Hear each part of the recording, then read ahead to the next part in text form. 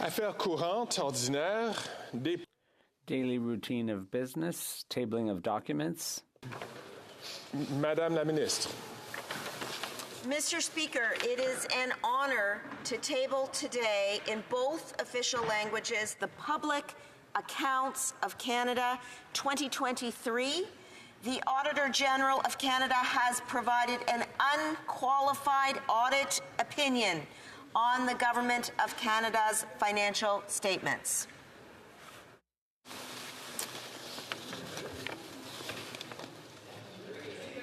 Il est mon devoir de...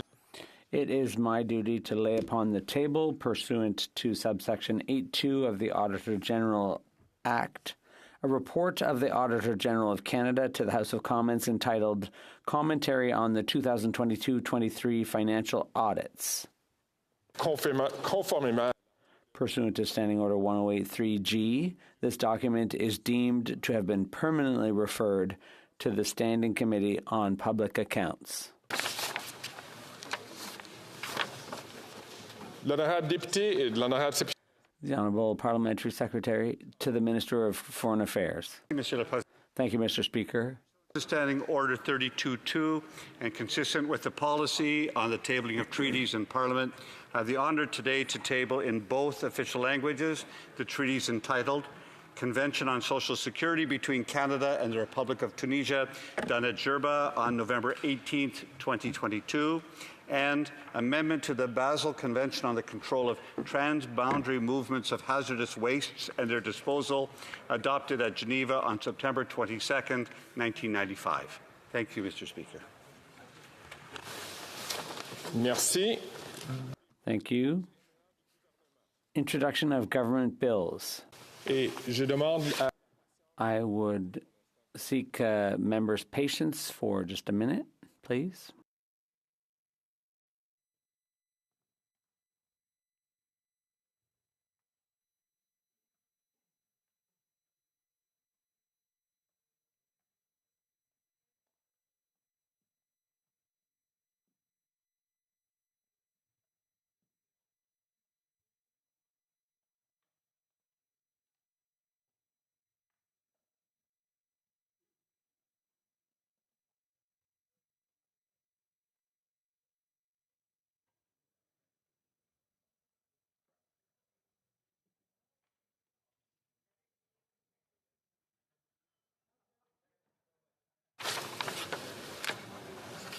I thank members for their patience. Déclaration des ministres. Statements by ministers. Rapport de... Reports from interparliamentary delegations. Présentation de... Presenting reports from committees.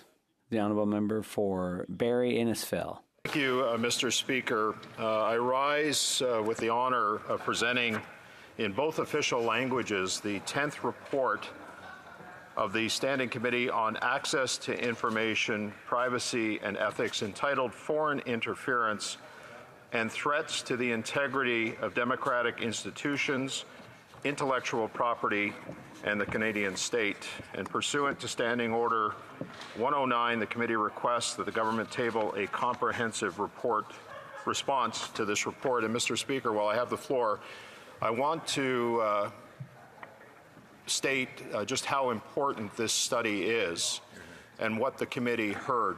Particularly, I want to really say that the courage of the witnesses that came before our committee, in particular Pascal Fournier, who spoke truth to power, members of our Chinese diaspora who deal with threats, intimidation, and fear on a daily basis, they came before our committee to tell their stories.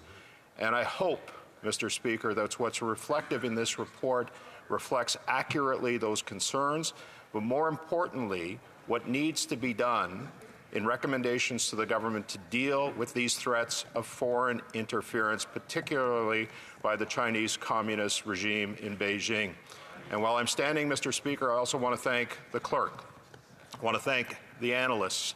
I want to thank the technicians. I want to thank all of our witnesses and all members of their committee for putting their heart and soul into a very important issue for our country the issue of foreign threats as a result of foreign interference, Mr. Speaker.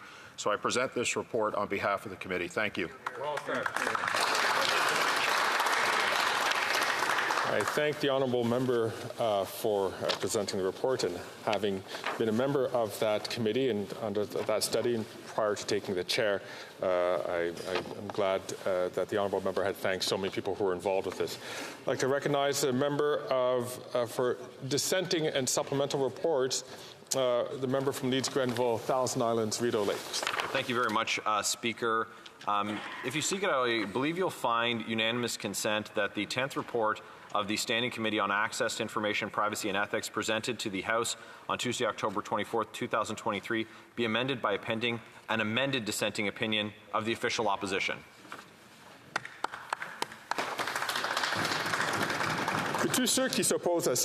All those opposed to what the honourable member is proposing will please say nay. D'accord. La Chambre. Agreed. The House has heard the terms of the motion. Is it the pleasure of the House to adopt the motion? Adopté. Carried. L'honorable député. The honourable member for Leeds, Grenville, Thousand Islands, Rideau Lakes. And good news about that, with the boundary change, they've removed "and" or "a" from my electoral district name, so we'll save a couple characters for future reference. It's a pleasure to rise today to present the supplementary opinion from the official opposition for this important report from the Standing Committee. The comments of the chair are, of course, thanking our analysts, clerk, witnesses, everyone who participated are incredibly important. This is a very important report about a very important subject, and of course, the Conservatives did have some recommendations that we did not concur with. This is why we've added a supplemental to the report. There is important context included in this, and of course, the official opposition does want it to be noted that an audit of the Trudeau Foundation is an important component that should be considered by the government and should be undertaken. And of course, the official opposition does reject the 16th recommendation included in the report. Thank you very much, Chair.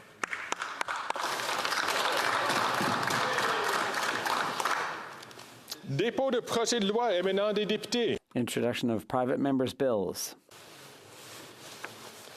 L'honorable.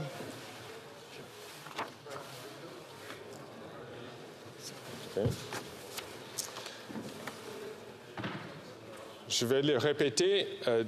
I will repeat. Private members' bills. Première lecture de projet. First reading of Senate public bills. Motion. Motions. Présentation de pétitions. Presenting petitions. Député de. The honourable member for Saanich Gulf Islands. Thank you, Mr. Speaker. It's an honor to rise virtually this morning and resisting any attempt or inclination to deny UC a few moments ago. I move on to petitions, where I'm pleased to present petition of great concern to residents of Saanich Gulf Islands. It's extraordinary to people throughout this region who have a deep concern for the fate of our wild Pacific salmon.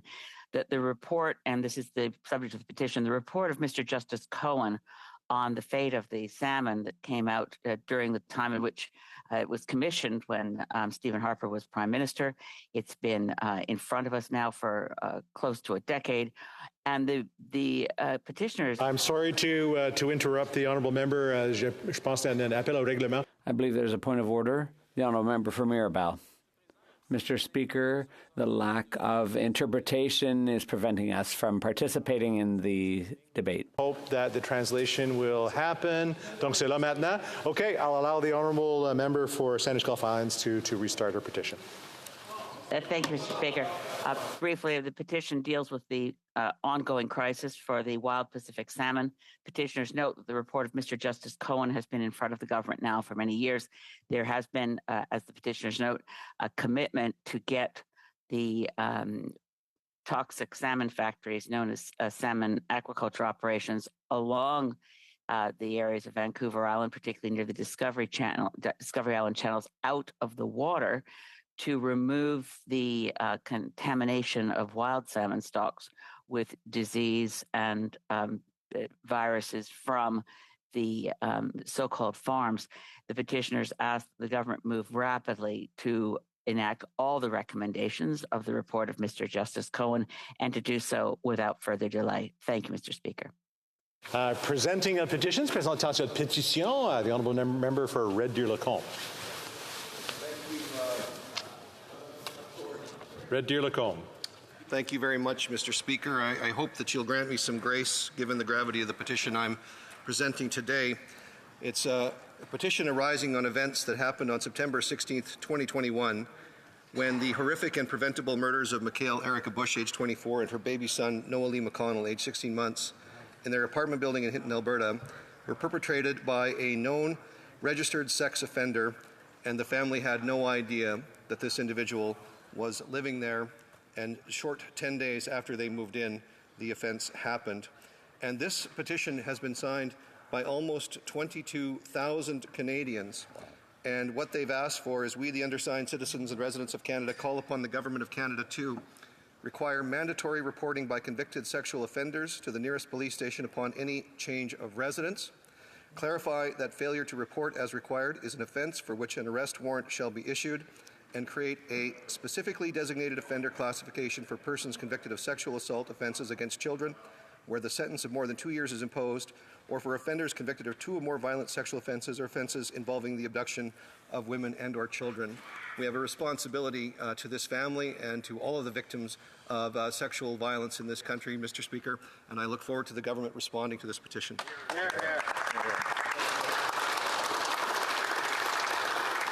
Presenting a petition, présentant cette pétition, the honourable member for Nickel Belt. Mr. Speaker, I have the honor to submit a petition on behalf, in both official languages, on behalf of the residents of Nickel Belt and Greater Sudbury region.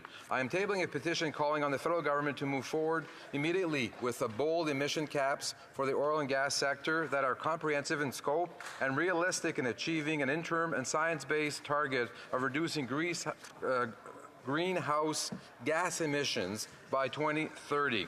La pétition indique le groupe. The petition indicates that the climate panel has warned us repeatedly that the temperature over the next 20 years, if it's not kept down, will lead to extreme weather conditions. Thank you, Mr. Speaker. Presenting petitions, the honourable member for Dauphin Swan River, Neepawa. Speaker, I rise for the 17th time on behalf of the people of Swan River, Manitoba, to present a petition.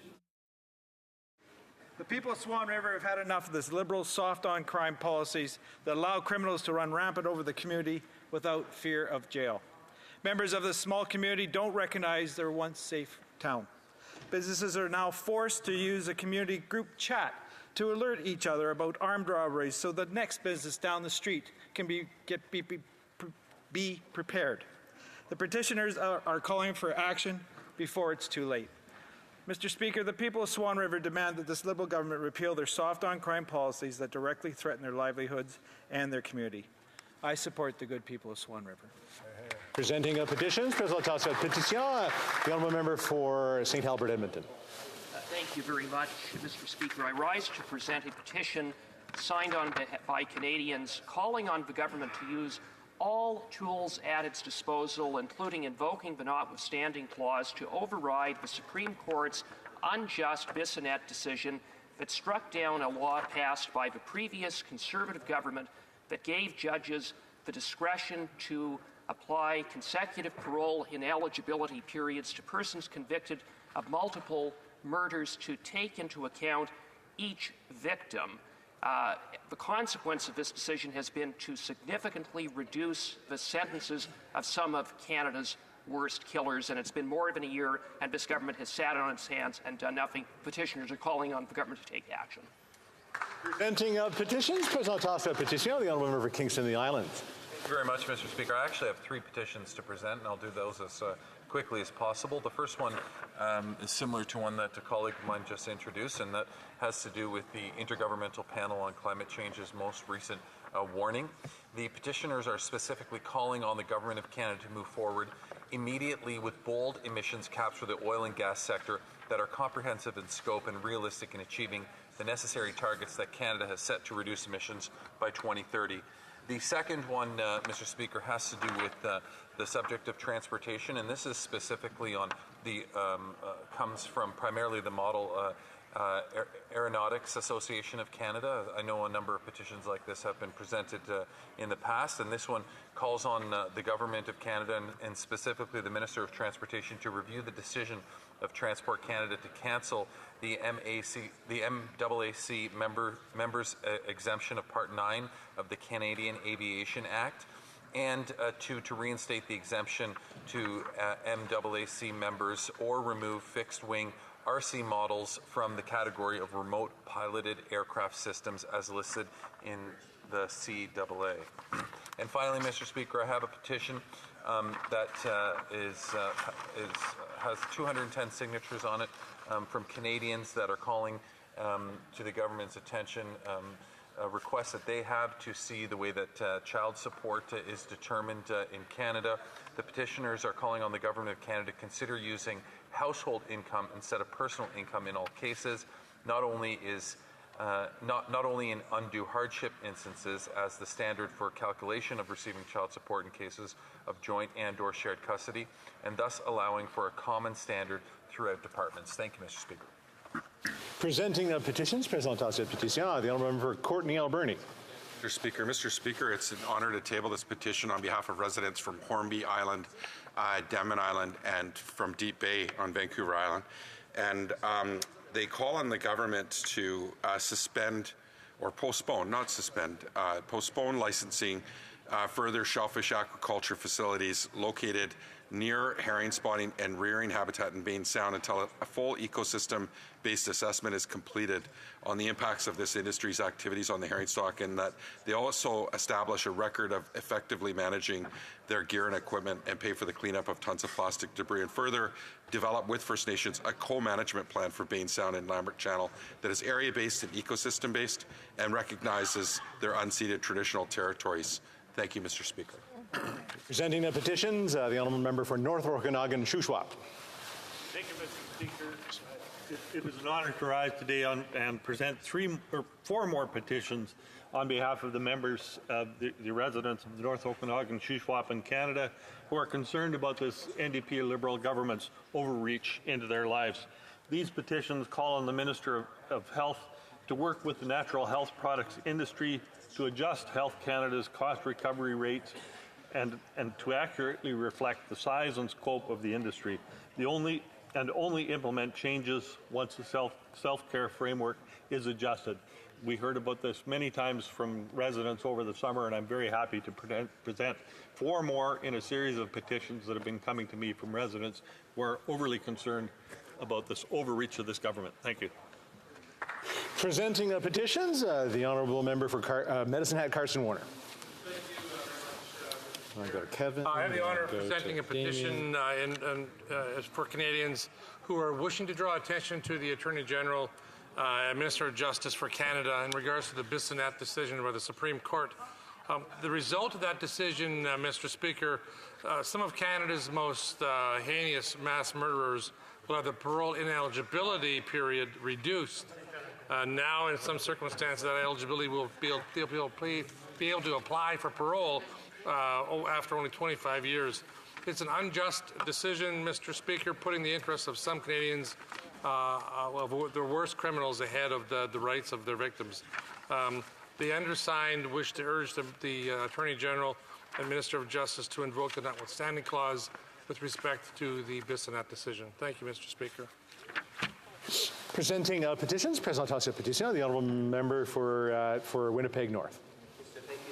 Speaker, it's a pleasure I table today a petition signed off by many residents of Manitoba looking at the government of Canada to work with the provincial jurisdictions in dealing with, in particular in my case, healthcare professionals, specifically nurses in the province of Manitoba, and the important role that Ottawa plays in working with the provinces to ensure whether it's credentials being recognized, the shortage of healthcare workers, and so forth. It's a pleasure for me to table the petition. Thank you, Mr. Speaker. Presenting the petitions, présentation de pétition, the honourable member for Battle River Crowfoot. Thank you very much, Mr. Speaker, and I too, along with many of my Conservative colleagues, rise today to present a petition related to the to the legal system in this country. And specifically, these petitioners draw to the attention of the Minister of Justice the Supreme Court of Canada's decision in R v. Bissonnette that struck down Section 745.51 of the Criminal Code, which allowed parole ineligibility periods to be applied consecutively for mass murderers. As a result of this decision, Mr. Speaker, many of Canada's most heinous killers are being let out of prison far before they should. Therefore, the undersigned petitioners from across Canada urge the Minister of Justice and Attorney General of Canada to invoke the notwithstanding clause and override this decision to ensure that justice is actually served within our justice system. Thank you, Mr. Speaker. Presenting petitions, President House Deputation, the honourable member for Peace River Westlock. Well, thank you, Mr. Speaker. Mr. Speaker, the petitioners that signed this petition this morning are concerned about the ease of access to online sexually explicit material, including violent and degrading material. They're concerned that this is a public health crisis and a public safety concern. The petitioners note that the significant portion of commercially accessible sexual material has no age verification software in place. Petitioners note that many serious harms associated with access to this type of material include favorable attitudes towards sexual violence and the harassment of women. As such, the petitioners are calling on the quick passage of Bill S-210, the Protection of Young Persons from Exposure to Pornography Act.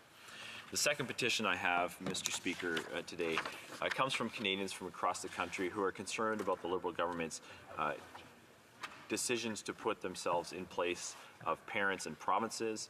They support the Leader of the Opposition's comments when he said that the Prime Minister should butt out of these kinds of decisions. They want to support Premier Blaine Higgs and his policy 713. They note that in the vast majority of cases, parents care about the well-being of their children and love them much more than any state-run institution. The role of the government is to support families, respect parents, and not dictate how they should make decisions for their children. Therefore, they call on the Government of Canada to butt out and let Canadians raise their own children. The next petition I have, Mr. Speaker, comes from Canadians from across the country who are concerned about the Liberals' interference in charitable status. They note that in the Liberal platform that there was a values test that they were placing on this, and they were noting that this could jeopardize the charitable status of hospitals, house of worships, schools, homeless shelters, and other organizations. They also note that the Liberals previously used a test to discriminate against groups that were applying for the Canada Summer Jobs grant. Unbelievable. The petitioners are asking the House of Commons to protect and preserve the application of charitable status rules on a politically and ideologically neutral basis without discrimination on the basis of political or religious values, without the imposition of another values test. They also ask for affirmation of their freedom of expression as Canadians. The next petition I have is signed by Canadians from across the country who are concerned that women's shelters are seeing increased demand and that the high cost of living and the housing crisis have made it harder for women and children fleeing violence to find a place to live. At this time, they note that the Liberal government has dramatically increased spending on bureaucracy and consultations, but are cutting $145 million of funding for women's shelters. They therefore call on the Government of Canada to restore the funding for these women's shelters. Finally, Mr. Speaker, the last petition I have to present is from Canadians from across the country who are concerned about the increased risks of violence that happens to women that are pregnant. Currently, the injury or death of preborn children as victims of crime are not considered aggravating circumstances for sentencing. They call on the Government of Canada to recognize this, to legislate against the abuse of a pregnant woman and the inflicting of harm on a preborn child as aggravating circumstances for sentencing in the Criminal Code. Thank you, Mr. Speaker. Et voila. Questions on the order paper? The Honourable Parliamentary Secretary to the Government House Leader. Yes, Mr. Speaker, I'd ask that all questions be allowed to stand at this time, please. Okay, and also while you are on your feet, the Honourable Parliamentary Secretary to the Government House Leader. Yes, thank you, Mr. Speaker. I do rise, and with respect to on Thursday, October the 19th, 2023, the Speaker raised two items for private members' business that appeared to infringe on the Crown's financial imperative and asked members to bring forward interventions on these matters. Without commenting on the subject matter of the two bills in question, I submit that the bill C-353, sponsored by the member from Thornhill, and Bill 356, sponsored by the member from Carleton, both infringe on the Crown's financial prerogative, and both bills require a royal recommendation. Clause 21 of Bill C-353, relating to the programs to encourage cooperation, provides that the minister may, in cooperation with the Minister of Citizenship and Immigration, establish and implement programs designed to encourage individuals to cooperate with the Government of Canada to secure the release of Canadian nationals and eligible protected persons who are held hostage or arbitrarily detained in state-to-state relations outside Canada. Clause 21, bracket 2 of Bill 353 further provides that the minister may pay a monetary award to the individual who provides that information in an amount and manner defined by the minister. I submit respectfully that there is no authority in statute or in an appropriation to establish such a program set out in Clause 21, nor the authority to make payments subject to the provisions set out in Clause 21, bracket 2. Therefore, Clause 21 in toto seeks to impose a new and distinct draw on the Consolidated Revenue Fund in a manner that is not currently authorized. Turning to Bill C-356, I submit that the repurposing of $100 million from the Housing Accelerator Fund and the provision to give effect to the 100% GST rebate on the new residential rental property for which the average rent payable in below market rate both seek to infringe on the Crown's financial prerogative. The Housing Accelerator Fund was established as a program administered by the Canada Mortgage and Housing Corporation and is funded by a voted appropriation by Parliament through the estimates process. The member is seeking to change the terms and conditions and purposes of the Housing Accelerator Fund in a manner that is inconsistent with the program's parameters as established and therefore deviates from the authority granted by Parliament. The tabling of the main estimates and the supplementary estimates is preceded by the recommendation of Her Excellency the Governor-General for voted appropriations. That royal recommendation sets the maximum amount, the purpose and terms and conditions of the voted appropriations contained in the estimates, documents, and voted upon by Parliament. Secondly, the provisions to provide 100% GST rebate on new residential rental property would be a rebate paid out of the Consolidated Revenue Fund for which a builder, landlord, or buyer can claim the said rebate. I would point out to Bill C-56, which also proposes 100% rebate, GST rebate that is, for purpose-built rental housing, which, while different in design, was accompanied by a royal recommendation. Since, when brought into force, would create a new and distinct draw on the Consolidated Revenue Fund, it stands to reason that the program for which the terms, purposes, and conditions of the GST rebate envisioned in C-356 cannot rely on the royal recommendation provided with Bill C-56. C-356 must similarly require a new royal recommendation to authorize a new and distinct draw on the Consolidated Revenue Fund. Thank you, Mr. Speaker. Thank the honourable member for his input. Of course, looking at that closely. Orders of the day. Orders of the day. Government orders, government bills, commons. Resuming consideration at second reading of Bill C-57, Canada-Ukraine Free Trade Agreement Implementation Act 2023. When we left that yesterday, we had 4 minutes left on questions and comments from the honourable member for Battle River Crowfoot. So questions and comments. The honourable member for Abbotsford.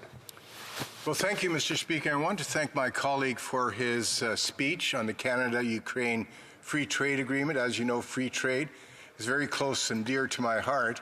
I wanted to ask him about his own Ukrainian community, the diaspora that has gathered within his community, and why they would feel that this agreement is really important to Canada. So I would welcome his thoughts on that. The honourable member for Battle River Crowfoot. Thank you very much, Mr. Speaker, and I appreciate the question posed by my colleague from Abbotsford. And just to note the work that he did in making sure that under the previous Conservative government, seeing, I believe it was 43 trade agreements with different countries from 47. My apologies, 47. In fact, that member probably has forgotten more about trade than most Liberals will ever know. But Mr. Speaker, he asks an important question when it comes to the Ukrainian diaspora within my community, and as is the case of many rural prairie MPs, there are significant Ukrainian roots that exist. In fact, the Ukrainian Cultural Village, a great place to visit for families, is located just north of my constituency, and it speaks to that richness, especially when it comes to those roots in agriculture that exist, and to make sure that we are taking seriously the fact that we established, I believe it was in 2013, the first Ukrainian Free Trade Agreement, and that now we have the opportunity to build on that. But Mr. Speaker, to emphasize that we have to get it right. It's before this House. We need to make sure that it goes through the process to ensure that every section, every subsection of this bill is done right for the Ukrainian diaspora in our country, for all Canadians, and for a country that is facing just incredible circumstances, has shown themselves to stand strong against this unjustified and illegal Russian invasion. For both sides, Mr. Speaker, we need to make sure that we get it right, and that's why I hope all members of this place take seriously the responsibility that is incumbent upon all of us to ensure that that in fact happens. Questions and comments? Question commentaire, the honourable member for Flamborough-Glenbrook. Thank you, Mr. Speaker. I'd like to ask my colleague, liquefied natural gas is a great opportunity for Canada. There's been 18 projects on the desk of the Prime Minister waiting approval, and if we look at the situation currently in Ukraine, reducing reliance on Russian natural gas obviously is something where we could help. Canada has this great opportunity. Maybe you can expand a bit on that in the context of the Free Trade Agreement. The honourable member for Battle River Crowfoot. Thank you very much, Mr. Speaker, and appreciate this being asked from an Ontario MP. And just to emphasize to all the Albertans watching how the question around energy security is not something that is unique to the West, not something that is unique to Alberta, but something that truly is a national issue. And Mr. Speaker, to directly answer my colleague from Ontario's question, it is an international issue as well. Canada has the opportunity to ensure that we displace Russian crude and gas, that dictator and despot crude oil and natural gas, and specifically when it comes to LNG, we have the ability to not only make sure that dollars are not going to dictators like the tyrant Vladimir Putin that is engaged in this illegal invasion in the sovereign country of Ukraine. We can make sure that the very people that he is forcing to fight against that aggression are forced to purchase natural gas that funds that very war machine. Mr. Speaker, Canada is the solution to ensure that we have energy security for our allies and friends around the world. And Mr. Speaker, when that happens, our world becomes a safer place. Now, the regrettable reality is, after 8 years of that Liberal Prime Minister, we have seen the world less safe because they refuse to allow Canadian energy and the expertise that comes along with it to make our world a safer place. So, Mr. Speaker, let's get that done. Resuming debate, reprise du débat, the honourable member for Richmond Centre. Thank you, Mr. Speaker. It's always a great pleasure for me to rise in the House today to talk about the support of this important legislation and to implement the modernized Canada-Ukraine Free Trade Agreement. As we all know, since the Russian illegal invasion of Ukraine territories, Canada has demonstrated unwavering support of Ukraine's sovereignty and independence. Today, we have another opportunity to demonstrate support to the Ukraine with the implementation of the modernized CUFTA, which is, of course, the reason why we're all here today. Mr. Speaker, when I met with the people from the Ukrainian community in Richmond Centre, they shared with me their support for our government's vision of a democratically strong nation that values the importance of international collaboration, the rule of law, global peace, and security. I also want to take a moment to convey my appreciation to Ukraine community organizations like the Ukrainian Community Society of Ivan Franko in Richmond Center for all they do in supporting the Ukrainian community here in Canada and promoting Ukrainian arts and culture. Mr. Speaker, Canada and Ukraine share these values and, most importantly, the people-to-people tie. On December 2nd, 1991, Canada became the first Western nation to recognize Ukraine's independence. And today, Canada stands with Ukraine and its people for as long as it takes. When our allies need support, the Government of Canada has the responsibility to support them. I appreciate and thankful for the Government of Canada's support of Ukraine since the war began. Canada has provided over $8 billion toward financial, military, humanitarian, development, and immigration assistance for Ukraine. And recently, the Government of Canada announced a new investment of $650 million over 3 years to supply Ukraine with 50 armored vehicles, including armored medical evacuation vehicles built by Canadian workers in London, Ontario. Russian illegal invasion affects global inflation. It affects us. Increase in food prices and the supply chain effect. Global peace and security are an essential piece and part of our global economic prosperity. By modernizing the Canada-Ukraine Free Trade Agreement, we can provide additional assistance that Ukraine needs. With its reconstruction effort, the cost of which the World Bank has estimated will be $411 billion US dollar, of course, and these efforts will involve sectors such as infrastructure, renewable resources, and financial services, which are all areas where Canada has strengths. Already, Canadian firms have indicated an interest in launching and expanding their operation in Ukraine, including with respect to reconstruction, and we have today a tool to support their involvement. I'm referring to the newly added investment chapter previously missing from the 2017 CUFTA. As you may have aware, Canada and Ukraine have an existing foreign investment promotion and protection agreement signed in 1994. However, this new modernized investment chapter not only brings this new agreement in line with Canada's model comprehensive FTAs, but also updates our investment protections to address modern investment issues and concerns. Mr. Speakers and honorable members, please allow me to briefly present this new investment chapter that results from our effort in negotiating the modernized CUFTA and which will support Canadian firms to participate in Ukraine reconstruction's efforts. The CUFTA investment chapter modernized the framework of protections for investors and their investment with a comprehensive set of obligations in line with Canada's most ambitious trade agreements. I'm also proud to announce that this investment chapter is the first negotiated using Canada's most recent model that seeks to better ensure Investment Obligation Act as intended and provide the necessary policy flexibility for government to act in the public interest. As such, this new drafting for the investment chapter will allow Canada and Ukraine to maintain their right to regulate in key areas such as environment, health, safety, indigenous rights, gender equality, and cultural diversity.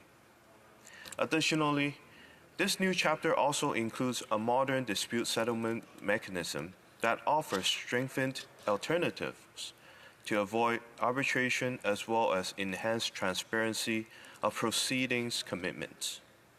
In all, these outcomes represent a significant improvement over 1994 FIPA with Ukraine, which this chapter will replace, and will strengthen the environment within which Canadian investors can invest with more confidence in Ukraine reconstruction. Mr. Speaker, honorable members, I thank you for this opportunity to describe what we can achieve on investment through the modernization of the Canada-Ukraine Free Trade Agreement. I hope I have made clear why this modern and comprehensive free trade agreement will be instrumental not only in bringing our long-term commercial relations with Ukraine, but also in support its forthcoming reconstruction efforts. To end this, I urge all honorable members to support Bill C-57 and allow us to collectively move forward and implement the Canada-Ukraine Free Trade Agreement on a timely basis. And once again, Canada will always stand with Ukraine and its people as long as it takes. Slava Ukraini. Thank you, Mr. Speaker. Questions and comments? Question commentaire. The honourable member for Abbotsford. Thank you, Mr. Speaker. I want to thank my colleague for his excellent speech on the Canada-Ukraine Free Trade Agreement. One of the major challenges facing Ukraine is energy security. Ukraine formerly depended on Russia for its natural gas supplies, and of course that opportunity has quickly evaporated. Canada stands in a perfect position to sell natural gas to Ukraine. Unfortunately, our current government has been very reluctant to promote the sale of liquefied natural gas to the rest of the world, claiming that there's no business case to be made for it. However, now we have an opportunity within the Canada-Ukraine Free Trade Agreement to perhaps find a way of getting our natural gas to Ukraine, providing them with energy security. I would ask this member, what components of this agreement, if any, actually will expedite and assist Canadian companies to actually export natural gas, liquefied natural gas, to Ukraine? For Richmond Centre. Well, Mr. Speaker, thank you to the honourable members from Abbotsford for your questions. And I agree. Prior to this free trade agreement, we would never expect Ukraine be illegally invaded by Russia. And the importance of energy is something that we all should be concerned of, especially when we have these resources here available in Canada. And it's important for us to continue the support to Ukraine, especially with the reconstruction. And hopefully we can see the war end soon, because as people are suffering on the ground, it's important for us as government to look into potential resources to assist the effort of fueling the energy need in Ukraine. Thank you. Questions and comments? Question commentaire. L'honorable député de Beauport-Limoilou. The honourable member for Beauport-Limoilou. Thank you, Mr. Speaker. I have a very simple question. Often, with international agreements, Quebec and other provinces are barely consulted, if they're even consulted at all. So here's my question for my colleague. Does he know whether the current agreement will have an impact on the constitutional rights or jurisdiction of provinces and of Quebec? And if the answer is yes, were provinces and Quebec consulted about these provisions? The honourable member for Richmond Centre. Well, thank you, honourable members, for the questions. And I encourage, as we move forward with the second reading, and as this bill will be discussed in the trade committees, I encourage the member to suggest if there are any witnesses that should be testified during the standing committee. And it's important for us to understand that this free trade agreement is not specific to any provinces or territories, but a nation as a whole. Thank you. Questions and comments? Question commentaire. The honourable member for Cowichan, Malahat, Langford. Thank you, Mr. Speaker. I'd like to thank my colleague for his remarks today. This legislation was tabled in the House last week, I believe, on October the 17th. And I'm just hoping, Mr. Speaker, that the member can enlighten me because, the government's own policy requires that before the tabling of legislation, it requires that 21 sitting days expire so that members of Parliament can take a look at the agreement before any enabling legislation is brought in. We have not had that presented to members of Parliament. We also don't have an economic statement. The government's attached a lot of importance to Bill C-56, so I'm just wondering, Mr. Speaker, through you, why did the government not take time to do those two key priorities? We have plenty of time to consider this legislation. Instead, maybe devote the House's time to Bill C-56, which the government likes to complain so often that it's not moving ahead. Thank you. The honourable member for Richmond Centre. Thank you for that question.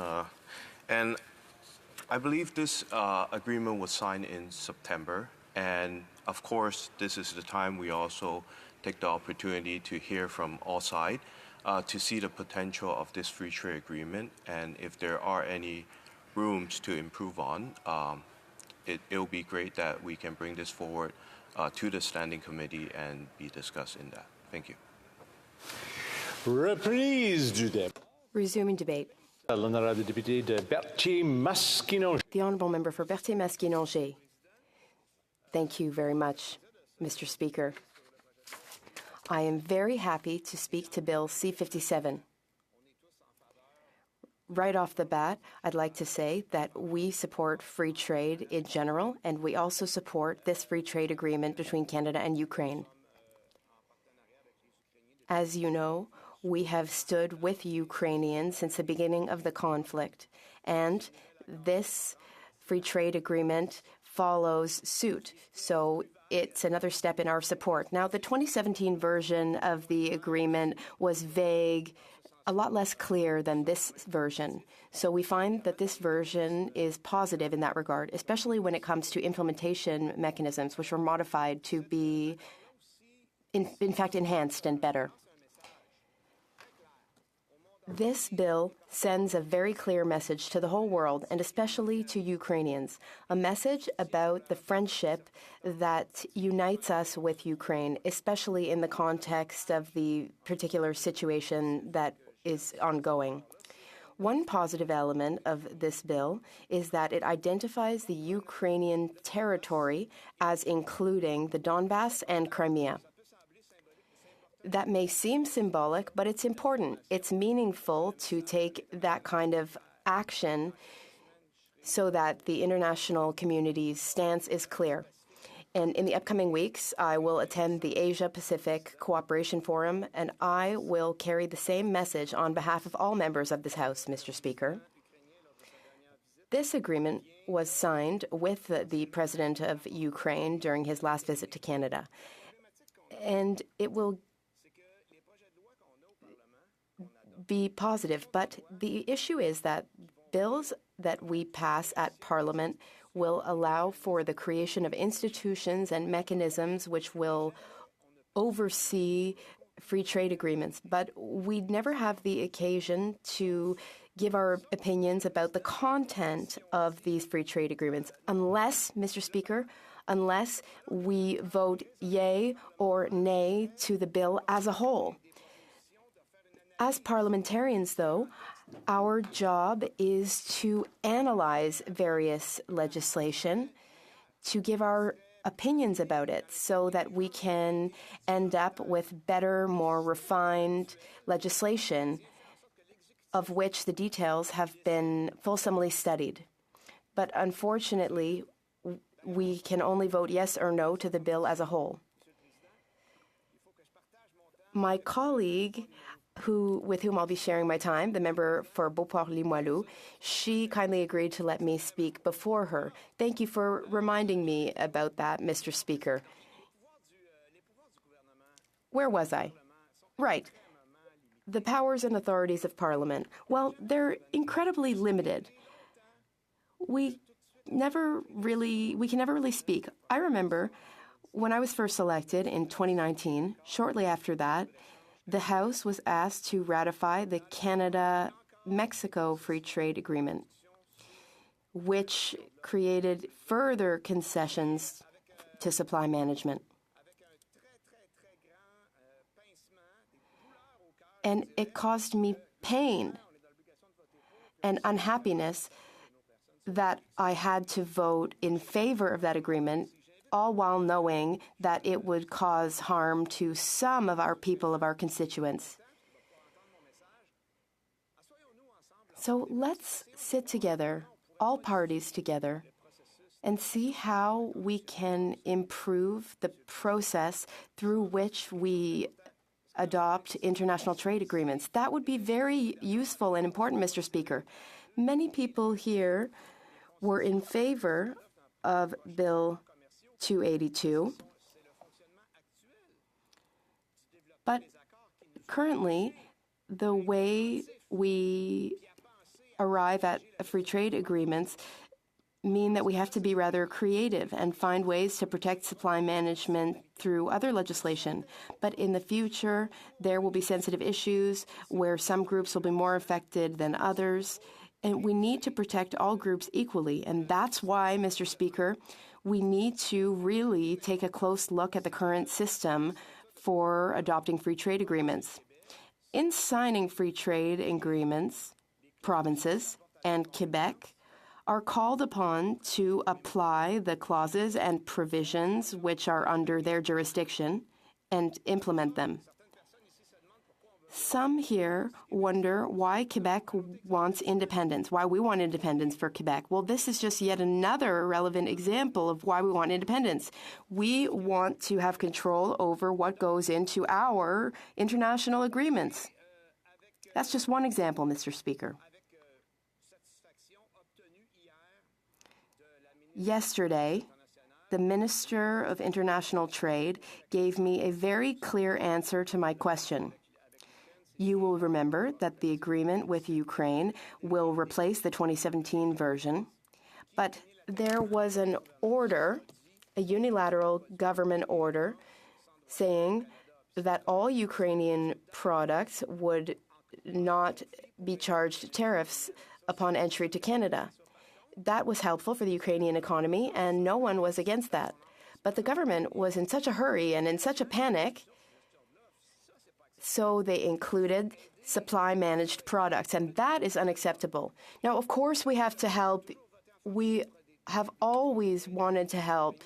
The Bloc has always voted in favor of all measures to support Ukraine in this horrible ongoing conflict. But why, in that government order, were supply-managed products included? Mr. Speaker, supply-managed sectors tried to lobby the government, and we also lobbied the government, and the government was receptive and removed supply-managed products from that government order. So we're not sure about what the future will hold for us and whether there might be future concessions in supply management. Now, as for the rest of the bill, Mr. Speaker, as I was saying, a lot of this bill deals with structures and implementation mechanisms.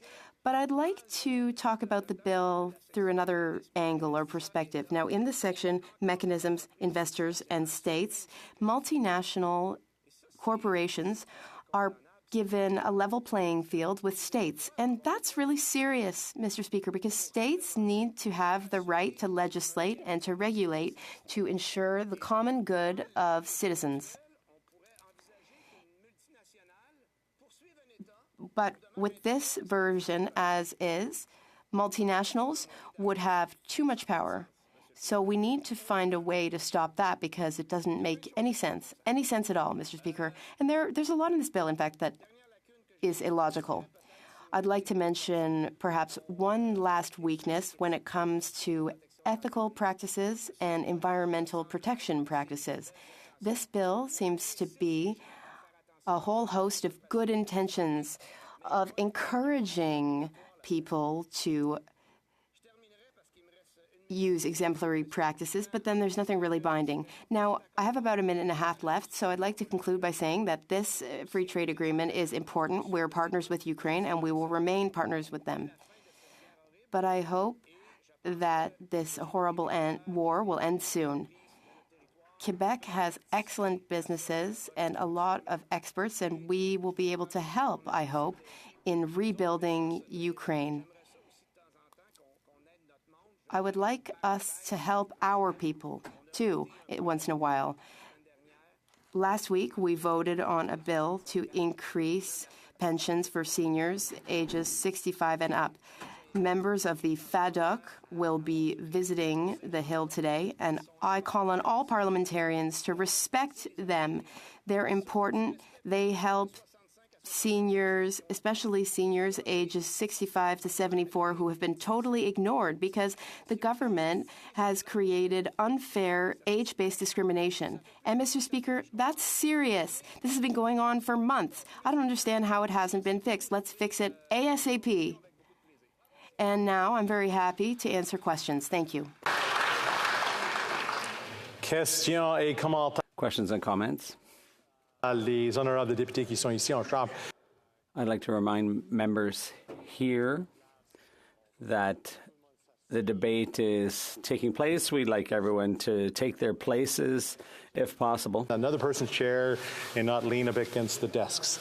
L'honorable Secretary. The Honourable Parliamentary Secretary to the Government House Leader.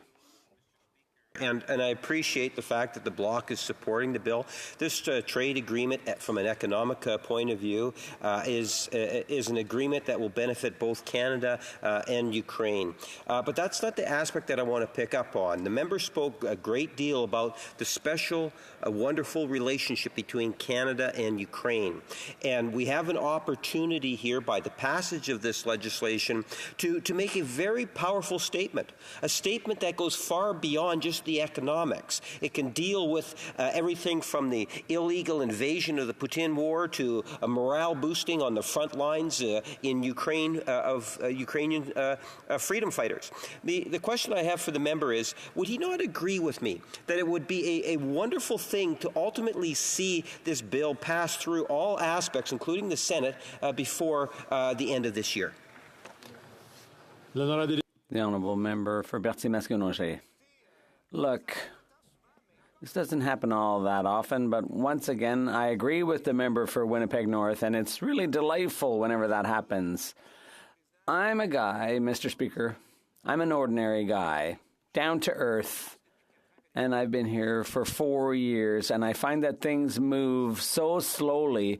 Whenever anyone asks, can we move ahead on this, I say, yeah, let's do it, like intelligently, but let's do it. L'honorable député de Churchill. The Honourable Member for Churchill. Merci, Monsieur le Président. Thank you, Mr. Speaker. I would like to thank my colleague for his speech.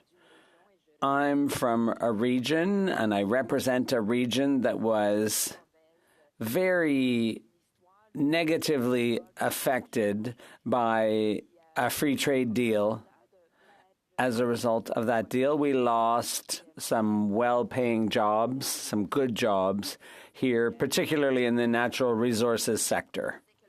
So I know the member said very enthusiastically that he supported free trade deals, but I would say to him that we know that there are regions in Quebec that were adversely affected as well. So we need to do the job, do it right to make sure that key industries in Canada are protected so that we don't lose good jobs and industries in Quebec and Canada.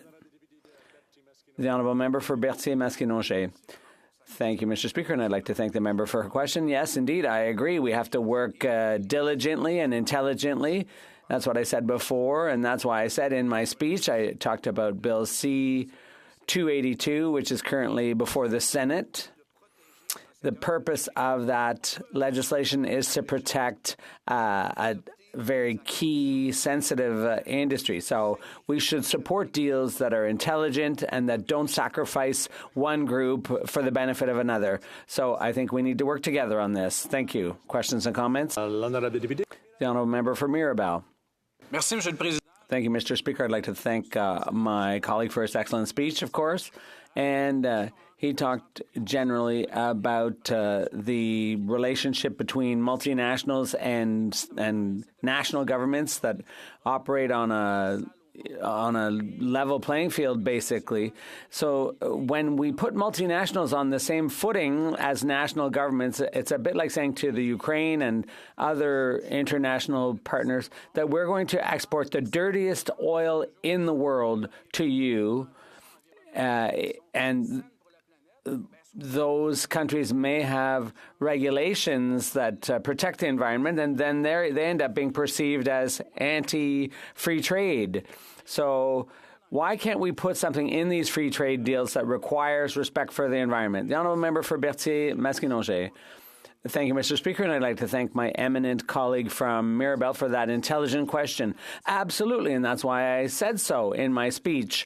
There's an urgent need for action in that area. And in Canada and in Quebec and also in the world, governments have a tendency to delegate their responsibilities to multinationals. And I'm thinking, for example, of genome regulations. I talked about that recently in the House.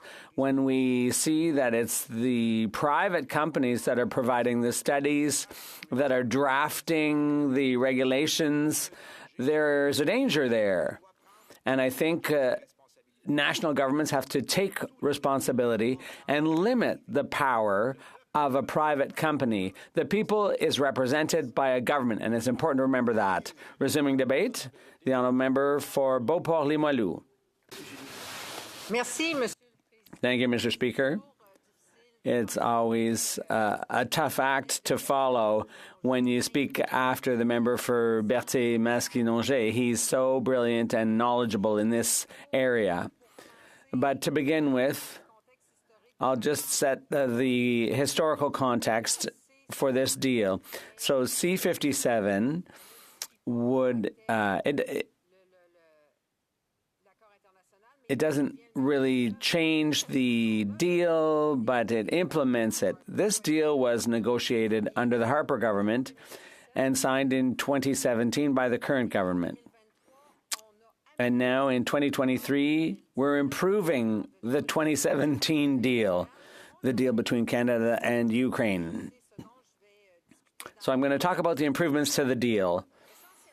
Basically, the 2023 deal codifies a treaty. It specifies that the territory of Ukraine includes the Donbass and Crimea, which are two regions that were invaded and occupied by Russia and have been for some 10 years. The 2023 deal is more complete than the 2017 deal, and it was signed by President Zelensky on September 22nd when he was visiting Canada. C-57, in other words, the Implementation Act, is only 15 pages long. It's not the deal itself, it's the implementation of the bill. And it basically contains concordance, provisions, covering the changes that were made to the deal. So the bill authorizes the creation and recognizes the authority and provides for the funding of various organizations under the agreement. For example, the bill creates a secretariat tasked with the smooth operation of the deal. Now, of course, you can't be against apple pie. In Quebec, you can't be against poutine. But the deal itself is 1,000 pages long, divided into 30 chapters. So it's pretty complicated. It's more complicated than even the most complicated poutine. So it covers goods and services, investments, public contracting or procurement, some health measures, labor, environment law. There are even provisions favoring small businesses or businesses run by women or Indigenous people. So it's a pretty voluminous complex deal which requires study. We need to take the time, not so much on C-57, but on the content of the deal itself, as my colleague from Berthier-Masquinongé said. And not only may we have questions about supply management, we've seen in the past L'aluminium au Québec était pas protégé that Quebec's aluminum was not protected in the CUSMA deal between Mexico, the U.S., and Canada, whereas the auto sector in Ontario was protected. So is that going to happen again here? We need to take the time we need to study this deal before it gets implemented. The 2023 deal has 11 new chapters as compared to the 2017 deal. We're talking about trans-border trade in services, and there are new rules applicable to that. There's a listing of steps to be taken around foreseeability and consistency in administrative practices. So we talk about the importance of foreseeability or predictability, and that's the new deal contains provisions around that. There's improvement to the 1994 agreement on protecting investments, including a definition of expropriation. The definition of expropriation was tightened up to make sure that there's no inappropriate or unjustified expropriations. But the current deal creates a problem that's fairly significant. It makes it possible for an investor to sue a foreign government. That's a problem because an international trade deal is a deal between nations. But this would put companies on an equal footing with a national government. It's a precedent that should be avoided.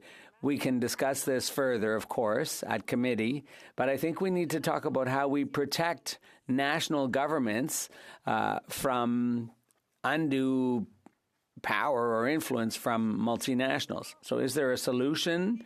We can discuss this at committee, as I said, but I think the most straightforward solution is to bring multinationals back down lower, that they should be subordinate to national governments.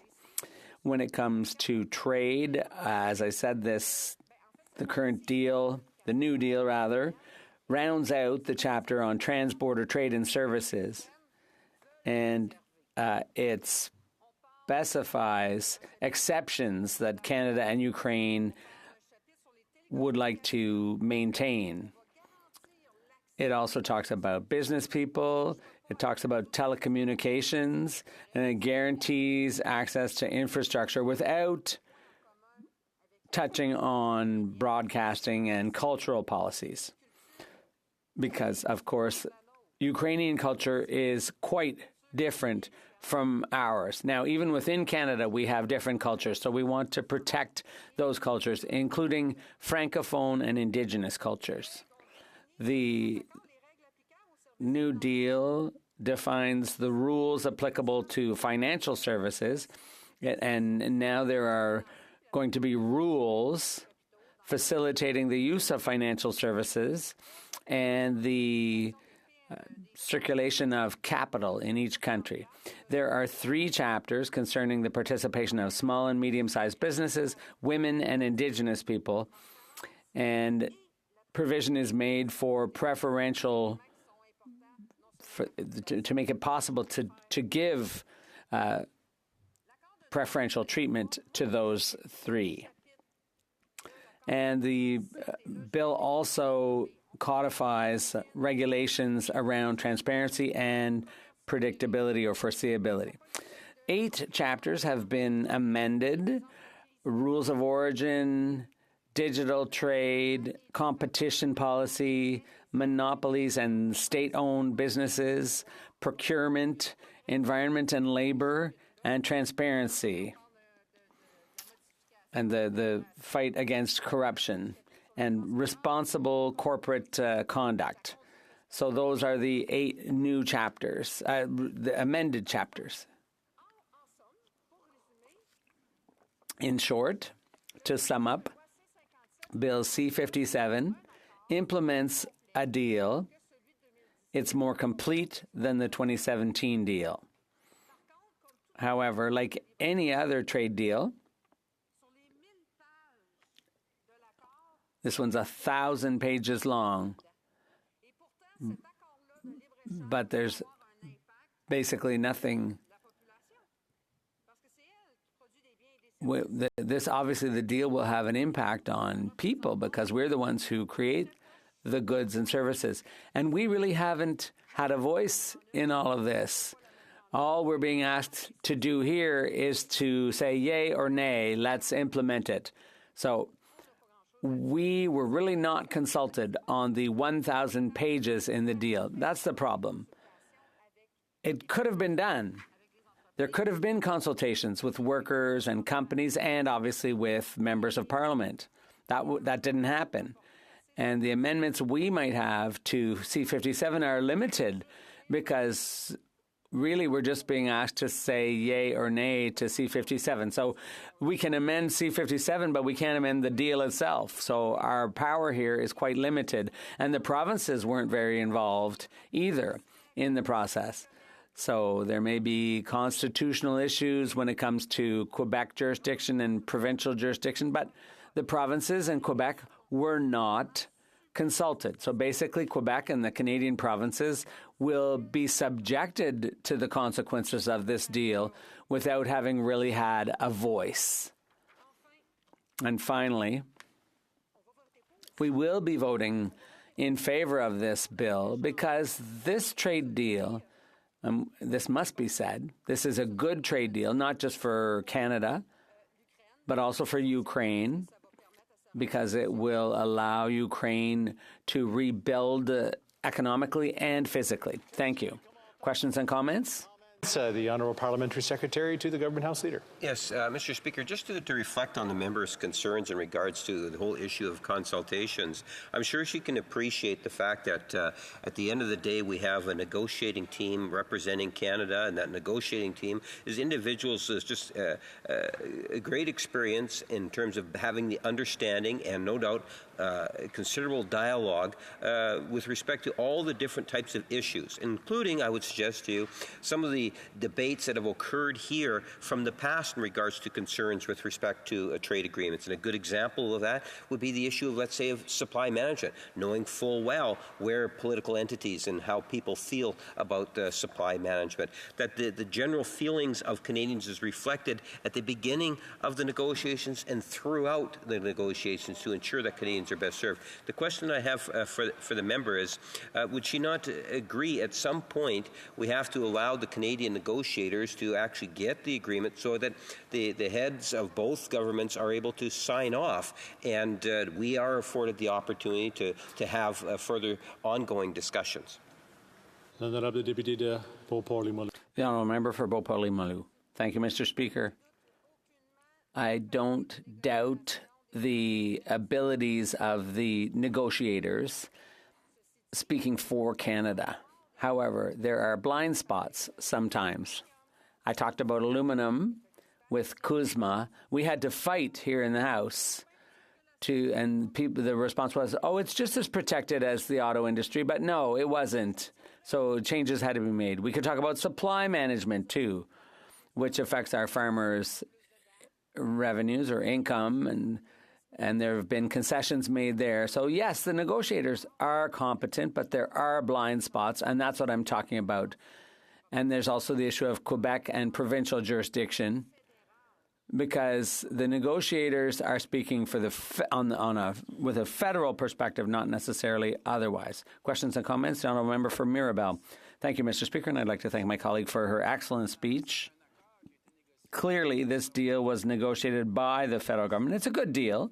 It was negotiated by the federal government without consultation with the provinces, and this has entered into force in a temporary way without having been voted on yet. Obviously, we're sovereignist, and there are many sovereignists in Quebec.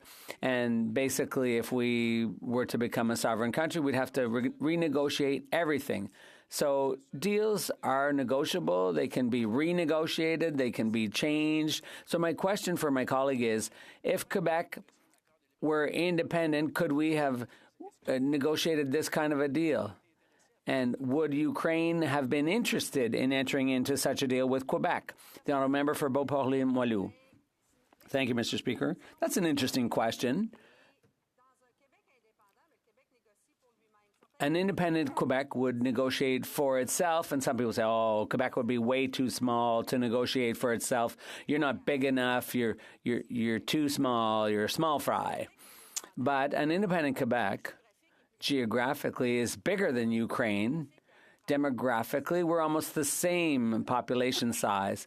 So if Ukraine can negotiate for itself like a big boy, well, we are too in Quebec. Thank you. Churchill Kiwatanukaski. Merci, Monsieur le Président. Et je...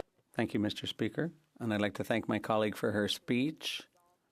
She gave examples of industries and workers that would be have been left out in the negotiation of trade deals. So I'd like to ask her once again to explain how important it is to take our time and make sure we're protecting economically important sectors here at home and that are important to our communities too. The honourable member for Beauport-Limoilou. When you negotiate a trade deal, the goal should ultimately be not just to get a good deal for our country, but also for it to be mutually beneficial for both countries.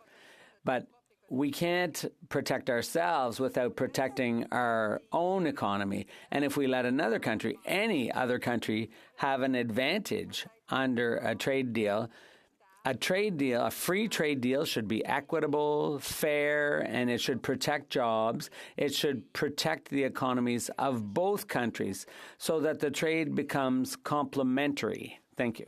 Reprise du débat. Resuming debate. The honourable member for Davenport. Thank you so much, Mr. Speaker. It's always a pleasure to speak on behalf of the wonderful residents of my riding of Davenport. And today I'll be speaking on Bill C-57, an act to implement the 2023 Free Trade Agreement between Canada and Ukraine. But before I begin my formal written remarks, I want to take a few minutes to just make a few comments, Mr. Speaker. First, what I want to say is, how happy I am that this bill has been introduced into the House. I also want to say how grateful I am to the Minister of International Trade for her leadership and work. You know, at a time of war, it's really important for us to be thinking about the Ukrainian economy both today and tomorrow. So I want to say a huge thanks to her. I also want to say I'm very grateful to my colleagues on the Ukrainian-Canadian Friendship Group for their focus and attention on this, particularly my colleague from Etobicoke Centre. And then I also want to say I'm very grateful to a number of key stakeholders who have helped to shape this agreement, including the Ukrainian-Canadian Congress, the Canada-Ukraine Chamber of Commerce, the Ukrainian-Canadian Professional and Business Association of Toronto, the Ukrainian-Canadian Social Service of Canada, the Ukrainian-Canadian Bar Association. So I want to thank all of them. I also want to acknowledge the context of which we are living in today, one in which we're introducing this modernized trade agreement. You know, as we all know, because this is something that is troubling us every single day, is that we have major wars in the world underway today. You know, in February 2022, Russia started the unprovoked and illegal, brutal war in Ukraine, and this continues today. More recently, on October 7th, we had Hamas initiate a brutal and violent war against Israel, and that unfortunately also continues today. And both are clear illustrations of an attack on our democracies using war and terrorism. And you know, Mr. Speaker, I do put out statements to my constituents constantly to give them an update on what's happening. And in my latest update, On Friday, I said the following. I said, we're in a struggle to defend our values, our humanity, and to stand up against these attacks on democracy. There's no simple solution to the conflict, but the work to find a humanitarian path to end the violence should be driven by one basic principle, and that is the most basic value of all, to protect and cherish human life. And you'll say to me, why are you mentioning this during a speech on the modernization of the Canada-Ukraine trade agreement? And I'll say to you, it's because at a time of war where we're fighting for our values, for our democracy, for the right to continue to choose the way we live, real everyday life continues, and it's important to not only support the current economy in Ukraine, but also the one that they're trying to build for when the war they are fighting eventually ends. And I'm really glad that Canada is there, Mr. Speaker. And maybe just one other aside that I want to make is, it's my privilege to be able to currently serve as the chair of the Canada-NATO Parliamentary Association. And at our international meetings where we have NATO parliamentarians assemble, I will tell you that we do talk about rebuilding Ukraine after the war. And we know that the work begins now. And so I'm very proud that Canada is stepping up and very much that we are playing our part. So now for my formal, more written remarks, Mr. Speaker. It is a true honor for me to rise in the House today in support of legislation to implement the modernized Canada-Ukraine Free Trade Agreement, otherwise known as CUFTA. As we all know, Canada and Ukraine have enjoyed very close bilateral relations since 1991, when Canada became the first Western country to recognize Ukrainian independence, an issue that we are sadly still fighting for to this day.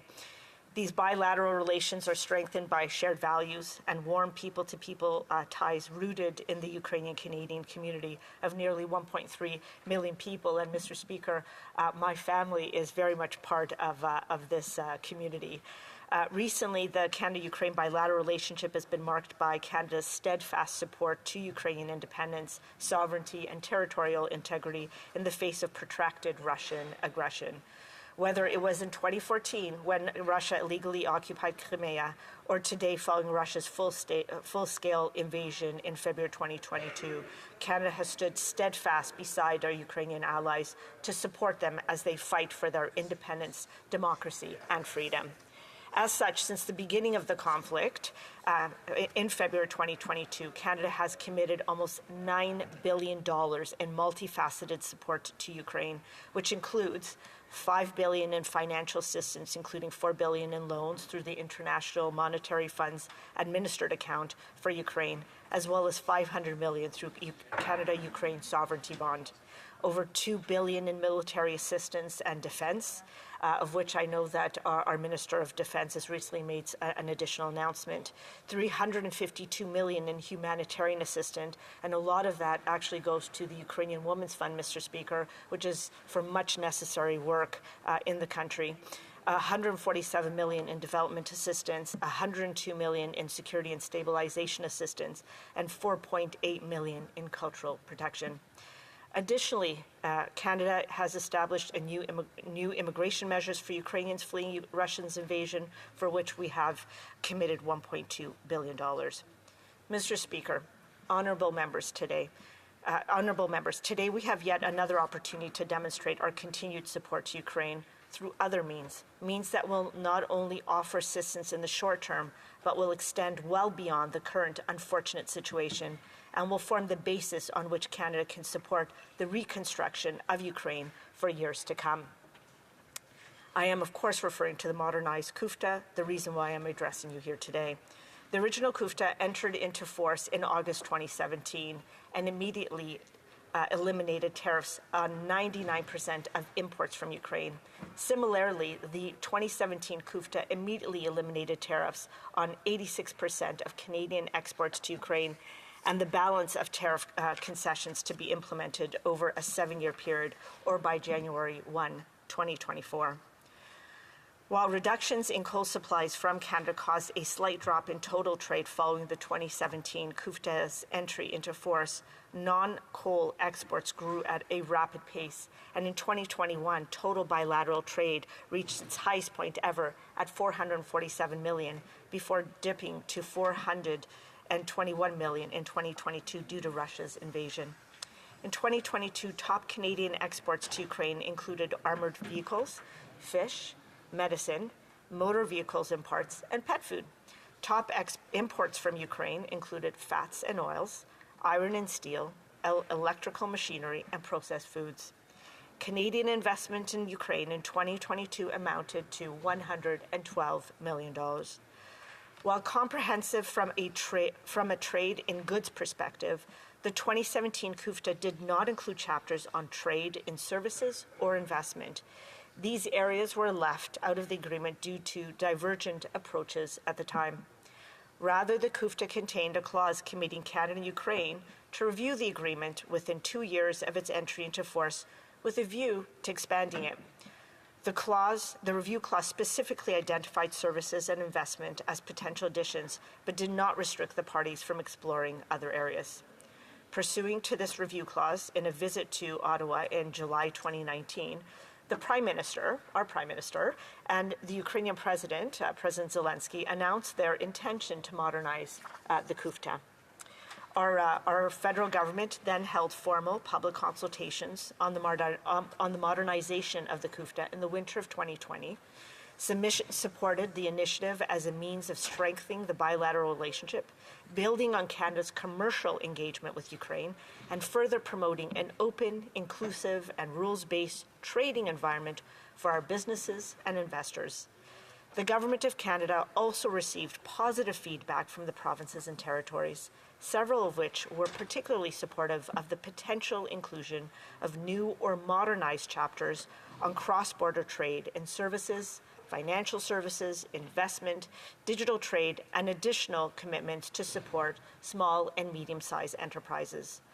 All of these areas have been successfully included in the modernized CUFTA, as well as new chapters or provisions on trade and gender, trade and Indigenous peoples, digital trade, transparency, labor and environment, among many other areas. Following these internal consultations and delays due to COVID-19 pandemic, we know that there was an announcement to launch the negotiations for a modernized CUFTA in January 2022. Unfortunately, only weeks later, on February 24th, 2022, Russia began its full-scale illegal invasion of Ukraine. This caused another delay in progress, with Canadian trade officials relaying to their Ukrainian counterparts that they stood ready to proceed with CUFTA modernization discussions in accordance with Ukraine's capacity and willingness to do so. So negotiations, Mr. Speaker, restarted in June 2022, and despite compressed timelines and difficult circumstances for our negotiating partner, they were highly constructive. Both sides demonstrated an eagerness to reach an ambitious and high-standard agreement on par with Canada's most comprehensive trade agreements, with the aim of facilitating increased trade between our two nations long into the future.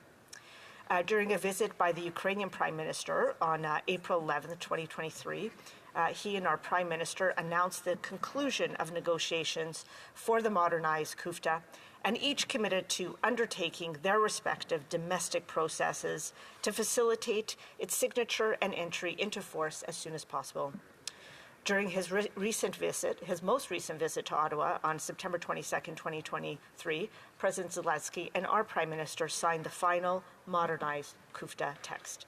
This was a historic milestone in the Canadian-Ukrainian bilateral relationship and served as another clear demonstration of Canada's unwavering support for Ukraine's sovereignty, independence, and territorial integrity.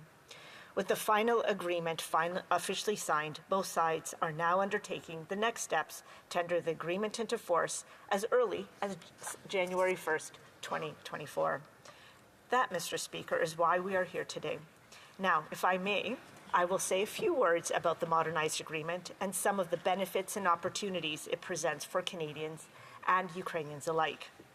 Substantive negotiations have resulted in a modernized CUFTA that will include 9 dedicated new chapters and upgrades to 9 existing chapters from the 2017 CUFTA.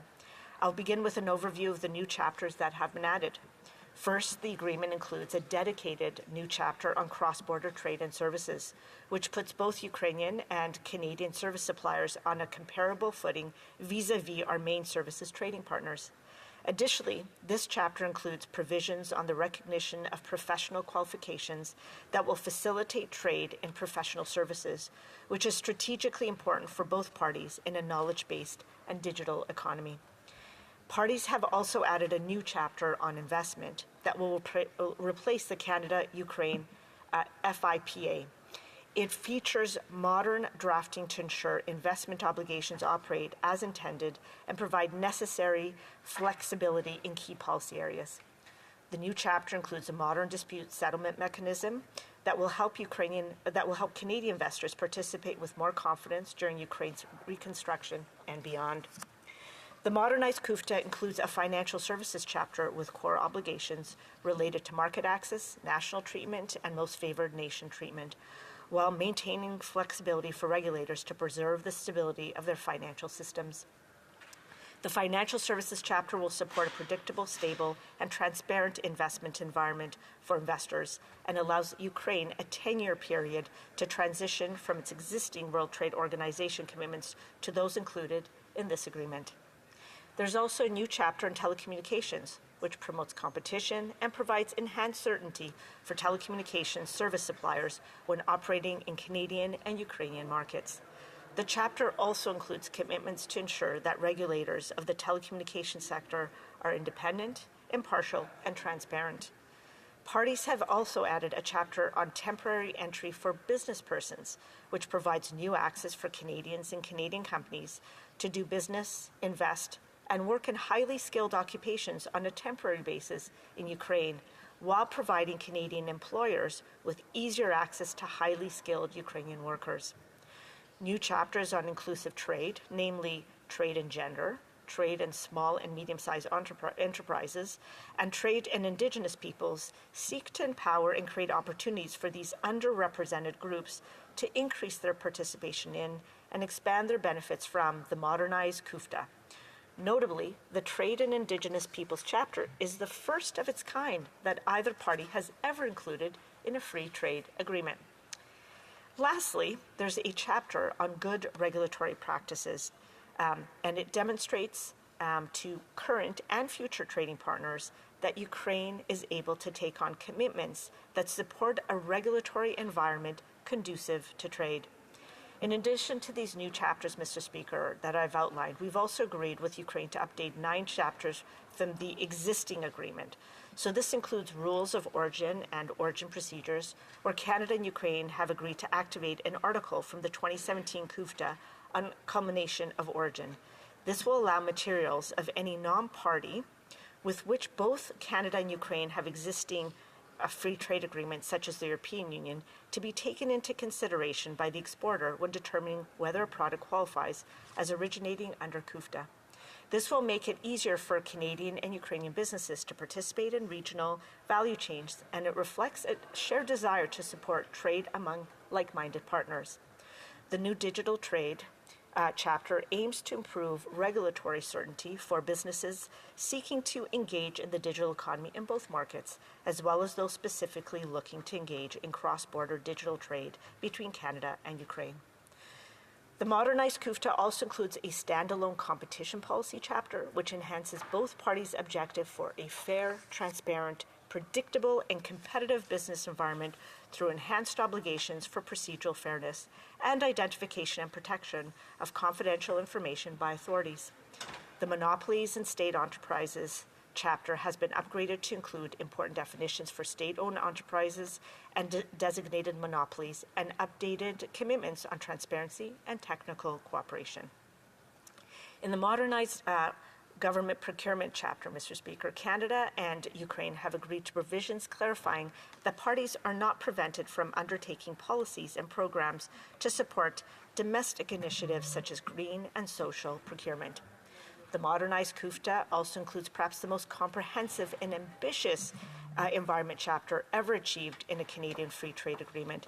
The updated chapter seeks to promote robust, ambitious, and transparent environmental governance, and for the first time includes a dedicated chapter or dedicated article reaffirming the parties' commitment to addressing climate change. There's also an updated labor chapter, which shows that Canada and Ukraine are committed to the highest labor rights standards.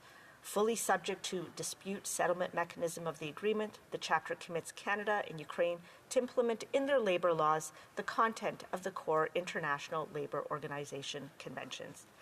And lastly, Mr. Speaker, the Transparency, Anti-Corruption and Reasonable Business Conduct chapter promotes transparency and integrity among public officials, private sector and society, advances enforceability of anti-corruption laws, and includes a new section to encourage responsible business conduct. Mr. Speaker, these negotiated outcomes will not only position Canadian firms to better participate in the economic reconstruction of Ukraine, but will also support Ukraine's trade policy interests globally. And our Ukrainian colleagues have already expressed to us the value of the modernized CUFTA as the model of a modern, comprehensive, and high standard agreement with prospective trading partners around the globe. Domestically, the modernized agreement will reinforce the regulatory framework of a more inclusive, predictable, and transparent trading and investment environment, which will benefit Canadian workers, businesses, and entrepreneurs. While the war continues to hinder trade both globally and bilaterally between Canada and Ukraine, the benefits and opportunities our countries have secured through this FTA are varied and long-term and will support growth in our commercial relationship now and for years to come. During President Zelensky's recent visit, he and Prime Minister Trudeau had the opportunity to participate in a business roundtable in Toronto. At this event, we heard from business leaders from across Canada about the scope of commercial trade and investment interests in Ukraine, the risks associated with doing business in Ukraine, and how to overcome these risks to ensure the private sector in Canada is well positioned to invest and support Ukrainian reconstruction. Indeed, Canadian reconstruction companies such as ACON are already moving forward to form partnerships with Ukrainian companies and to aid reconstruction. And so, Mr. Speaker, this agreement, I'm just going to end just because I know that I only have 1 minute left. So, Mr. Speaker, honourable members, this agreement is not just about economic gains. It also represents a landmark in the Canada-Ukraine relationship and serves as another clear demonstration of Canada's unwavering support to Ukrainian sovereignty, independence, and territorial integrity. We stand with Ukraine, and this agreement is another bond between us. And so, to that end, I urge all honourable members to support the legislative amendments contained in Bill C-57 and to support this legislation. Thanks so much, Mr. Speaker. Just a quick reminder, folks, when we're referring to members of the House of Commons to use their titles or to use their writing names. Questions and comments? Question commentaire. The honourable member for Courtenay Alberni. Well, thank you, Mr. Speaker, and I want to thank my colleague for the speech. And one thing that we've seen in previous trade deals, and I think about the free trade agreement with China that the Harper government signed back in 2014. And that agreement, Mr. Speaker, they locked into, well, I'm being heckled by Conservatives, I'll just remind them, that they signed a trade agreement with China for 31 years, Mr. Speaker. That trade agreement, Mr. Speaker, and if the member wants to get up on a point of order, he can clarify. But, Mr. Speaker, while he's heckling me, I'll remind him that they signed a trade agreement with secret tribunals. Secret tribunals that even Canadians don't know about what's in those secret tribunals when there's an appeal from the Chinese government that wants to override, say, Canadian rights. Now, there was a woman in my riding, Brenda Sayers, a lawyer, an esteemed lawyer from the Hupechuset Nation, who took the Harper government to court and appealed that this was violating Indigenous rights. Now, one thing I like that's in this agreement is there's a chapter on trade in Indigenous peoples, and it reaffirms the party's commitment to the United Nations Declaration on the Rights of Indigenous Peoples. My question through you to my colleague is, does she agree that Indigenous-focused chapters should be included in all free trade agreements moving forward so that we don't end up in the same position we are in because of the Conservatives in their trade agreement with China and other trade agreements they signed? The honourable member for Davenport. Thank you so much, Mr. Speaker, and I want to thank the honourable member for his excellent question. And from my side of the House, I'm hearing some of my colleagues say, good question, which is really great. Look, as I mentioned in my speech, the chapter that includes trade and Indigenous people, which seeks to empower and create opportunities for this underrepresented group, I think it's the first of its kind that either Ukraine or Canada is ever included in a free trade agreement. And I think that the reason we included that is because we think it's important, and I do think it's something we should be considering for all other future trade agreements moving forward. Thank you, Mr. Speaker. In comments, the honourable member for Abbotsford. Well, thank you, Mr. Speaker. And just following up on the previous question from my NDP colleague who suggested time and time again that Canada has a free trade agreement with China. Well, that's patently false, and I think he knows that. Yeah. What he's actually referring to is a Foreign Investment Protection and Promotion Agreement, FIPA as they're called. I would ask this member who just gave a speech, a very good speech on Ukraine. Is it her understanding that Canada has gone so far as to sign a trade agreement with China? And why is Ukraine actually the priority right now when it comes to negotiating free trade? The Honourable Member for Davenport. Thank you so much, Mr. Speaker, and I want to thank the Honourable Member for his question. I think I'm just going to keep my comments to the current trade agreement. Look, we have stood with Ukraine for forever. They are one of the largest diaspora. Ukrainians are one of the largest diasporas here in Canada.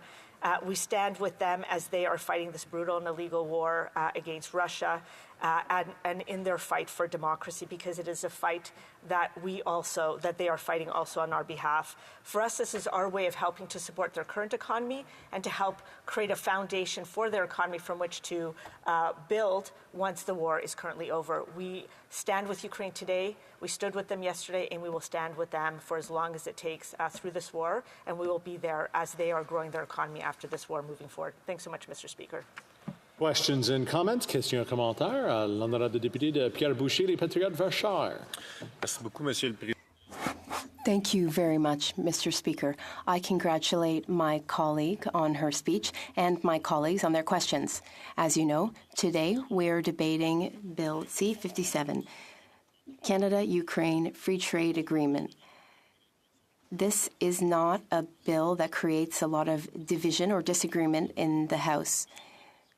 But this gives us an opportunity to talk about Ukraine on the one hand, and on the other hand, to talk about the importance of free trade agreements and the process of free trade agreements. Now, of course, we hope that Ukraine will recover as soon as possible.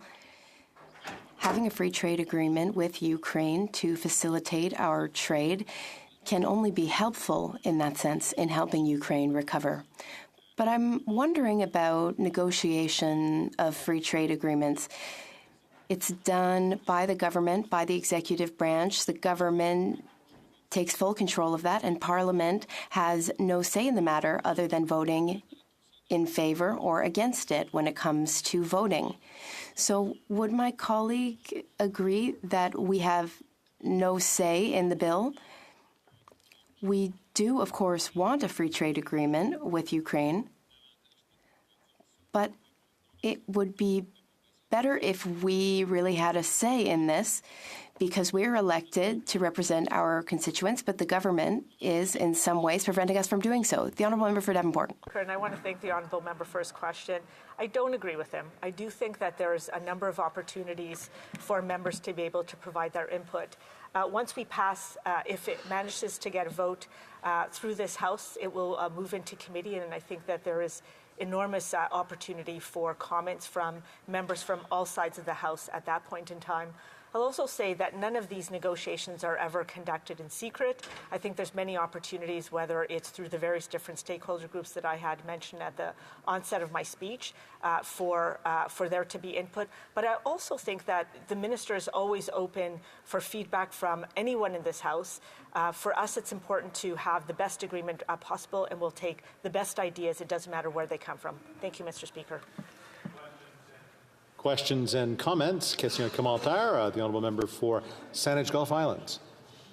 Thank you, Mr. Speaker. I'm really pleased I'm able to get in on this round, because it's been a very interesting discussion between the member from Courtenay Alberni, the member for Abbotsford, and the Honourable Member for Danforth about investor protection agreements. They are not trade agreements. So both the member for Courtenay Alberni is correct that the previous government under Stephen Harper executed a secret agreement, never came before Parliament for a vote. It was done as an order in council, committing Canada not to a trade agreement with the People's Republic of China, but to an investor protection agreement, as the member for Abbotsford referred to it, a FIPA, which binds Canada for more than 31 years and in which challenges against Canadian law by corporations out of the People's Republic of China do not require any public notice to Canadians, can proceed in secret.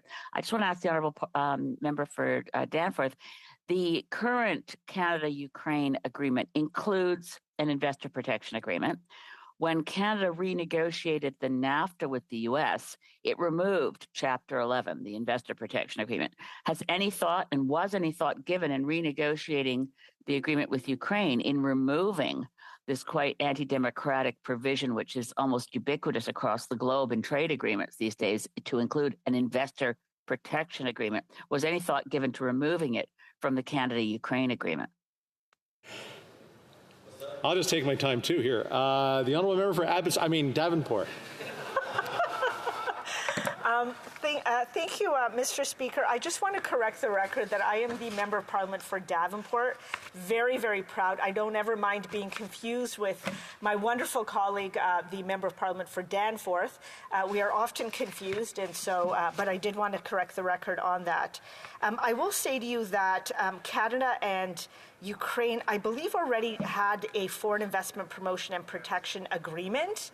And so the new investment chapter in the modernized agreement features modern drafting, ensuring that the parties remain flexible from a policy perspective and their right to regulate in key areas. It also includes a new chapter with a modern dispute settlement mechanism, which will, among other important updates, strengthen alternatives to avoid arbitration as well as enhance transparency of proceedings commitments. So thanks so much for the opportunity, and thank you for all the excellent questions, Mr. Speaker. Questions and comments, and we got about a whole minute left.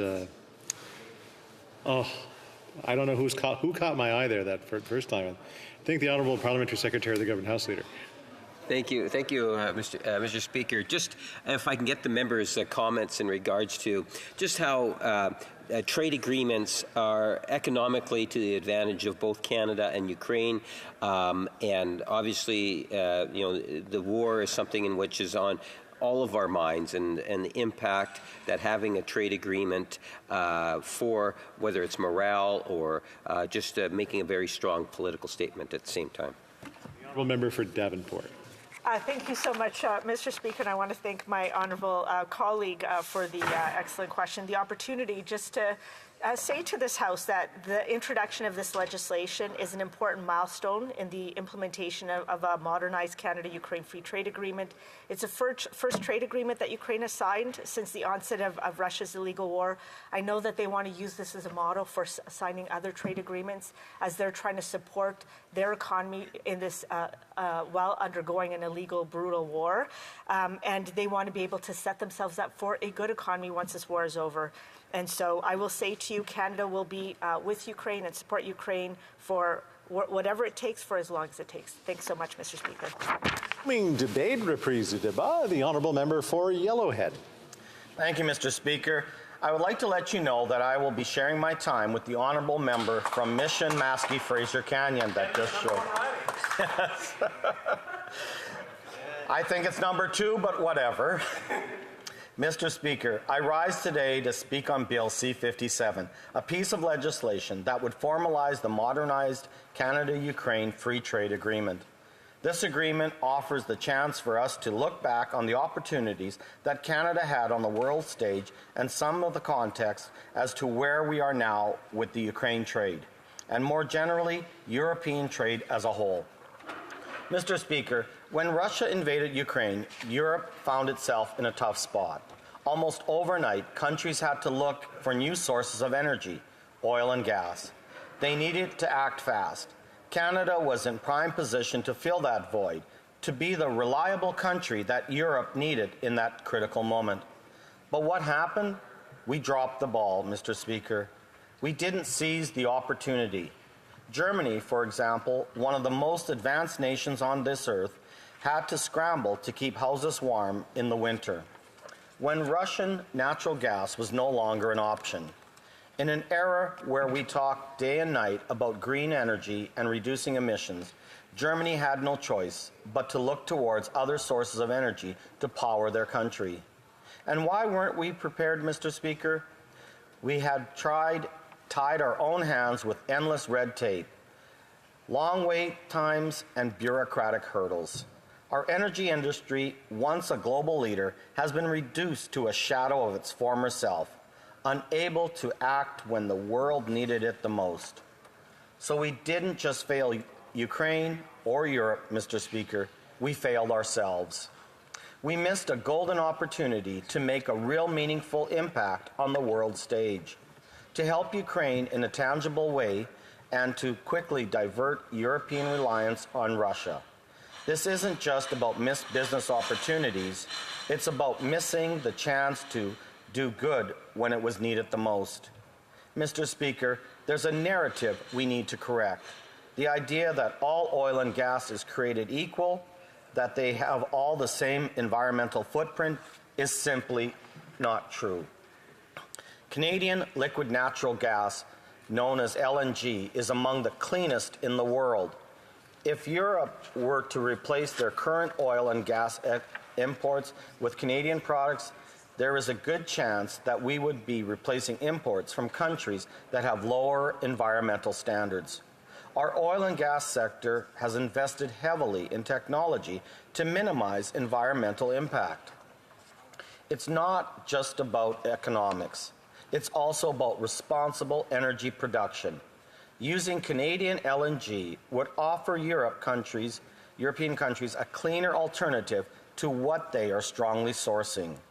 This is an important aspect when looking at trade with other countries. We need to make sure we are creating access to our reliable and clean energy for Ukraine and other European nations. It's a win-win situation, one that benefits both our economy and the global environment. So when we talk about missing opportunities, we're not just talking about financial gains. We're talking about missing an opportunity to make a real, meaningful impact on global carbon emissions, something that this NDP Liberal government should care deeply about. Instead, Canada missed out on this opportunity. We couldn't help Ukraine with energy reliance, and we couldn't help the rest of Europe either. There's another layer to this as well, an ethical one. If we don't step up, Europe has no choice but to buy oil and gas from dictatorships that don't share our values, places where human rights and environmental concerns take a back seat. We have a moral duty to offer a better alternative, and Canadian LNG is that alternative. Mr. Speaker, ethics matter. Where we get our energy from isn't just a question of economics or even of environmental protection. It's a question of values. When Europe buys energy from autocratic regimes, what message does that send? What sort of behavior does it endorse? These regimes don't think twice about suppressing their own people or destabilizing their regions. We saw this immediately after the onset of the war in Ukraine. However, this is not an isolated situation. There are several exporting countries that fall under this umbrella of unethical and autocratic governance. Canada stands as a beacon of democracy and human rights on the world stage. When you buy Canadian, you're not just buying a product. You're buying into a set of values. Values that respect human dignity, that prioritize environmental sustainability, and that advocate for peace. Imagine, Mr. Speaker, if Europe could shift its dependency from other oppressive regimes to a country that shares its core principles. It not only sends a powerful message to the world, but would have a direct, positive impact on our allies, such as Ukraine. By strengthening our energy infrastructure and expanding our LNG capabilities, we can offer that alternative. An alternative that aligns with the values we hold both dear in Canada and democratic societies around the world. Mr. Speaker, last year, the leader of the official opposition hit the nail on the head when he spoke about Canada's missed opportunities in the energy sector. While Europe, including Ukraine, was scrambling for alternatives to Russian gas, we sat on the sidelines. Why? Because we lacked the necessary infrastructure and political will. Our inability to provide Europe with a viable alternative made them turn back to less than ideal options. The leader of the official opposition was absolutely right. We had a shot at not just benefiting our economy, but also at elevating our role on the global stage. We could have been the solution that Europe, including Ukraine, was desperately searching for. And what stopped us? Red tape and a lack of foresight from this Liberal government. This isn't just about energy. It's about seizing strategic opportunities when they present themselves. Mr. Speaker, as we discuss Bill C-57, I urge all of us to reflect on the broader implications of our international trade policies. We are always looking at the possibilities of strengthening our free trade around the world. However, we must also address missed opportunities that have significant global impacts. This bill will likely bring up the topic of energy as it develops, a sector where Canada has failed to take the lead at crucial moments. Our leader of the official opposition was clear last year about the shortcomings of the Liberal government. We need to move beyond endless paperwork and bureaucracy that stalls progress. I can't help but stress that Canada had a chance to supply Ukraine and Europe as a whole with our natural gas, a cleaner, ethical option compared to what they're getting now. Instead, European countries, including Germany and Ukraine, were forced back to less desirable options because we didn't have the infrastructure to support their need. As we consider Bill C-57, let's not just look at words on the paper. Let's think about what those words mean in context of Canada's role on the world stage. Are we simply going to be participants, or will we be leaders? As we look to possibly expand our trade with Ukraine, let's also make sure we're positioned to make the most of the similar opportunities in the future. It's not just about economics. It's about taking a stand for cleaner, ethical trade that benefits us today and sets us on the right path for future generations. Mr. Speaker, thank you, and I look forward to questions. And comments, Honourable Parliamentary Secretary of the Government House Leader. Yes, thank you, Madam Speaker. The member, towards the end of his comment, says, we could be leaders here. And the member is right. What we're seeing is legislation that would clearly demonstrate Canada's leadership in the world. This will be the first trade agreement for Ukraine at a time in which they're going through a war, as we all know. And we all want to give that support to Ukraine in whatever way we can. The general consensus in the House seems to be in favor of the legislation. And that legislation, if passed, is not economically in the best interest of both Canada and Ukraine, but also in regards to sending many other positive messages. We are the first country to have this agreement with Ukraine during the war. I'm wondering if he would join the leadership that's being demonstrated here and get behind the bill and hopefully agree that we need to see this legislation passed before Christmas. Would he not agree? Go ahead. Well, I'd like to thank the member for his long statement. I'm not really certain what kind of question there was in there, but I know he's saying he wants it passed before Christmas. Well, I think with any trade agreement, we need to make sure that everything is proper for both countries. You don't want to see either one country taking advantage of another, such as Ukraine right now going through a war situation.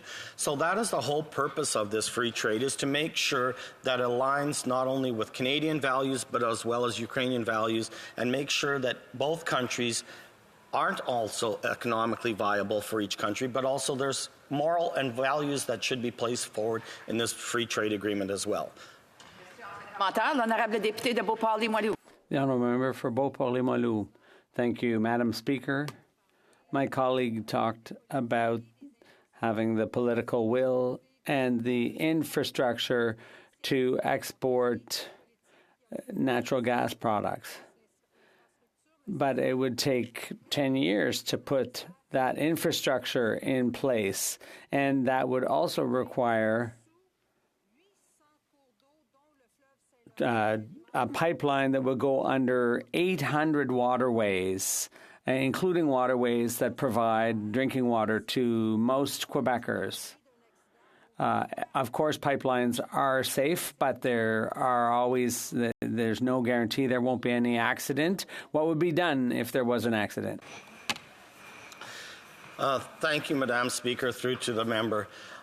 I think everyone tries to fearmonger a lot, and they talk about the issues that they're having.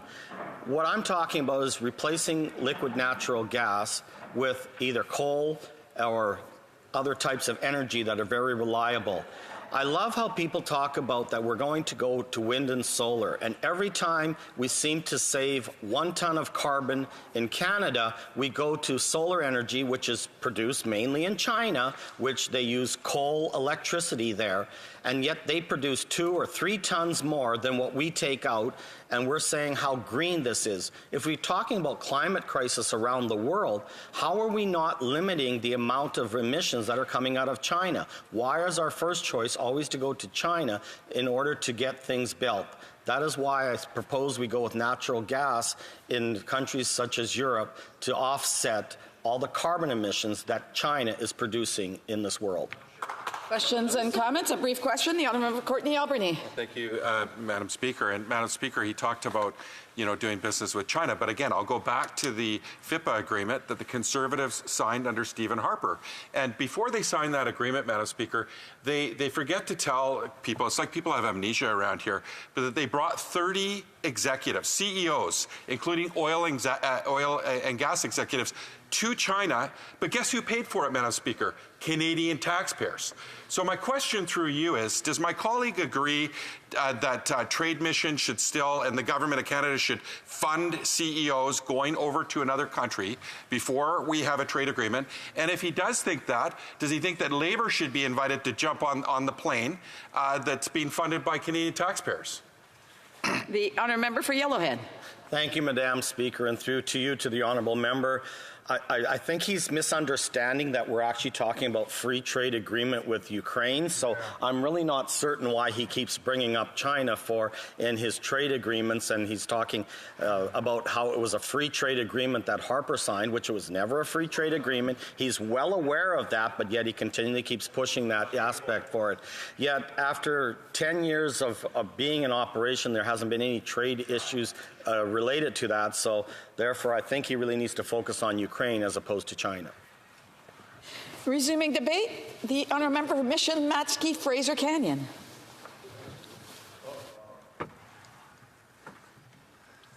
Thank you, Madam Speaker. The relationship between Canada and Ukraine is special. Our country is home to more than 1.3 million Canadians of Ukrainian descent. The size of the Ukrainian diaspora is matched by few others in Canada, and it only continues to grow. As was mentioned by my colleague, the member from Abbotsford, our city is now home to a Ukrainian village. In the spring of 2022, I had the opportunity to hire a Ukrainian student studying here in Canada as an intern, and the city of Mission is home to a vibrant Ukrainian Orthodox community. We have people-to-people ties that run deep and are only growing. In fact, before I begin my speech, I would be remiss if I didn't mention the multitude of service organizations such as MCC, which have been at the forefront of welcoming Ukrainian refugees into Canadian society and integrating them into our community and civic organizations. When I think about the Canadian spirit, that's what it's all about. So thank you to all the organizations that continue to do this very important work today.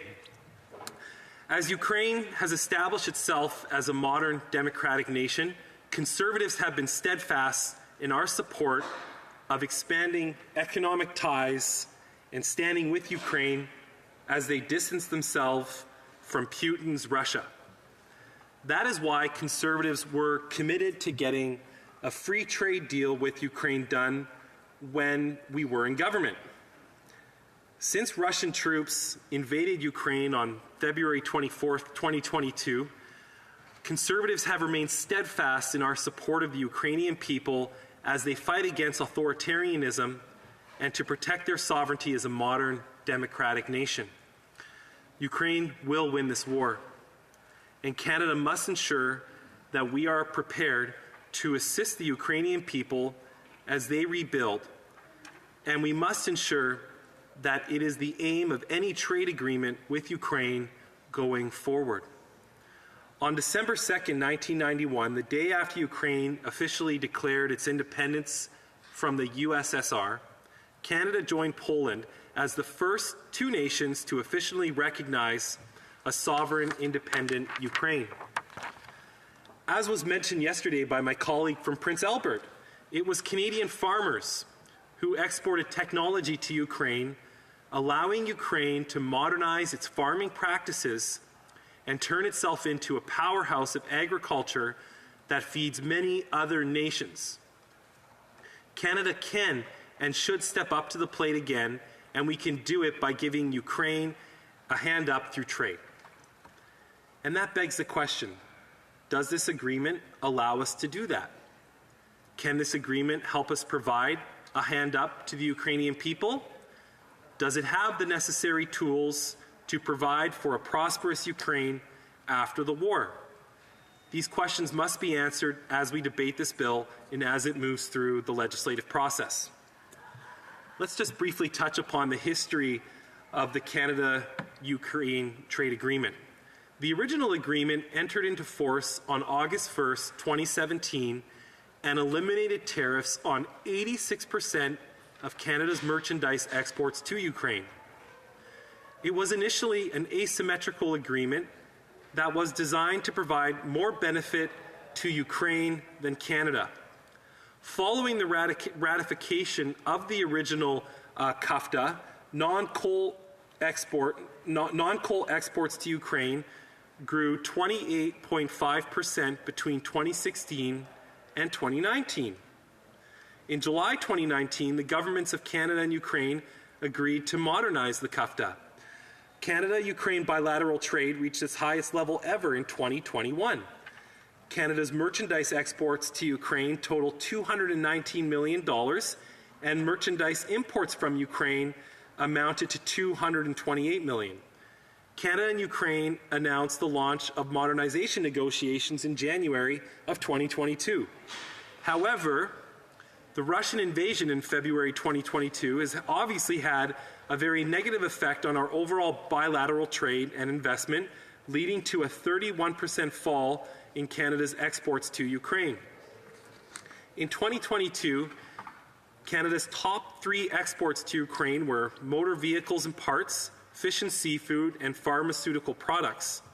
Canada's top imports from Ukraine were animal and vegetable fats and oils, iron and steel, and electrical machinery and equipment.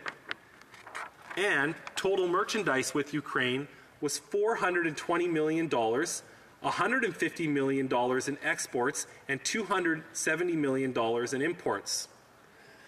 The CUFTA updates the following chapters: rules of origin, government procurement, competition policy, monopolies and state enterprises, digital trade, labor, environment, transparency, and anti-corruption. For the first time in a Canadian FTA, the environment chapter includes provisions recognizing the importance of mutually supportive trade and environment-related policies. The CUFTA has new chapters in investment, cross-border trade and services, temporary entry for business persons, development and administration of measures, financial services, telecommunications, trade and gender, trade in SMEs, trade in Indigenous peoples, and regulatory practices. For the first time ever, a Canadian FTA will include a chapter on trade and Indigenous peoples. The CUFTA now replaces the 1994 FIPA in the investment chapter as well.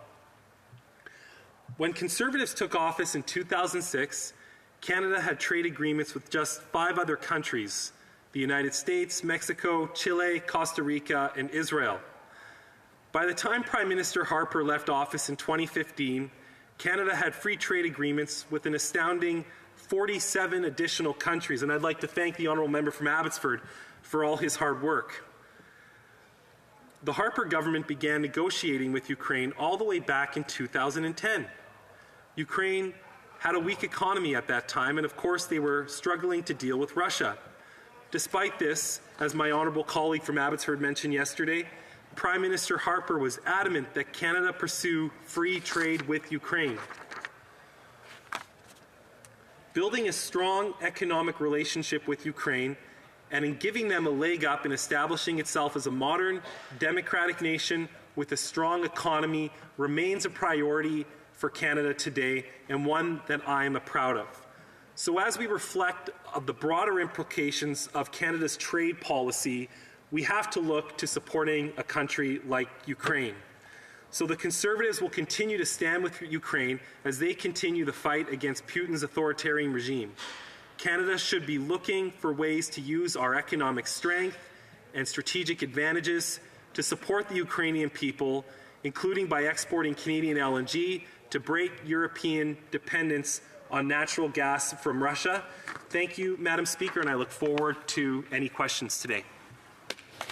The questions and comments. The Honourable Parliamentary Secretary, the Government House Leader. Yes, thank you, Mr. Speaker. The member's got to know I'm going to challenge him on saying that Stephen Harper had 40-plus signed off agreements, trade agreements. You know, history will very clearly, the facts will very clearly show that the member is wrong.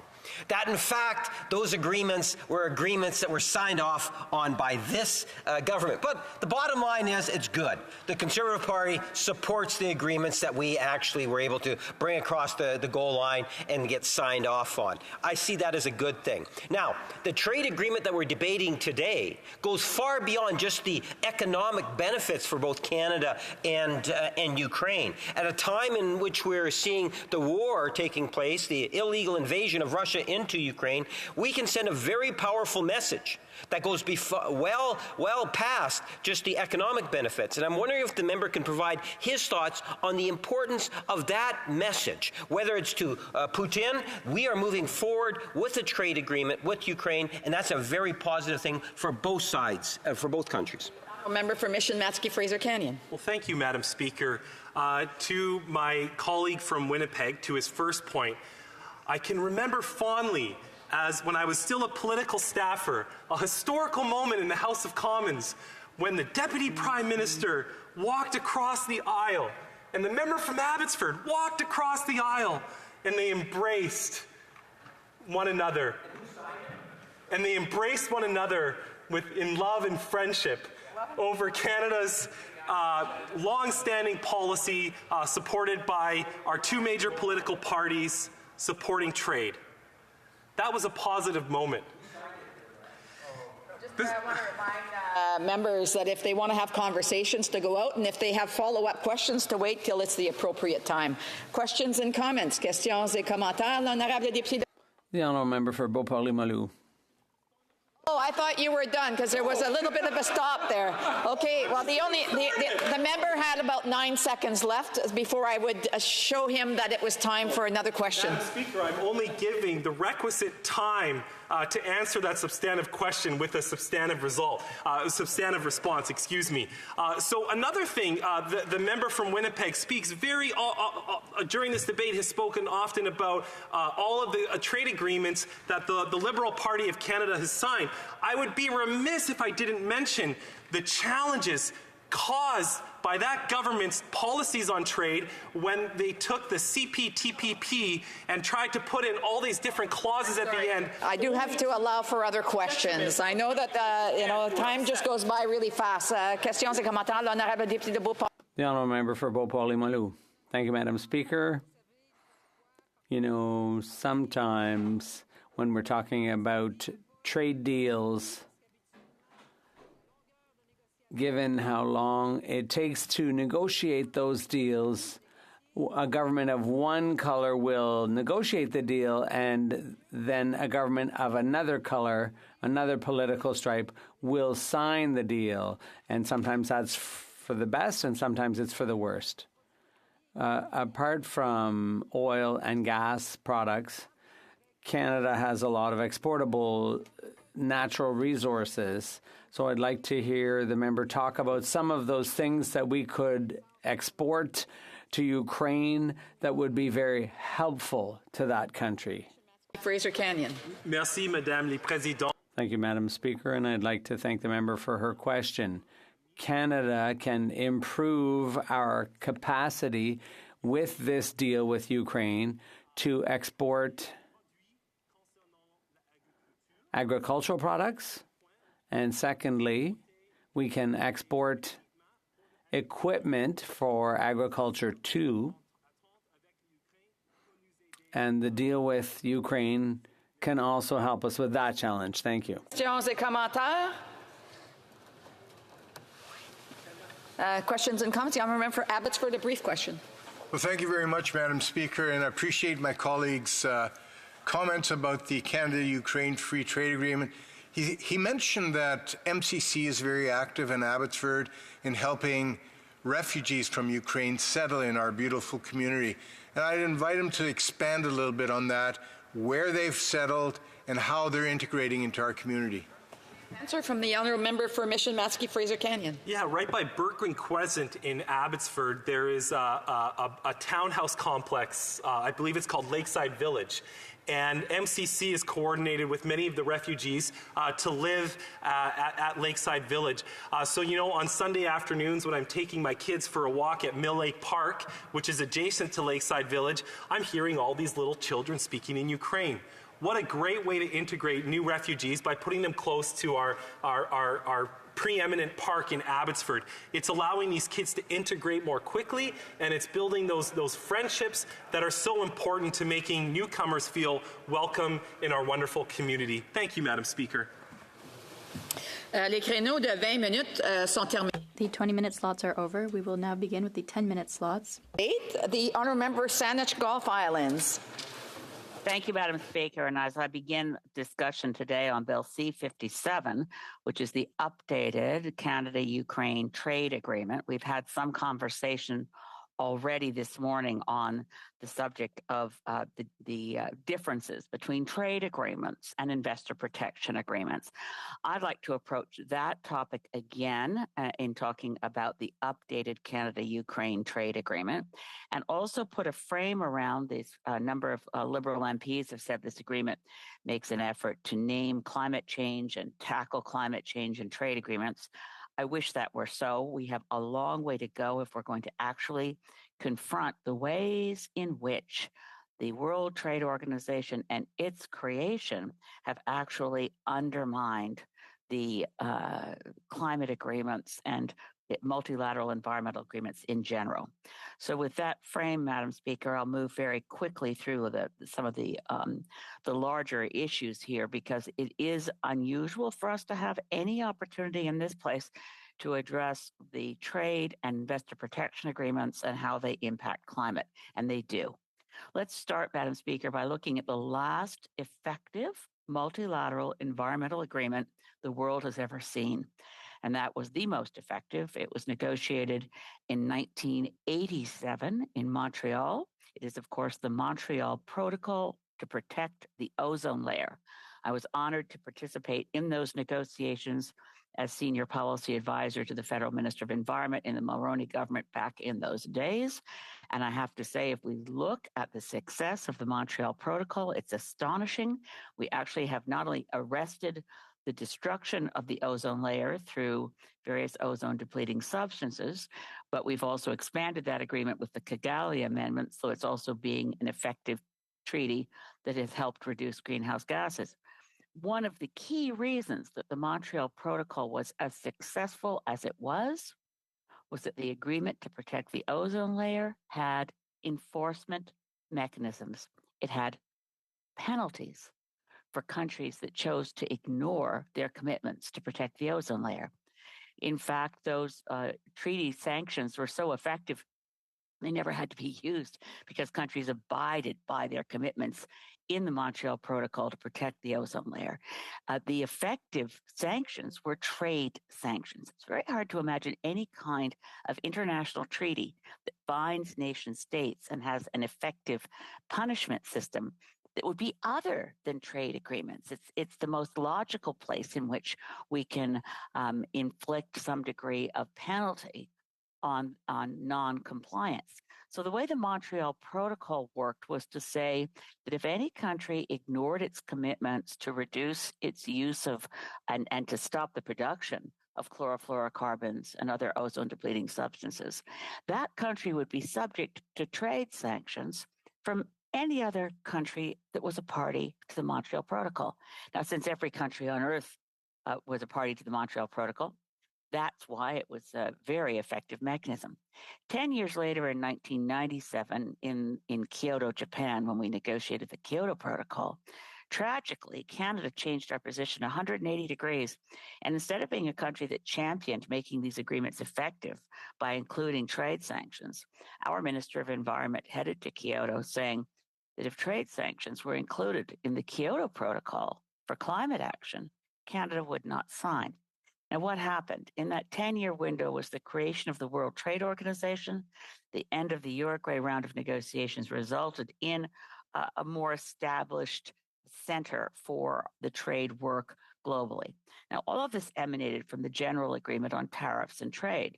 And Article 20 of the General Agreement on Tariffs and Trade had, since just after the Second World War, when it was negotiated, set aside and protected from trade sanction those actions that were considered to be part of natural resource conservation and so on. So Article 20, and it appears as Roman numerals XX of the General Agreement on Tariffs and Trade, set aside essentially environmental protections without using that language. It certainly didn't reference climate, but we had the window there to protect what we did as nations for legitimate, not trade motivated, not protectionist animus, but for legitimate pursuit of environmental protections. We could not be sanctioned by trade deals. That all changed with the creation of the World Trade Organization. It created a committee called the Committee on Trade and the Environment. And instead of asking the useful question, do we have trade agreements that get in the way of environmental protection, they asked a different question. Do we have environmental agreements that get in the way of trade? And they spotted, well, look, there's this Montreal Protocol. We don't like that. We don't like this Basel Convention, which allows trade sanctions, or the Convention on the International Trade in Endangered Species, CITES. So we already had a number of agreements that said we are allowed to take measures to protect the environment, and we are in those agreements saying trade can't get in the way. Well, the trade hydra raised its many ugly heads and said, no, we don't want you to do that. And there was never any decision, by the way, Madam Speaker. There was no ruling. It was just a matter that in every national capital all around the world, the powerful trade ministers at every cabinet table turned to their less powerful environment ministers and said, you can't use these tools anymore. As a result, not a single climate agreement that Canada has ever signed has had any sanctions at all.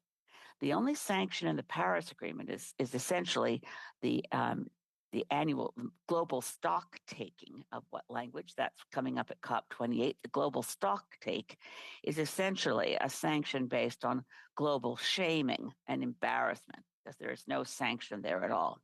We really need to deal with this. And although the window here with the Canada-Ukraine trade agreement is pretty well a closed window because the negotiations are done, let us take this moment to say this is wrong. We need to, and certainly President Zelensky of Ukraine has been one of the most outspoken champions, that the war that Putin launched illegally against Ukraine must not get in the way of climate action. President Zelensky knows it, champions it. This is a good time to say, let's make sure that all of the climate agreements are protected from trade limitations. This is a good time to dust off some of the decisions that have been wrongly assumed to say that you can't pursue climate agreements without violating trade deals. For instance, the tuna dolphin case, shrimp turtle case, both of those cases at the WTO appellate level left out in very clear language. We're not saying, they said, that you can never protect the environment under the WTO, but you can't do it one-on-one. You can't say the U.S. makes its own rules and then tells Mexico what to do.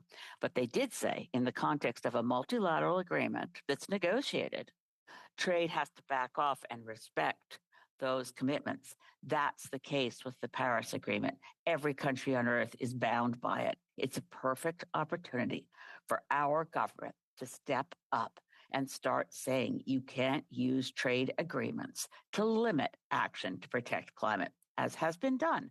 Sanctions against India for moving to renewable energy and so on. And we recently had another investor protection agreement decision that hampers climate action. Just quickly to go back in the 2 minutes remaining to say that trade deals are different from investor protection agreements, but investor protection agreements, such as in Bill C-57, in the existing Canada-Ukraine trade deal, there is an investor protection agreement. These are very corrosive of democracy in that they say a foreign corporation has a right to sue a government if it doesn't like something that government does that reduces their expectation of profits. Our government got rid of it in negotiating for the new COSMA with the U.S. So what was Chapter 11 of NAFTA is now gone.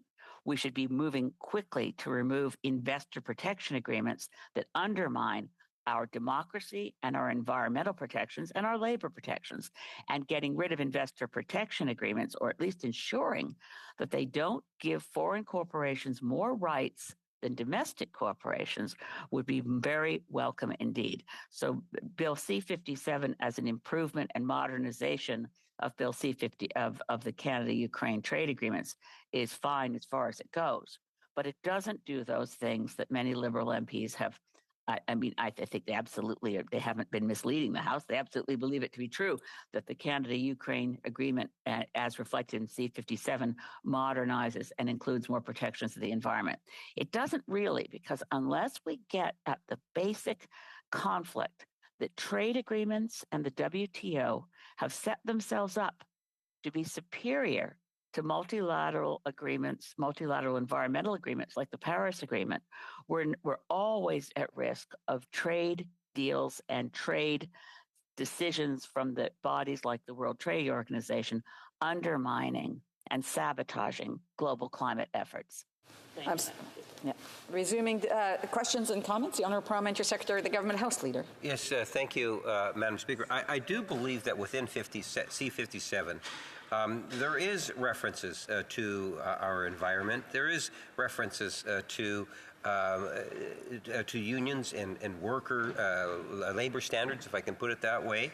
And when I look at previous agreements, I do believe that we are moving the ball forward. That the member makes reference to the World Trade Organization and so forth. And I think at the end of the day, this particular agreement does achieve a significant amount in the right direction with respect to the environment.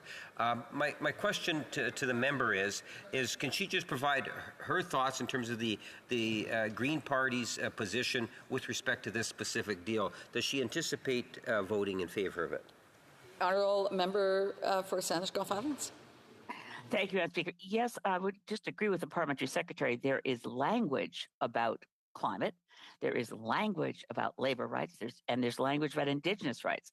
The difficulty here is that you can put in all the language you like in pretty words, but if the effect of the supremacy of trade deals and the World Trade Organization remains untouched, then anything we put in pretty words is undercut by the effective, hard impact. Like it's like having a set of really sharp scissors that cut through that paper.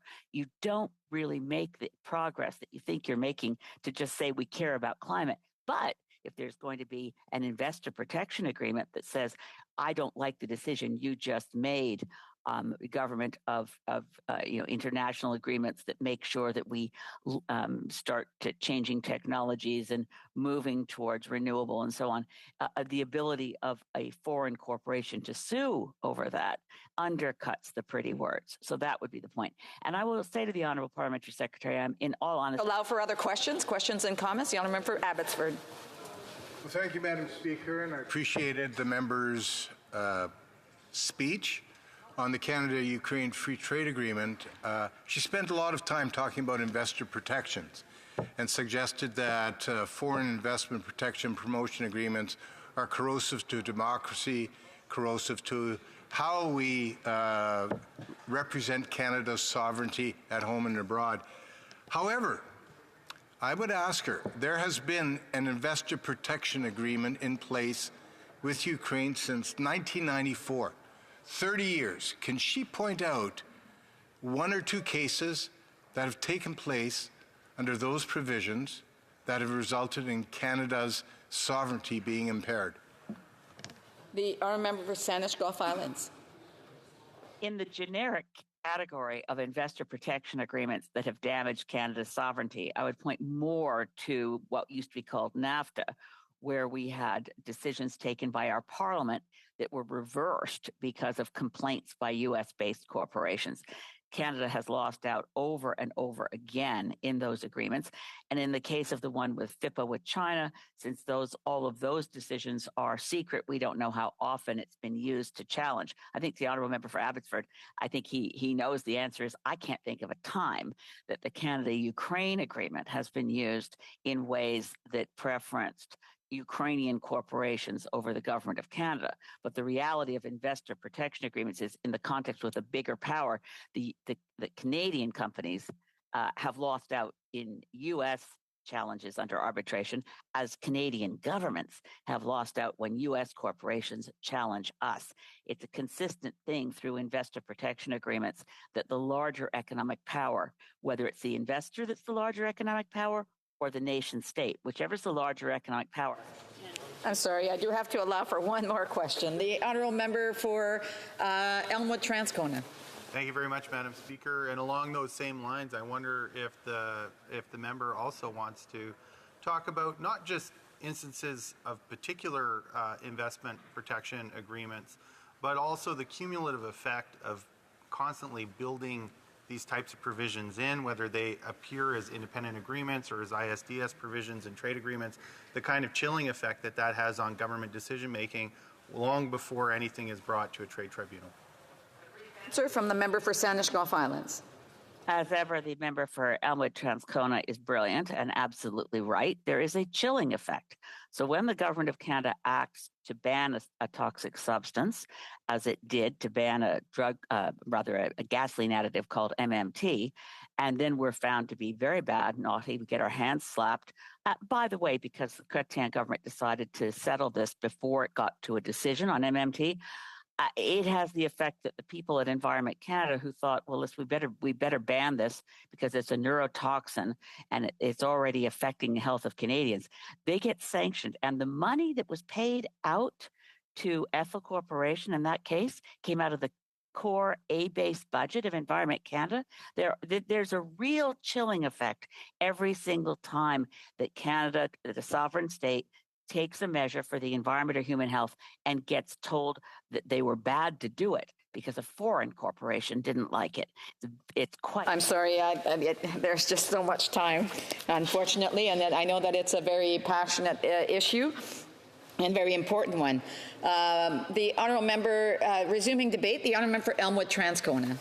Thank you very much, Madam Speaker. I'm pleased to rise today to contribute to the debate about changes to the Canada-Ukraine Free Trade Agreement. And I want to start by stating again our full support for Ukraine in the war against Russia that started with an illegal and unjustified invasion of Ukrainian territory last year in February, not only in response to some of the atrocities committed by Russian forces in the region, but also as a firm stance in favor of international law and a rules-based order that Ukrainians are on the front, very literally on the front line today. And I think it's important that we, when we choose our allies, that we choose allies who are committed to those values and to the application of international law, and that we hold our allies to high standards when it comes to their observance of international law in what they do.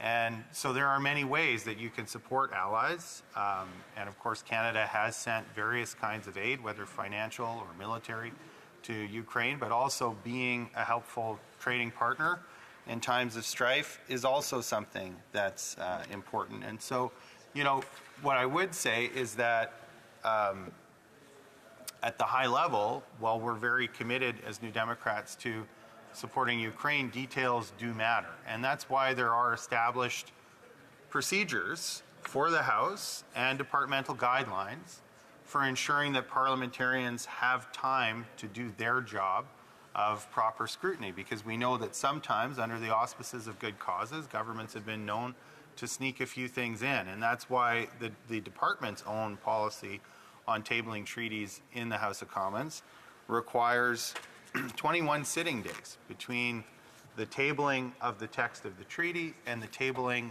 of enabling legislation. And given that the text of the treaty was tabled on October 17th, just a few days ago, normally that would mean that we wouldn't be seeing enabling legislation until November 22nd. But instead it has come much quickly. It's about a week since the text of the treaty was tabled, and we find ourselves in the second day of debate. So that's in contravention of the department's own guidelines on tabling treaties in Parliament.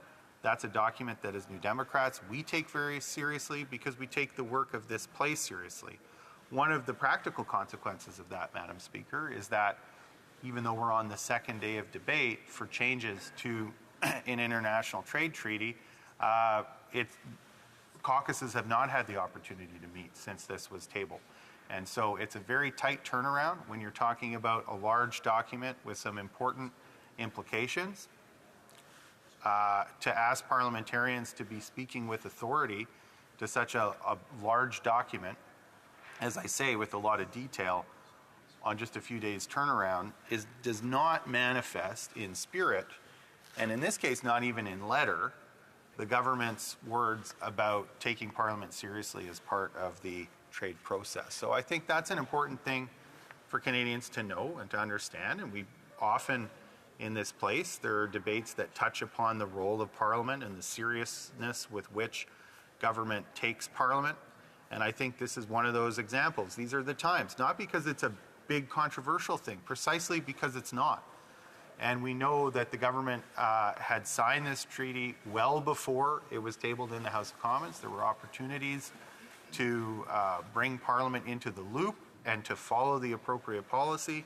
And for whatever reason, the government chose to take a pass on that, as they too often have in the past. So for those in government who mean it when they say that they take this place seriously, we would exhort them to talk to their colleagues in Cabinet to make sure that they are following, at the very least, the established procedures for conducting these kinds of debates and discussions in the House of Commons.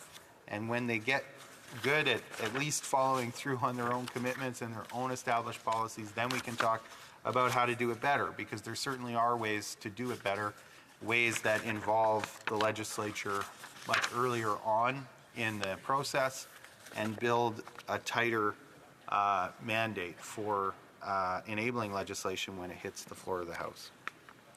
There's been a lot of talk already about some of the language in this agreement, and I thank the previous speaker for having pointed out that flowery language in preambles and elsewhere, if they're not accompanied by proper enforcement mechanisms that have teeth that would catch the attention either of our own government or the governments into which we're entering treaties, the flowery language doesn't really amount to much.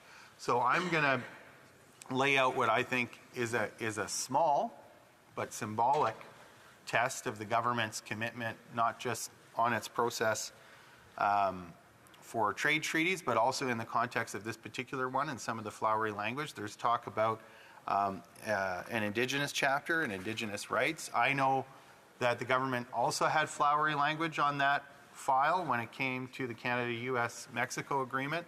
But when I moved an amendment to the enabling legislation that would be a non-derogation clause for Indigenous rights, which just said nothing in that legislation, nothing in the agreement would impede upon the already established rights of Indigenous people in Canada, I watched the Liberals vote with Conservatives not to have such a clause. Just a reminder that Indigenous people do have rights in this country, and that nothing that this government does in the context of an international trade treaty can undermine that or take away some of those existing rights. And I was disappointed at the reticence of members in the government to endorse that as a basic principle and to put it in the legislation.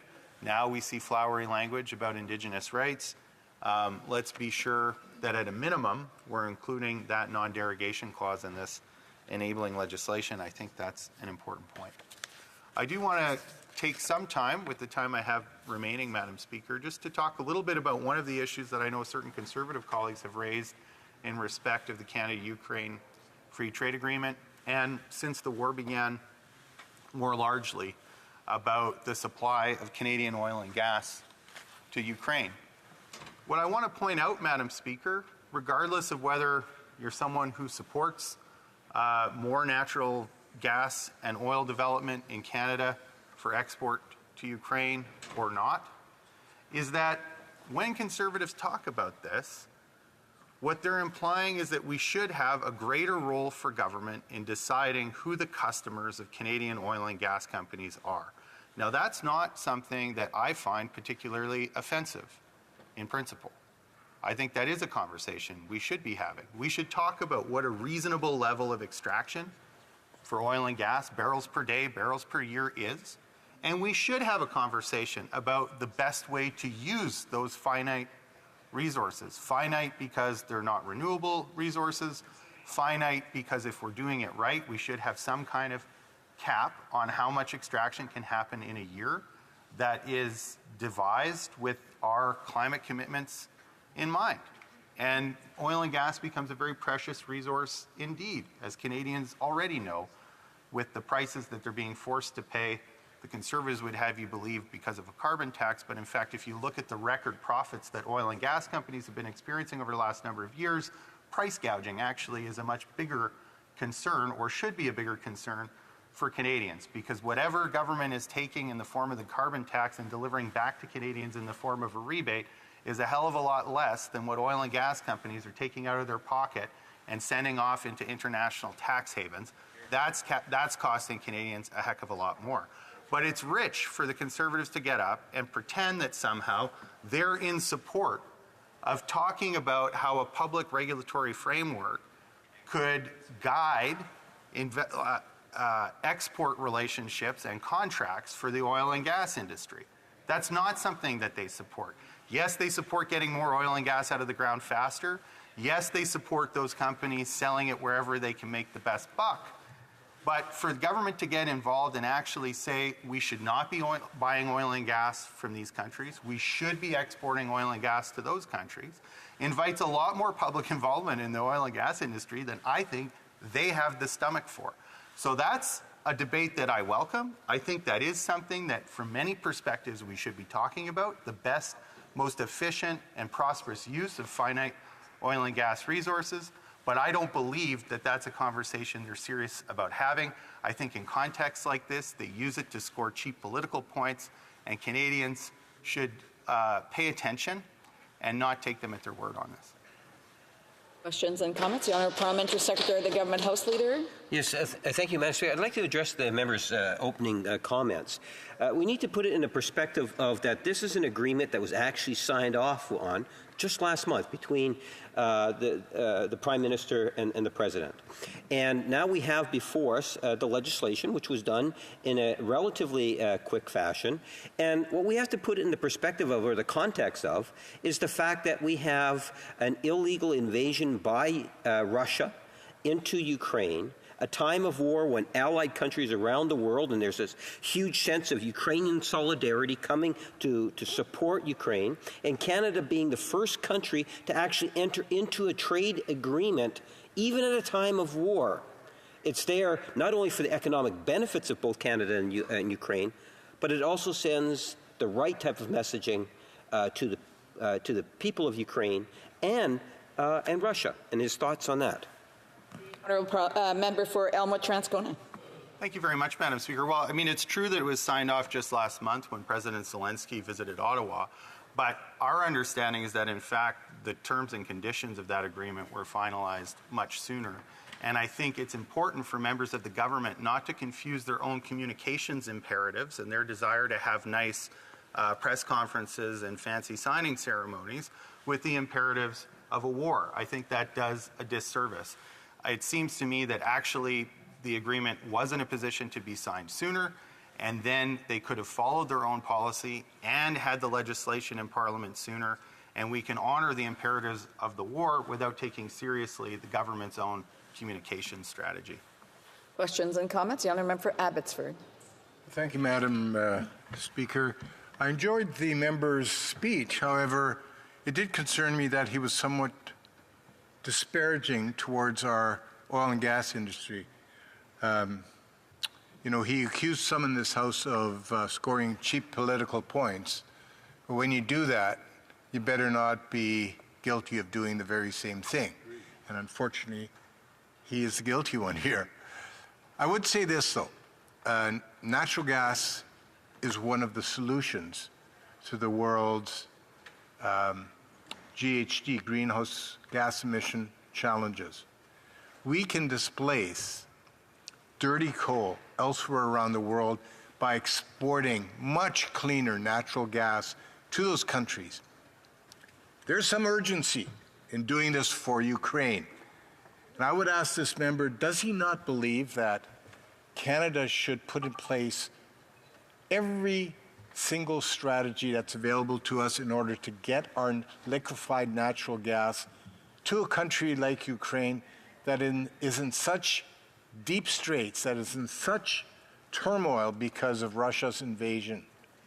Does he not agree that this is an urgent situation where we should be providing? Allow him time to respond, and another question after that. The honourable member for Elmwood-Transcona. Well, thank you, Madam Speaker. I'm very happy to repeat myself. I've said that that actually is a conversation that I'm open to, but the member just did the very thing that I warn against, which is he talks about Canada could be sending oil and gas to countries that currently are burning coal. Fair enough. This is to talk about the government selecting places in the world where we think we have a strategic best use for our own oil and gas reserves. Fine, let's have that conversation, but I don't think that's a conversation Conservatives really want to have, because they actually want a free market in oil and gas. They're not interested in having that kind of government intervention. And I think it's telling that he found my comments, which were disparaging not of the oil and gas sector in this case, but of the Conservative Party. He conflated my critique of the Conservative Party with a critique of the industry. I think it's telling that they feel those two things are so closely tied at the hip. Temps pour une brève question. Alberni. Thank my colleague, Madam Speaker, for her speech. And I just want to go back to the oil and gas. And we in this place, we continue to see the Conservatives try to focus on a diversion. They talk about the carbon tax. Last year it went up 2 cents. But oil and gas profits went up 18 cents on every liter of gas. And they don't talk about that, Madam Speaker, because we don't need oil and gas lobbyists here on Parliament Hill when we've got the Conservative Party right here in the House of Commons. But Madam Speaker, I'd like to ask through you, Madam Speaker, about the true cost of oil and gas not paying an excess profit tax right now, the impact that has on the economy, and how that does apply to trade agreements when we look at how big corporations are getting off the hook when it comes to not paying their fair share in countries like Canada and Ukraine. Brief answer from the member for Elmwood-Transcona. Well, I want to thank my colleague from Courtney Alberni for highlighting once again the incredible impact that outsized profits in the oil and gas sector have been having on Canadian household budgets. And I would say also that, often one of the ways that their lobbyists in the Conservative Party like to defend that is to say, well, you can't help a wage earner without helping the wage payer. But these guys don't need help. They're making money hand over fist. And not only are they making money hand over fist, but after the last Alberta election, they turned around and laid 1,500 employees off, even though they were making more money than ever before. Resuming debate, our member for Peace River Westlock. Well, thank you, Madam Speaker, and it's my honor and privilege today to speak on behalf of the good people of Peace River Westlock on the Canada-Ukraine Free Trade Agreement Implementation Act 2023. Madam Chair, I'm a free trader. I believe in free market economies. I believe in that Canada is a trading country, and I think that it is incumbent upon us to pursue free trade agreements around the world. We as Canada are blessed to have a huge amount of natural resources. We're blessed to have a large landmass. We're blessed to have a resilient people that are able to produce those natural resources. And we are able to outproduce our own need by multiples of hundreds. Whether that's the food production that happens in this country, whether it's our forestry that happens in this country, or it's the oil and gas sector that we see in this country. I want to just talk a little bit about the Supreme Court decision around C-69. You may be wondering how that's connected. Well, it's connected in the fact that C-69, when that was brought into force, it ended the pursuing of 14 LNG projects in this country. Prior to this government, the Liberal government coming into power, there was 14 projects for LNG that were being pursued, and after C-69 was brought in, those projects were abandoned. At the time when C-69 was put on the order paper, and we were discussing it here in this place, we said that this bill was unconstitutional, and we said that it will have a marked effect on the pursuing of major projects in this country, and we were right on both of those counts. We were right in the fact when we seen that 14 projects just disappear. The proponents of those projects said that there was no longer the business case to do them. The business case was entirely impacted by government regulation. We also then seen, after 5 years of this bill being in place, that the Supreme Court agreed with us when it said that this bill was unconstitutional, C-69 was unconstitutional. Why does that matter in context of a Canada-Ukraine free trade agreement? Well, I would remind everybody that Ukraine is now in a war with Russia. And what is the major export of Russia to the world? Energy. So what is funding this war is energy, and the energy that people are buying, no matter where they are in the world. Now, we just heard from the NDP talk about, we should pick and choose which countries we should do business with when it comes to oil and gas. I would argue with him is that the world market for energy is the world market for energy. And when we put good, clean Canadian oil and gas on the world market and compete on the world market, we would displace other oil and gas in the world market. And when we just take our products off of that market, somebody else will go in and fill that void. And it might be Russia, or in many cases it is Russia.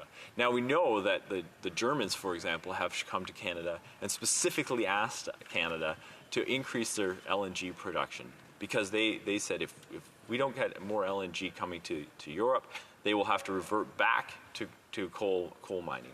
Our Prime Minister when was asked about that, he said, well, there just wasn't the business case. Not failing to recognize, or not failing to recognize, probably on purpose not telling them, that the business case that no longer was able to be made by LNG companies in this country was predicated entirely on the backs of this new bill, C-69, is that those projects were in the works until C-69 came into place, and then slowly, one by one, the businesses that were pursuing LNG projects said that there was no longer a business case for those. And so we've seen that go away. Now, Madam Chair, one of the other things that I am excited about free trade and free trade agreements is just around how our Canadian technology can then move around the world. And our leader, Pierre Poilievre, has said often that we are not allowed, that we will fight climate change with technology and not taxes. And our ability to then export those technologies around the world come from when we signed free trade agreements around the world. And I'm sitting next to the House, or in the House here next to the member from Abbotsford, and I know that when he was the trade minister, he pursued an aggressive free trade agenda under the previous Harper government and signed over 40 free trade agreements around the world, which allowed our Canadian technology to then be transmitted around the world, transferred around the world. That made the Canadian, that made Canadian companies wealthy, that gave Canadians jobs, but it also did amazing things for other countries. Canada is a leader in agricultural technologies. So we often, in techniques and technologies, we often lead the way when it comes to dry land farming and these kinds of things. And we were able to export our equipment, but also our know-how around the world. When it comes to energy production, whether it's our small nuclear reactors, these are flagship Canadian technology. The CANDO, I remember when I was in elementary school, how our social studies book bragged about the CANDO reactor and how we were going to power the world with this Canadian technology. And it's free trade agreements that have a great impact on allowing our technology to pursue other markets around the world. It also our ability to export our products, whether with LNG, also works very hard, or allows our clean technology products to then be transferred around the world. I mentioned LNG already, but we also, all of the other things that we export, whether it be coal, and yes, Madam Speaker, we export a lot of coal out of this country, but our coal is mined in the most ethically sourced manner. In most cases, it's extremely mechanized. There's very few people involved in the actual mining of coal. They're mostly equipment operators and things like that. And so our tons of coal produced compared to injuries that happen in the production of coal. In Canada, we have some of the lowest rates of injury, we have some of the best labor practices in the world when it comes to coal production.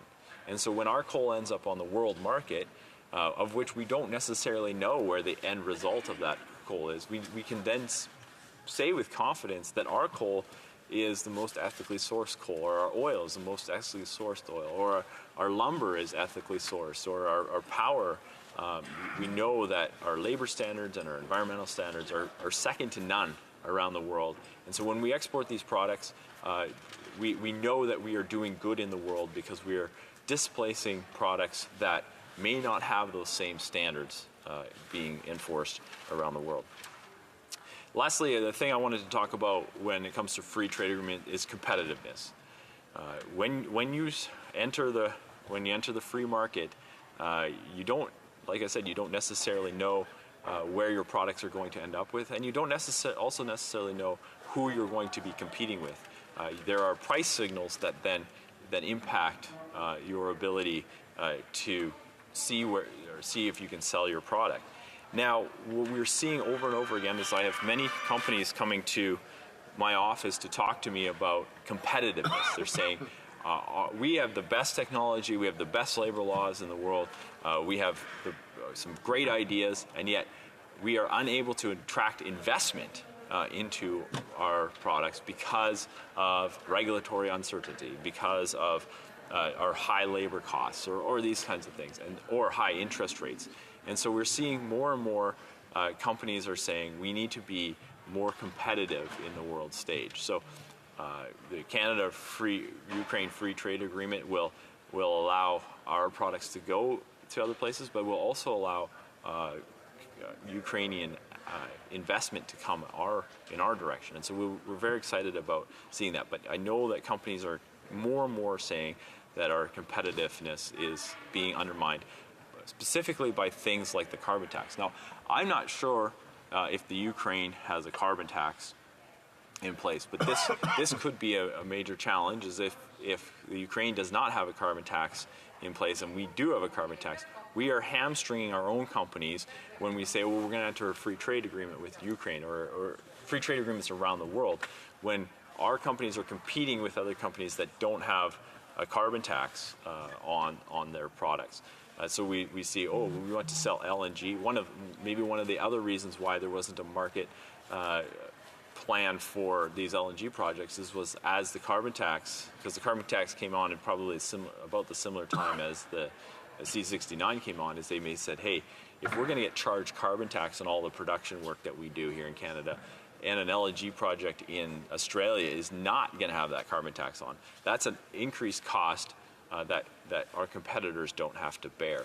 And that's something that we got to be concerned about as we enter into these free trade agreements, is ensuring that not only do we have the ability to send our products out, but we also are able to compete with those companies in those countries. So thank you, Madam Speaker.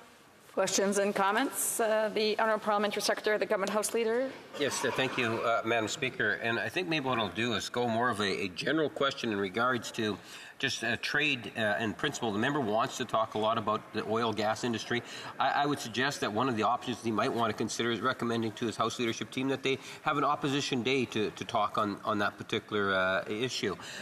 For me, looking at trade equals good quality middle class jobs. No government in recent history has done more to further advance the issue of trade than this government has. Over 1 million jobs were created pre-pandemic.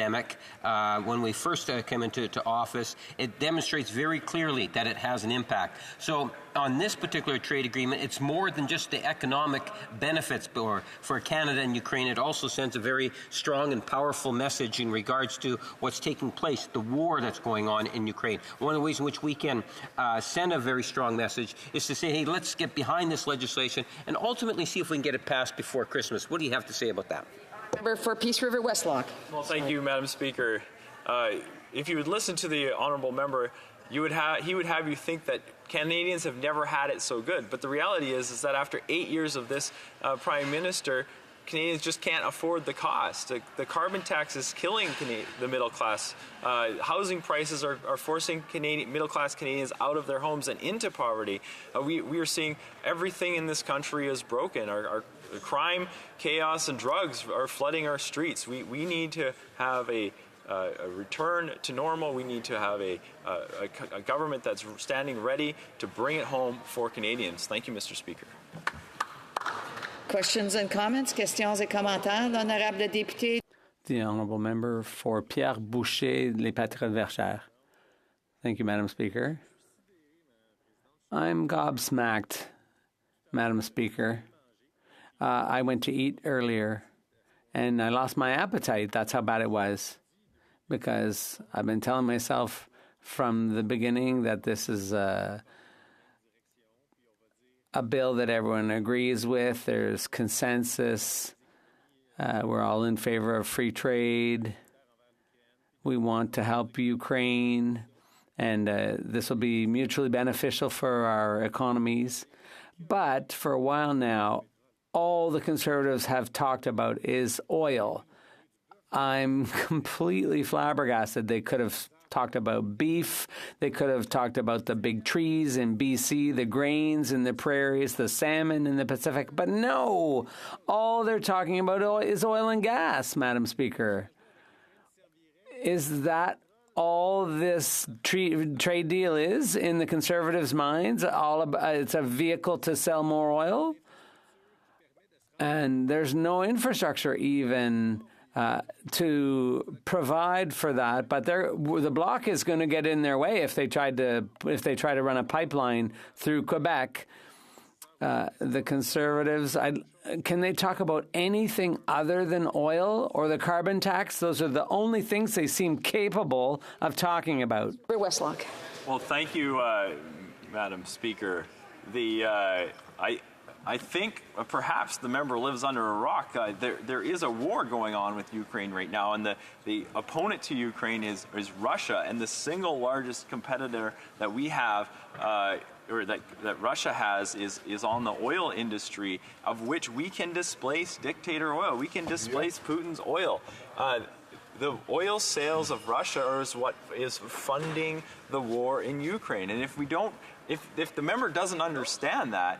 If it's not Canadian, if we don't sell Canadian oil, if we don't sell Canadian LNG, we are continuing to fund the war. Now, our other resources, I always say, forestry and farming are the big parts of my riding, and I'm happy to support those as well. We have time for a brief question. The honourable member for Courtenay Alberni. To follow up on the question from my friend from the Bloc, I mean, here we are talking about trade, and what do they want to talk about? The carbon tax. Madam Speaker, the carbon tax, according to the Bank of Canada, Governor of Bank of Canada, is contributing 0.15% of inflation, affirmed as well by the PBO last Thursday at OGO in front of me and my committee, Madam Speaker. But They don't want to talk about corporate profits. Carbon tax was 2 cents increase last year. 18-cent increase on every liter of gas, Madam Speaker, was profit from oil and gas companies. Suncor makes massive record profits. What do? Lay off 1,500 of their employees. So when they go back to headquarters, my question to you, Madam Speaker, at Suncor, the Conservative headquarters, do they ever talk about an excess profit tax or something to protect these jobs as part of the agreement they've got with oil and gas? Answer from the member for Peace River West Loch. Well, thank you, Madam Chair. I want to thank the member for reminding me that the carbon tax is driving inflation. I didn't even mention that in my speech, and so I want to thank him for that.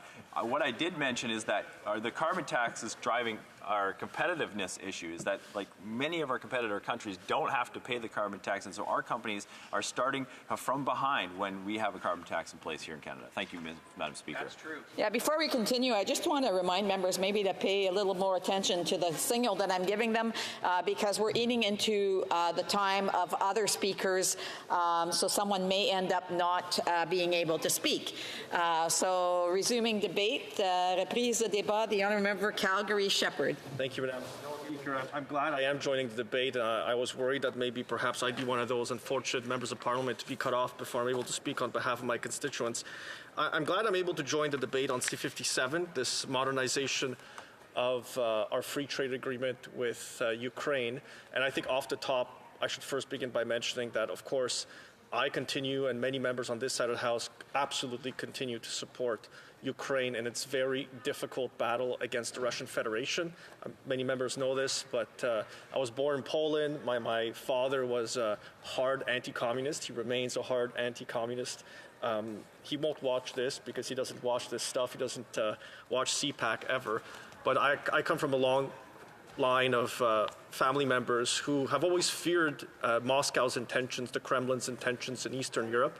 For 60 plus years, many Eastern European countries were occupied by the Soviet Union. I specifically use that term. None of those countries were able to pick their governments.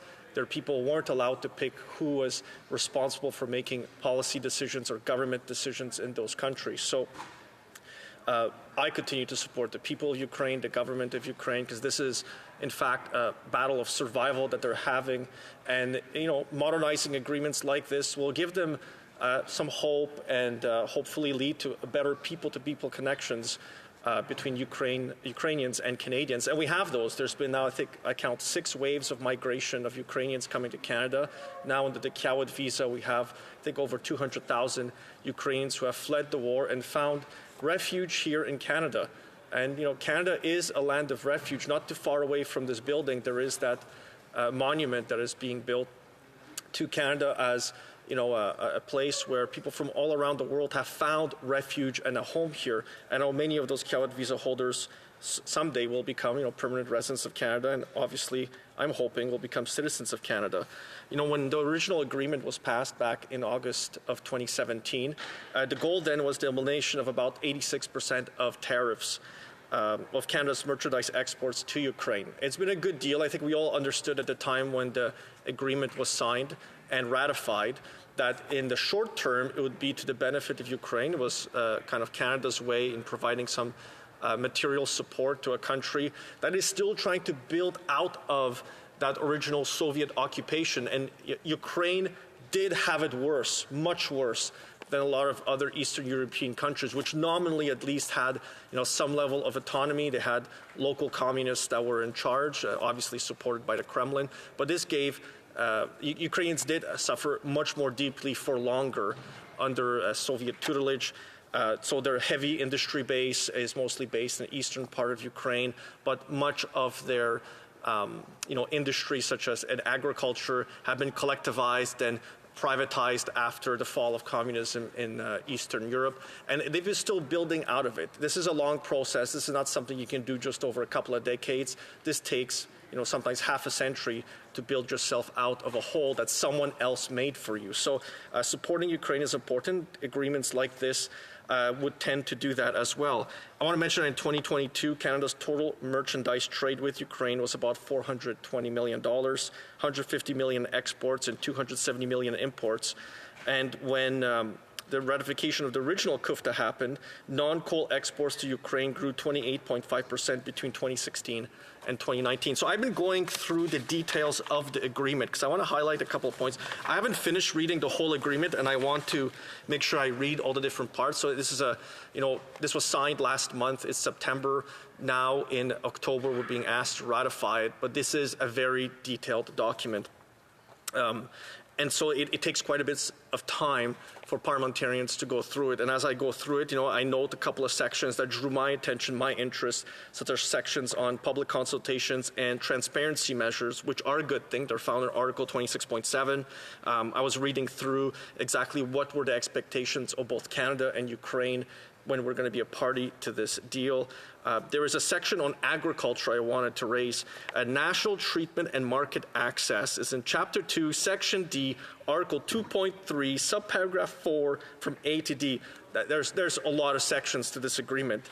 There's a subcommittee on agriculture that was created in 2017, and in this agreement, we're going to continue that deal. We, of course, know that a lot of exports from Ukraine will be agricultural goods. Ukraine is often called one of the breadbaskets of the world. Much of its wheat exports and its barley exports and other agricultural products are shipped through the Bosporus Strait, so across the Republic of Turkey, to places in Northern Africa, to the Middle East, and all around the world, which is why the export of grain, wheat, barley, and other products has been one of the focal points of the Russian Federation's aggression against Ukraine, trying to blockade those very important agricultural shipments, to try and starve them of funds, starve them of the ability to continue building that support internationally, because for many countries, they rely on Ukraine's agricultural exports. And if we can provide some measure of support, giving them a different market or the opportunity to use our market as a shuttling point to another market, we should provide for that. So I note there is this subcommittee on agriculture that will be continuing to work, but I also like to see a way for our farmers and for our agricultural producers, but also our upgraders, processors, our wholesalers to have an opportunity to be able to purchase Ukrainian products, agricultural products, and then resell them on the world market. I think we Canadians have shown ourselves to be entrepreneurial. Entrepreneurship is a highly valued set of principles that we always try to get our kids. If you want to start a business, I encourage my kids to do just that if they want to do that when they graduate. So I think it's something we hold very dearly as Canadians. And if there's an opportunity to help Ukrainian businesses, Ukrainian people, we should take it. So I note that because it is in there. It is important for people, especially in Western Canada and the prairies as well. What I was looking also to find, there's an entire section in the agreement which speaks specifically about country of origin labeling. This has been a sore spot for us with our American cousins to the south in the different agreements that we negotiate with them, because they keep trying to change the terms of the agreement, or at least in how they interpret it. And I was looking to find in this agreement, I haven't found it yet, specific sections on how goods and services from Luhansk, Donetsk, Crimea, Zaporizhia, and Kherson would be dealt with. These are all the occupied provinces by the Russian Federation of Ukraine. I would expect that these would have been dealt with in this agreement, so I'm still trying to look for those specific sections on how goods and services would be dealt with and how will they be treated, because they are not the territory of the Russian Federation. Those 4 referendums that they held in the oblasts, as they're called, were illegal, unjustified, not recognized by the international community because they were essentially just rammed through. You don't get a free vote when it's done at the pointy end of a firearm or with armored vehicles from the Russian Federation telling you and overseeing how you vote. So I would like to know how these territories and their products and the goods and services that they produce will be dealt with. Will we have a certain a measure and a way to distinguish them from Russian goods when, not if, when Ukraine is able to restore its control over those provinces? I'm hoping we'll be able to deal with those goods and services as well and be able to set them aside, perhaps give them special treatment within our tariff system, within our country of origin labeling system. I know, Madam Speaker, there is a Yiddish proverb that I often like to use, and I know my time is running short. This one's not a proverb that I think that is recognized, but it should be if it's not, because I think it applies to the House. So the late minion has the least amount of people arriving on time. At any shul, you'll know that nothing basically starts on time, but you need 10 10 persons present at a synagogue to begin its service. I would hope that during the debate on this on a free trade deal, because I'm a free trader, I believe in free trade, our party believes in free trade, but not every agreement is exactly the same. And I've kind of noted some of the things I'm looking for. I've noted the fact that I haven't been provided a briefing on the contents of the agreement itself, so all I really have to go is what's in C-57, which makes reference a lot to the agreement and the previous agreement as well. I would hope that more members would be allowed to participate and to be part of that minyan and be here and able to rise on behalf of their constituents to raise specific points that are of concern to them. I come from Calgary. It's a big oil and gas town, but we're also a big agricultural town. We have a lot of major agricultural shippers, manufacturers, producers, processors, which are interested very much in the Eastern European market, and especially the fate of Ukraine and making sure we support them. Alberta, Saskatchewan, and Manitoba are home to a huge, huge Ukrainian diaspora. And for many of them, they're watching this agreement and they're watching what the future of Ukraine is like. An agreement like this, gives them perhaps hope, but we need to look at more of the details before we pass judgment on them. Thank you, Madam Speaker. Questions and comments? The honourable member for Humber River Black Creek. Thank you very much, and I listened intently to my colleague, as I try to do most of the time when he's speaking on the floor. I'm just quite surprised, given what's going on in the Ukraine, and I think the desire for everyone to get this agreement through properly, but faster and effectively. I'm surprised that or maybe I misunderstood my honourable colleague, but I was hoping that we were going to complete these discussions on C-57 fairly quickly and move it to committee, where we look forward to having a very detailed conversation with the other members. Did I misunderstand the comments from the member? The honourable member for Calgary-Shepherd. I'd like to thank the member for the question. And no, she didn't misunderstand. I think the committee is the right place for an agreement to go into the details and an opportunity for stakeholder groups to come before the committee who have gone into, the weeds of it, what it would mean down to the customs codes and what the implications are of expanding certain sections. What I was referencing is as I'm going through it, would like to hear from more members on the floor of the House what their views are. And I'm sure our House leaders are talking right now, and we'll see what they decide to do on when we would see this at committee, and how much time would be devoted to reviewing the specific contents of the bill. Because like I mentioned, I am looking for those sections of how goods and services will be treated from the occupied territories, occupied by the Russian Federation, rightfully Ukrainian territory.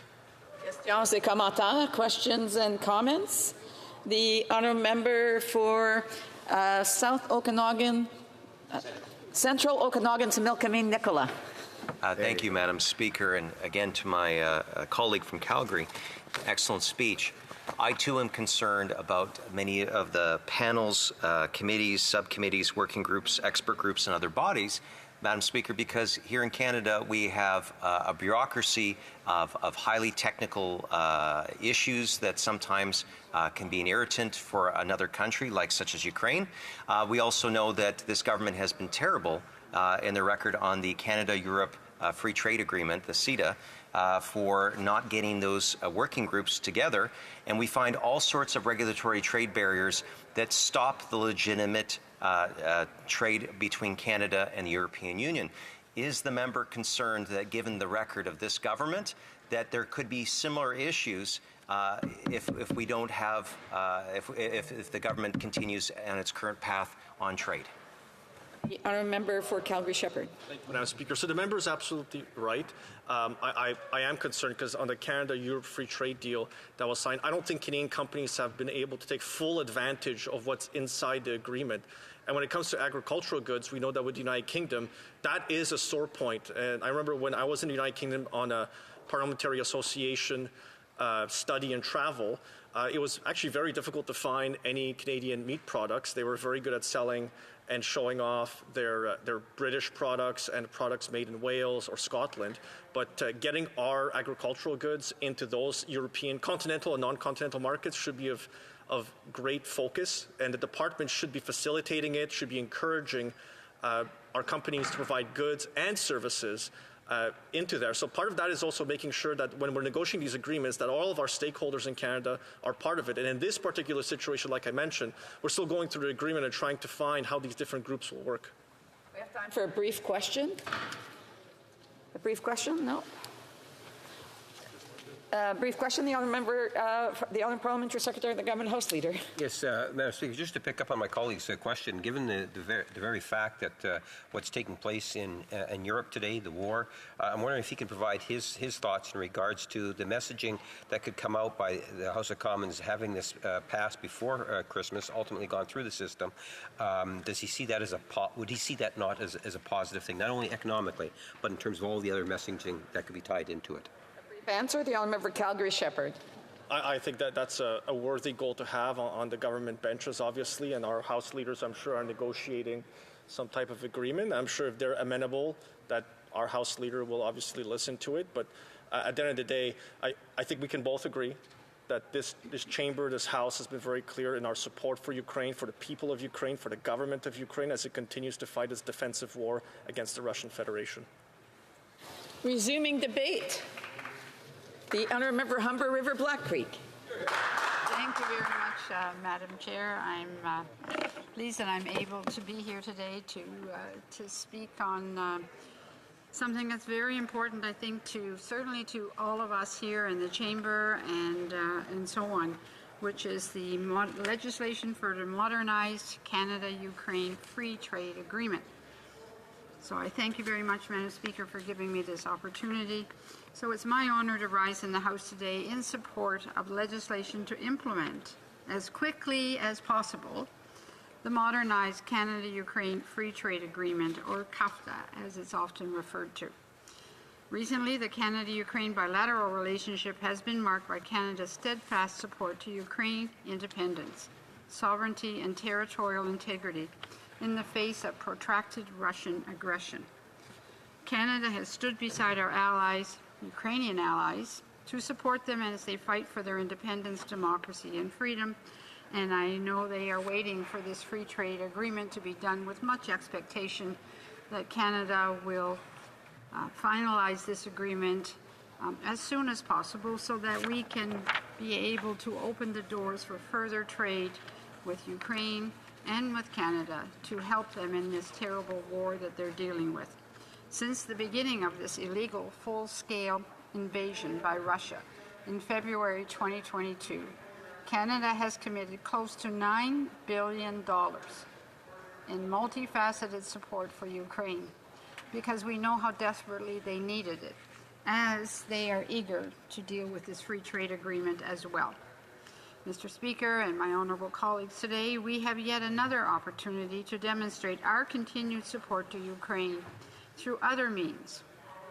What this means is that C-57 will not only offer benefits in the near term, but will extend well beyond the strengthening of the foundation on which Canadian and Ukrainian businesses can work together in the economic reconstruction of Ukraine and underpin the long-term economic relationship between our two countries. This is not a new deal. This is another expansion of the free trade agreement. We have been dealing with free trade with Ukraine for a very long time. And so this is not new, something that's just popped up that we haven't seen. We knew this was coming, and it's been worked on explicitly to make sure that it's the very best that it can be. So I'm referring to the modernized CUFTA, of course. Modernized CUFTA, as they like to refer to it, is a comprehensive high-standard agreement that, once implemented, will not only support Canadian and Ukrainian businesses, but will also deepen the commercial linkages, enhance cooperation, provide for increased transparency in regulatory matters, support inclusive trade, and help reduce costs for businesses. This is very much what this free trade agreement is about, and it's very important that we understand it all. One of the key outcomes of the original 2017 agreement was the market access that it gained for Canadian and Ukrainian produced and manufactured goods. If ever Ukrainian needed help with a free trade agreement, certainly is today. As of January 2024, all tariff elimination schedules will be complete, and over 99% of Canada's exports to Ukraine will be eligible to enter Ukraine duty-free. That's a very important aspect of this free trade agreement. This will make Canadian goods more competitive in the Ukrainian market, which we very much want, and vice versa will be especially valuable as we move towards reconstruction, economic renewal, and longer-term prosperity for Ukraine. Thanks to the CUFTA, Ukrainians will be able to enjoy more of high-quality Canadian goods, such as frozen meats and fish, fruits and vegetables, other consumer goods, and essential services. Meanwhile, Canadians will be able to enjoy the Ukrainian goods and services that we all enjoy to help with the cravings and the needs of many Ukrainians living in Canada. There is a multitude of brands from Ukraine that proved themselves to be a good addition to the Canadian market over the last many years. The CUFTA helps us broaden our horizons and support the Ukrainian economy, especially in these challenging times, and I know that they are very excited and looking forward to this passing. Throughout negotiations, both sides demonstrated an eagerness to reach an ambitious and high-standard agreement with the aim of facilitating increased trade between our two nations. Not to just meet the more immediate needs of reconstruction, which are great opportunities for Canadian companies to go to the Ukraine and help in the rebuilding process, but long into the future. This eagerness is reflected in how comprehensive the modernized CUFTA is, with respect to not only trade in goods, but also to investment, services, and inclusive trade. The CUFTA makes the reconstruction process transparent and sustainable. This agreement is the first FTA addressing anti-corruption provisions. Canada has always been there for the Ukraine since its independence in 1991, and this new agreement is yet another opportunity for Canada to make itself visible in Ukraine and to lead by example. As a result, the modernized CUFTA will not only maintain the preferential market access gained in the original FTA for merchandise exports and imports, but will also support new opportunities for expanded commercial ties between Canada and the Ukraine in the context of reconstruction efforts and well beyond.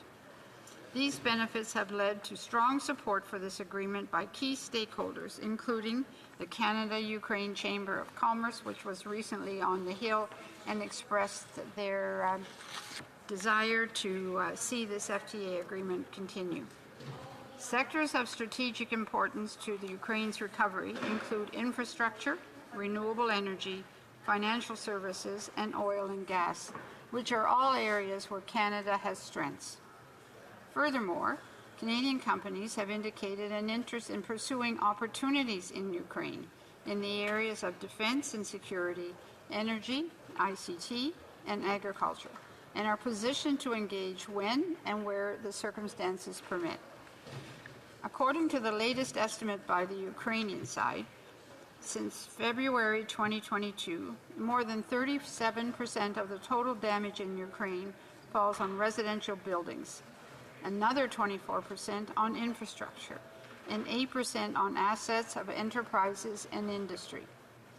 According to Ukrainian and international analysts, Ukraine will turn into the largest construction site in the world after this war ends. The modernized CUFTA will support Canadian businesses as they position themselves to respond to these interests, taking into account the scope of the market that Ukraine has. It is time to use that window of opportunities.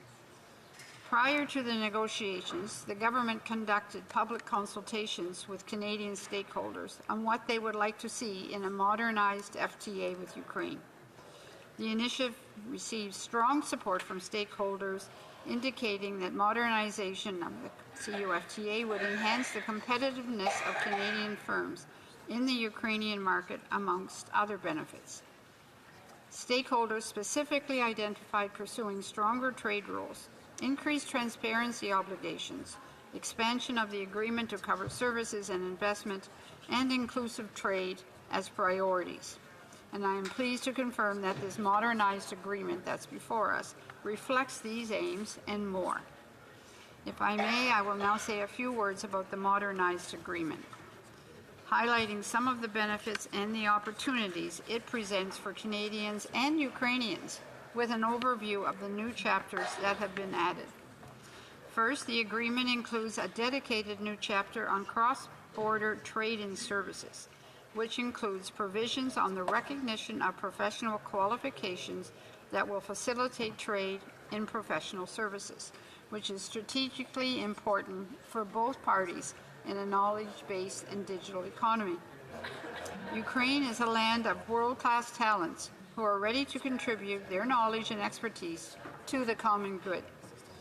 The new CUFTA allows these professionals to focus on their work and what they can do best, not on the bureaucratic ping-pong that can drain the needless energy and enthusiasm from all parties involved. The agreement also includes a new chapter on investment that will replace the Canada-Ukraine Foreign Investment Promotion and Protection Act. Featuring updated provisions on investment protection, the new chapter also ensures investment obligations operate as required. Thank you very much, Madam Speaker, for the opportunity. Comments, questions et commentaires. L'honorable député de Pierre Boucher des Patriotes Verts. The honourable member for Pierre Boucher. Thank you, Madam Speaker. I'm pleased to see we have government members speaking to C-57. That's important. That those who negotiated it be there to defend it. It also brings me to the question, in the current context, where Quebec, yesterday, the Parti Québécois tabled a budget, the state of the finances for an independent Quebec, what they would project.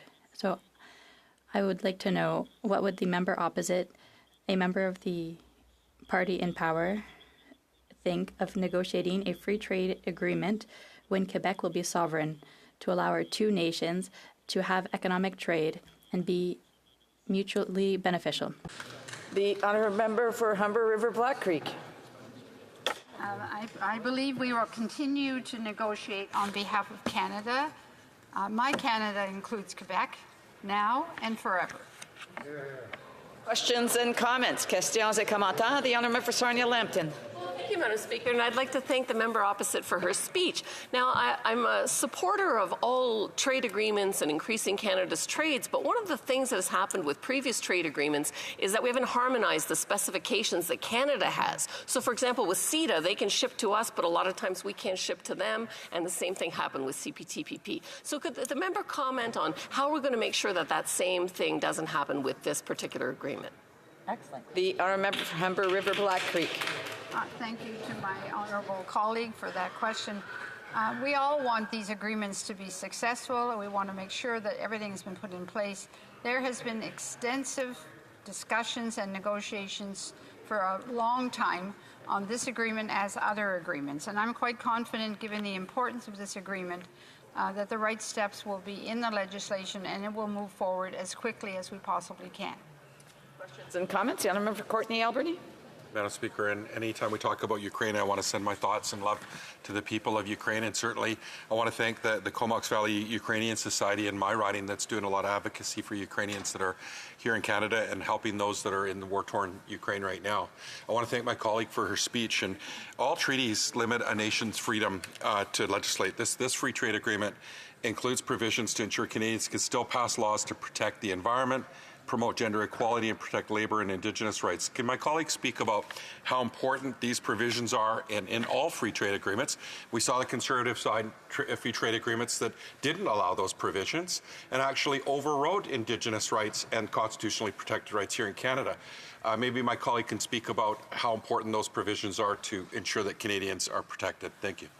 The honourable member for Humber River Black Creek. Thank you to my colleague for those comments. I think every agreement that goes forward must have all of those requirements. And I'd like to see that entrenched as much as possible in every piece of legislation that we do. Any work that we do with other countries around the world should all be of concern with what the human rights impacts are and how do we protect the environment as well as the Indigenous communities. We have an opportunity to put that in legislation, and I think it should be in all of the kind of documentation that we do. We have time for a brief question. The honourable member for Central Okanagan, Similkameen Nicola. Thank you, Madam Speaker. And I've asked this question of an earlier member. I'd just like to ask this member specifically, given that the Liberal government's track on trade when it comes to setting up panels and committees for technical working groups, we've seen on CETA, the European-Canada Free Trade Agreement, where many of those industry panels haven't even met, and that means that Canadians have not been able to trade the way that with reciprocity, the way we would with other countries.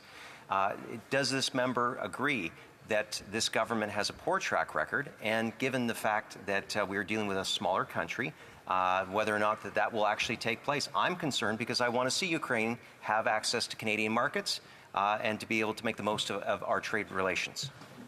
Sir, from the member for Humber River Black Creek. Every time you set up a free trade agreement, there are always challenges to move things along.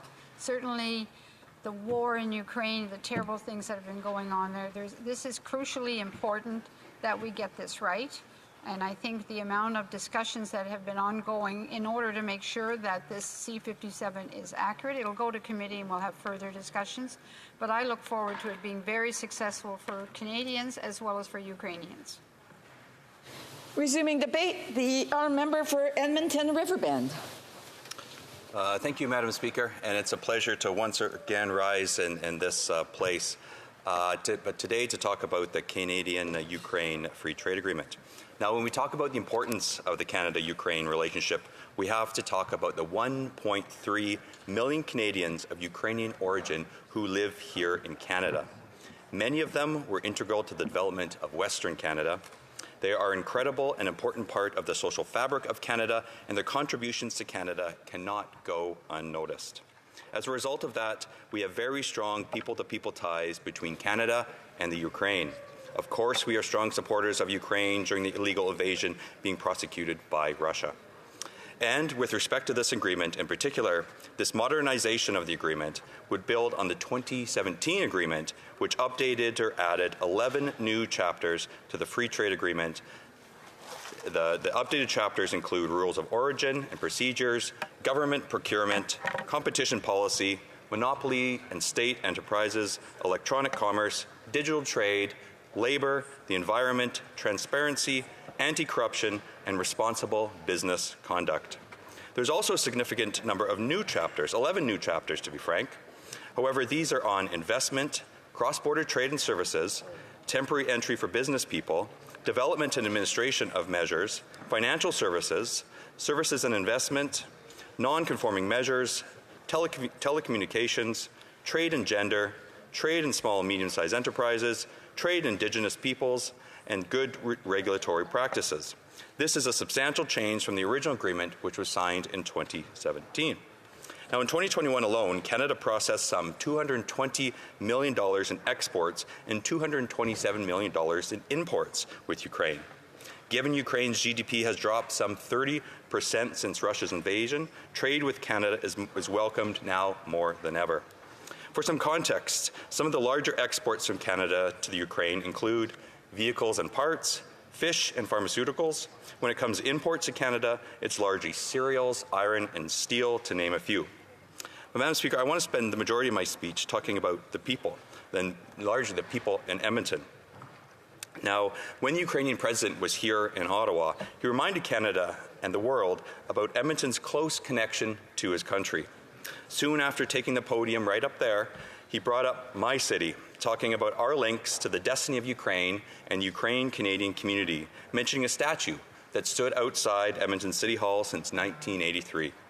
It was a proud moment for many Edmontonians, especially with his call to another monument there when Victory Day, when Ukraine conquers and wins this Russian war against Ukraine. This was stated no more clear than the president of the Ukrainian-Canadian Congress, Alberta Provincial Council, where she stated, "This is amazing. He's paying attention. He knows who we are." Now, the Ukrainian-Canadian Congress, the Alberta Provincial Council, has done incredible work during this war, Madam Speaker.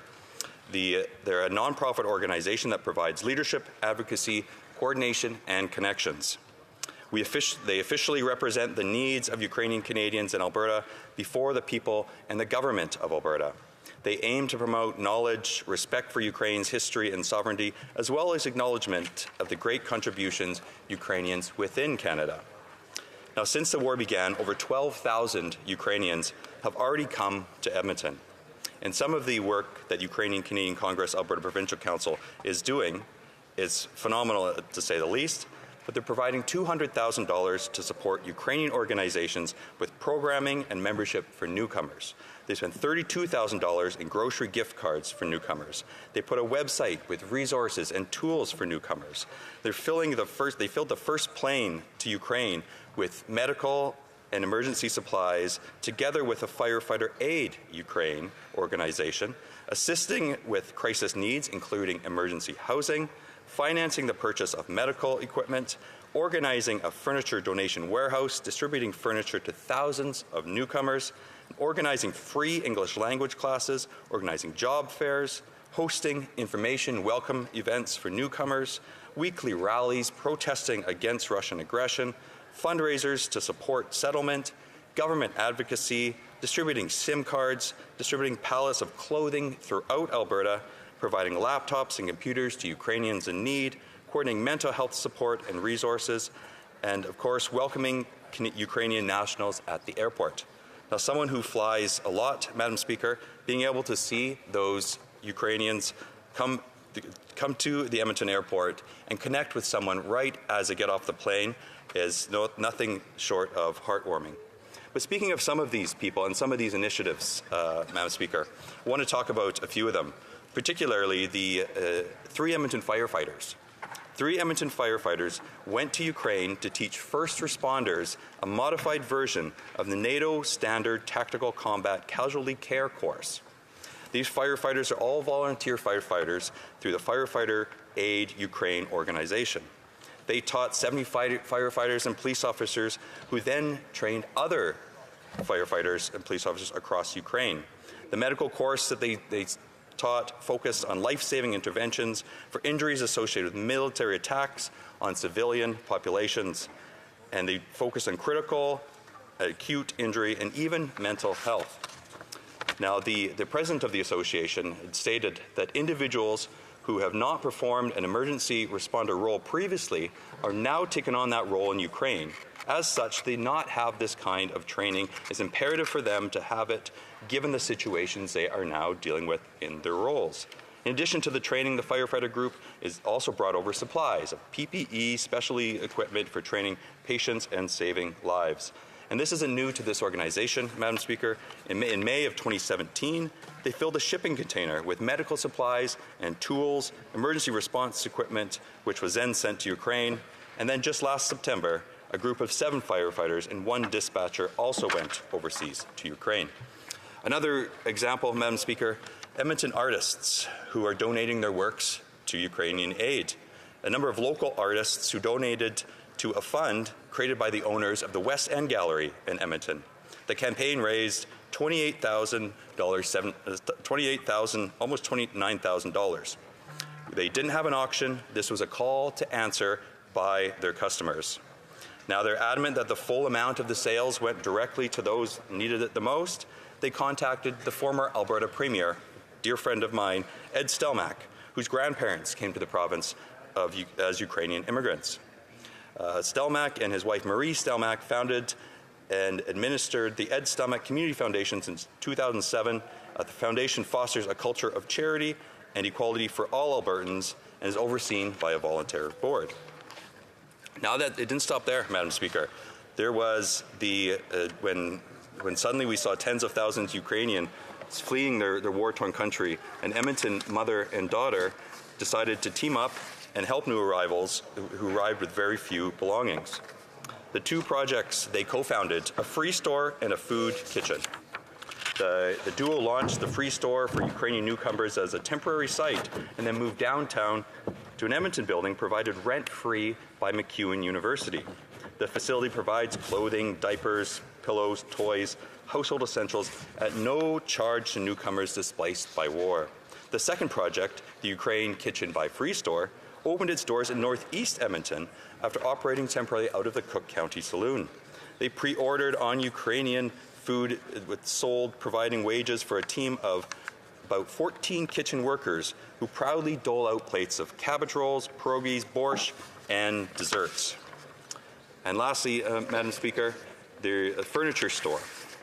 For nearly 10 months, the Ukrainian-Canadian Congress Alberta Provincial Council has been operating a furniture depot in a northwest Edmonton warehouse, supplying newcomers with essentials to set up their homes. Approximately 35 families utilize the free warehouse weekly, and most need mattresses and other supplies. The whole operation is housed in the Boilermakers Lodge 146 building near High Park Industrial Area. Now, Madam Speaker, this isn't new to Edmonton. The Ukrainian Cultural Heritage Society was founded in 1971, and I'm sure my colleague from Sherwood Park, Fort Saskatchewan won't mind me mentioning it. And the number of exhibit galleries that provide a closer understanding of the Ukrainian settlement in East Central Alberta has been critical to the education of so many Albertans and Canadians. Now, Madam Speaker, these are just some of the reasons why Canadians are watching this debate so closely. The Conservative Party is 100% behind supporting Ukraine, supporting trade and free trade. Free trade between free nations is something we support 100%. As a member of the International Trade Committee, I look forward to going through this agreement and to the debate on this agreement in the House. Questions and comments? The Honourable Parliamentary Secretary of the Government House Leader. Yes, thank you, Madam Speaker. You know, we hear a great number of members stand up and talk about how important the trade agreement is from the perspective of what's taking place in today in Europe, and that is the war, the illegal occupation of Russia in Ukraine. And we have seen a united front in regards to that. On September 22, the President of Ukraine was here. President Zelensky signed this trade agreement off. And today, now we are debating the trade agreement. And my question to the member is something I posed to other members of his caucus. And that is, given the very nature of this particular trade agreement, yes to the many economic benefits for both Canada and Ukraine, but could he provide his thoughts in regards to the powerful message it would pass if this was to pass before Christmas, given the fact that this is the first trade agreement for Ukraine since the war has begun? For Edmonton Riverbend. Thanks, Madam Speaker.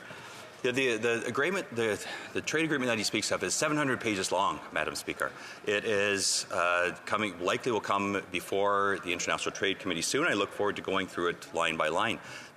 As he wants to talk about the future agenda of the House, he's in a position as a deputy government House leader to have those conversations. So I'd encourage him to have those conversations with our House leader and other House leaders as we go on. But I do want to bring up what he did mention when the President was here and spoke very passionately about, he chose one city alone to speak about here in Canada, and that city was my city of Edmonton. And that's why I would like to highlight a lot of the work that we as Edmontonians have done to support Ukrainian newcomers. Questions and comments? The Honourable Member for Beauport-Limoilou. Thank you, Madam Speaker. Unlike what's been said and said again this morning in this House, we are not currently debating the Canada-Ukraine Free Trade Agreement or its provisions and content. We are debating C-57, which is nothing more than the implementation of said free trade agreement. It's a 1,000-page agreement. It contains 30 chapters, but parliamentarians were not given the opportunity to express their views on it. We are only asked to express whether or not to implement it. So here's my question. Will there eventually be an opportunity for agreements and treaties to be reviewed by parliamentary committees? Thank you. Riverbend. Thank you, Madam Speaker. And it's a pleasure to rise and to answer the question from my good friend from the Bloc Québécois. She highlights a really important point of what we're going through right now. Again, 700 pages. This is in addition to what happened in 2017 when the initial agreement was signed. This hopefully will come before, depending on what happens here at the House, will come before the International Trade Committee, which I sit on, and looking forward to going through it line by line, because ultimately this is important for Canadians and for the country of Ukraine. Questions and comments. The Honourable Member Courtney Alberni. Speaker. I want to thank my good friend for his speech. And we're talking about trade agreements today. We've been talking about other trade agreements outside of this one as well. Right now, Canada is negotiating the UK-Canada Free Trade Agreement. And my colleague and I have been working together because we know recipients of British state pensioners living here in Canada, their cost of living has been indexed and frozen. Unlike Canadians that are living in the UK, which are getting the cost of living increase.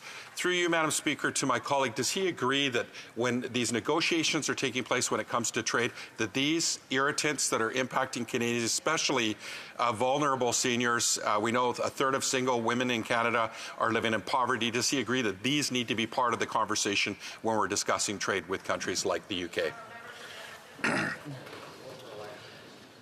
Thank you, Madam Speaker. The honourable member from Courtenay Alberni couldn't have brought up an issue more closer to my heart, and I know his. The unfortunate issue that's facing British pensioners. It's as the UK-Canada Free Trade Agreement comes forward. Further, that's certainly something that we have been pushing for to make sure that the UK government understands the severe impact this is having on UK pensioners that are living right here in Canada. Here. Resuming debate, the honourable member for Etobicoke Centre. Thank you very much, Madam Speaker. And last week I had the opportunity to be here in the House when our minister introduced this legislation. I was very proud to sit beside her as she introduced it then, and I'm very proud to stand here today to speak in support of this important legislation. This is, to me, good legislation for Canada, and it's good legislation for Ukraine. It's great for our economies. It's good for Canadian workers. It's good for Canadian investors and business people. But it's also great for Ukrainian workers and Ukrainian business people. And so there are tremendous economic benefits that will come to citizens of both Canada and Ukraine if we pass this legislation. But this is also an important step, I think, in supporting Ukraine's victory, in supporting our collective victory. I've heard a number of the members here today speak about how supportive they are of Ukraine, how we want Ukraine to win. Well, one of the ways we can do that is to make sure that this legislation passes and that it passes as quickly as possible. I want to share with you a quick story. Well, first off, I want to recall what it was like when President Zelensky was here in the House just a few weeks ago. And he gave a historic speech to our Parliament. And then he visited the Fort York Armory in Toronto, where we met with Canadians.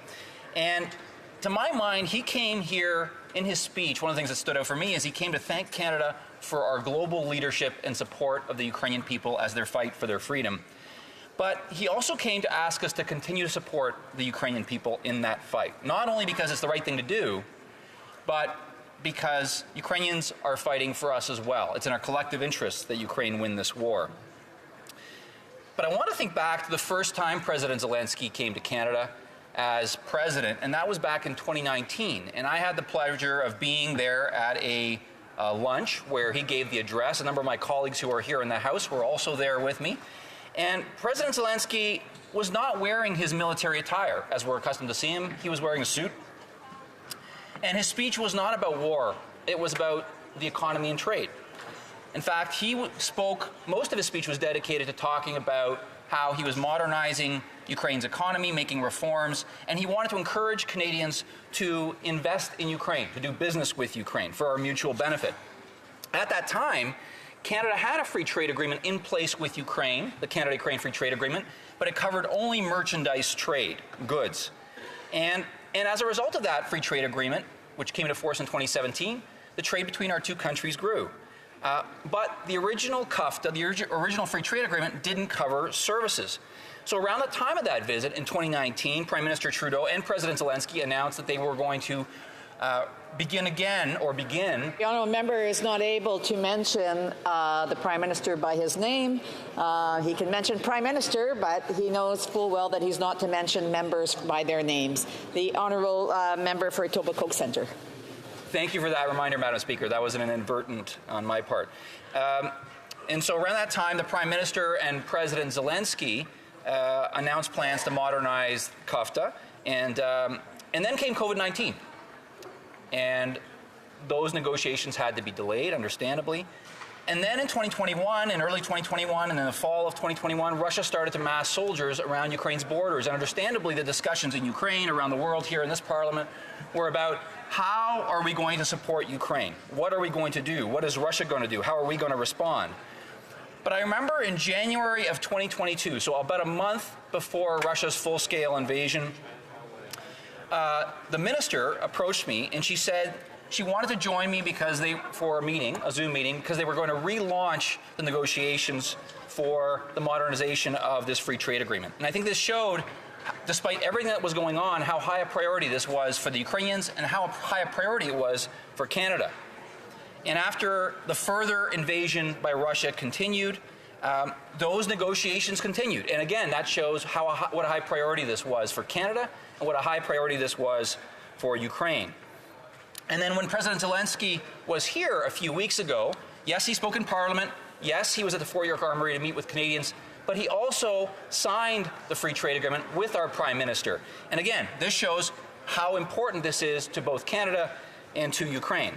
So what's so great about the new modernized free trade agreement? Well, it will maintain the preferential market access gained in the original free trade agreement for all Canadian merchandise exports to Ukraine. That's great for Canadian business people and workers. The agreement also includes dedicated new chapters on trade and services, investment, temporary entry, telecommunications, financial services, and inclusive trade, and updated chapters on labor, environment, and transparency, and anti-corruption, among a number of other things. The agreement will facilitate enhanced cooperation, improve the ability to resolve trade disagreements, promote openness and inclusivity, increase transparency in regulatory matters, and help reduce transaction costs for businesses, which is good for business, good for workers, and increases trade. And it will commit Canada and Ukraine to respect and promote internationally recognized labor rights and principles, and to the effective enforcement of labor and environmental laws. There are also significant measures in place to help prevent and respond to corruption. So I think all in all, this is an agreement that's structured in such a way to benefit Canadian businesses, Canadian employees, and workers, but also to make sure that those investments that Canadians are making in Ukraine and vice versa are protected. So this is a great economic opportunity for Canadians, great economic opportunity for Ukraine, but there's something else about this that's really important. This is an important step in supporting Ukraine's victory and supporting our collective victory. And let me tell you what I mean by that. As we speak, the Ukrainian people are fighting to defend themselves against Russia's genocidal war. And notwithstanding their courage, the courage of the Ukrainian people and their resolve, the situation is dire. Russia is committing genocide every day. Millions of people have become refugees in and outside Ukraine. Hundreds of millions of people in the global south are facing food shortages and famine because of Russia's invasion and blockades of Ukrainian food exports. And the war is the primary cause of food and energy inflation around the world. And most importantly, the war poses an existential threat to global security and to Canada's security.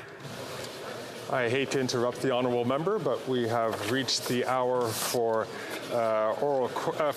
statement by members. But before we do that, I'd just like to let the member know that he will have 3 minutes and 20 seconds on the clock for the rest of his speech. Excuse-moi. Je me dévance un petit peu. Getting ahead of myself. Statements by members. The honourable member for Yukon. Mr. Speaker, only a few decades ago, polio was a common and much feared infectious disease. Now we are tantalizingly close to eradicating polio through vaccination. One outstanding polio champion is Rotary International, a key partner in the Global Polio Eradication Initiative, which to date has vaccinated 2.5 billion children worldwide. Ramesh Ferris is a Rotarian hero in my riding of the Yukon. A polio survivor, Ramesh hand-cycled across the country in 2008 in a fund and awareness-raising Cycle to Walk campaign. Today, Ramesh remains at the heart of Rotary's tireless eradication campaign. While we celebrate 99.9% success in ridding the world of polio, the last 0.1% is by far the toughest. Polio remains endemic in 2 countries, while new outbreaks in different regions of the world continue to challenge us. Many of these areas are racked with conflict and instability, reminding us that peace must pave the way to good health. Mr. Speaker, as we mark World Polio Day, let us renew our commitment to make polio a disease of history. The Honourable Member for Haliburton-Kawartha Lakes, Brock. Each year, 2 students from each of the 7 high schools in my riding are selected to participate in a program called the Capital Experience. During their 3-day visit to Ottawa, they will learn about the various career opportunities that await them following their graduation from post-secondary education. I would like to introduce this year's participants: Liam Rutledge and Lillian Keys-Brazier from IU Weldon, Eric Carpenter and Lauren Lachance from Fenelon Falls, Cole Hamilton and Adela Hubbard from Highlands, Regan Lusted and Angela Staples from St. Thomas Aquinas, Emma Howard and Aaliyah Rowe from LCVI, Mackenzie Slama, Tame Alsadi and Oriana Ing from Brock, and of course, Jacob Wind from Crestwood. I'd like to thank the sponsors, the many Lions clubs, the Rotary clubs, and Royal Canadian Legions that contributed, the many individuals that took time out of their schedules to meet with them. Thank you. It is my hope that these students will be inspired as they continue future opportunities as we welcome them to Ottawa. Hear, hear. Then I have the Honourable Member for Humber River, Black Creek. Thank you very much, Mr. Speaker.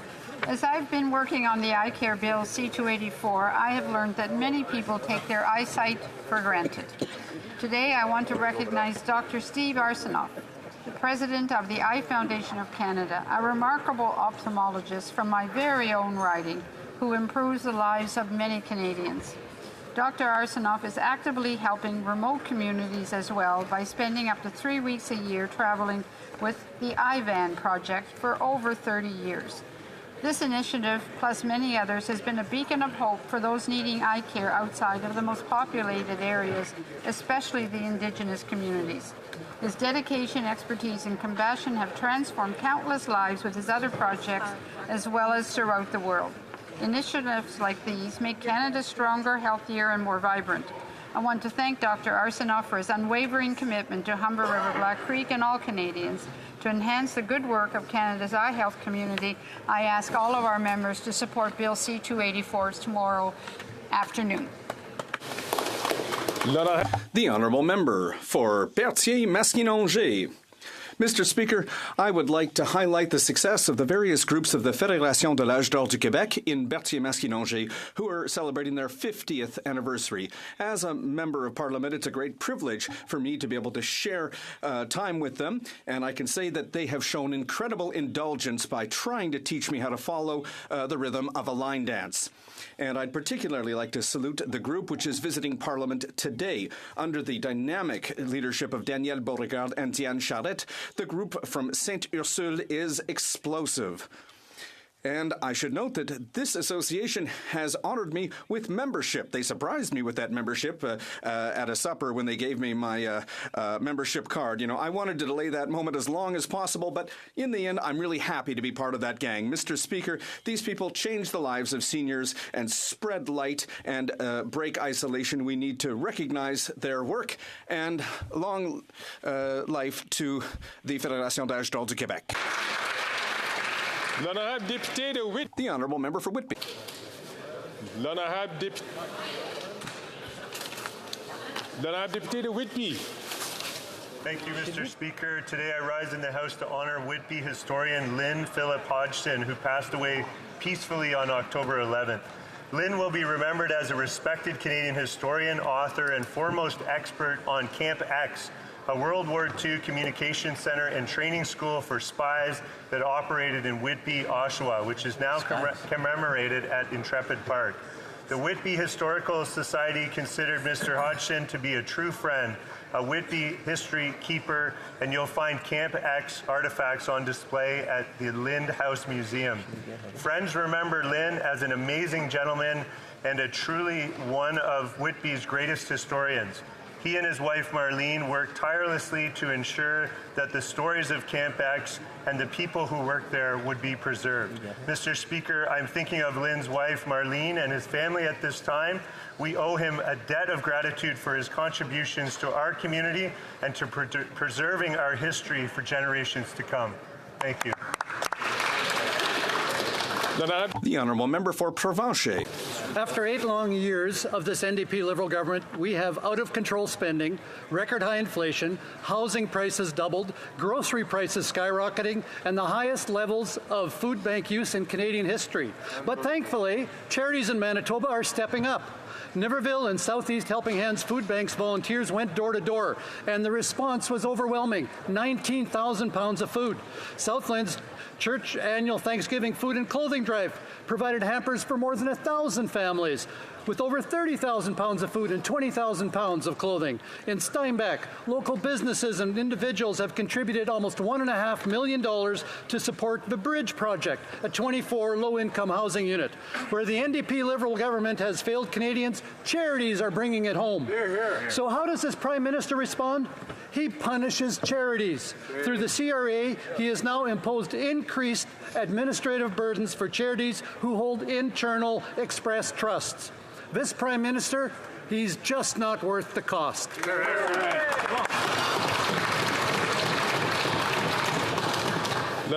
The Honourable Member for Aurora, Oak Ridges, Richmond Hill. Thank you, Mr. Speaker. I have heard from many constituents about their concerns regarding the recent events in the Middle East. Canada, as a nation of peace, must do everything it can to find a way to end the bombardment of Gaza and the current conflict, and to continue to ensure humanitarian aid reaches those devastated by the violence. Innocent Palestinians living in Gaza have the right to the essentials of life, the right to live in dignity. We support Israel in their drive to free hostages held by Hamas and to protect itself from further terrorist attacks within the limits of international and humanitarian law. At home, we must not entrench ourselves in positions pitted against one another. Reports of hate crime, anti-Semitism, and Islamophobia hurt us all. This is not the way to find peace and promote security, not in Israel and Palestine, and certainly not here in Canada. Peace be with us all. Shalom. Salam.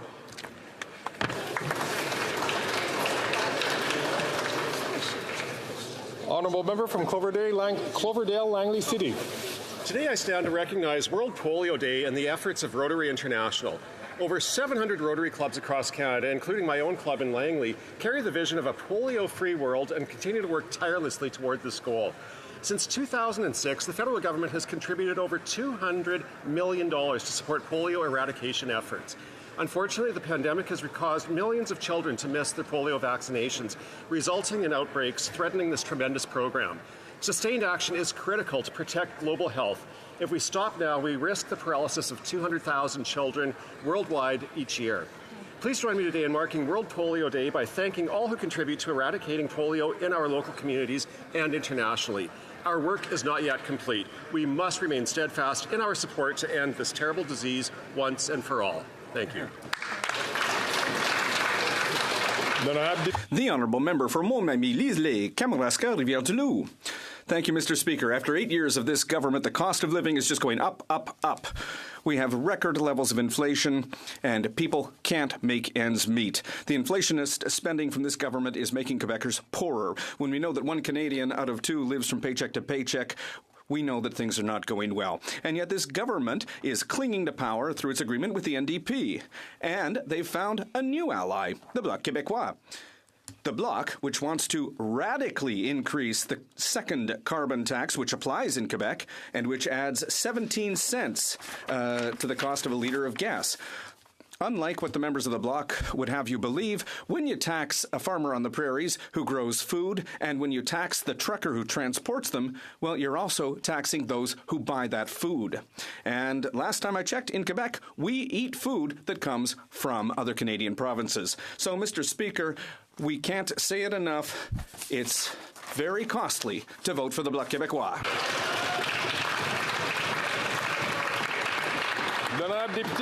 The Honourable Member for Vancouver-Granville. Mr. Speaker, 30 years. That's how long the Member of Parliament for Vancouver Centre has served in this chamber.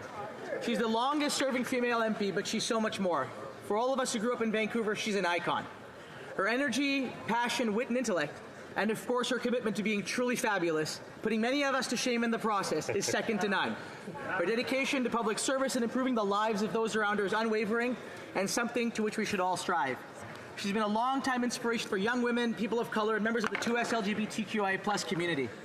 Tomorrow, Mr. Speaker, the City of Vancouver is proclaiming October 25th as Hetty Fry Day, an honor that she richly deserves. I am honored to serve with her and grateful to call her a friend. I know that every member in this place, and particularly her colleagues... So...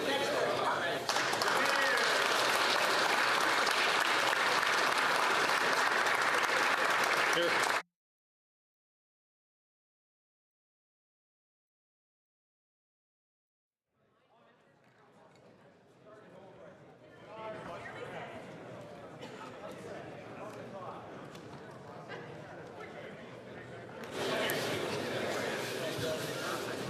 I'd like to remind all members, this is one of those gray area situations because it was a...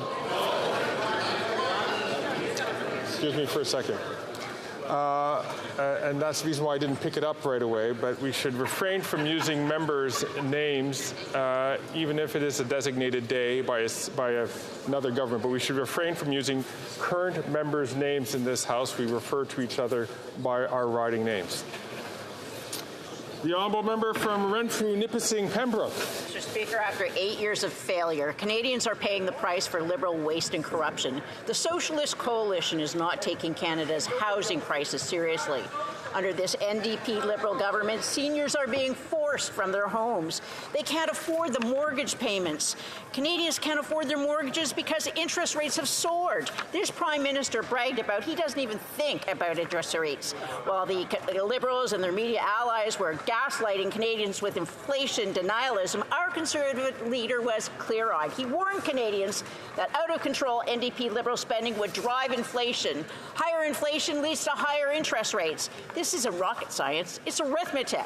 The NDP plus the Liberals equals a government that is spending more than we can afford. This Prime Minister is not worth the cost. Only common sense Conservatives will bring the solutions that Canadians need by building homes they can actually afford. Yeah!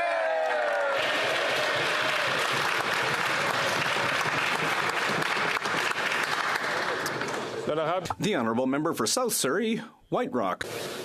It is with a heavy heart that I address the tragic news out of Sault Ste. Marie.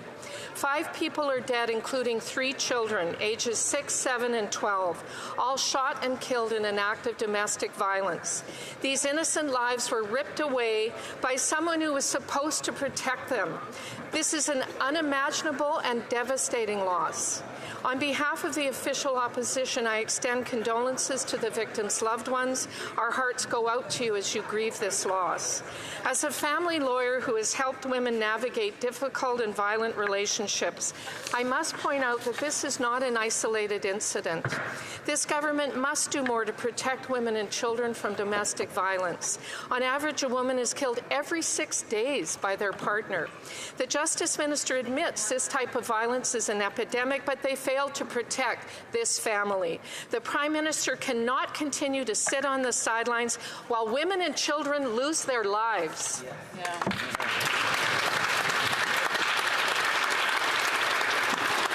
Then I had the honourable member for Halifax. Mr. Speaker, I rise today to commemorate the 190th anniversary of the United States Consulate in Halifax, which marked the birth of diplomatic relations between our nations as the first U.S. consulate in British North America. Over the years, our diplomatic ties have grown stronger as we've weathered challenges together, from historic events to evolving geopolitical dynamics, from the Halifax explosion of 1917 to the tragic events of September 11th, 2001. We have stood together in times of need. Today, the U.S. Consulate in Halifax continues to foster economic, cultural, and educational cooperation in the Atlantic region. I would like to recognize in particular the remarkable contributions of Lyra S. Carr, who assumed the role of Consul General in July 2021, becoming only the 2nd female Consul General in the post's history. As we celebrate this enduring partnership, let's remember the words of President Biden in this very chamber. Canada and the United States can do big things. We stand together, do them together, rise together. We're going to write the future together, I promise you. The honourable member for Winnipeg Centre. Mr. Speaker, I rise with a heavy heart as the most horrific violence continues in the Middle East. We need an immediate ceasefire, the release of all hostages, investigation of war crimes by the ICC and ICJ, an arms embargo, and the provision of humanitarian aid for the people of Gaza. I'm also alarmed by the rise in anti-Semitism, Islamophobia, and anti-Palestinian racism. Not only are people worried about the safety of family members in Palestine and Israel, they worry about their own safety as hate incidents multiply. Let us be clear. Canadian Jews are not responsible for the actions of Netanyahu's government, and Palestinian, Arab, and Muslim Canadians are not responsible for the actions of Hamas. Targeting people because of their faith or ethnic background is not activism, it is racism. People are hurting and afraid. We must come together and recognize each other's common humanity. We must speak up loudly together against rising hate. Thank you, Mr. Speaker.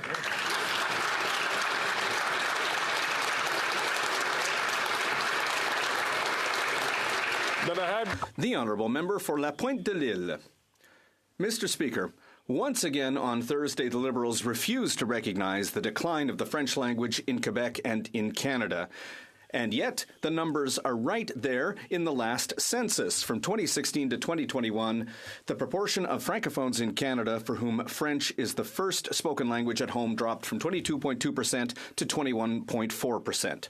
The proportion of Quebecers who primarily speak French at home dropped from 79% to 77.5%. And in the workplace, we've gone from 81.9% in 2011 to 79.7%. Those are the facts.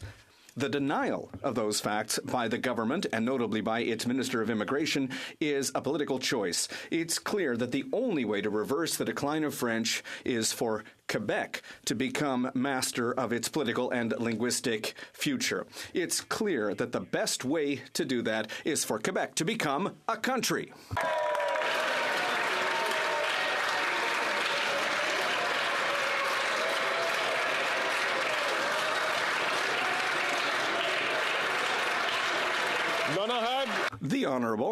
The Honourable Member for St. Albert, Edmonton. Mr. Speaker, after 8 years, this NDP Liberal government will stop at nothing to cover up their corruption. Yesterday, in a brazen effort to shield the Prime Minister, Liberal and NDP MPs voted to shut down committee to block the RCMP Commissioner from answering questions about the Prime Minister's obstruction of an RCMP criminal investigation into his conduct during the SNC Lavalin scandal. This is the same Prime Minister who obstructed justice to protect SNC Lavalin, and when his Attorney General stood up to him, he fired her. The same Prime Minister who's been found guilty of multiple ethical violations, and now we learn the same Prime Minister who thwarted a criminal investigation into his own wrongdoing. The record of this Prime Minister is one of corruption and cover-up. After 8 years, he's not worth the cost. Hear, hear, hear.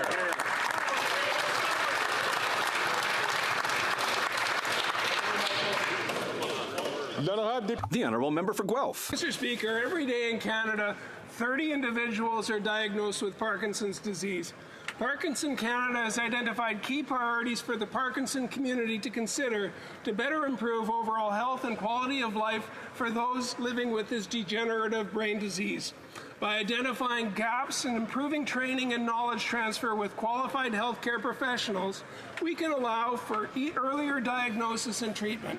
Examining the systemic issues and barriers in our healthcare system will determine the steps we can take to increase the number of healthcare practitioners available to support the people that are living with this disease. And by advancing equitable access to care and improved treatments, it will ensure better quality of life for all Canadians living with Parkinson's. Today, I'm joining our member from Milton and Senator Stephen Green to host Parkinson Canada on the Hill to hear from the voices of those working to help those diagnosed with Parkinson's and improved outcomes in Wellington, room 310 from 6 to 7:30 p.m. Thank you, Mr. Speaker. Questions orales. L'honorable. The Honourable Leader of the Opposition.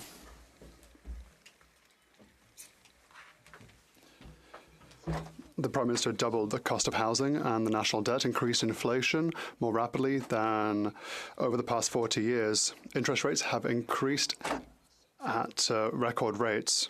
This doesn't only harm Canadians' wallets, but also harms Canadian unity. We've just seen the first budget for an independent Quebec. They justify their budget by saying that the Prime Minister is plunging this country in debt. Does the Prime Minister realize that he's not worth the cost, the financial cost and the divisive cost? The Right Honourable Prime Minister. I'd like to answer to my colleague very shortly, but I would like to express my deepest condolences following the death of 5 Canadians, including 3 children, in Sault Ste. Marie this morning. Tragedy that occurred after intimate partner violence escalated into a shooting rampage at 2 homes. I want to extend my deepest condolences to the grieving families, friends, and loved ones of the victims. Know that you are not alone.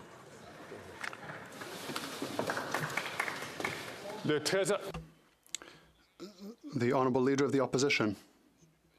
Mr. Speaker, we also offer our deepest condolences to all those who have been affected by this tragedy.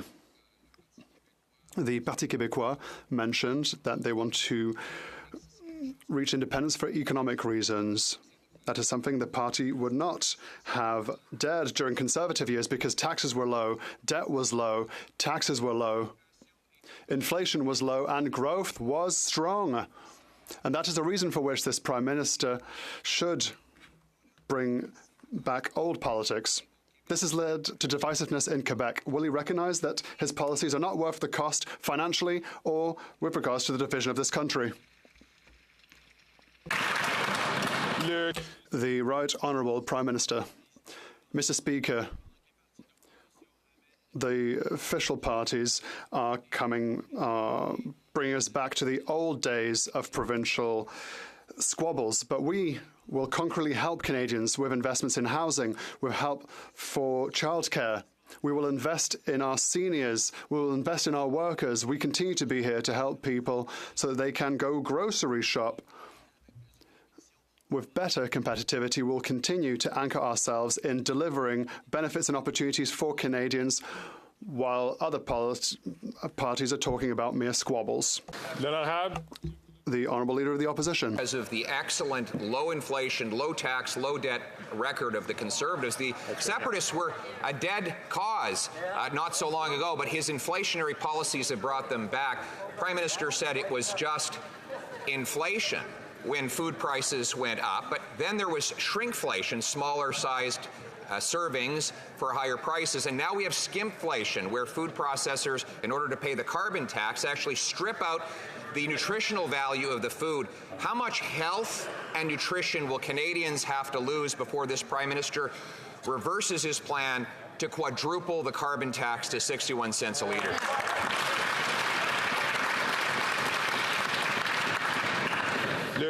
The Right Honourable Prime Minister. Mr. Speaker, the member opposite likes to play word games. I suggest he's conflating all the issues together to try and scare Canadians. The reality is, Mr. Speaker, while he's reaching for new boogeymen to try and make Canadians fearful and angry, we are delivering supports for Canadians with historic announcements on housing across the country. Municipalities are stepping up to respond to the needs of Canadians on moving forward and with greater competition to bring down or to stabilize grocery prices, to continue to be there for seniors, for young people. We know cuts the Conservative leader are proposing are not the answer. We're going to continue to be there for people. Then I have the Honourable Leader of the Opposition. They're living with Liberal cuts every day. They have to cut how many meals they eat. They have to cut the portions that they eat. And now they're cutting the nutrition out of that food because after 8 years, his carbon tax and his inflationary policies are clearly not worth the cost or the corruption. Yesterday, the Prime Minister's toadies in the NDP and Liberal committee blocked the RCMP commissioner from testifying about the Prime Minister blocking a criminal investigation into his S&C scandal. Now, the ArriveCan app is under criminal investigation after wasting $50 million. Will the Prime Minister agree to personally cooperate with this criminal investigation into his Arrive scam app?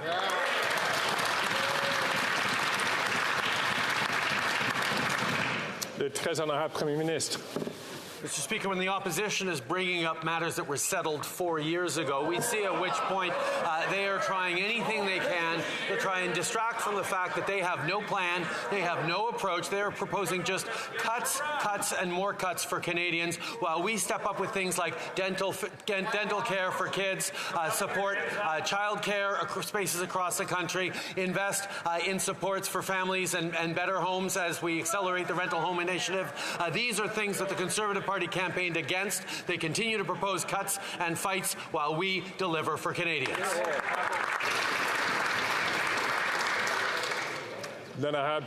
The Honourable Leader of the Opposition. Amplified disinformation on the subject last week. He went into hiding and refused to answer questions, and then sent out his public safety minister to offer a midnight answer.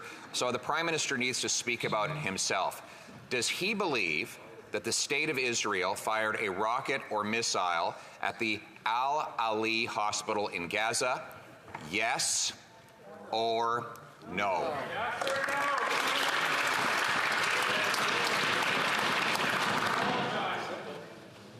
Le très honorable chef de l'opposition, le très honorable Premier ministre. Monsieur le Président, when it comes to issues that have such a serious impact on Canadians and on people around the world, we need to make sure we're grounded in facts. That's why I asked our defense experts and our military specialists to analyze open source and classified data to come to a conclusion. And the conclusion is that according to the best evidence that they have, Israel did not fire a rocket at that hospital.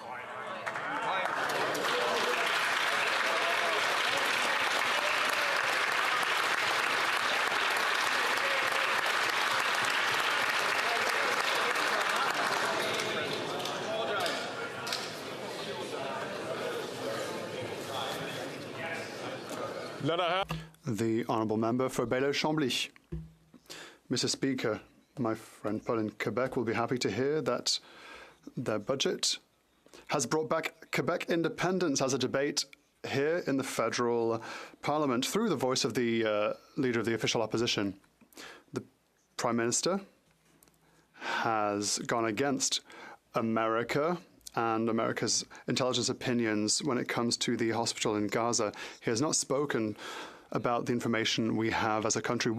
How will he persuade the United States to join our call for a consensus for a truce in Gaza and Palestine? The Right Honourable Prime Minister. Quite the contrary, Mr. Speaker. I spoke to President Biden last weekend, and we continue to do everything necessary as allies to ensure that humanitarian assistance can cross into Gaza through humanitarian corridors. We will continue to strive for this, for humanitarian truces that will allow aid to reach innocent civilians that need help. We need to see hostages released. We need to protect the lives of innocents. Canada is fully involved, included with sending humanitarian aid. The Honourable Member for Bailleul-Chambly.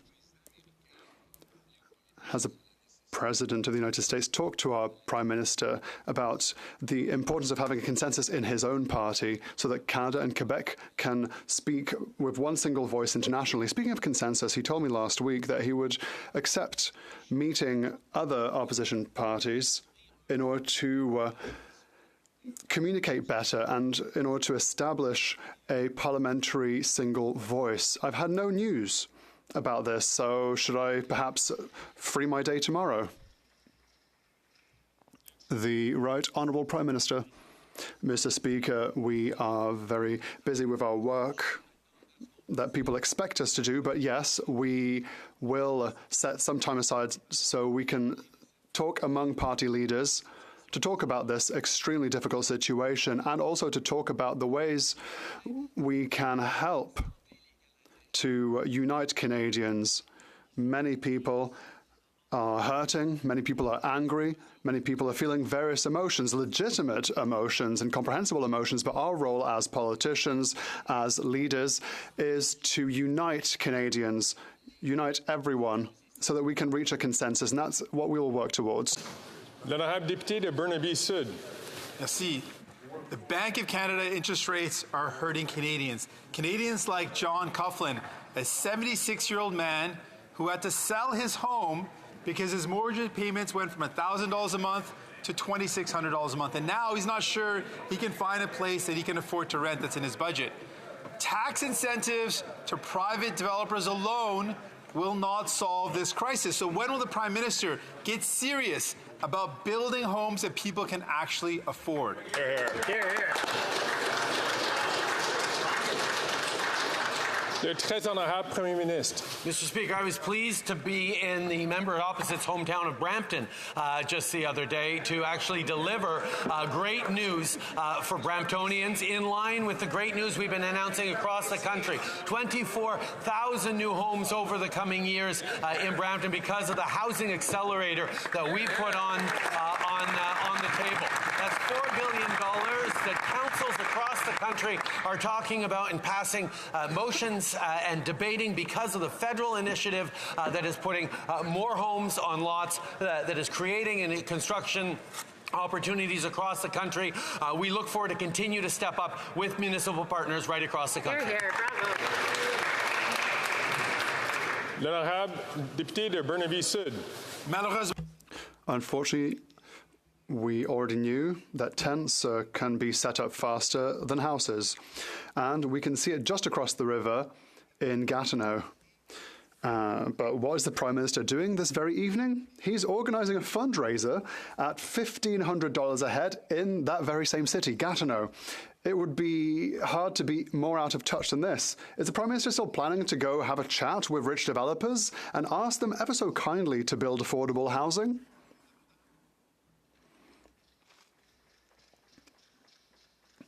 The Right Honourable Prime Minister. Mr. Speaker, we are very happy to have signed a new agreement on housing with the province of Quebec. The Minister for Housing will have more details to share on this agreement, this unprecedented agreement. We will always work in collaboration with the government of Quebec in order to put forward a plan that works for Quebecers and that will allow that more housing be built more rapidly. That is our priority, of course, Mr. Speaker, and that is the reason for which we are working not only in Quebec, but from coast to coast to coast with our Housing Accelerator Fund. We are delivering for Canadians and we will continue to deliver for Canadians by working hand in hand with Quebec and other provinces. Then I have Député de Thornhill. Mr. Speaker, when NDP MPs are not busy covering up for the Prime Minister's scandal, they're busy defending anti-Semites. Just yesterday, the NDP member from Hamilton Centre wrote a letter in support of an anti-Semitic MPP that even the Ontario NDP had to expel. Wow. Does the leader of the NDP support his member's letter, and does he support the position of this Ontario MPP?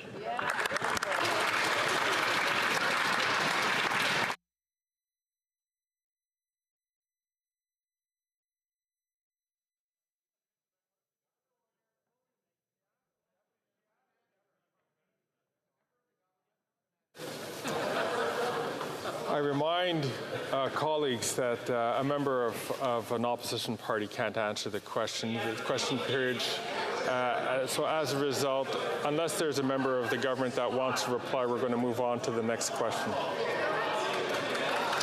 The honourable member from Calgary, Forest Lawn. 8 years of Liberal NDP incompetence, doubling the national debt, resulting in the most rapid mortgage interest rate hikes in Canadian history, putting Canadians most at risk in the G7 for a mortgage default crisis. Around 70,000 mortgages are renewing every month with a minimum of at least a doubling in interest rate. Expensive photo ops don't help either, like a $4 billion housing photo op that built a whopping 0 homes. I mean, the member from Vancouver Granville probably flipped more homes than that. This Prime Minister is not worth the cost. Will he stop his inflationary deficits and balance the budget so Canadians don't lose their homes?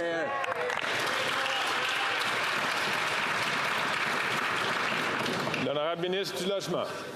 Mr. Speaker, it's been fascinating to watch the Conservatives make misguided criticisms about the Housing Accelerator Fund because they fear that it's actually going to create more homes for Canadians. They are rooting against home building in this country for their political interests rather than supporting policies that will put a roof over their neighbours' heads. Mr. Speaker, where the Conservatives promise to cut funding for housing, we will continue to make the investments necessary. It is the right thing to do. It is the only way to approach the housing crisis, and Canadians will find relief from the measures that we are putting forward on this side of the House.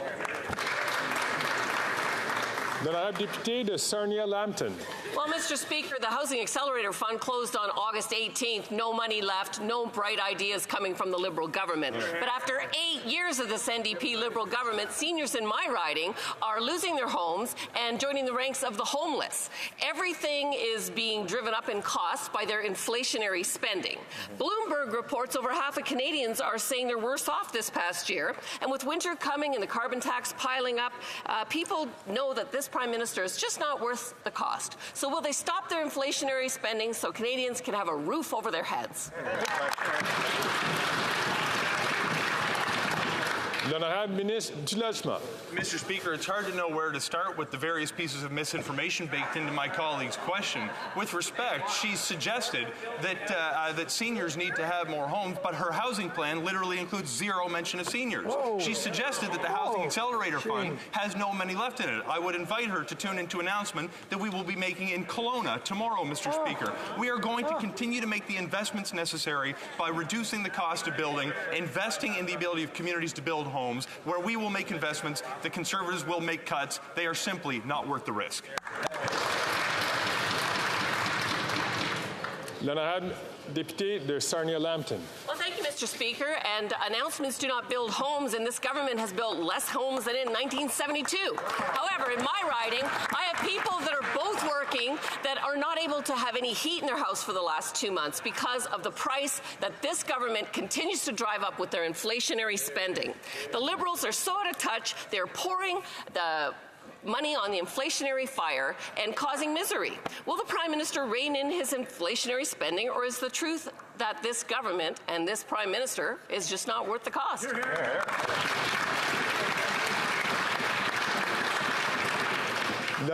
L'honorable ministre. Thank you, Mr. Speaker.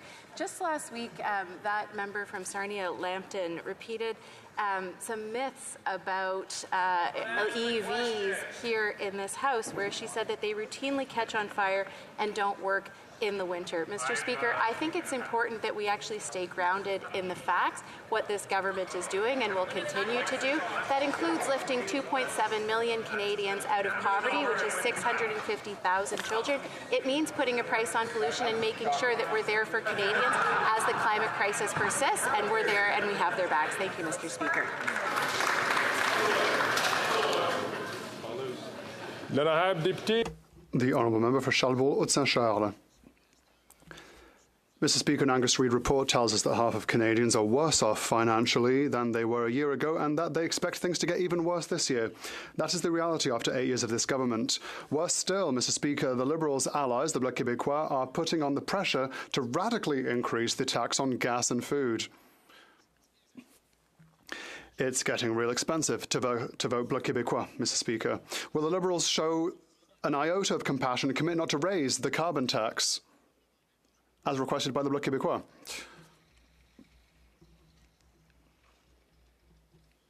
The Honourable Parliamentary Secretary. Thank you, Mr. Speaker. And once again, there is not a federal carbon pricing in Quebec. That is false, Mr. Speaker.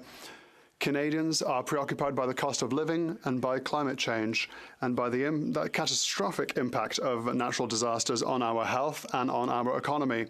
That is the reason for which we have created a pollution pricing system that meets these concerns. Thank you, Mr. Speaker. The Honourable Member for Charlebourg-Haute-Saint-Charles. What we know, Mr. Speaker, is that after 8 years of this Prime Minister, people are scared of finding themselves on the street twice. Not once, but twice. The Bloc Québécois voted against a motion that asked that the carbon taxes be cancelled. The federal carbon tax that has led to huge increases on gas prices for Quebecers. Can the Prime Minister commit, like his member for Avalon did, to cancel the carbon tax, which only increases costs for all Canadians and Quebecers?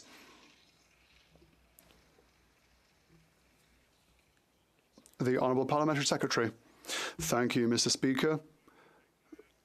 And incredibly so, I have to repeat myself, there is no carbon pricing federally in Quebec. Conservatives campaigned on a programme that included a standard on clean fuel, almost identical to that proposed by our government, but now, all of a sudden, they're against it. This attitude is not only hypocritical, it shows us that we cannot trust them when it comes to them respecting their claims for climate action. Thank you, Mr. Speaker. The Honourable Member for Terrebonne. Mr. Speaker, there must be a limit to the federal government's inflexibility. 250,000 businesses could go bankrupt as early as 2024 if the federal government does not postpone repayment of the emergency account loans. 250,000 bankruptcies and countless job losses. There's not another government in the world that would have gone along with that. That is the reason for which all the premiers of Quebec and other provinces demanded on Friday that the repayment of the emergency account be postponed for a year, with no loss of subsidies, of course. Will this government finally offer flexibility to our businesses?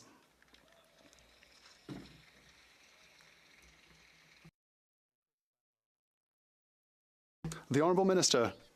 Mr. Speaker, we offer extra flexibility for SMEs so that they can reimburse their loan. This includes a 1-year extension, more flexibility when it comes to refinancing, help to accessing new loans. This is an approach that is balanced and fiscally responsible. The Bloc Québécois voted against this. We are always ready to work with the Bloc Québécois because our main objective is to help small companies all around the country. The Honourable Member for Terrebonne. Mr. Speaker, absolutely no one is satisfied with that answer. All the premiers of Quebec and the provinces and territories are demanding a 1-year postponement. All parties in the Quebec National Assembly are demanding a 1-year postponement. The Federation of Independent Businesses is demanding a 1-year postponement. The Bloc Québécois wrote to the Minister for Finance today to demand a 1-year postponement. It's unanimous, Mr. Speaker. Everyone understands that we cannot afford a wave of bankruptcies and job losses in the current economic context. It is glaringly obvious. So when will this government finally understand?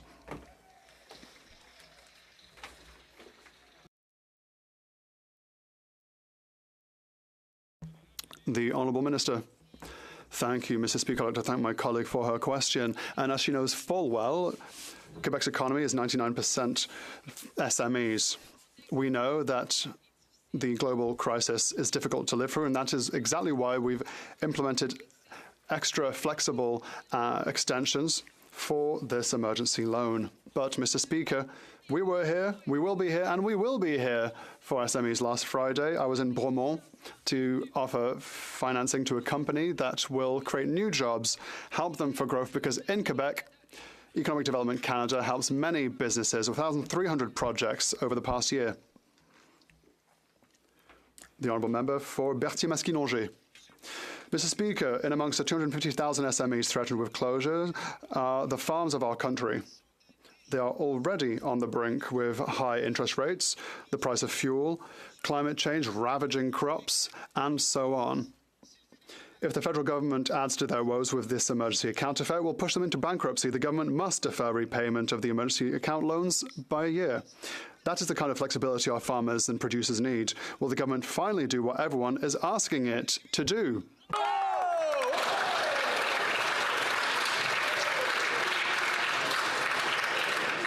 Then I have the Honourable Minister.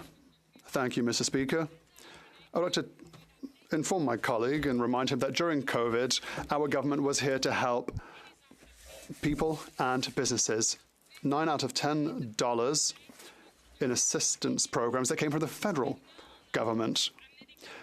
Now we've offered some clarifications. We offered a first extension. We've clarified the situation so that our businesses can make the right decision for the future. We are here to support with Economic Development Canada and our other regional development agencies. The Honourable Member for Lévis-Lotbinière. Mr. Speaker, after 8 years of an incompetent government in the management of Canada's real estate, more and more Quebecers who are struggling to make ends meet now have to live in their cars for lack of money and an affordable rent. That is a consequence of a Liberal government that is mismanaging our finances. Mr. Speaker, the Bloc Québécois support for the Liberals to radically increase the carbon tax will exacerbate the financial difficulties of Canadians. It's expensive to vote for the Bloc. Why is the government always taxing Canadians more and more and more?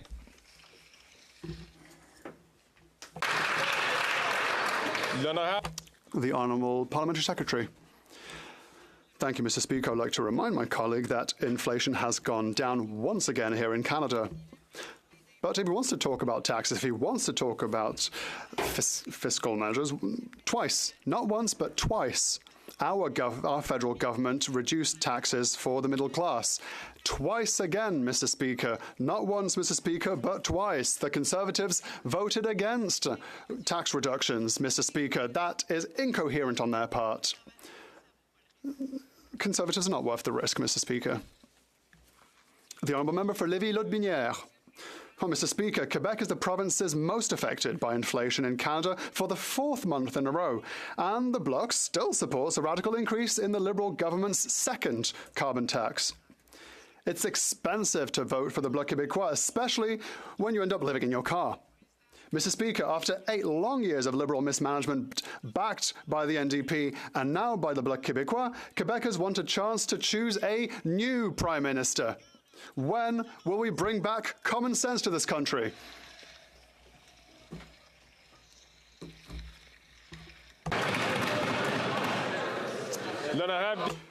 The Honourable Minister. Well, thank you, Mr. Speaker. Mr. Speaker, Canadians know that the Conservative Party is a global expert in the art of having double speak, Mr. Speaker. In 2012, the current leader of the Conservatives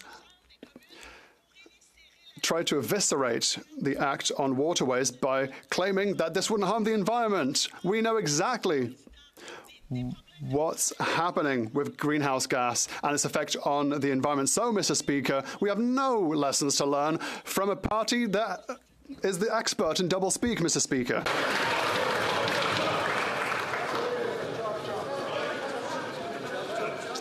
L'honorable député de Haldeman, Norfolk.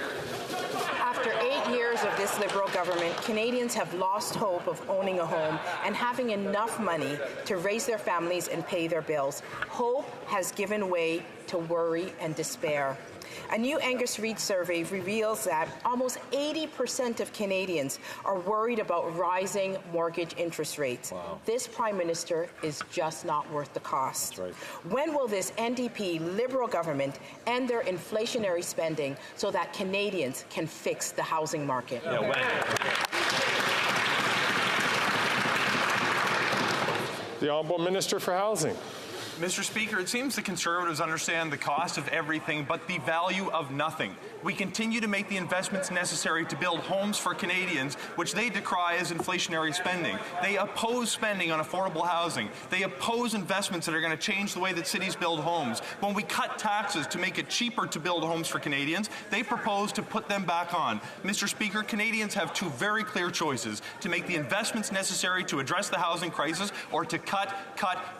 I know where I stand, Mr. Speaker. They are not worth the risk. We will make the investments necessary.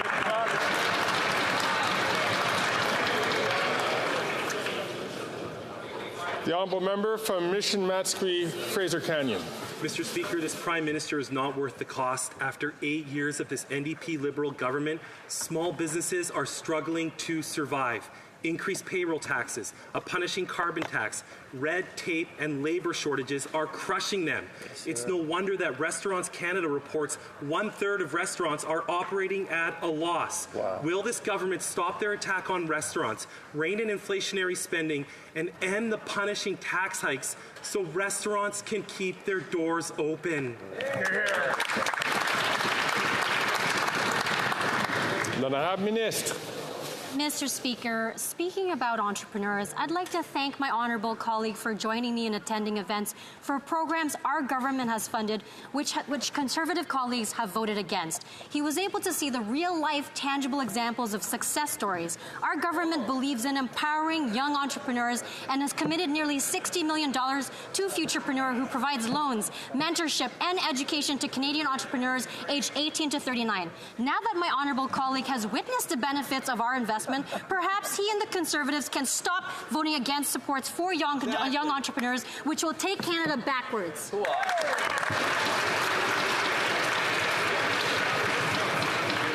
L'honorable député.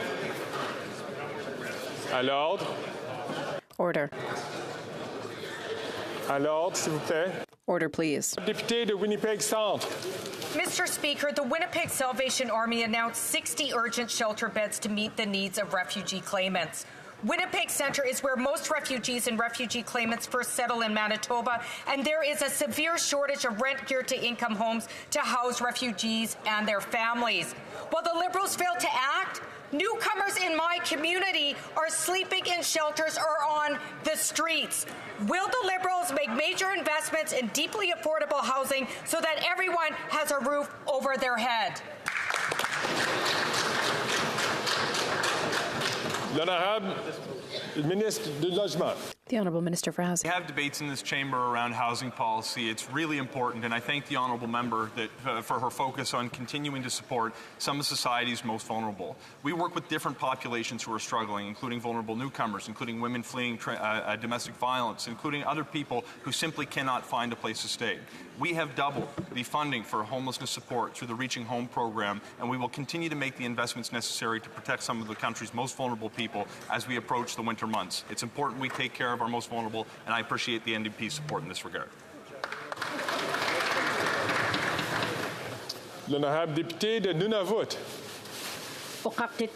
In Nunavut, one bottle of orange juice is $24. One can of chicken soup is $10. Nutrition North is subsidizing corporate greed. It is not lowering grocery prices. Last weekend, the NDP leader and I heard from Nunavut. They said they can barely make ends meet. Meanwhile, the Northwest Company continues to report sky-high profits. When will the Liberals introduce an excess profit tax and reform Nutrition North so it can help people, not CEOs? L'honorable ministre. The Honourable Minister. Thank you so much. I'd like to thank the member for that very important question. Nutrition North is an important program. That's why we announced $163 million of new money for Nutrition North in the last year. Of that, significant amount of money will go to the Harvester Support Grant, which encourages people in the North and Indigenous nations to do traditional harvesting, hunting, and food sharing. This year alone, the grant supported 15,000 harvesters, 410 hunts and harvests, and over 717 food sharing initiatives. Well done. The Honourable Deputy House Leader. Mr. Speaker, Canada is already well on its way to becoming a global leader in the production of electric vehicles and EV battery manufacturing. Unfortunately, the Conservative Party has its eyes closed to this. Just last week, the Conservative member from Sarnia-Lambton repeated the absurd myth in this House that EVs routinely catch on fire and don't work in the winter. Meanwhile, in Eastern Ontario, we recently saw one of North America's largest investments in EV battery manufacturing. Could the minister please tell us why the government sees these investments to be so important for Canada?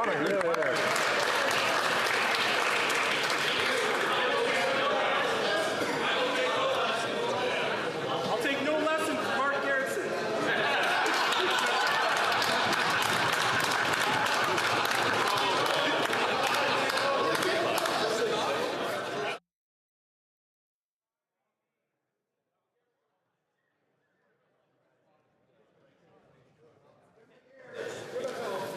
L'honorable ministre. Mr. Speaker, I'd like to thank the member for a great question, Mr. Speaker, and his leadership. Mr. Speaker is actually right. I am very pleased to report to this House that Umicore from Belgium, Mr. Speaker, chose Canada to have their plant in North America, Mr. Speaker. Their plant is going to create 600 jobs in Loyalist Township just near to Kingston, but also, Mr. Speaker, it's going to produce enough battery materials for 800,000 electric vehicles here, Mr. Speaker. There will be a piece of Kingston and Loyalist in every car in North America, Mr. Speaker.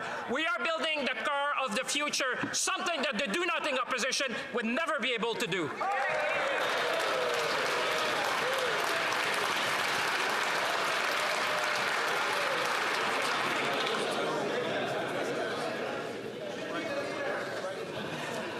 L'honorable député de Leeds-Gret.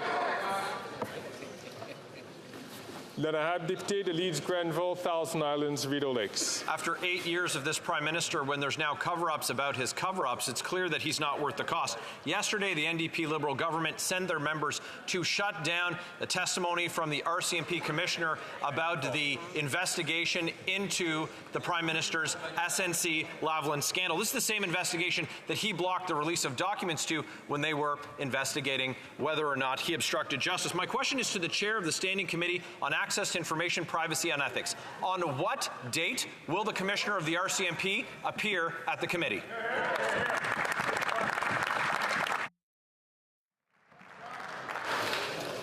L'honorable président du comité, le député de Barrie-Innisfil. Mr. Speaker, I can't begin to tell you my profound disappointment in the fact that the NDP Liberal coalition chose to shut down and adjourn the meeting before it happened. I can assure you, Mr. Speaker, that proper notice was given. In fact, I emailed the vice chairs of the committee as well as other committee members 72 hours before the meeting occurred.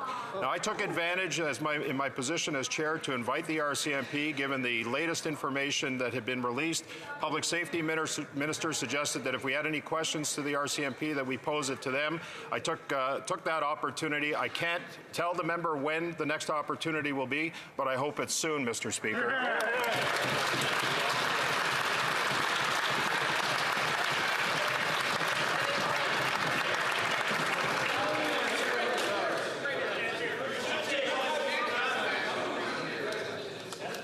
À l'ordre. Order.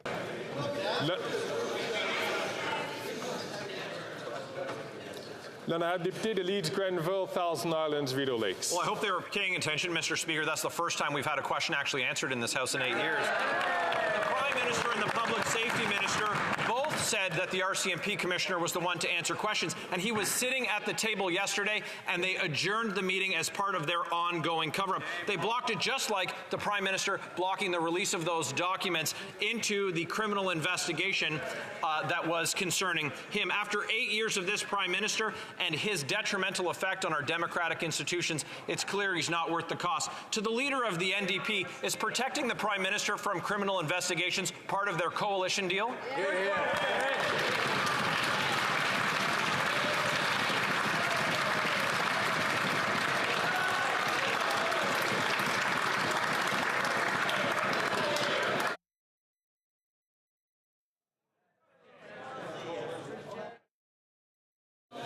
As I mentioned before in a previous question, opposition leaders are not invited to do that, only members of the government, parliamentary secretaries, or chairs of committees. If there is a minister who would like to answer this question, I recognize the Honourable Minister. Thank you, Mr. Speaker. As the member well knows, committees are in charge of their own business and they make those decisions themselves. But if he wants to talk about democratic institutions and criminal investigations, I will remind him that it was a member of the governing Conservatives that was arrested for violating election laws and actually went to jail. So he should be careful as he's casting stones in glass houses. Thank you, Mr. Speaker.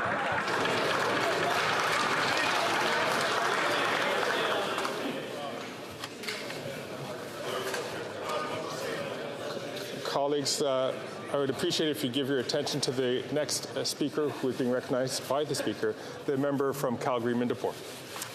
Damning new information revealed today shows that ArriveCan contractors submitted receipts to the government for a company that doesn't even exist. Wow. This investigation already includes allegations of identity theft, forged resumes, contractual theft, fraudulent billing, price fixing, and collusion in the creation of the $54 million ArriveCan app. How much worse can this boondoggle get? Simple question, which Liberal insiders got rich? Who got rich? Yeah.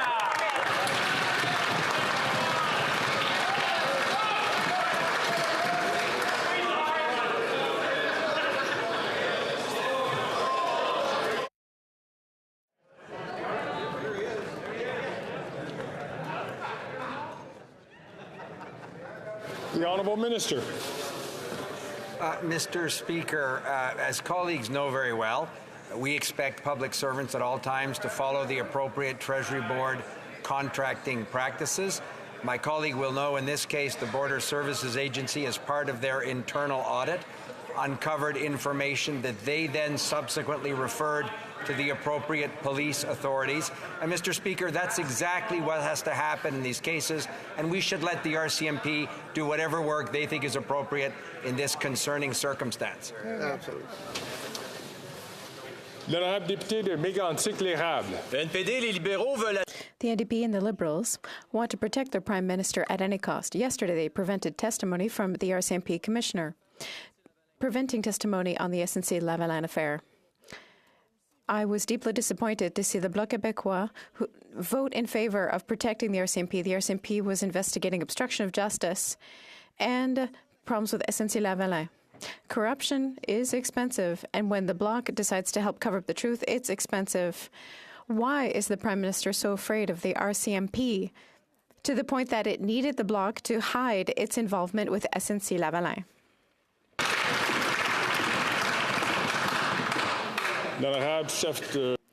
The Honourable Government House Leader. As my honourable colleague knows full well, committees make their own decisions.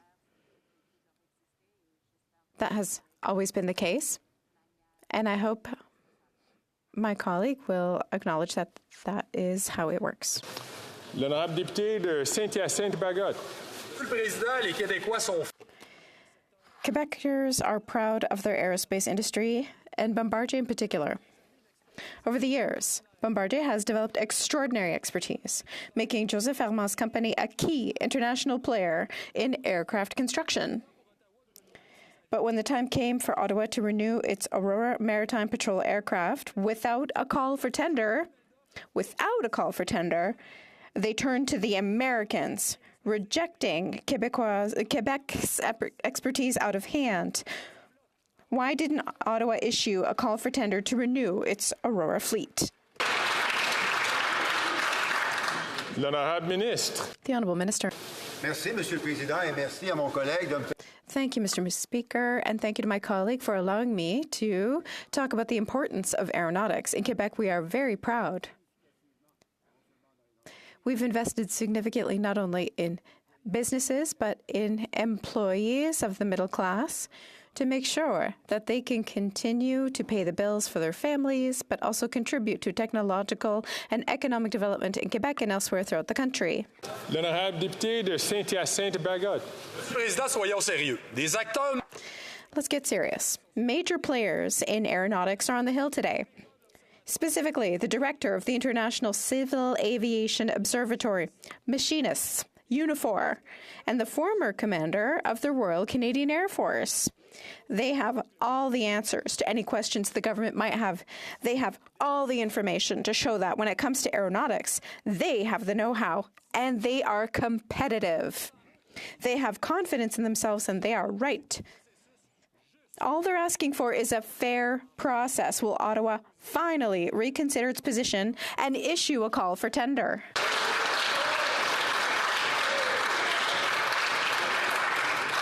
L'honorable ministre. The Honourable Minister. Merci, Monsieur le Président, et merci à nouveau. Thank you, Mr. Speaker, and thank you to our colleagues who give us the opportunity to talk about how important it is to invest not only in aeronautics in Quebec, but throughout the whole country. We know that Bombardier is an exceptional and important partner in the aeronautics sector throughout the country, including General Dynamics here in Ottawa. They make a significant difference in technological capacity, and they support the technological needs of our army. Mr. Speaker, silence and shutdown. This is what this NDP Liberal cover-up coalition did yesterday when the RCMP Commissioner was shamefully denied any opportunity to give evidence in relation to the Prime Minister's criminal investigation. Nowhere in the coalition agreement does it say that the NDP needs to be complicit in this Prime Minister's political scandals. After 8 years of this government, this Prime Minister is not worth the cost. Simple question. What is this coalition covering up?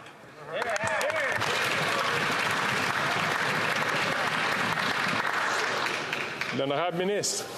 Mr. Speaker, the RCMP have been very clear in this matter. There is no criminal investigation. They have closed the case, That is the independent decision taken by Canada's National Police Force, and the Commissioner, in his public comments yesterday, said he was very comfortable with that decision. L'honorable député de Foothills. After 8 years, farm families know that this Prime Minister is not worth the cost.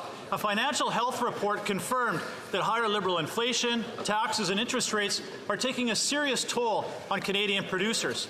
Their net farm incomes are down 8%, but expenses are up 21%, the highest jump in 50 years. Well, since the last tax and spend Trudeau government. All parties in this House support a Conservative bill to remove the carbon tax from on-farm fuels. But the Liberals are trying to kill that bill in the Senate. Will the Prime Minister respect the will of this House and axe his farm-killing carbon tax?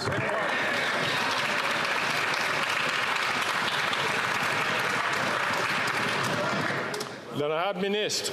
Thank you very much, Mr. Speaker, and I appreciate my honourable colleague's concern, but the fact is, if we do not deal with the environment, we cannot do anything about the prices, any prices in agriculture.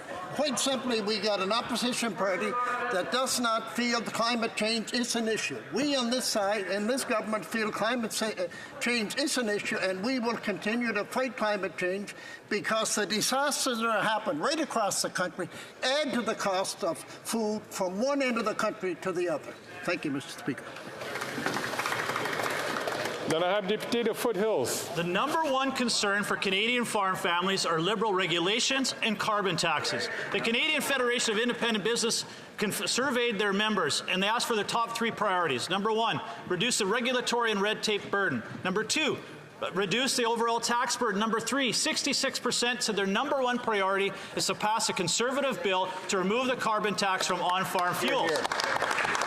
After 8 years of this Prime Minister disrespecting this House and ignoring farmers, he's not worth the cost.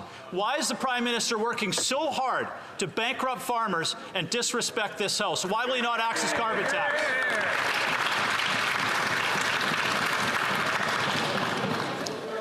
L'honorable secrétaire parlementaire. The Honourable Parliamentary Secretary. Thank you very much, Mr. Speaker. And indeed, I live in a rural riding as well. I meet with farmers, and some farmers even as recently as this morning. But, Mr. Speaker, the hypocrisy from the Conservative side is just getting a little bit difficult to stomach. It's ironic and, in fact, disappointing to see members like the member from Bellechasse, Lèche-Eschamin-Lévis, and the member from Pitt Meadows, Maple Ridge, who used to be Liberal provincial ministers and parliamentary secretaries in charge of carbon pricing, Mr. Speaker. They all ran on a carbon price. They all said they were going to fight climate change, but none of them are willing to stand up and say climate change in this House. And it's probably because the Conservative leader has decided climate change doesn't exist. He's too risky, he's reckless, and he's not worth the cost.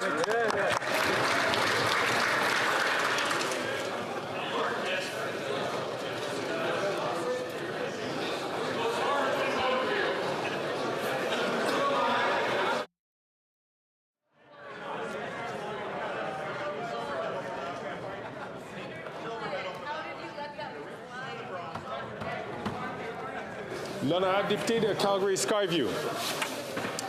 Thank you, Mr. Speaker. The drive to net zero is creating economic prosperity for Canadians right now. In every region of the country, from critical mineral mines to renewable energy projects to hydrogen production facilities. If we provide the right supports and bring workers to the table now, these opportunities will only increase. Yesterday, to the dismay of workers across the country, the Conservative Party voted against the Canadian Sustainable Jobs Act. Can the minister tell us more about why this bill is important?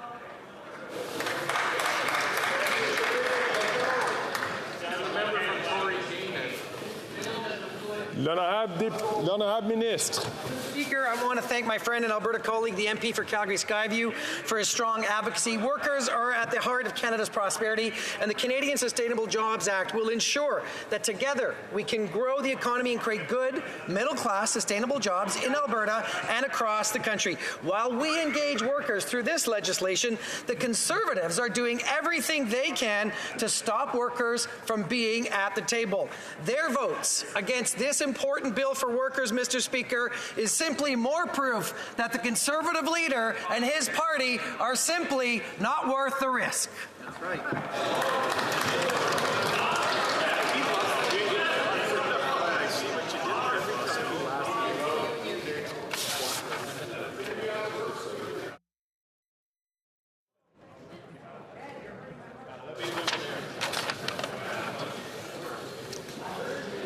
L'honorable député de Lambton-Kent Middlesex. Mr. Speaker, after 8 years, the Liberals continue to choose ideology over economic reality. The carbon tax continues to punish Canadians who need to eat. Food banks across the country are seeing record visits, including from the middle class and those with full-time jobs. A quarter of our population is going hungry or can't afford basic necessities. The Liberal NDPs just don't understand basic math. If it costs more to grow food, it will cost more to buy food. This Prime Minister is just not worth the cost. So when will this government stop punishing farmers and axe the carbon tax?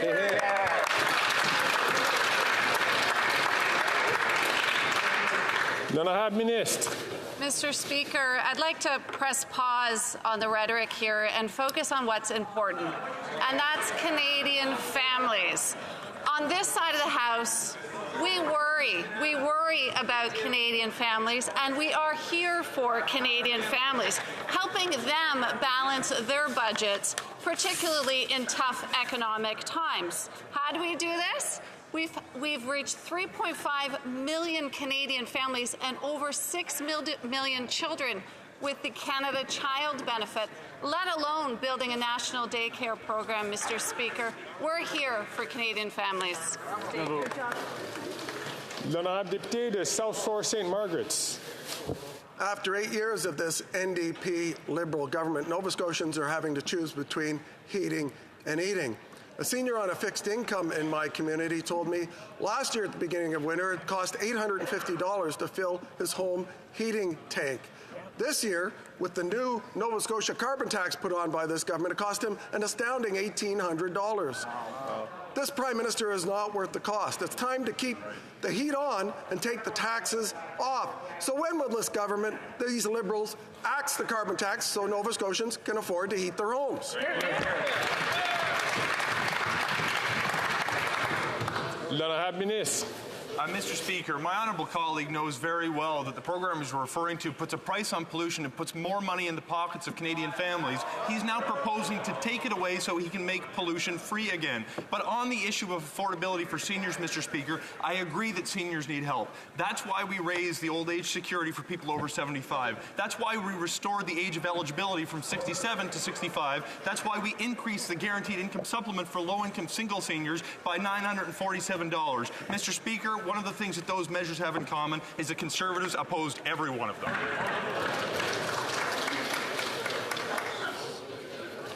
L'honorable député de Coast Bay Central, Notre-Dame.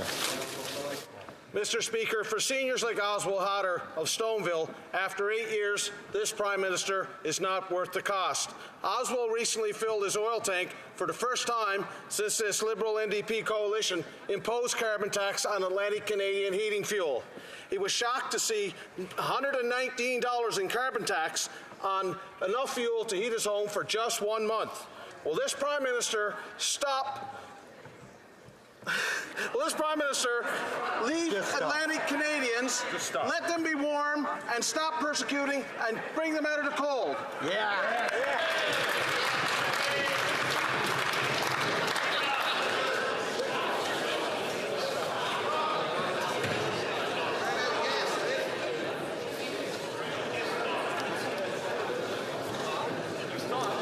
Colleagues, that could happen to any one of us. L'honorable ministre. Thank you, Mr. Speaker, and thank you for the opportunity to once again refer to the Consumers Distributing Catalog of Greenie products that the other side of the House would have brought up if they had been allowed the opportunity and their support for a carbon tax in their last platform, Mr. Speaker. Who knows what they would have put in this catalog, what Conservative staples, unicycles, porterhouse steaks, Chateaubriand, gift certificates for the Savoy Hotel. We don't know, Mr. Speaker. But we do know that now, today, we make sure they get cold, hard cash in their pockets. 8 out of 10 Canadian families do better. Thank you, Mr. Speaker.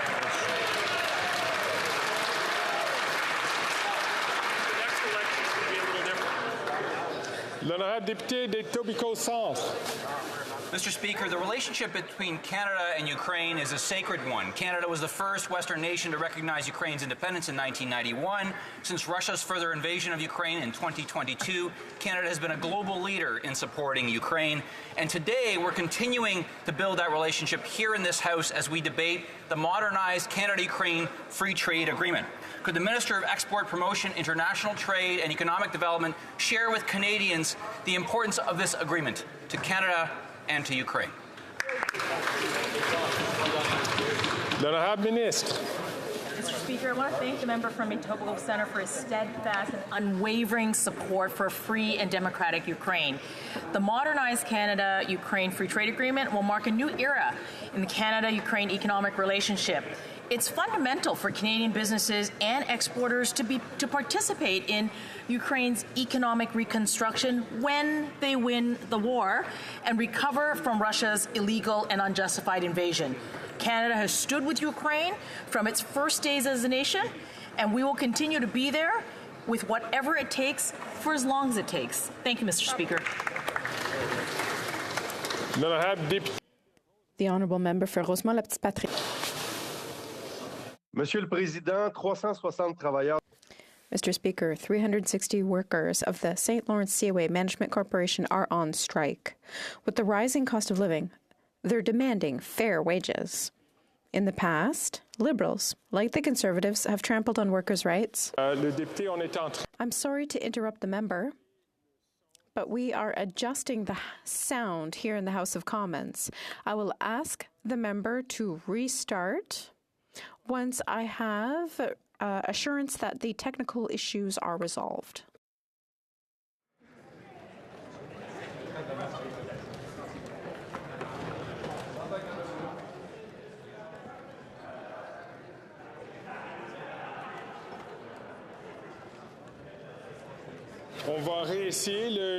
We're going to retry.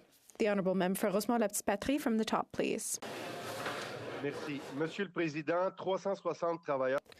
Mr. Speaker, 360 workers of the St. Lawrence Seaway Management Corporation are on strike.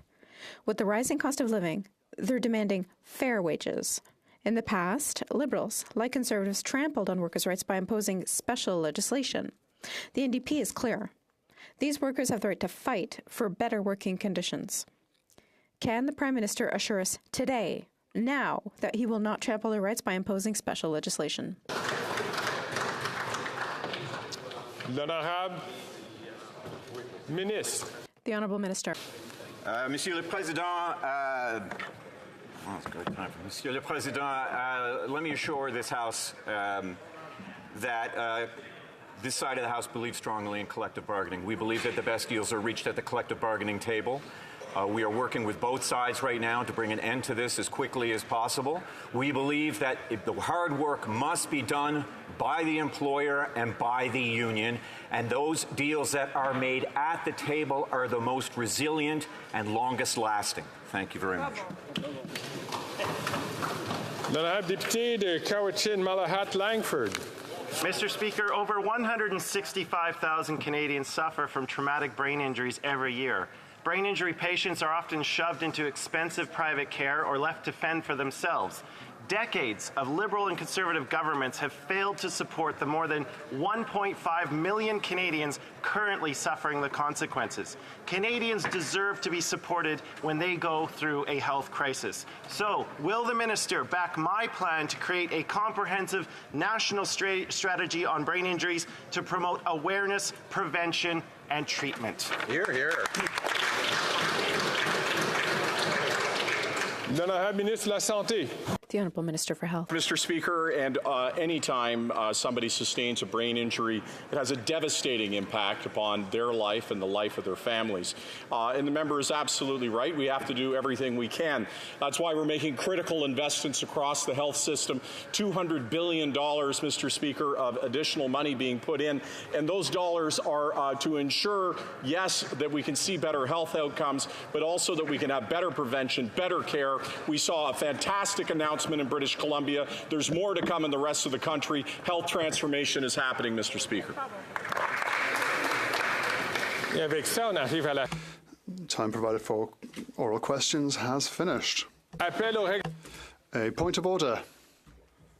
I would like to ask everyone to leave this chamber as quietly as possible so that the member for Sarnia-Lambton can rise.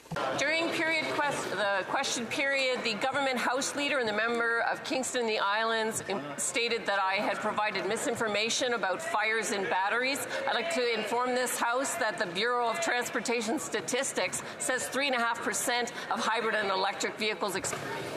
I hate to interrupt the member from Sarnia-Lambton, but in the chair's eyes, it seems that was moving towards debate. If I could just ask members once again to leave quietly from the room.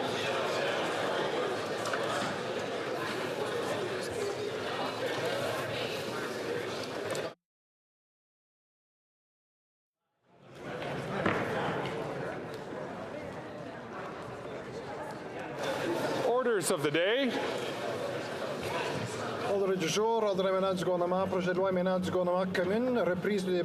Resuming debate, second reading, Bill C-57.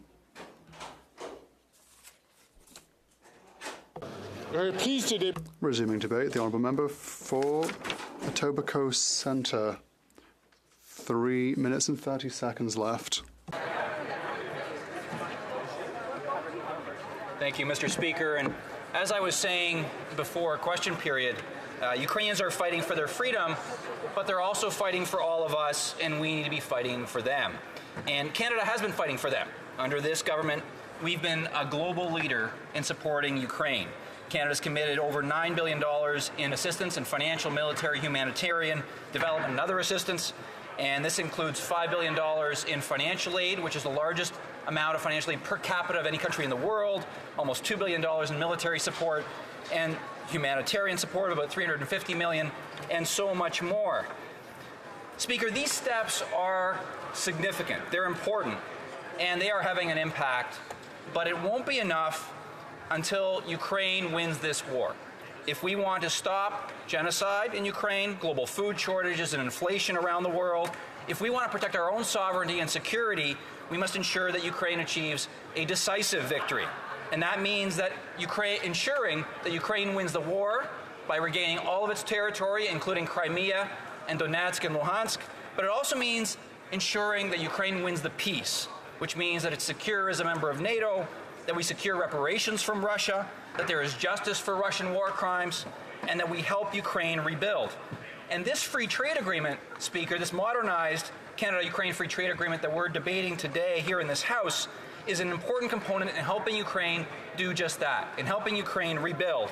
It's going to help strengthen Ukraine's economy, it will facilitate investment, and it will send a message to countries around the world that Canada has confidence in Ukraine, that Canadian business people have confidence in Ukraine, that they want to invest in Ukraine, and that those other countries and those people around the world who are looking for strong, reliable places to invest can do that too. So this is an excellent piece of legislation. This is an excellent free trade agreement. As I said at the outset of my remarks, this is good for Canada and it's good for Ukraine. Good economically for Canadian workers and businesses, good for Ukrainian workers and businesses, but it's also an important step in supporting Ukraine's victory, in supporting our collective victory.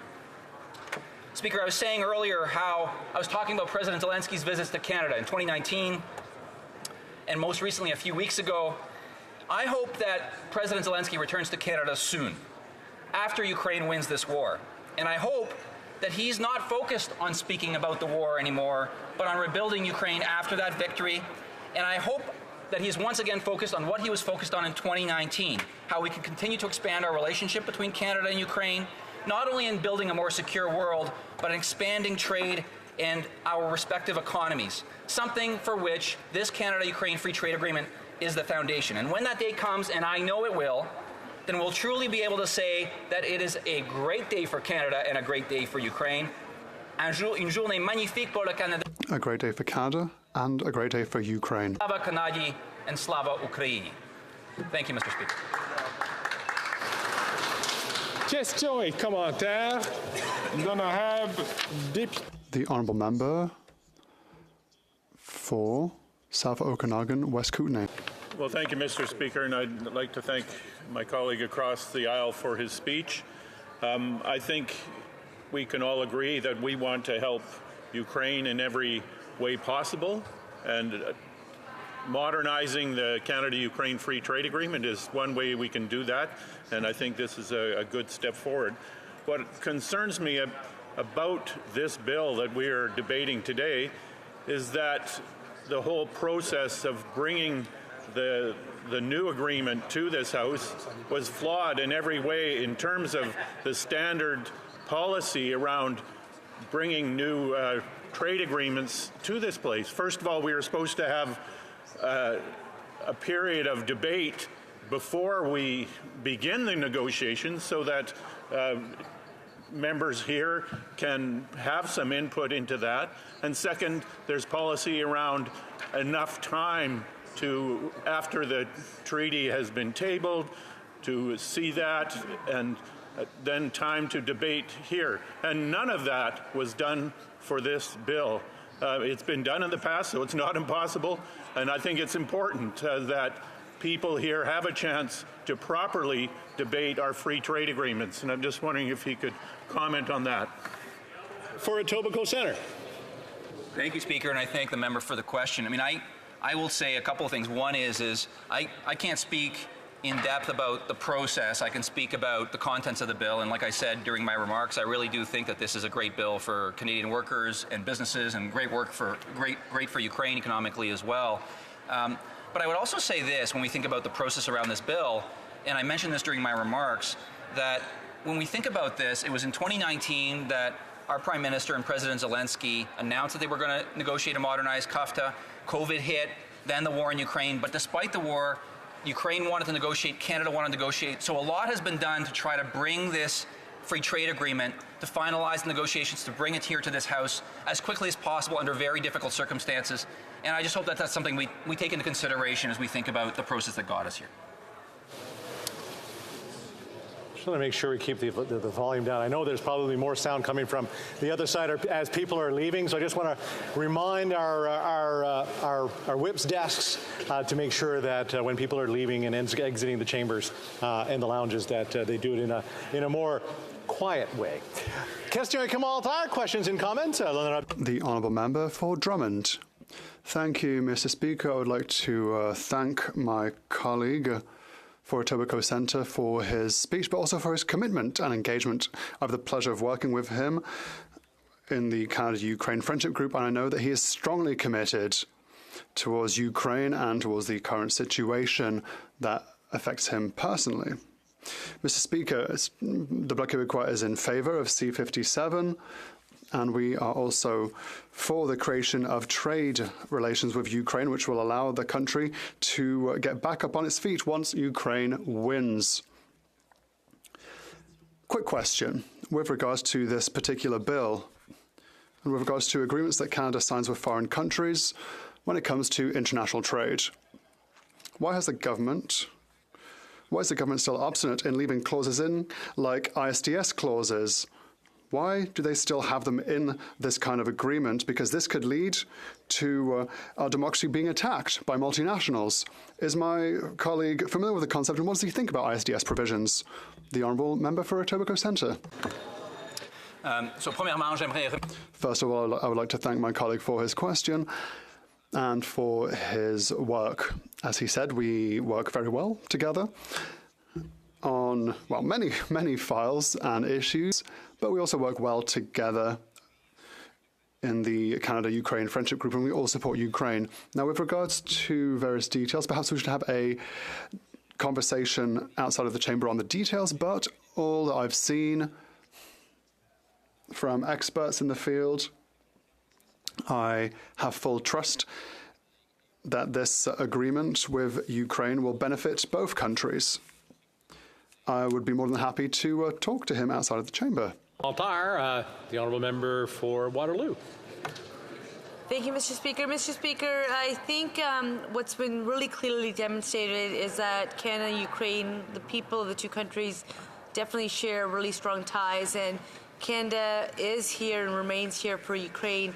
What I would like to hear from the member is Canada is naturally a trading nation, and so to be able to increase the number of countries we trade with is always a benefit, but how would this perhaps benefit the people of Ukraine? I would like to hear the member's comments on that. Thank you, Mr. Speaker. The honourable member for Etobicoke Centre. I'd like to thank the member for her question and for her advocacy and support of Ukraine during this important time. So what I think is really important is two points here on how this helps Ukraine. Number one is it's a tremendous economic benefit, just like it is to Canada. And so I think that's something that we need to remember. And this is a critical time for Ukraine in terms of its economy, given the damage that Russia has done and continues to do to Ukraine's exports and its economy. But the second thing is that when Ukraine wins this war, it will need to rebuild and it will need investment. And this free trade agreement provides an opportunity, a format that allows for much greater investment in Ukraine in a sustainable, in a safe way that ensures that Ukraine will receive the funds that it needs to rebuild, the private sector investment that it needs to rebuild. And I think that's good for Ukraine and it's good for all of us. Resuming debate, reprise de débat, the honourable member for Chatham, Kent, Leamington. Thank you, Mr. Speaker.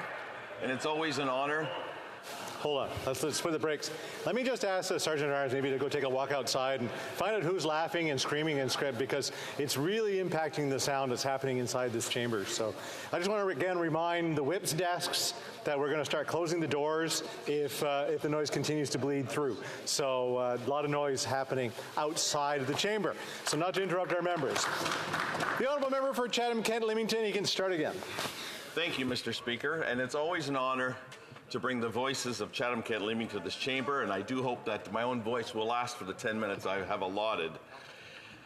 It's an honor today, especially because today we talk about Canada and our relationship with Ukraine, specifically Bill C-57, which addresses a possible trade agreement enhancement. But I not only bring the voices of Chatham, Kent, Leamington, Mr. Speaker, I also feel the affiliation of Canadians with an ethnic and a heritage from Ukraine.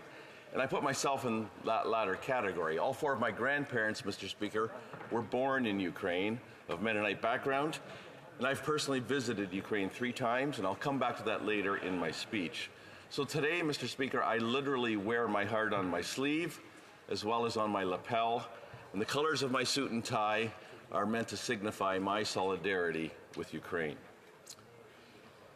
Conservatives were the first to successfully negotiate the current CUFTA agreement, brokered then by International Trade Minister and my colleague today, the member from Abbotsford, With the opportunities facilitated by the 2017 CUFTA for Canadian-Ukrainian businesses, Canada-Ukraine bilateral trade reached its highest total ever in 2021, with Canada's merchandise exports to Ukraine totaling $219 million and merchandise imports from Ukraine amounting to well over $200 million.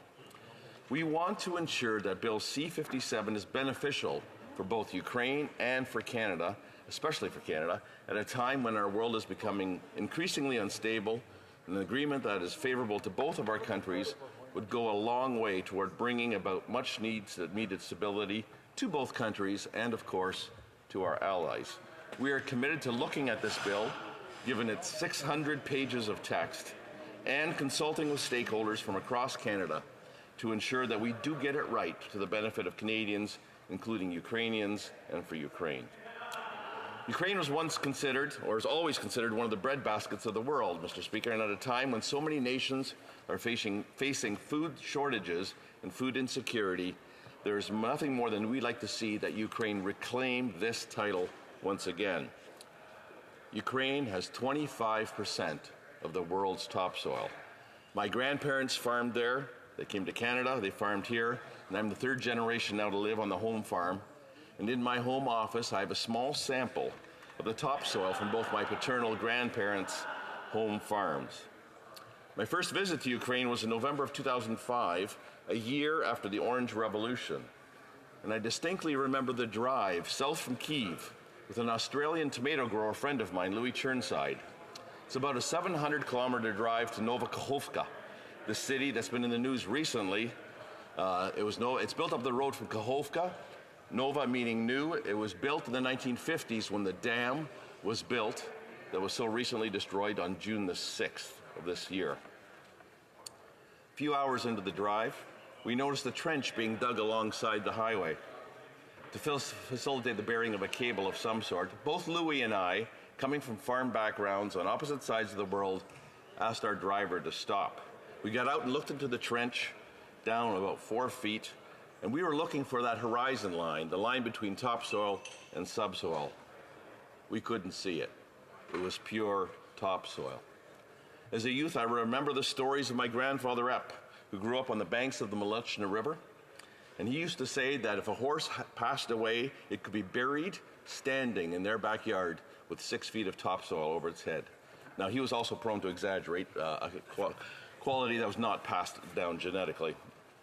So Ukraine, Mr. Speaker, does have the natural resources in place, if the conditions are right, to return to being the breadbasket of Europe. In July 2022, there was a glimpse of hope on the horizon when Russia signed onto the Black Sea Grain Initiative, BSEGI.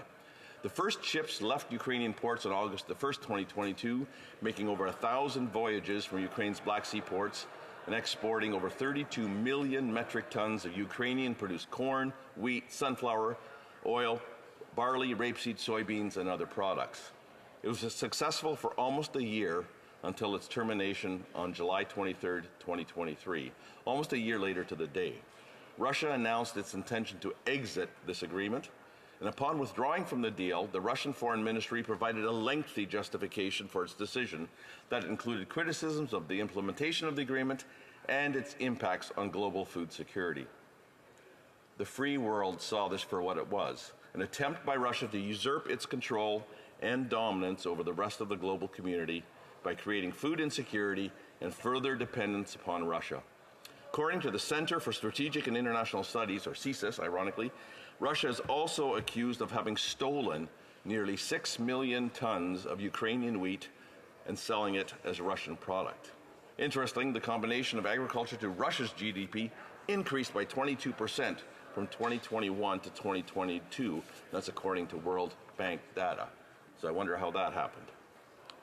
The impact of the BSGI were global and helped to ease the world's food crisis. In addition, this initiative allowed the easing of global grain prices that hit an all-time high in March of 2022 in response to the invasion. Under the deal, the UN Food Program, the WFP, was able to export 80% of its wheat purchases from Ukraine, shipping over 725,000 metric tons of wheat to alleviate food insecurity in Africa, the Middle East, and Asia. Mr. Speaker, earlier I referenced my 3 personal visits to Ukraine. My first in 2005 was actually at the invitation of a company that had established a mayonnaise and ketchup factory in Nova Kakhovka. It's called Chumak. I was invited along with my Australian friend Louis and a Scotsman processing tomatoes in Turkey. We were invited as part of a benchmarking exercise to compare the growing Ukrainian processing tomato industry to the rest of the world, to compare its competitiveness. Our host company was founded in the early 1990s after the Berlin Wall fell and Ukraine became independent. Within a decade, many fledgling industries, once open to capitalism, were growing rapidly, including processed tomato production. And Ukrainians were reaching out to the world, to their allies for tech transfer. Canada and Ukraine in particular have 2 broad sectors where we should be natural partners: agriculture and agri-food, and our natural resources. Let me be clear, Mr. Speaker. In order for Conservatives to agree to this legislation, it would have to be reciprocally beneficial for both Canada and Ukraine. The deal would have to allow both countries to be profitable, and the advantages would have to be for both countries as well. Conservatives would like to see the exports of our abundant natural resources, such as LNG to Europe, including Ukraine, break the European dependence on Russian energy and the subsequent consequences to world peace. Unfortunately, Mr. Speaker, our Prime Minister and this Liberal government doesn't seem to agree with that sentiment. If Canada truly wanted to make an impact on global greenhouse gas emissions, exporting our LNG, replacing coal, and replacing Russian-sourced energy would top that list. When the Prime Minister took office, there were 15 proposals for natural gas export terminals on his desk. Not a one has been completed. This is just one more example of this government's failure to get major projects built when the world needs LNG. Again, I restate, Mr. Speaker, Canada should continue looking for ways to use our economic strengths to support the Ukrainian people, including by exporting our LNG to break European dependence.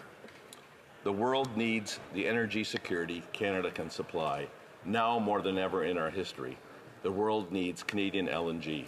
Only Canada's Conservatives are focused on securing energy security for our allies and restoring the faith in our nation as a trusted partner on the world stage.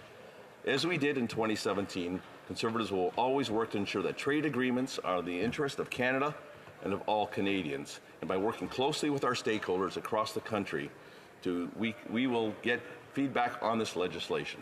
We believe in supporting our Ukrainian allies in all ways, including trade. Again, we will ensure this deal is jointly beneficial. I can't say that enough times. Thank you, Mr. Speaker. Questions and comments. Questions et commentaires. The honourable member for Flamborough-Glanbrook. Thank you, Mr. Speaker. I'd like to ask my friend and colleague. He talked about the rich natural resources and topsoil that are so important to agriculture that exist in Ukraine, and what Canada can do with our incredible natural resource of liquefied natural gas and that potential, and how this government is stymieing that from happening, and that threat that poses to energy security and therefore global security. So maybe you can expand a bit more on that, because I know your time was limited. Honourable member for Chatham-Kent-Leamington. Yes, I did cut parts because I was running out of time. Certainly, we also have the natural resources. We're not necessarily competitors of Ukraine, but we have the expertise. It's particularly that where I hope this deal will go. And when we look at the 600 pages, that the opportunities are there for tech transfer, both in our energy fields, with our expertise there, as well as in particular to our agricultural fields. Seed banks being traded back and forth. Agronomics, we've got world-class institutions, educational institutions in the fields of agriculture. I've personally participated in that. Processing tomatoes was a very narrow field, but we share so much grain production. We have that expertise in our industry leaders, as well as our educational institutes. That applies equally to our fossil fuel sector. Questions and comments. Questions et commentaires. The honourable member for Abbotsford. Thank you, Mr. Speaker. Very much enjoyed my colleague's speech. Like him, I am also a Mennonite with family that has immigrated from Ukraine. There are many within our Conservative caucus that have Ukrainian roots, and so we've taken great interest not only in the terrible situation Ukraine finds itself in right now with the war and the invasion by Russia, but also the many Ukrainians that have been displaced and have found their way to Canada and are here as refugees. Perhaps he could comment a little bit about the Ukrainians that are settling in his area of Canada, how they're being received, and perhaps his comments on how they're doing right now. The honourable member for Chatham-Kent-Leamington. Thank you, Mr. Speaker, and thank you to my honourable colleague for the question. Yes, I'm aware of many refugees from Ukraine that have settled in our region. In fact, I'm working with several sponsors who are looking to facilitate the next steps in the process of these folks. These are hardworking folks. They've come here. Some want to return, but the majority that I've run into want to make Canada their home. And as I understand, there are some pathways that are just beginning to open up now for them to extend beyond their 3-year visa and to become citizens of Canada. Canada needs to do a better job of making immigrants and turning immigrants into taxpayers. The Ukrainians that I have run into, and I think many of my colleagues have had association with, will make phenomenal citizens and taxpayers of Canada. Thank you. Questions et commentaires. L'honorable député de Shefford. I thank my colleague who talked a lot about energy, especially multinational oil companies. Often, multinational companies are often put on the same level as states, and it's deplorable. I think this treaty is a missed opportunity to give more power to states and to have precedence over multinationals. The honourable member. Thank my colleague for the question. I'm going to actually turn to a response on this very issue by Mario Levesque, who's the chief executive of the Quebec-based Utica Resources, and he states the following. The rationale for exporting natural gas from Quebec is, quotes, crystal clear and would generate tens of billions in royalties and taxes for Ottawa. He went on to say that Quebec has enormous quantities of natural gas, about 20% of Canada's total recoverable gas, enough to replace all of Russian imports into Germany for 20 to 40 years. I didn't have time in my speech to get into all the opportunities that Canada has lost for the benefit of Canada and for the benefit of our allies. Thank you, Mr. Speaker. Reprise du débat, continuing debate, and I don't know how lucky I am, but it seems like every speech that the honourable member does, I'm sitting in the chair. So the honourable member for Sackville, President Chesapeake, the Parliamentary Secretary to the Minister of Rural and Economic Development. Thank you, Mr. Speaker. And either you're in the chair often or I'm speaking often, but one of the two is correct. We're not sure. We'll have to analyze that in the future. But again, Mr. Speaker, I want to thank you for the opportunity to speak on behalf of my people in Sackville, Preston, Chesapeake, and to speak on C-57, which is a very important Canada-Ukraine free trade agreement. I want to start off by saying, of course, that trade agreements are very important for countries, especially Canada, and that we have probably among the best workforce in the world, as well as the most innovative workforce in the world. So we're bringing a lot to any trade deal, and we're able to benefit, and we've seen some large benefits for Atlantic Canadians. In many trade deals, we've seen benefits, and even in this one, when we signed in 2017, which was seafood, which Atlantic Canadians are well known for supplying seafood to the world. And we're number one, of course, in Canada with that. Monsieur le Président, je vais prendre un instant quand même pour... I want to take a moment to talk about the first major agreement established in 97-98. At the time, a report was commissioned by MacDonald, who was chair of the committee. He was a former Liberal politician. Donald MacDonald, in his conclusion, said that Canada should seize the opportunity to enter into a free trade agreement with the other countries, and it would be an excellent opportunity. Mr. Mulroney accepted that report and started the work to get Canada ready to deliver. In 94, his election campaign was against free trade, but in 98, he decided to run in favor of free trade.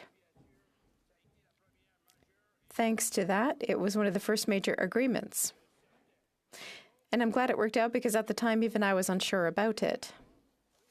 In 2015, 3 major agreements were concluded.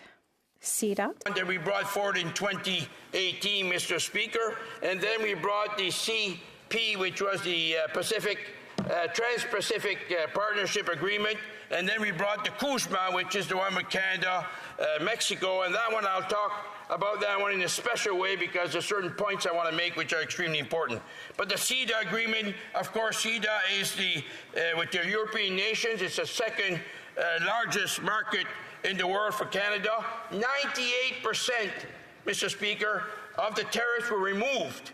That was from 25%. That opened up the market, that dropped the prices for Canadians and for other countries as well, the European countries at the time. We had to make a bilateral one with the United Kingdom, of course, afterwards because they left the European nation. And with the United Kingdom, we have the deal is at $29 billion a year back and forth in 2019. And the UK is the 5th largest, if you want, trading partner to Canada after the US, China, Mexico, and Japan. Then the Trans-Pacific one, Mr. Speaker, in 2018 that we were successful again in signing off. Canada gained 500 million people trading potential, if you want, with that amount of people in Asia, which is a very fast-growing market, and it eliminated up to 98% of the trade tariffs, but 100% again on seafood, which benefited Atlantic Canadians, like I'm sure you're proud of as well, being a colleague from Nova Scotia. But I want to talk about the CUSMA, the Canada-U.S. Mexico agreement, and I can't thank the Minister Freeland enough, because I can tell you that Minister of Finance, sorry, yes, Mr. Speaker, but I do want to note that the Minister was very patient and effective, because we know that at the time we were dealing with Trump, and Trump was on a warpath. And you know what he said? Prior to the negotiation, he said, there will be no deal if supply management is in. Did we get supply management? Absolutely. Then he said, there will be no deal unless we change the courts and the judging. He wanted just American courts, American judges. Did he get it? Absolutely not. Then he said, he would tweet this out early in the morning, then he said, there'll be no agreement unless there's a 5-year sunset clause. Did he get it? Absolutely not. Why not? Because we can't expect the business community to invest billions of dollars if it's a 5-year limit. They have to know that this is ongoing and that will be successful business. So, Mr. Speaker, I can tell you that our government was very successful in delivering that agreement, which, very important to note, is $2 billion per day. And we've seen what that can have on our economy when the truckers shut down the borders, if you want, with the bridges. Mr. Speaker, I do want to note that the Conservative, what were they saying? They were saying sign at all cost, because we can't afford to lose the deal. We stood the ground, we delivered Canadians, we delivered for our Canadian workers, we delivered for our businesses, and I'm extremely proud of that, Mr. Speaker. Now, I want to talk about this important Canada-Ukraine agreement. Of course, you know that the agreement was signed back in 2017, and that agreement in 2017 was very important. It took in trading in 2019. The trading was worth $447 million, 220 import, 227 export, pretty well even if you want. And again, we've seen the top priority of export to Canada was seafood in 2021. In 2022, little changes, of course, because of the war, of course. So the main trade was armored vehicles and parts, medicine because of war, of course, and again, seafood. What we import here in Canada from the Ukraine is fats, oil, iron, steel, electronics, very important for Canadians. So, Mr. Speaker, it's important to support Ukraine. We have been there from the beginning, but it's important that we do it now, so when the war is over, when Ukraine wins that war, then Canada, our business community, our workers are ready to deliver. And that's what's important in this deal, and that's why there will be more good-paying jobs as we move forward, Mr. Speaker, which is extremely important.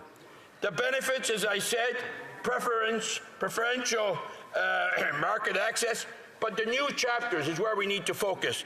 The new chapters on trade and services, on investments, on temporary entry, telecommunication, financial services, inclusive trade, updated chapters on labor, the environment, and transparency and anti-corruption, which is really important. And there's a new first-time chapter that's been put in place between both countries on, of course, trade and indigenous peoples, in addition to chapters, of course, on trade and gender and small businesses. And this will allow our marginalized Canadians and Ukrainians to access this free trade agreement and prosper. Some key areas in the chapters: development of administration, Mr. Speaker. We will see a reduction in red tape and low-cost trade. In the investment chapter, we'll see the modernized, if you want, dispute settlement not one like the Americans wanted, but one where it strengthens the alternatives to avoid arbitration, because trade deals shouldn't be winners and losers. We should all be winners and working together to achieve the same goal.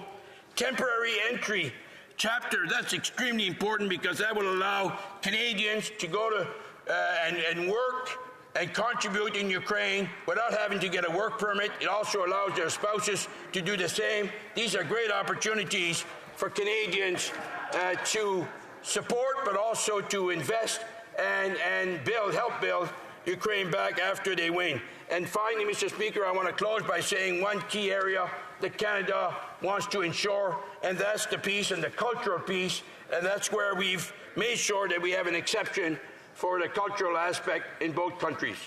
Mr. Speaker, great deal, a great opportunity for Canada to continue to work and support Ukraine. Don't forget that we welcome many Ukrainians in the last 2 years because of the war, and a large population of Ukrainians right here in Canada.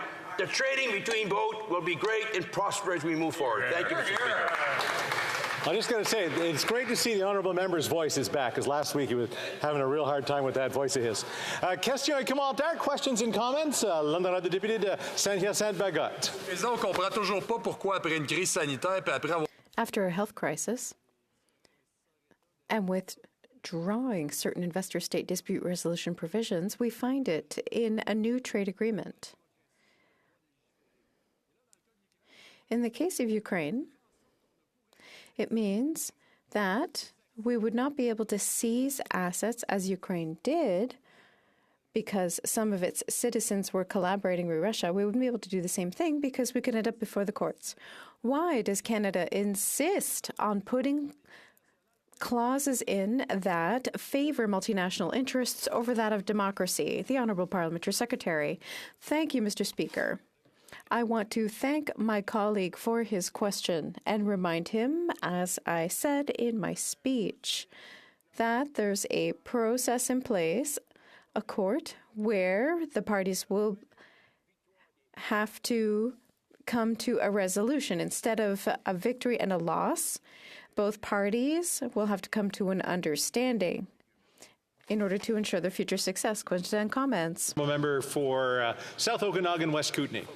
Thank you, Mr. Speaker. And I'd like to ask through you, the member across the way, more or less the same question that the Bloc just asked about the investor-state dispute mechanisms here. He said it wasn't like the investor-state dispute mechanism that the Americans wanted. Just wondering if you can explain more about that. How does it differ from the investor-state dispute mechanism in the Canada-Europe Treaty, the CPTPP, things that the NDP aren't in favor of? Is this some sort of ISDS light, or what is it that we can and can't do and can face as governments being sued by multinational corporations? The Honourable Member for Sackville-Preston-Chiswick. Again, I want to thank my colleague for that important question, and also remind him, as I did with my colleague from the Bloc as well, that each country has the right to regulate on key areas themselves, so they can control a certain aspect of it. And the other part that they are in collaboration, it's modularized dispute settlement, which allows strengthening alternative to avoid arbitration, which hopefully will ensure that both countries are winners in the process. Thank you. Question et commentaire, the Honourable Member for Abbotsford. Well, thank you, Mr. Speaker. I want to thank my colleague for his speech. I'm not going to go into the revisionist history that he recited here in this House. He should know that as the minister that was responsible for negotiating the original Canada-Ukraine Free Trade Agreement, I would be supportive of any reasonable steps we can take to improve our economic relationship with Ukraine and help it up on its feet. My question to him has to do with liquefied natural gas. As he knows, Ukraine has an energy security problem because it can no longer get natural gas from Russia. The obvious place for Ukraine to turn to is Canada, and yet our Prime Minister has said there's no business case to be made for exporting LNG. I want to know from my colleague, does he actually support the moral case for Canada exporting its LNG to Ukraine to help Ukraine with its energy security challenge? The Honourable Parliamentary Secretary, the Minister of Rural Economic Development. Thank you, Mr. Speaker. I want to thank my colleague for his important question, and I'd like to remind him that Article 19.22 commits both countries to review this agreement within 2 years and to expand it where need fit. So this is a great opportunity to have conversation around different strategies to support Ukraine as we move forward. Thank you, Mr. Speaker. Oh, there we go. 45 seconds. The Honourable Member for Guelph. Thank you, Mr. Speaker. And a short question for the Honourable Member in terms of the benefit to the Ukraine for Canada to be able to export to them, as well as for them to have open access to our market, how that really helps Ukraine in their recovery methods. The Honourable Member for Sackville Preston Chiswick. Thank you, Mr. Speaker. I want to thank my colleague for his important question. And the timing couldn't be more crucial. We know that Ukraine is in a very difficult situation in a fight for their life. We know that Canada is behind them and supporting them in any way we can. And for Canada to be ready to move forward right after Ukraine wins this important fight, then this will build Ukraine much faster, and both countries will benefit from that success. Thank you. Resuming debate, the Honourable Member for Mirabel. Thank you very much, Mr. Speaker. I've seen you sitting there since earlier today. You seem to be having a great deal of pleasure listening to this debate on CUFTA today. So we'll continue with that, and hopefully you'll enjoy it. Listen, this is important. It's a free trade agreement.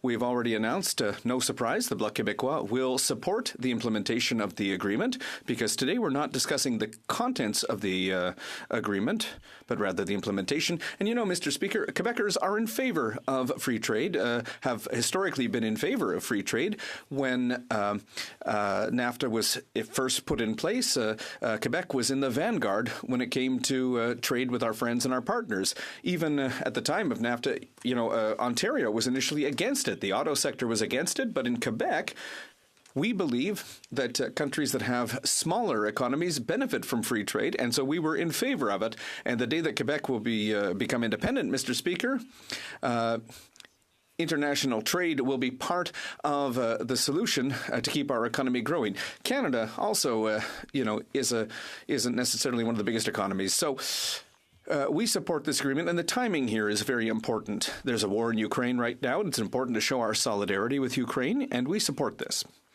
Now, it's very important that we understand how free trade agreements are negotiated, because today the government would, Canadians might think that we're discussing, the agreement. But no, when two countries get together to negotiate a free trade agreement, the first thing that happens is the countries sit down together and they establish a number of principles. We're in favor of trade, freedom, et cetera, et cetera. And once the main principles are agreed on, that takes a couple of hours, Mr. Speaker. It's pretty easy to do. Then exceptions are put in place. And that's where the negotiation of free trade agreements gets more tricky. There are cultural exemptions, for example. Quebec is the only Francophone nation in North America. There are agricultural exemptions for supply management, all kinds of exemption. And it's at those crucial moments, Mr. Speaker, that Quebec is typically sacrificed. For example, free trade agreements. And when it comes to supply management, when we negotiated with Europe, the United States, or negotiations with the UK, Mr. Speaker, what happens is Quebec's aluminum is sacrificed, or Quebec's dairy producers are sacrificed so that the auto sector can be protected, for example. So the devil's in the details. Now, Mr. Speaker, obviously, the problem here is that We don't control what the negotiators are negotiating. We have absolutely no control over that here in this House. Here we're discussing the implementation of this agreement. Earlier today, the Parliamentary Secretary, the member for Winnipeg North, who is currently in discussions with some of his colleagues across the way, said, hey, Quebecers, you're lucky this time. This time we didn't sacrifice supply management. We didn't sacrifice your farmers. We didn't sacrifice the dairy producers in any way. But in this specific case, Ukraine didn't have a surplus of milk to export. When it was the case, for example, with Wisconsin, which has a surplus, well, that's when they put in place exemptions that sacrifice supply management here in Canada. When it comes to French cheese from France, when we're negotiating with the European Union, well, supply management in Canada is sacrificed. When it's time to discuss British cheese, well, supply management sacrificed again. Now, with Ukraine, there aren't any of those irritants because the major exemptions that Quebec typically is looking for aren't part or weren't a central part of these negotiations. But, you know, here in this House today, we're discussing implementing something that was negotiated above our heads, whereas in the United States, for example, when treaties are negotiated, the negotiation, the bargaining mandates are decided on by their elected officials, by Congress. But here in Canada, the mandates for negotiation come from the executive. They come from ministers. And Parliament doesn't have any impact on that. And that's the source of the problem here. And that's why in many cases we disagree with some of the clauses that are found in these agreements. The same thing for Europe, Mr. Speaker. Obviously, in Europe, treaties are ratified through the European Union, but the member states, and even the smallest member states, have an impact, have weight in the decisions that are made. We saw that with the EU trade agreement and Belgium and the objections they raised. But in the case of this free trade agreement, Quebec was not consulted. But when it comes to implementing the free trade agreement, that's where we have to say to, for example, Quebec's elected officials, well, you're going to have to change your laws to implement a free trade agreement that Parliament didn't have any say on and that you didn't have any say on. So with this agreement, it's as if we were buying a car. We didn't choose what kind of car, what options, what color, but now we're being told you're going to have to adjust your budget to, accept that car, if I can put it that way. So that's a problem. Now, not everything is perfect in this agreement. And my colleague, the member for Saint-Hyacinthe-Pégot talked about this earlier. The Liberal member wasn't able to answer the question. The question is concerning the relationship between states, the countries, and multinational countries. That's always been a problem. The questions of how, of where multinational companies can sue countries based on how the free trade agreement is put in place. We've seen that with expropriations, for example. We saw that with NAFTA. Things were derailed because of these clauses. So if, for example, Canada decides to apply environmental policies which are, I wouldn't say severe, I would say modern environmental policy. A Ukrainian investor who's investing here, who feels that they're affected by these policies, could sue the government of Canada and sue Canadian taxpayers, sue Quebec's taxpayers, because they would feel that they've been put at a disadvantage by those environmental policies. That's a major problem. The Liberal member earlier wasn't able to answer that question. He didn't even understand the question because he confused the mechanism for a conflict resolution between states, between countries, which exists in this agreement, and which, generally speaking, is fine, and the conflict resolution method between countries and multinationals. And that happens in the courts. So that takes sovereignty away from Canada, and so that's a big problem. That sort of thing should not be in these sorts of free trade agreements, and yet we still see that today. Mr. Speaker, I'll also come back to the way that this was negotiated because Parliament doesn't set the mandate for negotiation, because it's the government, the ministers behind closed doors with ministerial solidarity, which, they all have to follow it, means that Parliament doesn't have any impact on that. Well, Parliament has no way to limit the government's executive power when it comes to deciding how these should be negotiated. Now, the Bloc Québécois has a bill that would change that.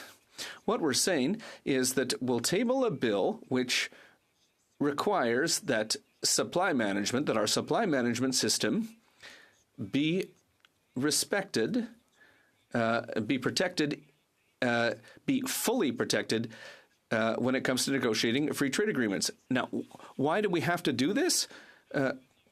Why do we have to table a bill that would put limits on the government like that? Well, because Parliament, Mr. Speaker, never has a say in how these negotiations are done and how the mandates are set. Now, there's a chapter in the Implementation Act for this bill when it comes to that deals with corruption and responsible behavior. These are voluntary, non-restrictive codes that companies would have to follow. Now, later this week, we'll be debating a bill that would protect whistleblowers, and all those principles of transparency and respect for institutions, which are set out in the bill, are in the private members' bill we'll be talking about. And if those principles are good for CUFTA, well, it means that this private members' bill should be good for everything within the government. It should be supported by the government. So to conclude, this is an important free trade agreement which has diplomatic importance. It's an expression of friendship towards Ukraine, and obviously Ukraine is a small trading partner for Canada. The effect on our economy will be minor, but it's important, especially at this time, to express our solidarity with Ukraine. So thank you to colleagues for their questions. Questions and comments. The Honourable Parliamentary Secretary to the Government House Leader. Yes, thank you, Mr. Speaker. I understand that the Bloc are, in fact, very supportive of the legislation, and I've been asking the question in regards to, economic trade agreements are very positive overall for the nation in the sense that it does create all forms of middle-class jobs, opportunities for entrepreneurs and so forth, and we have seen that firsthand. This is a unique trade agreement in the sense, yes, it's with Ukraine, but Ukraine is actually at war. And I'm wondering if he could provide his thoughts in regards to how this House passing this legislation in a timely fashion can actually have a very positive impact in Europe given the war situation that's taking place today. The Honourable Member for Mirabel. Well, I would like to reiterate to my colleague that indeed free trade is important. It creates jobs.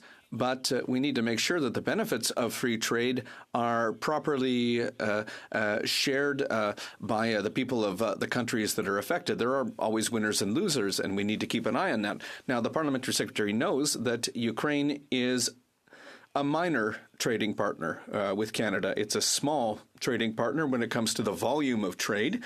And as I said, it's a country that is at war right now. It's a country that's at war, and we need to express our solidarity. Now, if the Parliamentary Secretary is trying to get me to say, like the Conservatives and their own government are saying, that we need to export more gas to Ukraine as quickly as possible, well, I think I'll let the Conservatives and the Liberals get that message out. They're very good at that. The Honourable Member for South Okanagan, West Kootenay. Thank you, Mr. Speaker, and I'd like to thank my colleague for his speech. He mentioned off the top that the Bloc was supporting this bill, and it seemed to be because it was a fait accompli that everything was done behind closed doors and we're just implementing it.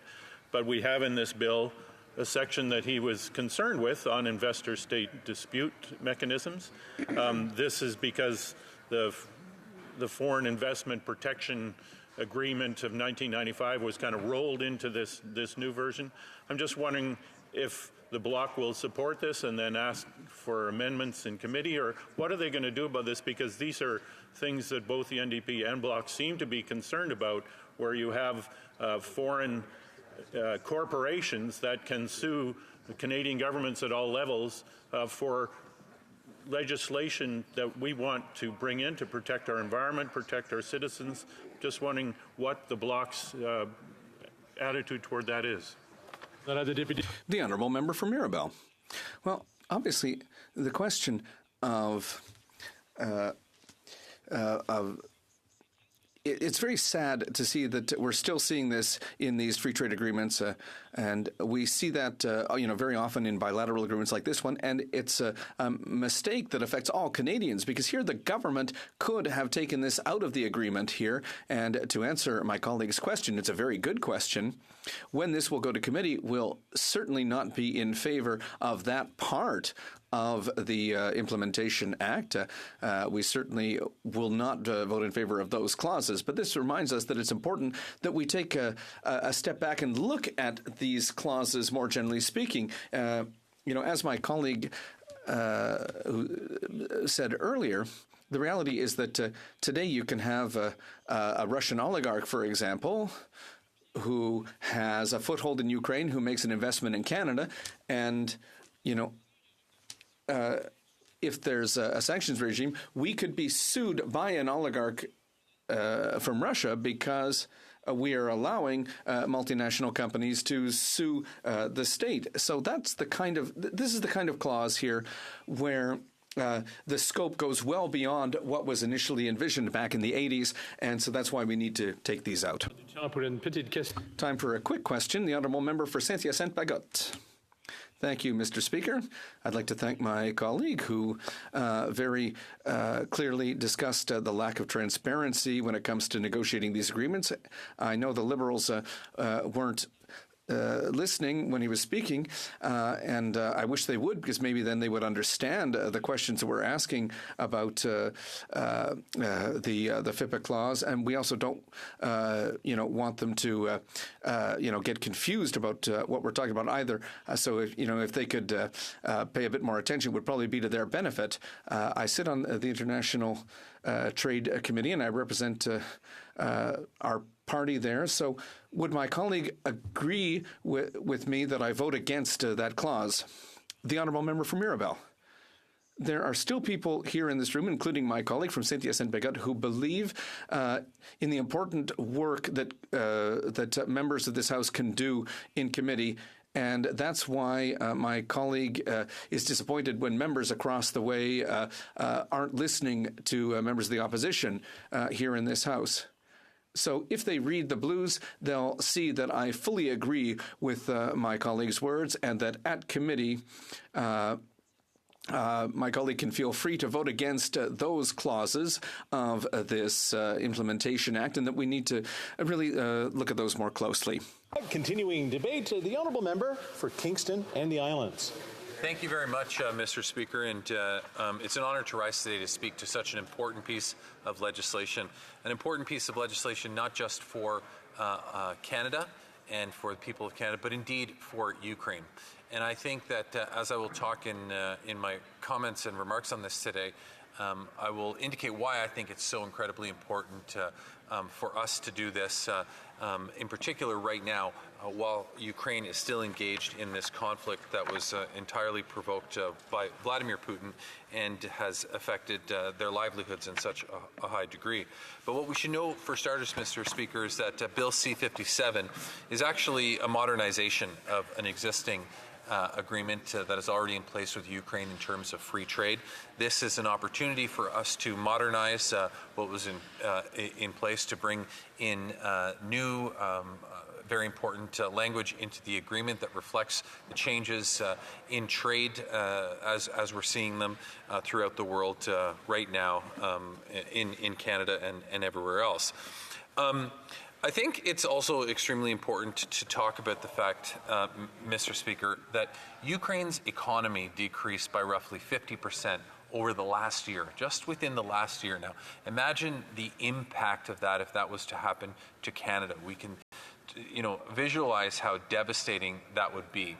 And so as a key ally of ours, I think it is extremely important that as we prepare for what's next for Ukraine, when they ultimately do win this conflict, this war with Russia, it is extremely important to make sure that all the tools are in place when that happens so that Ukraine can come bouncing back as quickly and effectively as possible, and most importantly, rebuild their country and their economy as it relates to those outputs that they had. And this is where Canada has an advantage. I should note that Canada is the first country to modernize its agreement, its free trade agreement with Ukraine since the war broke out a year and a half ago.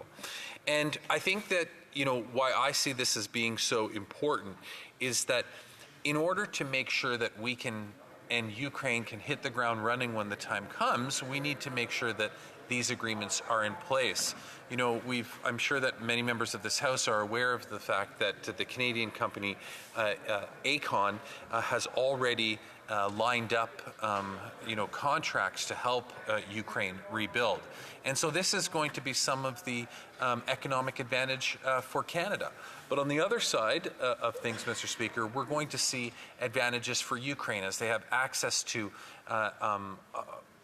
parts of the Canadian market. And my understanding is that the existing trade agreement already provided the elimination of 99.9% of import duties from Ukraine. This means that the goods and services that Ukraine will be trying to sell outside of their borders after and during the time that they're rebuilding will have an open market to Canada. And I think that that's incredibly important because when a country is going through that process of rebuilding, as Ukraine ultimately will be, they're going to be looking for open doors in the world. And for Canada to be at the forefront of that and to say we are here to support Ukraine through trade and through commerce and through opportunities, new opportunities, in a mutual way that benefits both countries, I think is extremely important.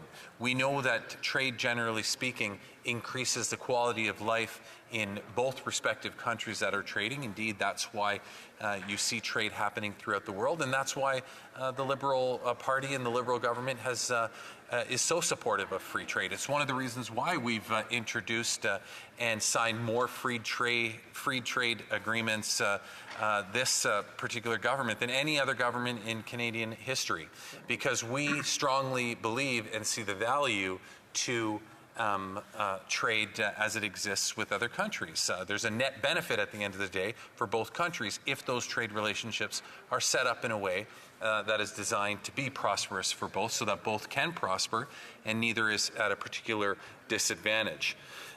And so what this bill is doing right now, and I, like others have said, really hope that we can see this bill get over the finish line before the end of this year, by Christmas, will really put Ukraine in the position that it needs to be in. And when I say I hope that the bill gets past the finish line, I mean I hope that this bill finishes the process in this chamber, gets to the Senate, finishes its process in the Senate, and can be signed by the Governor General as an act of Parliament by that point. I really genuinely hope that we can put aside partisanship, and I'm certainly not one to shy away from being partisan at the right opportunities. Mr. Speaker, you're acting slightly surprised, but indeed I assure you that I am the first to admit that I certainly am. But on this particular issue, I think that this is an issue that's much greater than just Canada. It's much greater than just one political party or another political party. This is an issue, quite frankly, that is about supporting Ukraine for everything that we have been doing. And, I think it is absolutely critical that this be one of those things. Like, for all that stuff that we've done in terms of support, for training troops, for being there for Ukraine, for providing whatever we can while they fight this war, this is probably one of the most important things that we could be doing to set Ukraine up for success when they win this war. And that's really what this ultimately comes down to, is make sure that they are successful. And, you know, I'm reminded, and, you know, when I think of Canada being the first to modernize this agreement, Mr. Speaker, I'm reminded of when I was on the National Defense Committee from 2015 to 2019, and I had the opportunity to travel while we were studying Operations Unifier and sorry, the other one's escaping me right now, but we were studying them, and we traveled to Ukraine. And of course, this is when the war or the conflict with Crimea was ongoing, and we would hear from the various different leaders in Ukraine. And I can vividly recall one conversation that our representatives from the Defense Committee had when we were sitting down at a table with the representative. It was the chair of the Ukraine Defense Committee, and he made a point of telling us, he said, you know, the importance of Canada's role in being here is so much greater than anything you could provide us militarily. The importance of Canada being here means that other countries are following suit.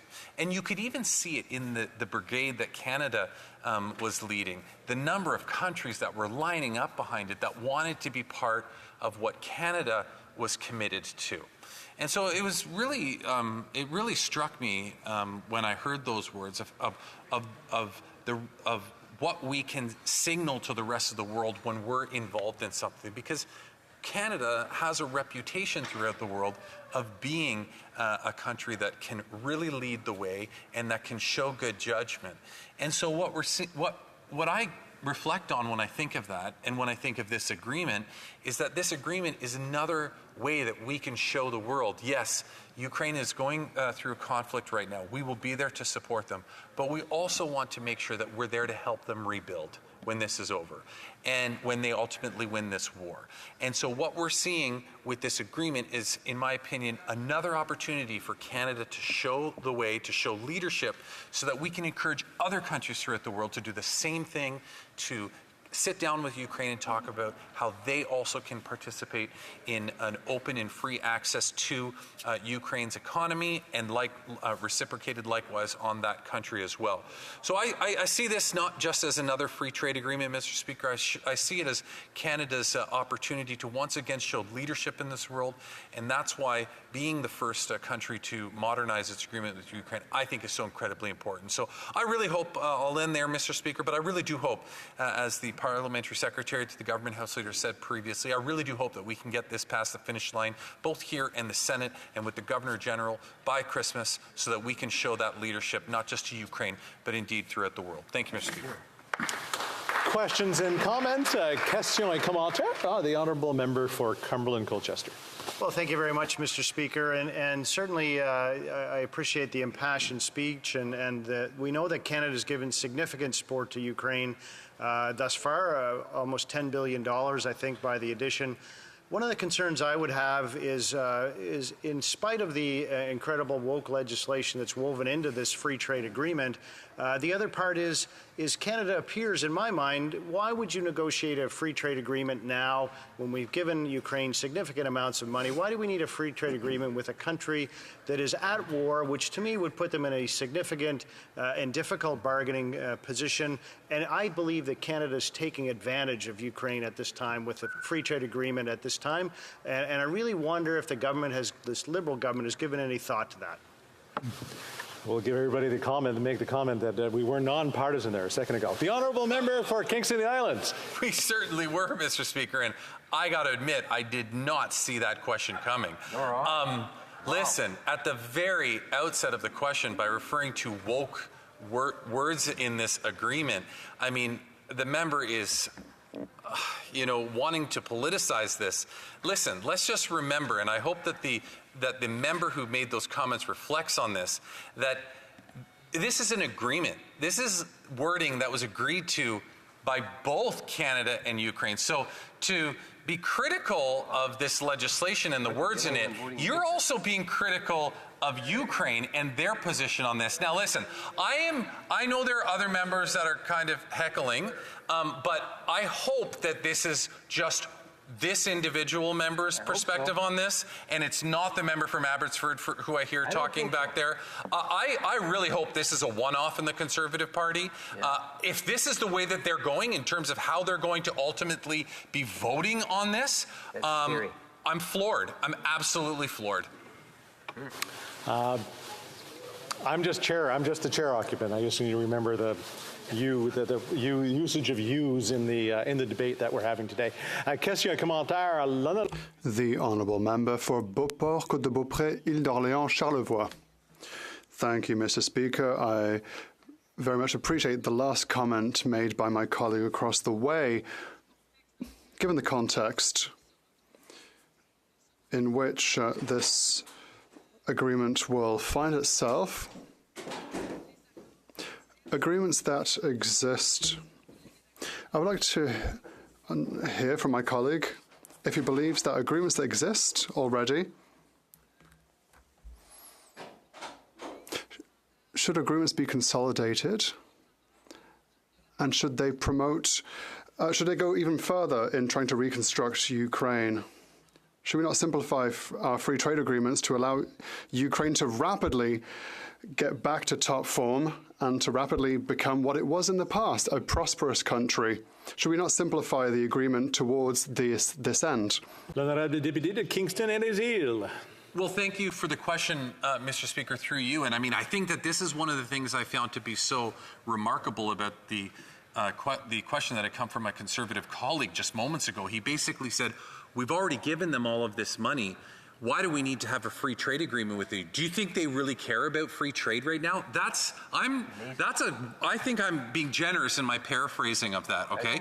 But the reality is that I'm convinced that Ukraine wants this in place. Ukraine wants to make sure that when they do win this war, that they have the resources to hit the ground running. That's why we put these agreements in place now. And so to her question, do we consolidate and do we do other things to make that even more effective and happen faster? Absolutely. So I'm still in awe at the question that the member from Cumberland Colchester asked me. I am perplexed by where Conservatives are going with this.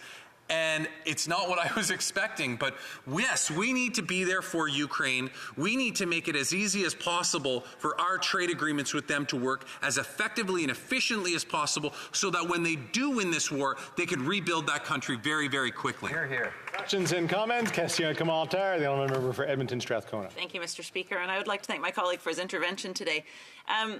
You know, he spoke about how important this agreement is, and there is a lot in this that I'll be speaking about later on this evening. But one of my questions is that this trade agreement, I understood, was negotiated and completed in April. So if this is such important legislation, and I believe that it is, why did it take the government so long to bring it forward and then bring it forward to the House so that we have not even had an opportunity to speak to our caucuses about this particular legislation? If they actually want all the support, if they want everybody on board, why did they take so long to bring this forward in such an irresponsible manner? With a quick answer, the honourable member for Kingston and the Islands. Well, I think I will be very quick. My understanding is that the agreement, well, yes, was negotiated in April, but it wasn't signed until September. So it was just signed, and here we are in October with the legislation on it. So I think that, you know, should we always look for opportunities to be faster at things? Absolutely. But I would not by any means say that this has been a slow process. Reprise du débat. The honourable member for Chicoutimi-le-Fjord. Thank you, Mr. Speaker, dear colleagues. I take the floor today to talk to Bill C-57 that seeks to ratify the free trade agreement between Canada and Ukraine. I would like to share a couple of opinions on the matter and the reason for which we should study this very carefully. First of all, it's important to note that Canada traditionally has been a defender of democratic values, of human rights, and the rule of law internationally. Ukraine, since its independence in 1991, has made significant progress in these fields. Canada has always had friendly relations with Ukraine. Indeed, Canada was the first Western country to recognize its sovereignty. By examining this agreement, we see the opportunity to strengthen our engagement towards these fundamental values and to provide tangible support to Ukraine. And in doing so, we confirm our solidarity with Ukraine in its quest for stability, for prosperity and freedom. In the current situation, the best way for Canada to help Ukraine in its fight against the Russian invasion is to allow Ukraine to turn away from its dependency on Russian energy by doing without and by improving international trade for energy, for example. We support reducing obstacles to free trade, especially when it comes to relations with a country that shares our values. Conservatives started our first free trade agreements with Ukraine.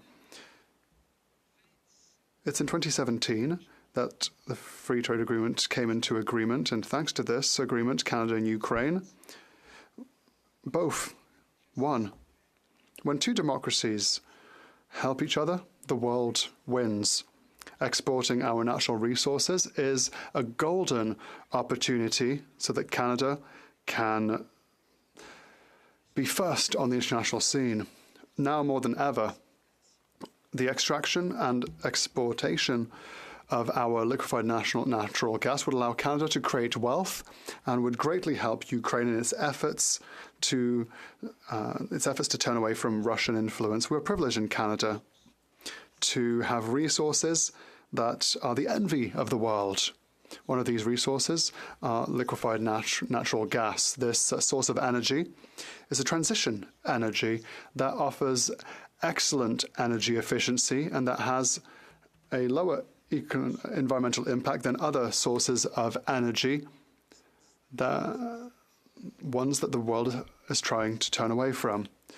Common sense would state that we would use this resource to our advantage, allowing our allies, such as Ukraine, to benefit from the abundance of this resource. Unfortunately, for reasons, ideological reasons, I think, the government refuses to take advantage of this strategic resource that would help Canadians, our allies, and the health of our planet. In my riding, a significant liquefied natural gas project could not see the light of day because of the anti-energy attitude of the Liberal government. The absence of a strong signal for developing LNG in Quebec and Canada hinders the population from having access to funds that we seriously need and forces our allies to turn to dictatorships for their energy needs. The most effective way for Canada to support its Ukrainian allies in its fight against the Russian invasion is to offer them a way out of their dependency on Russian oil and gas. Ratifying Bill C-57 is essential so that we may continue to support this Ukrainian democracy that strives for freedom and the rule of law. Not only this is a significant economic trade tie for our values in the world, but this relation is also of benefit to our Canadian businesses. On the one hand, our automotive section could expand towards another market, a new country without too many hindrances. Our trade relations are very important so that we can have access to agricultural goods. Our imports of agricultural goods allow a trusted source of quality goods. For our local producers, reducing barriers to buying assets like tools would allow them to purchase better tools and for cheaper. This is part of our long-term commitment for the Ukrainian people. And Ukrainian communities in Canada have a very important role to play in our society. We have the second largest diaspora, Ukrainian diaspora in the world. This represents 1.3 million Canadians who live amongst us and that contribute to our culture and our economy. This agreement is part of Canada's strategy for free trade. We adopted this strategy to promote economic development in amongst our businesses and to improve their competitivity. Unfortunately, when the government and their Bloc East allies decide that they're anti-energy, when they hinder our Canadian producers, it is impossible for our country to fully benefit from the benefits that come from our abundant natural resources. We have to be realistic. It is true that our various exports and imports with Ukraine are significant. That being said, what would allow us to progress in our support for Ukraine is exporting LNG. Anti-energy measures are detrimental to our economy and stops us from being the energy allies that we should be with Ukraine.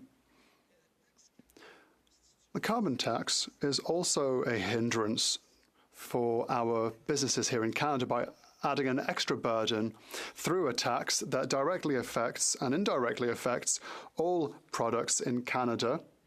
Goods that we import have a significant advantage compared to our local overtaxed goods.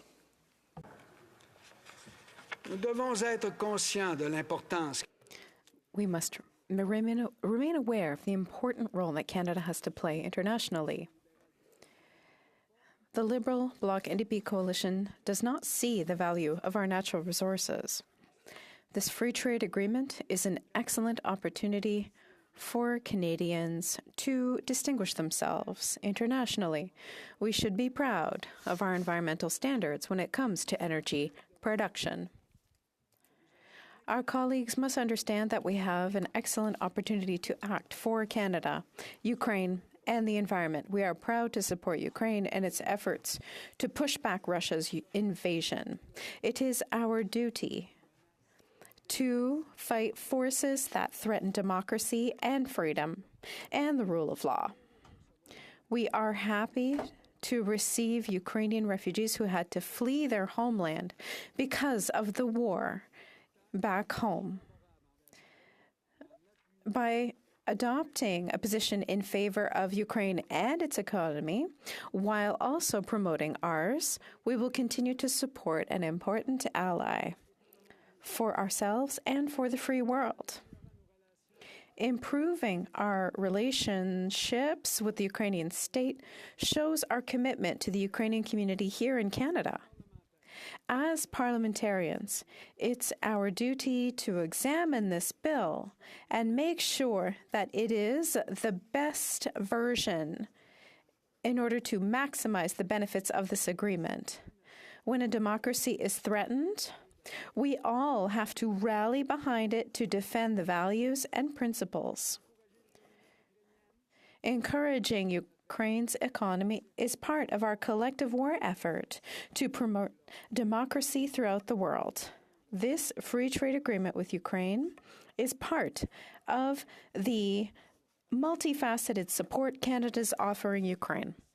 In principle, Bill C-57 seems to be in line with Canada's values and principles. We will have to work carefully and consistently as parliamentarians to make sure that this free trade agreement has the greatest number of positive impacts for both countries. Conservatives always work to improve Canada's interests, and we also commit to supporting our Ukrainian allies, especially due to the difficult situation they're in with the conflict with Russia. If, after reviewing this agreement, we see that it's in the interest of Canada and Ukraine, we will support it. Questions and comments? The Honourable Member for Guelph. Thank you, Mr. Speaker, and thank you to the Honourable Member across the way for his intervention. I heard a lot more in his speech, Mr. Speaker, about what Canada could sell to Ukraine versus what it means to Ukraine to have access to the Canadian market and to have the benefits of having more customers to help them to develop their economy through sale of goods like steel and like tools, like the great work they've done on rolling stock on railways. Could the honourable member maybe talk about the opportunity that we're giving Ukraine to be able to sell into our market to help them develop their market? Good question. The honourable member for Chicoutimi-Le-Fjord. I'd like to thank my colleague for his question. I think we will need to have some good discussions because we have to have the best possible agreement so that Canada and Ukraine both benefit at the same time. What I noticed is that I know that we have energy to sell to Europe and Ukraine, and we're being prevented from selling it. When we see the unfortunate situation Ukraine is in, we're in a good position to help them. Questions and comments? L'honorable député de Shefford. The honourable member for Shefford. Merci, Monsieur le Président. Je remercie mon collègue. Thank you, Mr. Speaker. I thank my colleague for Chicoutimi-Le-Fjord for his speech. We are in favor of the principle of this agreement. And of course, we're an ally in the Ukraine file. We agree on that. But I'd like to hear what he has to say about a missed opportunity in this agreement, which was to ensure that we reintegrate the fact that multinational corporations are subject to state rule instead of putting them on the same level. Large multinationals always carry the threat of dragging states before the courts. That means a state can become the puppet of a multinational corporation. The risk of legal proceedings is not negligible. I'd like to hear my colleague on that, the honourable member. I'd like to thank my colleague. I think that the missed opportunity is not accepting liquefied natural gas projects, which would be better for the environment right now. We are in a transition.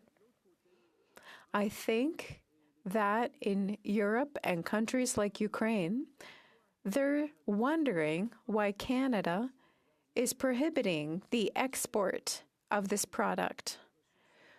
We are a country of natural resources. We develop them the best.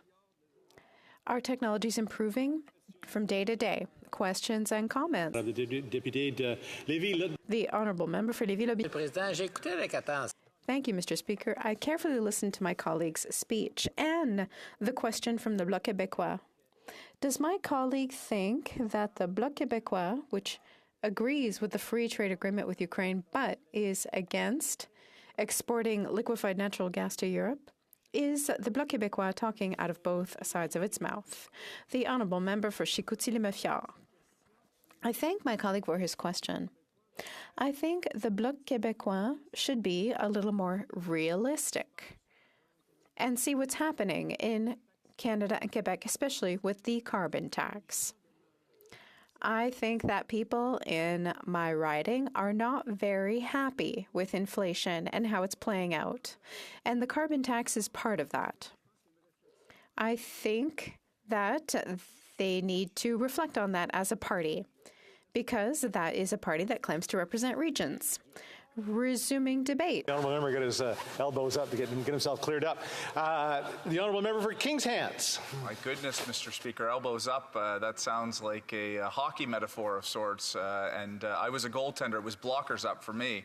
But, Mr. Speaker, we're here to talk about a really important piece of legislation. But if you'll permit me, I just want to take 30 seconds because I promised a constituent, actually it's one of your constituents, but we will maybe have some crossover in the days ahead with redistribution. It is Mary Fraser. Mary Fraser is a resident of South Berwick. I had the privilege of going to her 100th birthday at the Waterville Fire Hall, and I promised not only would I, of course, wish her happy birthday, and I know you've done the same, Mr. Speaker, I said I would make sure that it gets on the Hansard so that it'll forever be on record here. Yes, big round of applause. Mary, we love you, and it's great. I hope you're able to watch this at home when your family clips it. Donc, merci beaucoup, Monsieur le Président. Thank you very much, Mr. Speaker. We are here to debate Bill 57 on the free trade agreement between Canada and Ukraine. Today, behind me, my colleagues for Etobicoke Centre and my colleague for Outremont are the champions for Ukraine. And I just want to take a few minutes to recognize their work here in Parliament on behalf of all Canadians, especially Canadians with Ukrainian heritage. So thank you for your extraordinary work. Le projet de loi, Monsieur le Président, est très simple. The bill is very simple. This bill will continue to advance measures between Canada and Ukraine in terms of free trade. The original agreement was established in 2017, first of all, and it included goods but not services. Projet de loi, les services sont aussi inclus.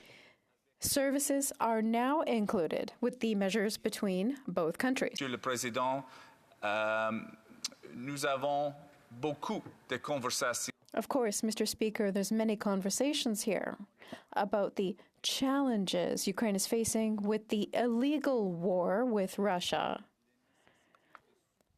and how necessary it is to support Ukraine and its people to defend their country. Speaker, we've talked a lot about the war, and Canada's contribution. I do want to recognize I was a bit disappointed in the comments from the member from Cumberland Colchester who referenced this legislation as being woke. Disappointing to see, Mr. Speaker. This is a piece of legislation that's just simply establishing a trade agreement and furthering the ties that we have between our two countries. Is he suggesting that the government of Ukraine is woke? I don't think so, Mr. Speaker. This government has been on the front lines of defending democracy. I think he needs to clarify his comment at some point in this House. Hopefully he'll have that opportunity because, again, this is extending measures that matter between the economic ties between Canada and Ukraine. This is what our two governments have been working on to be able to advance, and it's something that I know members of this House that have Ukrainian diaspora in large numbers in their ridings are certainly proud to stand here and support this legislation. In fact, it would be great if all members of this House we could agree on a way to fast-track this legislation. This should not be very controversial. I hear some of my members from the NDP are calling for that. They believe in that principle. It's not within my purview, Mr. Speaker, but perhaps the House leaders are able to have a conversation and we don't have to spend a lot of days on this, and we are able to advance this to committee for further study, and then ultimately when it comes back from committee, get this to the Senate as soon as possible. Even better, Mr. Speaker, I have seen it before, where actually the House leaders, if they agree, can just send this right to the Senate. That would be even better, especially if we believe in the piece of legislation that is there.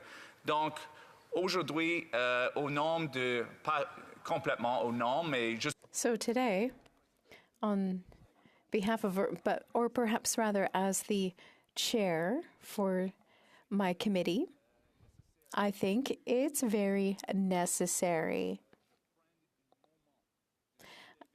to take a moment to highlight the importance of the connections between Canada and Ukraine, especially in terms of agriculture. Members, our former members, the honourable member from Malpeque, Wayne Easter, actually called me a couple weeks ago from Ukraine. He is there on a mission working with Ukrainian farmers, potato farmers in Ukraine.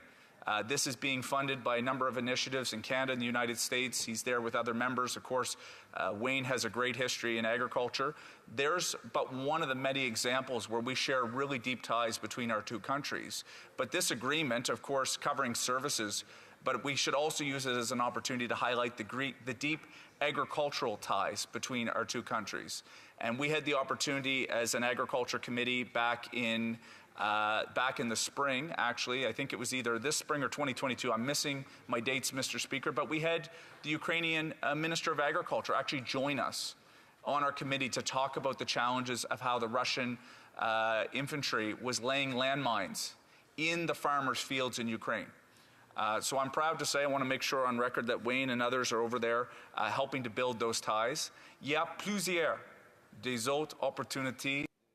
There's many other opportunities to create a feeling of collaboration between Canada and Ukraine in terms of shared research and other methods, especially with seeds in French. I'm sorry, I forget the name for seeds in French.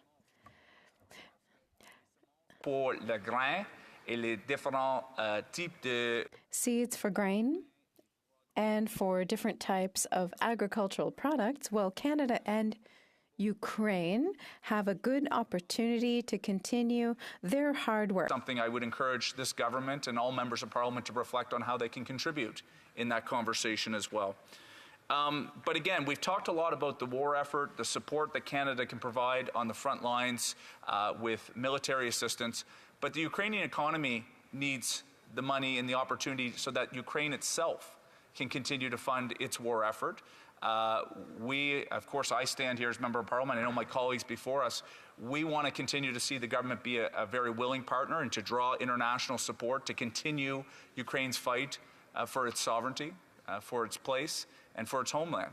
But at the same time, this agreement is yet another opportunity where it is in the vested interest of both of our countries. Ukraine has opportunities to send products here. We have the opportunity to send expertise and support to Ukraine. It strengthens both of our economies at a time where Ukraine's economy is in challenging times, given the circumstances that are happening. I will note, Mr. Speaker, that Canada is the first country to sign a free trade, or in this case, modernize and continue to advance our integrated economic ties. We're the only country so far that has been able to do that. I think that speaks to the importance of how President Zelensky and his government view Canada as a stable partner, as a friend and an ally to be able to move forward. I see I have 2 minutes left. I just simply want to say, I'll use my remaining time, Mr. Speaker, to say this is a very straightforward piece of legislation that builds upon the existing economic ties that we have. It is supported by both governments, of course, here and in Ukraine. It is supported by the diaspora and Canadians across the country who have Ukrainian heritage, who will be calling on all members of Parliament in this House to support really straightforward legislation to advance this as soon as possible, to drive economic opportunities for themselves here in Canada, but indeed for their homeland, for where they have family and friends. Mr. Speaker, we've had certain pieces of legislation before this House over the last couple of weeks that I really thought would be quote-unquote slam dunks, that I thought that there would be an opportunity for real partisan consensus in the ability to move legislation forward. I have been proved wrong on that, and things that I thought would be able to be advanced quickly were not. I hope and I call on all members of this House, and I know on this side of this House we will have that consensus, but it sounds as though the NDP will have that consensus, I presume the Bloc. I don't know about the Conservatives based on the conversations I've heard in this chamber over the last couple hours. And I really hope, and I'm happy to take questions, but I hope that they can clarify that they are in support of this very straightforward bill that matters for Ukraine, that matters for our economic security as well, because it's just straightforward common sense. Thank you, Mr. Speaker. Thank you very much. And don't forget, seeds, c'est des graines. On a des graines pour la semence. So we have seeds for planting. Happy birthday to Mary as well. It's tough to be in two places at the same time, and you know how it goes. So it's good to know that the honourable member did make the birthday in Waterville that day as well. It's my duty, pursuant to Standing Order 38, to inform the House that the questions be raised tonight at the time of adjournment are as follows: the honourable member for Courtney Alberni on taxation, and l'honorable député de Edmonton Strathcona, les affaires étrangères. Foreign Affairs. Questions and comments. Questions et commentaires. The honourable member. I like the fight that's going on here between the party members. The honourable member for Edmonton Strathcona. Griesbach. See, I listen over here. This is what happens to me. I listen to Avalon. Avalon does this to me every time. I'm not supposed to. No problem.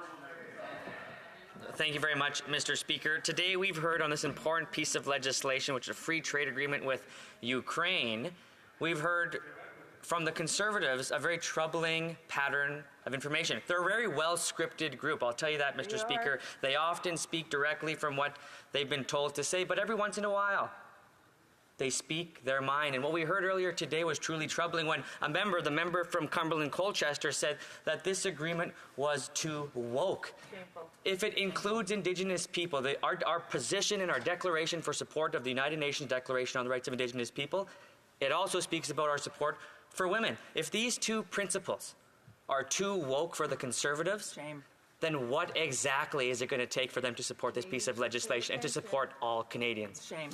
Good question. Again, my apologies to the Honourable Member for Edmonton-Griesbach for getting the writing long. I don't know how I did that. The Honourable Member for Kings Hands. Mr. Speaker, I'm at a loss for words because that is actually a tremendous question, and I can't answer for the Conservatives. My honourable colleague knows that, but I'm glad that he put that to the record.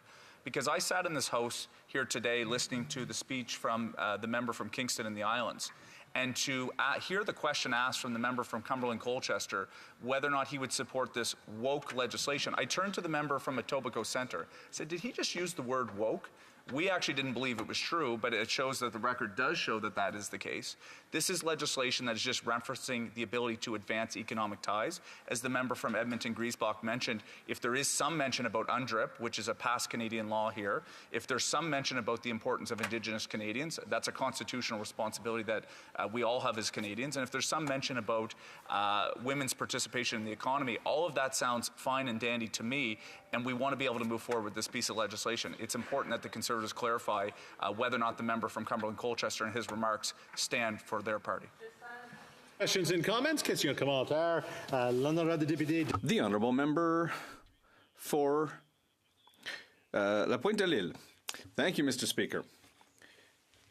We know that Parliament's power to amend the agreement is very limited. We can only vote for or against this bill, but we can't have an impact on the treaty itself. Whereas in most industrialized countries, elected officials can have a direct influence on free trade agreements and treaties. So I'd like to know what my colleague thinks of that. The Honourable Member for Kings Hands.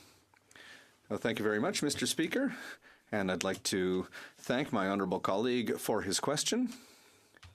I think that there is an opportunity to evaluate our process here in the House of Commons. And if there's an opportunity to reevaluate the methods that we use for scrutinizing free trade agreements, for example,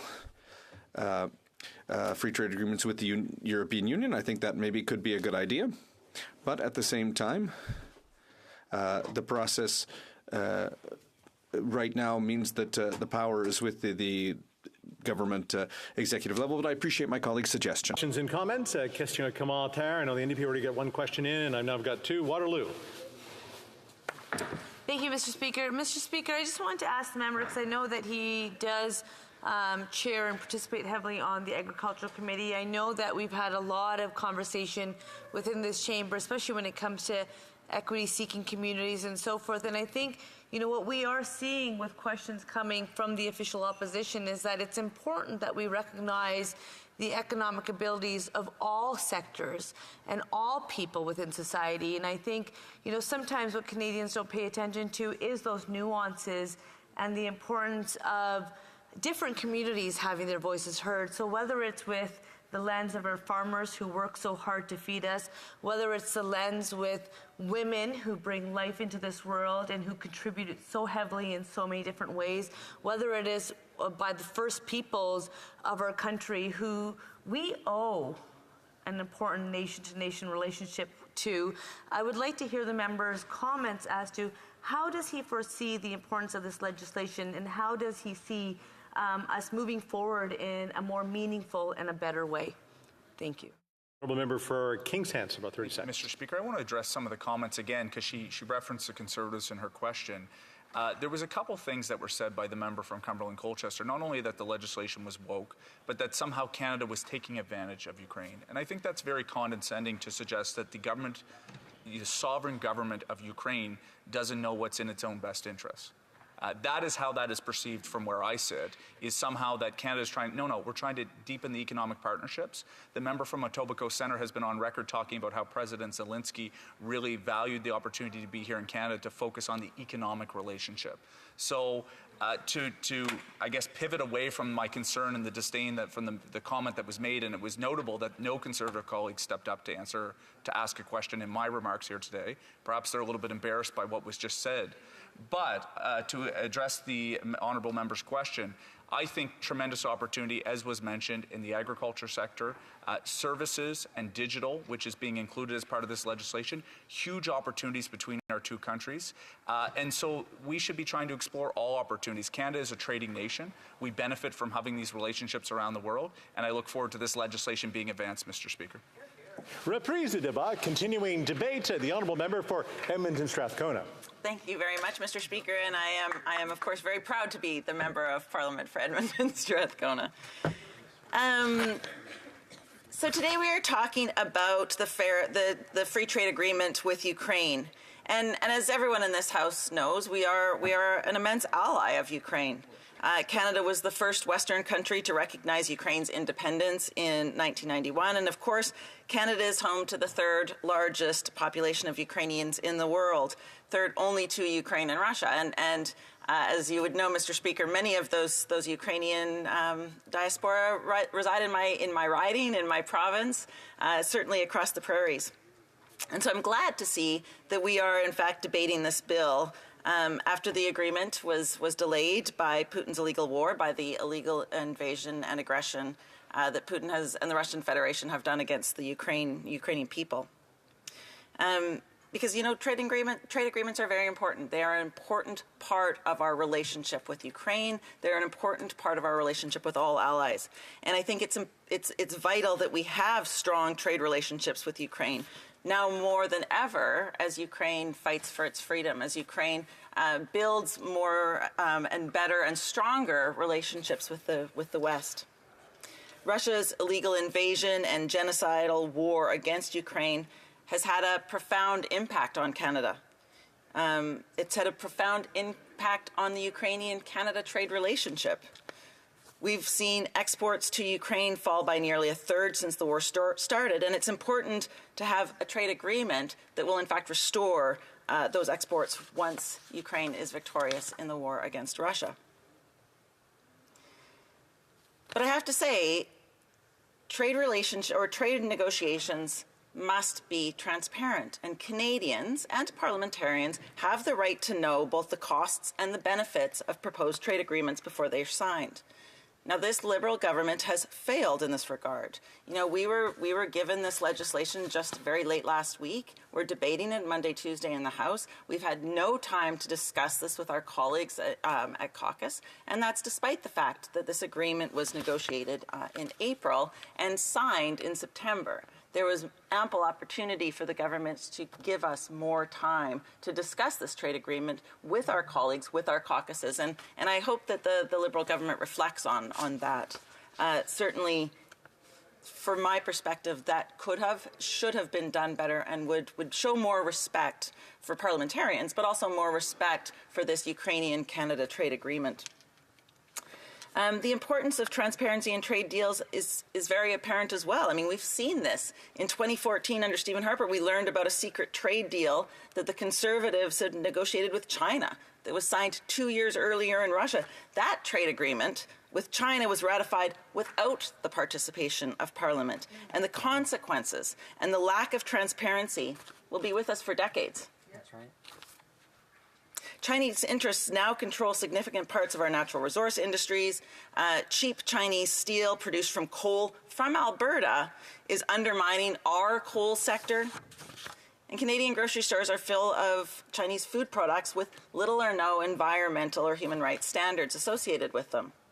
And we've spoken in this House a little bit today about some of the comments we've heard from the Conservative Party, some of the comments about this legislation being woke, which is absolutely absurd, because there should never be be a trade relationship that Canada has that doesn't involve us looking at human rights, that doesn't involve us looking at environmental protections, doesn't involve us looking at Canadian jobs and the impacts on Canadian workers. So the success of the trade deals that we negotiate as a country can never be measured purely by trade, purely by corporate profit. They have to be measured by a number of different things. You know, I sit beside the good member from Edmonton, Griesbach, who is an absolute champion for Indigenous people in this country, for Métis people in this country, for Inuit people in this country, and to have him have to sit here and listen to folks say that adhering to UNDRIP, adhering to the UN Declaration on the Rights of Indigenous People is woke, is shameful, is absolutely shameful. Right. You know, we sat in the International Human Rights Subcommittee today. We actually met with a Honduran, Elvin Henderas. He's a human rights investigator. He spoke about the Canada Fair Trade Agreement, or Free Trade Agreement, sorry, with Honduras. He spoke about how that didn't help the people of Honduras. That there was no one looked at human rights when they negotiated that. There was no conversation at that time to look at human rights. And he talked about the impact that's had on women, children, Indigenous people, folks in their community that have stood up for environmental rights, people in their community have stood up for human rights. And because of the free trade agreement that we negotiated, those rights weren't protected. And I think it's something to keep in mind. You know, we also heard from Robert McCorkdale, who is the vice chair of the UN Working Group on Business and Human Rights. And he said, if we don't look at human rights when we do this important work, we put people at risk. So it is something that I think we really need to do, and something that, from my perspective, is the furthest thing from superfluous or whatever the Conservatives are trying to say with their insensitive woke comments. Now, we need a trade deal that is good for Ukraine, that is good for Canada.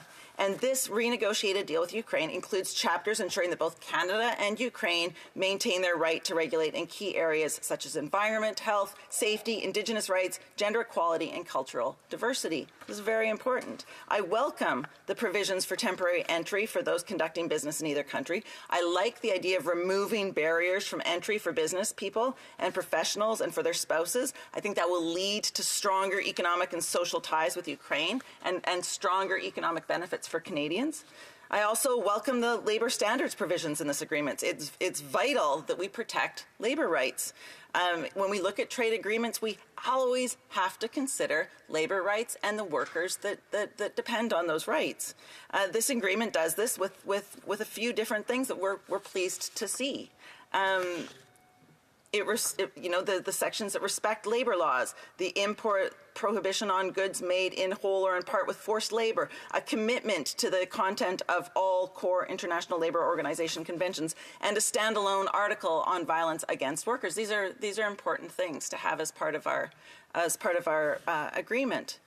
And so, while I am disappointed in how the government brought this agreement forward, I am disappointed that I have not had the opportunity to sit with my colleagues and discuss this agreement as would be the norm, as would be expected. I'm disappointed in the lack of transparency that we have seen in the development of this agreement. I do support a trade agreement with Ukraine. I do think that needs to happen. Now, I'm going to need to take some time to look at this one and see whether or not I can provide support for that one, because this is important. This is important work, and I don't take this work lightly.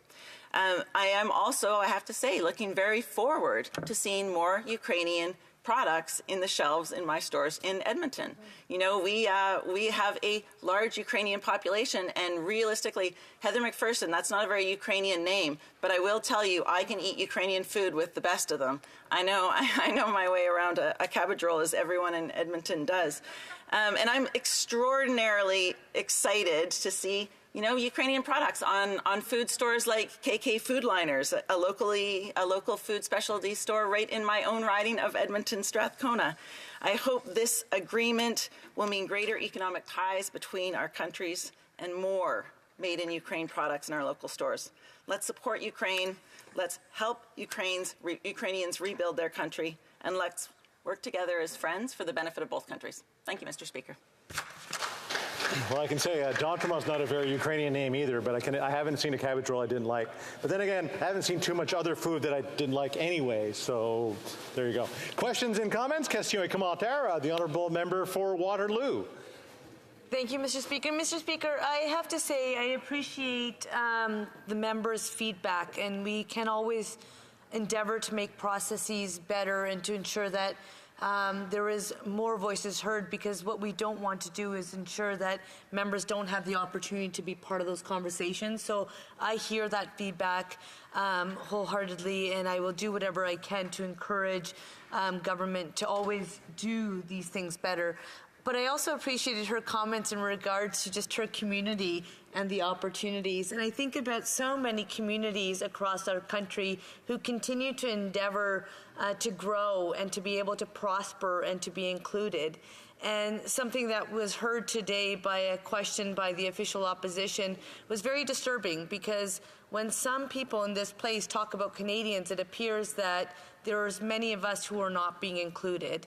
And I think about what is happening in the world today. I think about what Ukraine is taking on to actually fight for democracy when it comes to international law. And I think about how they will have to rebuild and what this agreement could do to help them rebuild faster and to ensure those factions of their society who sometimes would be left behind could actually be included. So I would like to hear the member's thoughts as to how she believes an agreement like this could actually better help more members of not only the Ukraine society but of Canadians, and how we actually do better to see that more Canadians, more Ukrainians are able to grow and prosper.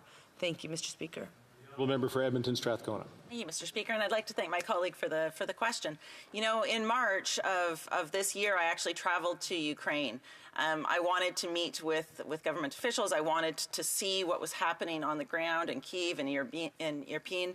And one of the things when I met with government representatives, when I met with parliamentarians from Ukraine, is that they wanted support from Canada to help rebuild their country. They wanted us to be working with them to rebuild. And you know, I spent some time talking to folks working in different areas and different sectors, and I can tell you that ultimately the people that suffer the most in any war, and this war in Ukraine is no different, are women, are children, are marginalized people. And so, you know, we need to help Ukraine rebuild. We need to be there for our ally, but we also need to recognize that after this war is won, that the people that are most vulnerable, the people that will need the most support are women, girls, you know, Indigenous people. And so that needs to be the priority of our trade agreements as well. Questions and comments? Question et commentaire, the Honourable Member for Abbotsford. Thank you, Mr. Speaker, and I enjoyed my colleague's speech. She was critical of the FIPA, or the investment treaty that Canada signed with China, but the 1994 FIPA, or investment treaty with Ukraine, and this new modernized free trade agreement with Ukraine both contain similar provisions. And I'm wondering, is she going to be encouraging her colleagues in the NDP to strip the Ukraine trade agreement of these provisions, or is she supportive of including those kinds of investment protections in this new free trade agreement with Ukraine? The Honourable Member for Edmonton Strathcona. Thank you, and I'd like to thank my colleague for his question.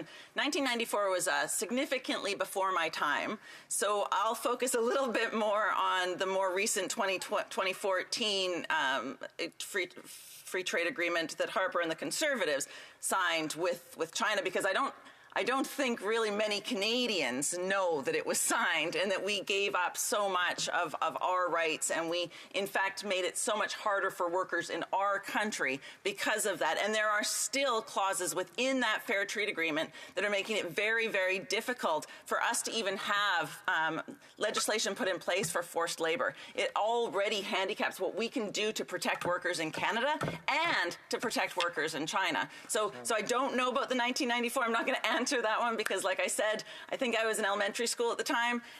But certainly the one in 2014 that I have done quite a lot of work looking at is one that I'm disappointed in, and certainly hope that the Conservatives don't get another opportunity to negotiate another free trade agreement with China. Thank you. In 1994, I was engaged to get married, so I just want to say. The Honourable Member for La Pointe de l'Île. Thank you, Mr. Speaker.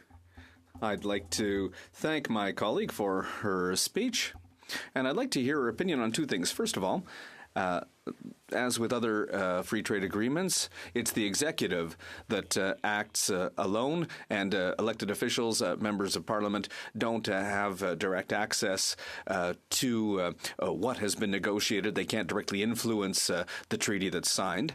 And I'd like to know what my colleague thinks about that. Would she agree eventually that we find another mechanism to move forward with these agreements? And then the chapter on investments continues to allow foreign investors to directly sue a country. So given that these are international agreements, they should be agreements between countries. And in this case, it's as if we're putting multinationals on the same level as other countries. So what does my colleague think about that? Should that not be changed? The Honourable Member Emily Strathcona with a quick answer. Thank you very much, Mr. Speaker, and thank you for the question from my colleague. I would say, and this is a little bit more broad than perhaps what he was looking for with his question, but I would say that in fact Canada's foreign policy has tilted very heavily towards trade to the detriment of diplomacy, peacekeeping, security, development, all of these other pieces. And I think that the problem is that our foreign policy has to be built as a table. You need all of those legs for it to be effective and for it to work. And when we prioritize trade over human rights, over security, over peace building, I think that's a real problem. And so I do see some flaws with this legislation. Certainly, like I said earlier, I haven't had time to really get through it, but I certainly see some flaws with this legislation, and our caucus will have to take a look and see if we'll be supporting it or not. Resuming debate, reprise du débat. L'honorable député de Louis Saint-Laurent. The Honourable Member for Louis Saint-Laurent, thank you very much. It is with great pleasure that I take part in this debate on C57 with regards to a trade agreement between Canada and Ukraine. I love my country, I love Ukraine, and I'm a big fan of free trade. Certain situations that began under a Conservative government, well, as a good Conservative, I'm always for free trade agreements with as many countries as possible. Mr. Speaker, when we speak about Ukraine, we cannot ignore the fact that this country is showing the world what resilience is. How the strength of these people is being clearly shown. The Russian ogre under Putin is illegally attacking the country, and it has shown us that unfortunately in the 21st century we can still see traditional warfare, as was the case in World War II. But this strong people of Ukraine has been able to defend itself against Putin's regime, and they've defended themselves well, and they're now marching towards victory. We are looking forward to the end of hostilities, because there's never any winners at the end of the day.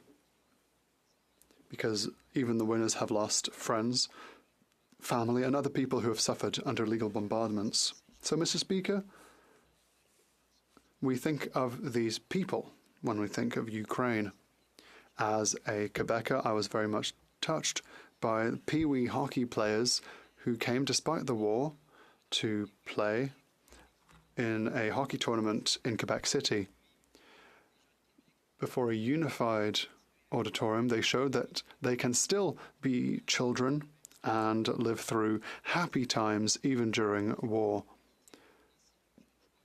I invited two Ukrainian players here who were here in the chamber when President Zelensky spoke to Canadians. They had the privilege of shaking their president's hand, and they were very proud to do so. A lot of emotions for them. Mr. Speaker, Ukraine and Canada have a lot in common. Yes, we have the same kind of climate. We also have a very strong climate culture of agriculture. Their flag represents the sky and the fields, which is also the case in Saskatchewan. But it also shows the historic ties that unite us through immigration. Many people have spoken to us today and have reminded us that Canada is the third country with the most Ukrainians after Ukraine and Russia. We are number 3, 1.3 million people. We have descendants of this great community that sought to come to Canada in the 20s and 30s. They enriched Canada through their presence and through their culture and through their diligent work. Mr. Speaker, we also have the same passion for hockey. What can we say? We are countries that love snow and that love the cold. And we saw that during the Pee Wee International Hockey Tournament. I would be remiss not to think that Canada could do even more to help Ukraine, because had the government made the right decision 7 or 8 years ago, Canada could have helped Ukraine, Mr. Speaker, help Ukraine in its economic war against Russia and help allies, especially European countries, to help Ukraine rather than help Russia by buying its natural resources. On this fact, Mr. Speaker, I must highlight the pain that I feel when I think that 8 years ago there were about 15 liquefied natural gas projects for exportation. But for years, for dogmatic and ideological reasons, this government did everything so that these projects lead to nothing. Imagine, Mr. Speaker, if we had had a good government with a vision of the future that wanted to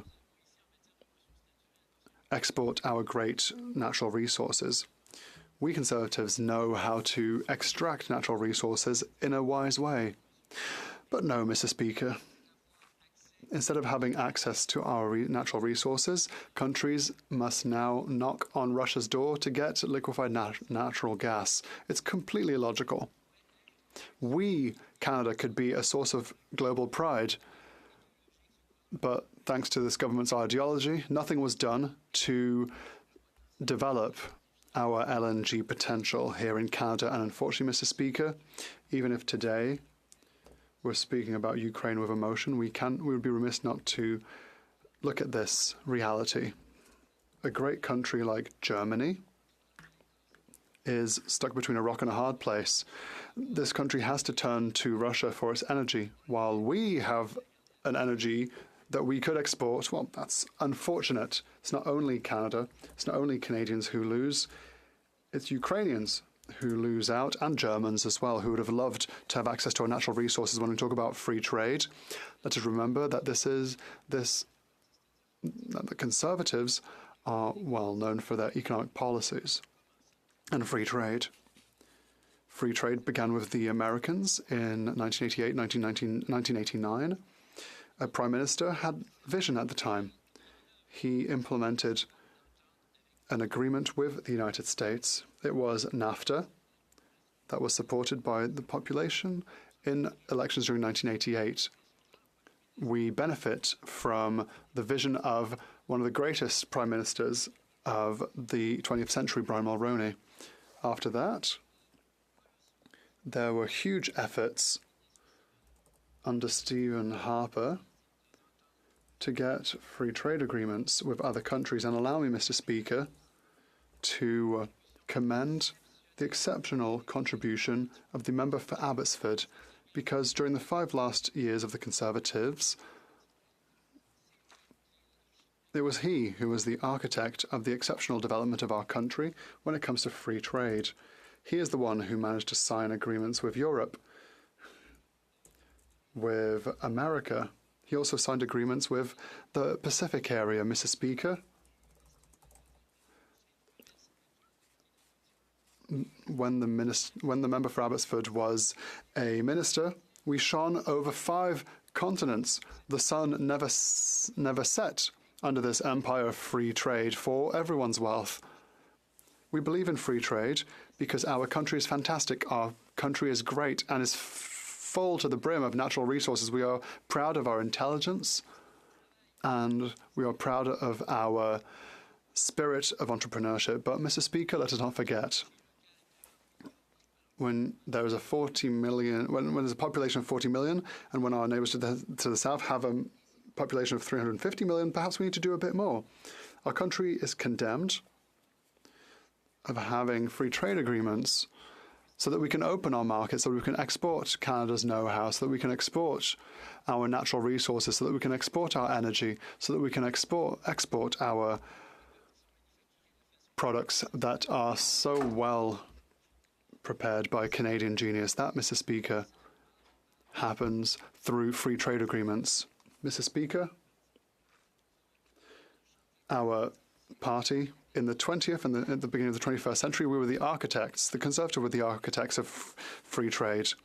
In that perspective, we are always open to having win-win agreements because that is the aim of a free trade agreement.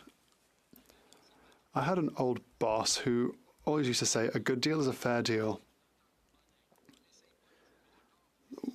We don't try to con anyone, con our partners. No, it has to be a win-win situation, and that is how we build exceptional free trade agreements, like the member for Abbotsford did when he was Minister for Industry. Mr. Speaker, I see that we have very little time, so it's with a lot of sadness that I will put an end to my speech. Thank you very much, Mr. Speaker. I'd like to thank the honourable member for his speech. When we return to debating C57, he will have 5 minutes of questions and comments left. Being 5:30, the House will now proceed to the consideration of private members' business as listed on today's order paper. Orders of the day, ordre du jour, private members' business, affaires émanant des députés. Resuming consideration at second reading of Bill C-278, Prevention of Government-Imposed Vaccination Mandates Act, standing in the name of Mr. Allison. And I believe when we left this last time, the Honourable Parliamentary Secretary to the Government House Leader had 7 minutes remaining in his speech. The Honourable Parliamentary Secretary. Yes, thank you, Mr. Speaker. And, you know, when I think in terms of the opposition party, the other day I talked about how reckless they are as an opposition party. And they are, in fact, very risky when it takes a look at many of the things that they talk about. And I would like to suggest to you, Mr. Speaker, that when it comes to reckless behavior of a political party, all one really needs to do is to get an appreciation of what it is that the Conservative Party has been talking about with regards to the COVID-19. Mr. Speaker, you know, we have a very active interest that's still ongoing in regards to COVID. Contrary to what some Conservatives might believe, COVID-19 and people are still being tested positive today. And it has been very important, not only for this government, but other levels of government, of all different political stripes, recognizing the health hazard that was caused as a direct result of COVID-19. And I can tell you, Mr. Speaker, it varied depending on population basis, density, to different regions of our country. And that's one of the reasons why it took Canada to take a Team Canada approach at dealing with the COVID-19. It was a worldwide issue, Mr. Speaker, a pandemic that didn't spare any country. Here in Canada, we had strong leadership coming from the Prime Minister's office all the way down, working with the different provinces, municipalities, Indigenous leaders, and not to mention the numerous stakeholders, and some opposition parties. And it was taken very seriously. We saw some provinces that even put in a curfew. Other provinces, virtually most provinces, actually had mandatory masking put into place, Mr. Speaker. And a couple of the Conservatives are a little sensitive because they opposed all that in many different ways, Mr. Speaker. Certainly did, as if they were very, very proud of that fact. Well, good for you. At the end of the day, there's many Conservatives that opposed the mandatory masking. No matter whether it was coming from progressive Conservative provincial governments or from the government in Canada in certain situations. You see, the difference is those that were in power, the provincial governments, municipalities, and the federal government, relied on health care professionals, individuals that had the expertise, as opposed to just, the way I look at it is that the more we interrupt the honourable member, the longer we have to listen to these speeches and the longer this all takes to make sure that the PMB hour gets done. So the Honourable Parliamentary Secretary has the floor. I appreciate you trying to tame the Conservatives on this particular issue, Mr. Speaker. When we take a look in terms of what has actually transpired virtually from day one of the pandemic, where it was an educational curve for all of us. And we saw things such as the importance of masking become a reality. Initially, that wasn't necessarily being advocated.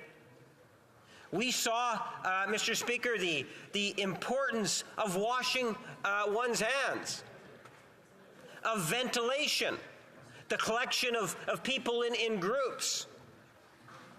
What we also saw is we saw in different provinces in particular coming to the table with their health experts, recognizing something that the Conservatives did not recognize, that it is a public health issue. Contrary to what the Conservative Party tries to espouse, vaccinations worked. Vaccinations made a difference. That's why you saw the different provinces and the different stakeholders get behind it in a very significant way, Mr. Speaker. And yes, there were some protests that came. We saw that firsthand. We saw the Conservative members of Parliament, a number of them, that would go out to the protesters, give them the pat on the back, applaud in terms of the types of things that they were doing, Mr. Speaker. It didn't matter about public health or what the city of Ottawa was going through or what was happening at the border crossings, billions of dollars put at risk. The reckless direction coming from the Conservative Party was truly amazing. Say it louder, people might believe you. Point of order. Point of order to the honourable member from Kingston and the Islands. Thank you, Mr. Speaker. I know a number of Conservatives have come in to listen to the member from Winnipeg, but I can't even hear him because they're so loud and they're heckling so loud. Perhaps you could ask them to tone it down a little so I could hear the member. I thank the honourable member from Kingston and the Islands. I didn't think that the tone had reached that level yet, but I will ask members please to be respectful of the member from Winnipeg Centre Winnipeg North who has the floor. Mr. Speaker, I'm pleased that members came in to listen to my winding up of what is an important issue. And at the end of the day, where we got a lot of that resistance is when we start talking about the behavior of some of the Conservatives. Because I truly believe that there are some that recognize the importance of public health, see the value of vaccinations. But a good portion, and it goes right from the leader down, Mr. Speaker. After all, this legislation, the person that really gave birth to this legislation was the leader of the Conservative Party, Mr. Speaker. Yeah, not all of them clapped, you notice, Mr. Speaker. Yeah, it's only been not all of them. Yeah. Because they recognize the irresponsible behavior and the reckless attitudes that the Conservative leader has taken on this legislation. He's passed it on to another member, but the fact still remains that as a health issue, we've seen other jurisdictions of different political parties recognize that vaccinations do in fact work, that do care about the working environment that people have to participate in, Mr. Speaker. They want a safe working environment. When you go onto an aircraft or a tube in the sky, the importance of air ventilation. These are the types of things in which we should all be concerned about.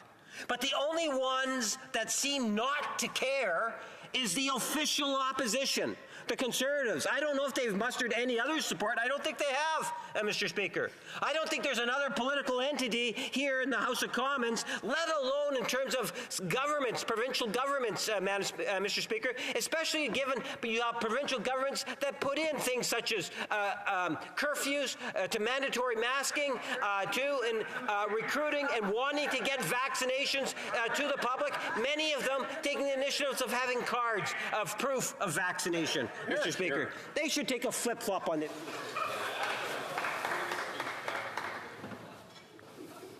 Who's next? Resuming debate, the Honourable Leader of the Opposition.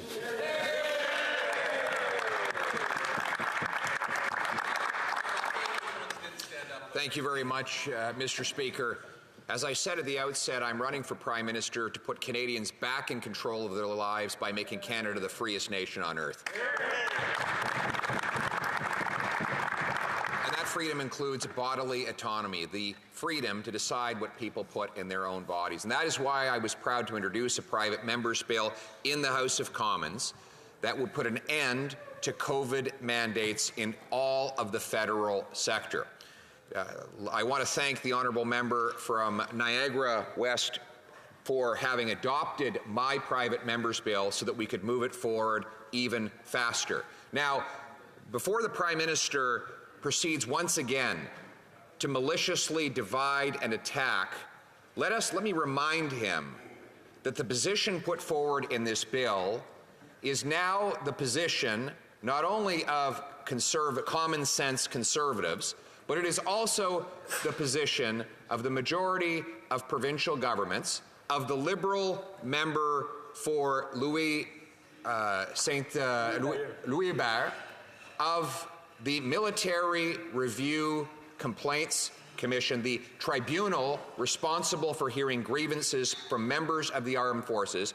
And I will remind the Prime Minister that the position reflected in the bill is now his position. Now, you might question why I would say that. And the reason is that he had the temerity to go on television about 3 months ago and claim he had never forced anyone to get vaccinated, that he claims that it should be a matter of personal choice. He wanted us all to forget the way he divided and insulted and name-called millions of people right across this country, patriotic, law-abiding, decent people. So if he really believes he never forced mandates on anyone, surely he'll be happy to vote for this bill to ensure that those mandates don't apply anymore and will never be reimposed again. So let me be clear about what this bill does. We start with what it will do. This bill targets the unreasonable overreaches of the federal policy and unjustified abuses of federal government power. The bill targets these overreaches and abuses of power based on two different but important types of evidence. First, it follows the scientific evidence about COVID-19 vaccines, how they work, what they do. And second, it responds to the evidence from the experience of this government's decision to exploit a public health situation for partisan political gain. This was most clear in the Prime Minister's deliberate decision to go beyond guiding and protecting Canadians to punishing people who chose not to take the COVID-19 vaccine. Let us remember that the Prime Minister originally said that vaccines would be a matter of personal choice. Then he did a poll showing that it would be popular to target a small minority of people who chose not to be vaccinated. He flip-flopped and said he would then make it mandatory. 3 days later, he called an election and attempted to exploit that political moment in order to regain power. It's funny, when he announced that the vaccine mandates would be imposed on the federal sector, he did it with such political haste based on the advice of not public health experts, but of polling experts, that even his own human resources team at the Treasury Board had put out guidelines suggesting that it would be a matter of personal choice, not mandatory imposition. So while he was advocating for a mandate, his own bureaucracy had published rules against a mandate. That is because they were following the science. They were following the medical science. He was following political science. That's right. This was...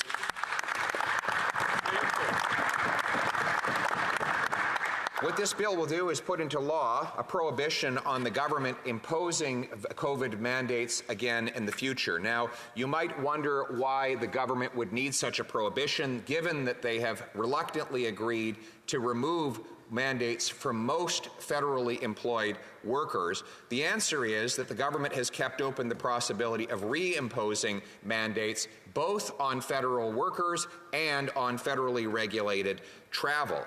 Furthermore, there continue to be military service members who face vaccine mandates even today. It is ironic that these same military service members could legally go into a bar and French kiss with a perfect stranger, but they could not do their jobs in the armed forces. How is that scientifically sound? They could not, for example, go out into a field and practice with their fellow members in infantry, but they could do things that involve far greater and more intimate personal interaction in public places according to the law. How could that possibly be based on science? We know that it is not and never was, because we also now know that the Military Grievance Tribunal has ruled that the government's imposition of mandates on service members violated Section 7 charter rights of those members, and that violation was not justified under Section 1 of the Charter, which gives the government the ability to override rights in order to uphold reasonable public interest requirements. So the government's own grievance tribunal has found that the mandates violated the Charter when it comes to members of the armed forces, and yet still the mandates remain in place in open violation of the Charter rights, not according to the Leader of the Opposition, not according to the countless civil libertarians who've been advocating for an end to these mandates, but according to the government's own grievance tribunal, and according, now moving out of the military to the rest of the federal sector, to the PIPSCC, the CAPE, and PSAC, three public sector unions representing 300,000 federal public servants who have brought legal challenges against this government, saying its blanket policy was punitive, unreasonable, and an abuse of management authority. To quote the unions, there was no proper consultation nor a comprehensive process to correctly identifying the possible circumstances faced by our members. Appropriate solutions were not developed by the employer to deal with many individual situations, end quote. But the Prime Minister didn't listen to them. He continued to go forward, firing federal employees who were not vaccinated, and he kept this policy in place even after his public health officer said, and I quote, that we need to get back to normalcy.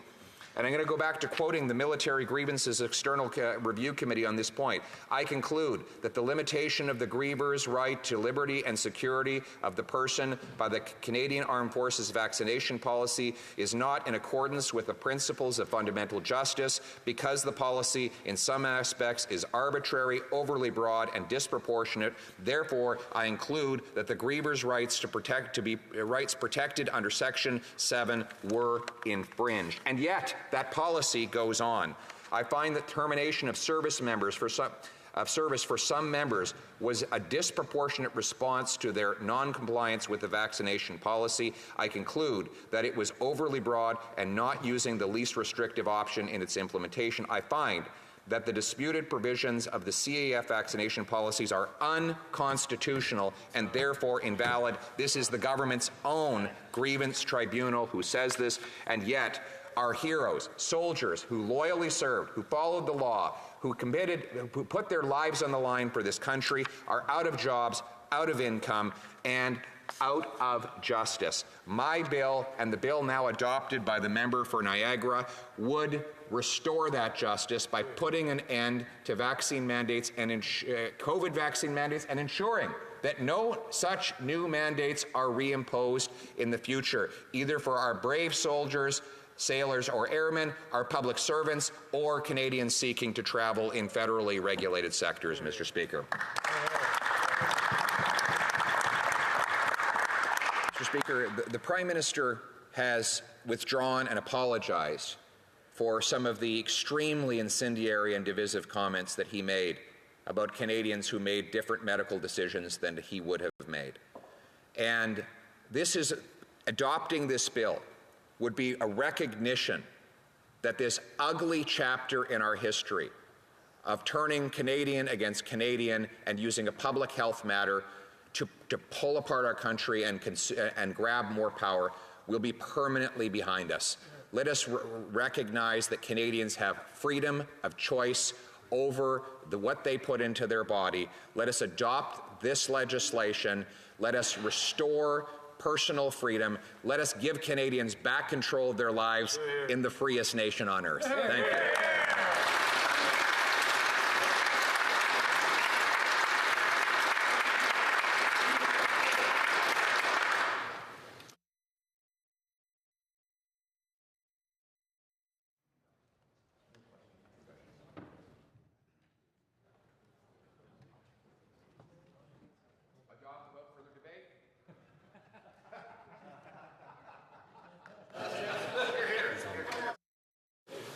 Resuming debate, the honourable member from Vancouver Kingsway.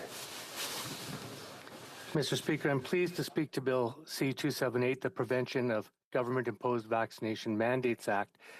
To begin, I believe it's important to note that the discussion surrounding this legislation has been highly politicized and riddled with misinformation from the day it was first introduced by the member for Carleton during the Conservative leadership race.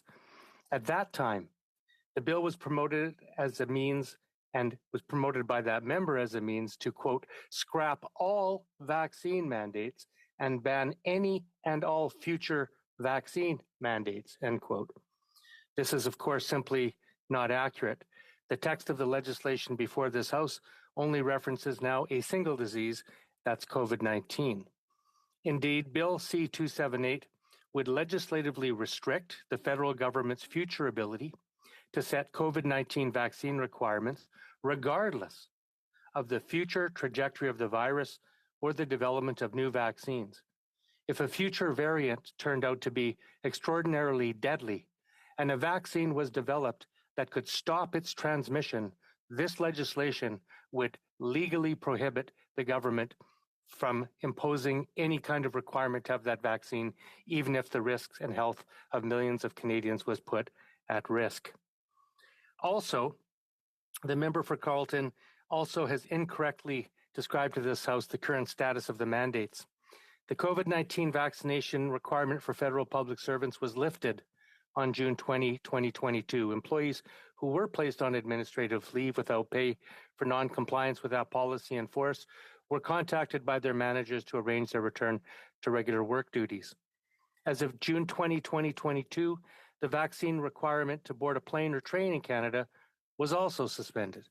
In addition, federally regulated transport sector employers were no longer required to have mandatory vaccination policies in place for their employees. And finally, effective October 1, 2022, the federal government removed COVID-19 proof of vaccination requirements for anyone entering Canada.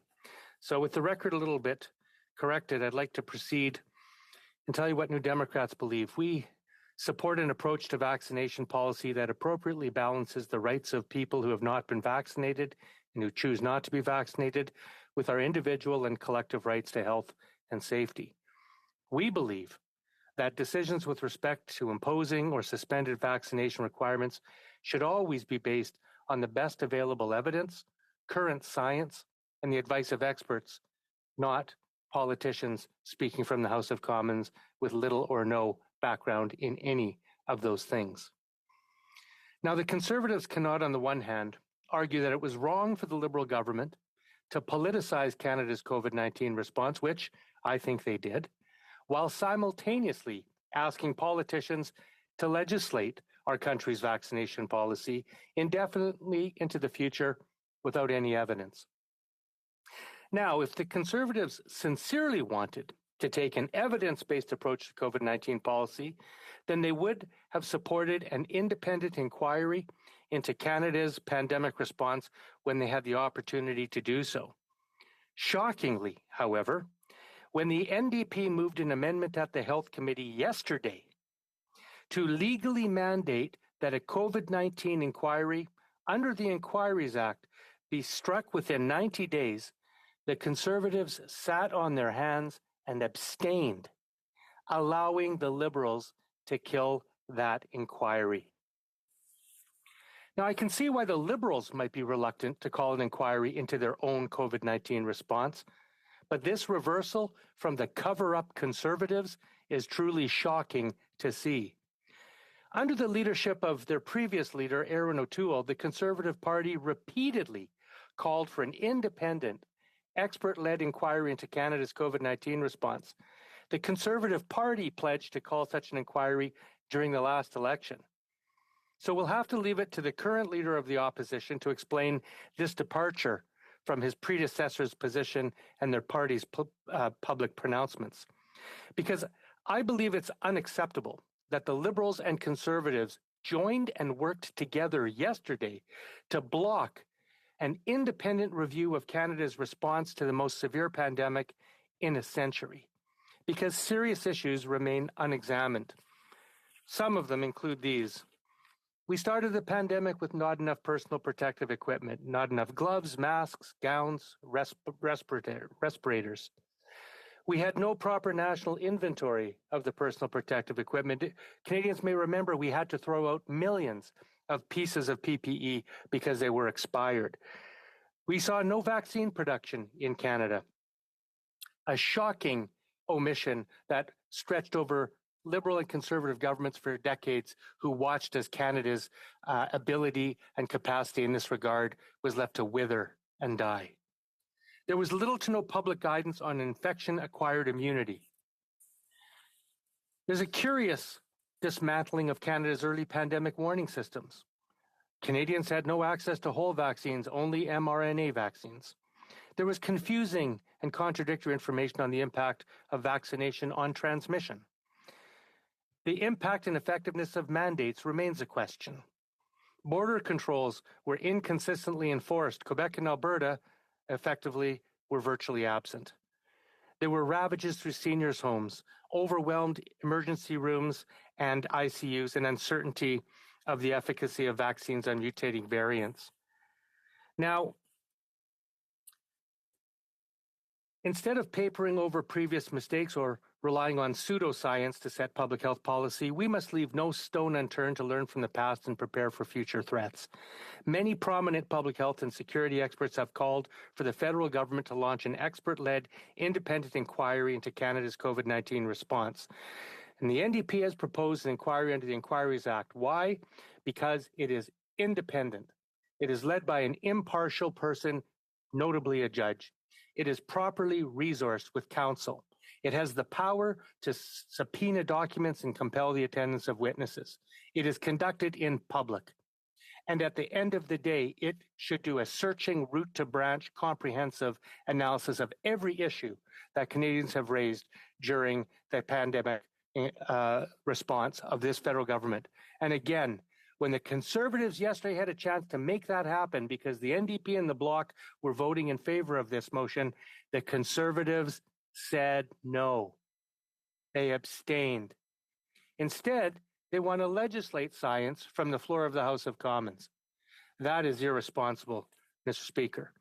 Now, prominent Canadians such as David Naylor, the co-chair of the Federal COVID-19 Immunity Task Force, and the former chair of the Federal Review of the 2003 SARS epidemic, thinks there should be an independent public inquiry.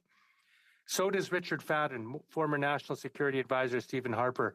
Recently, the British Medical Journal, one of the world's oldest general medical journals, published a series which examined Canada's COVID-19 response and called for an independent national inquiry. So why don't the Conservatives want one?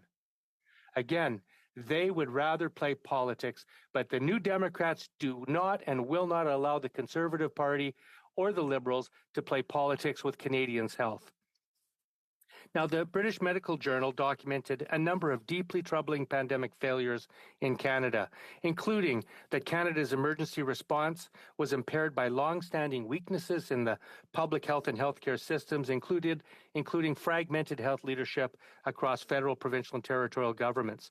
They noted that pandemic performance varied widely across Canada's provinces and territories, hampered by inconsistency in decision-making, inadequate data, infrastructure, and misalignment of priorities.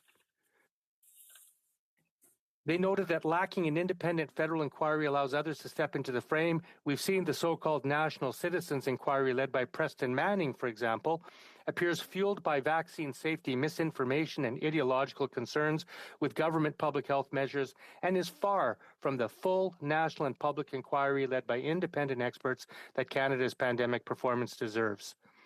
An inquiry would help deliver on Canada's ambition to be a global leader, and most importantly, it would deliver answers to a Canadian population whose confidence has been shaken. At the end of the day, a public inquiry is needed to restore Canadians' confidence, to ensure accountability for decisions that have been made, and most importantly, to find out what went well and what did not, so that we can better prepare for the next pandemic, which experts tell us is not a question of if, but when. So while the leader of the official opposition pontificates and pretends and politicizes this very important public health issue on the floor of the House of Commons, it's New Democrats who are pushing for what Canadians really want, which is a full, independent, public, impartial, searching, and comprehensive public inquiry. Thank you, Mr. Speaker. Thank the honourable member. Maintenant, je cède la I now give the floor to the member for Beauport, Côte de Beaupré, Île d'Orléans, Charlevoix. Thank you, Mr. Speaker. And I'd like to take this opportunity, Mr. Speaker. This is the first time that I've risen to speak while you're in the chair, so I'd like to congratulate you on your election and wish you a long reign as Speaker. Mr. Speaker, I'd like to begin by announcing that the Bloc Québécois, the adult in the room, is opposed to Bill C-278.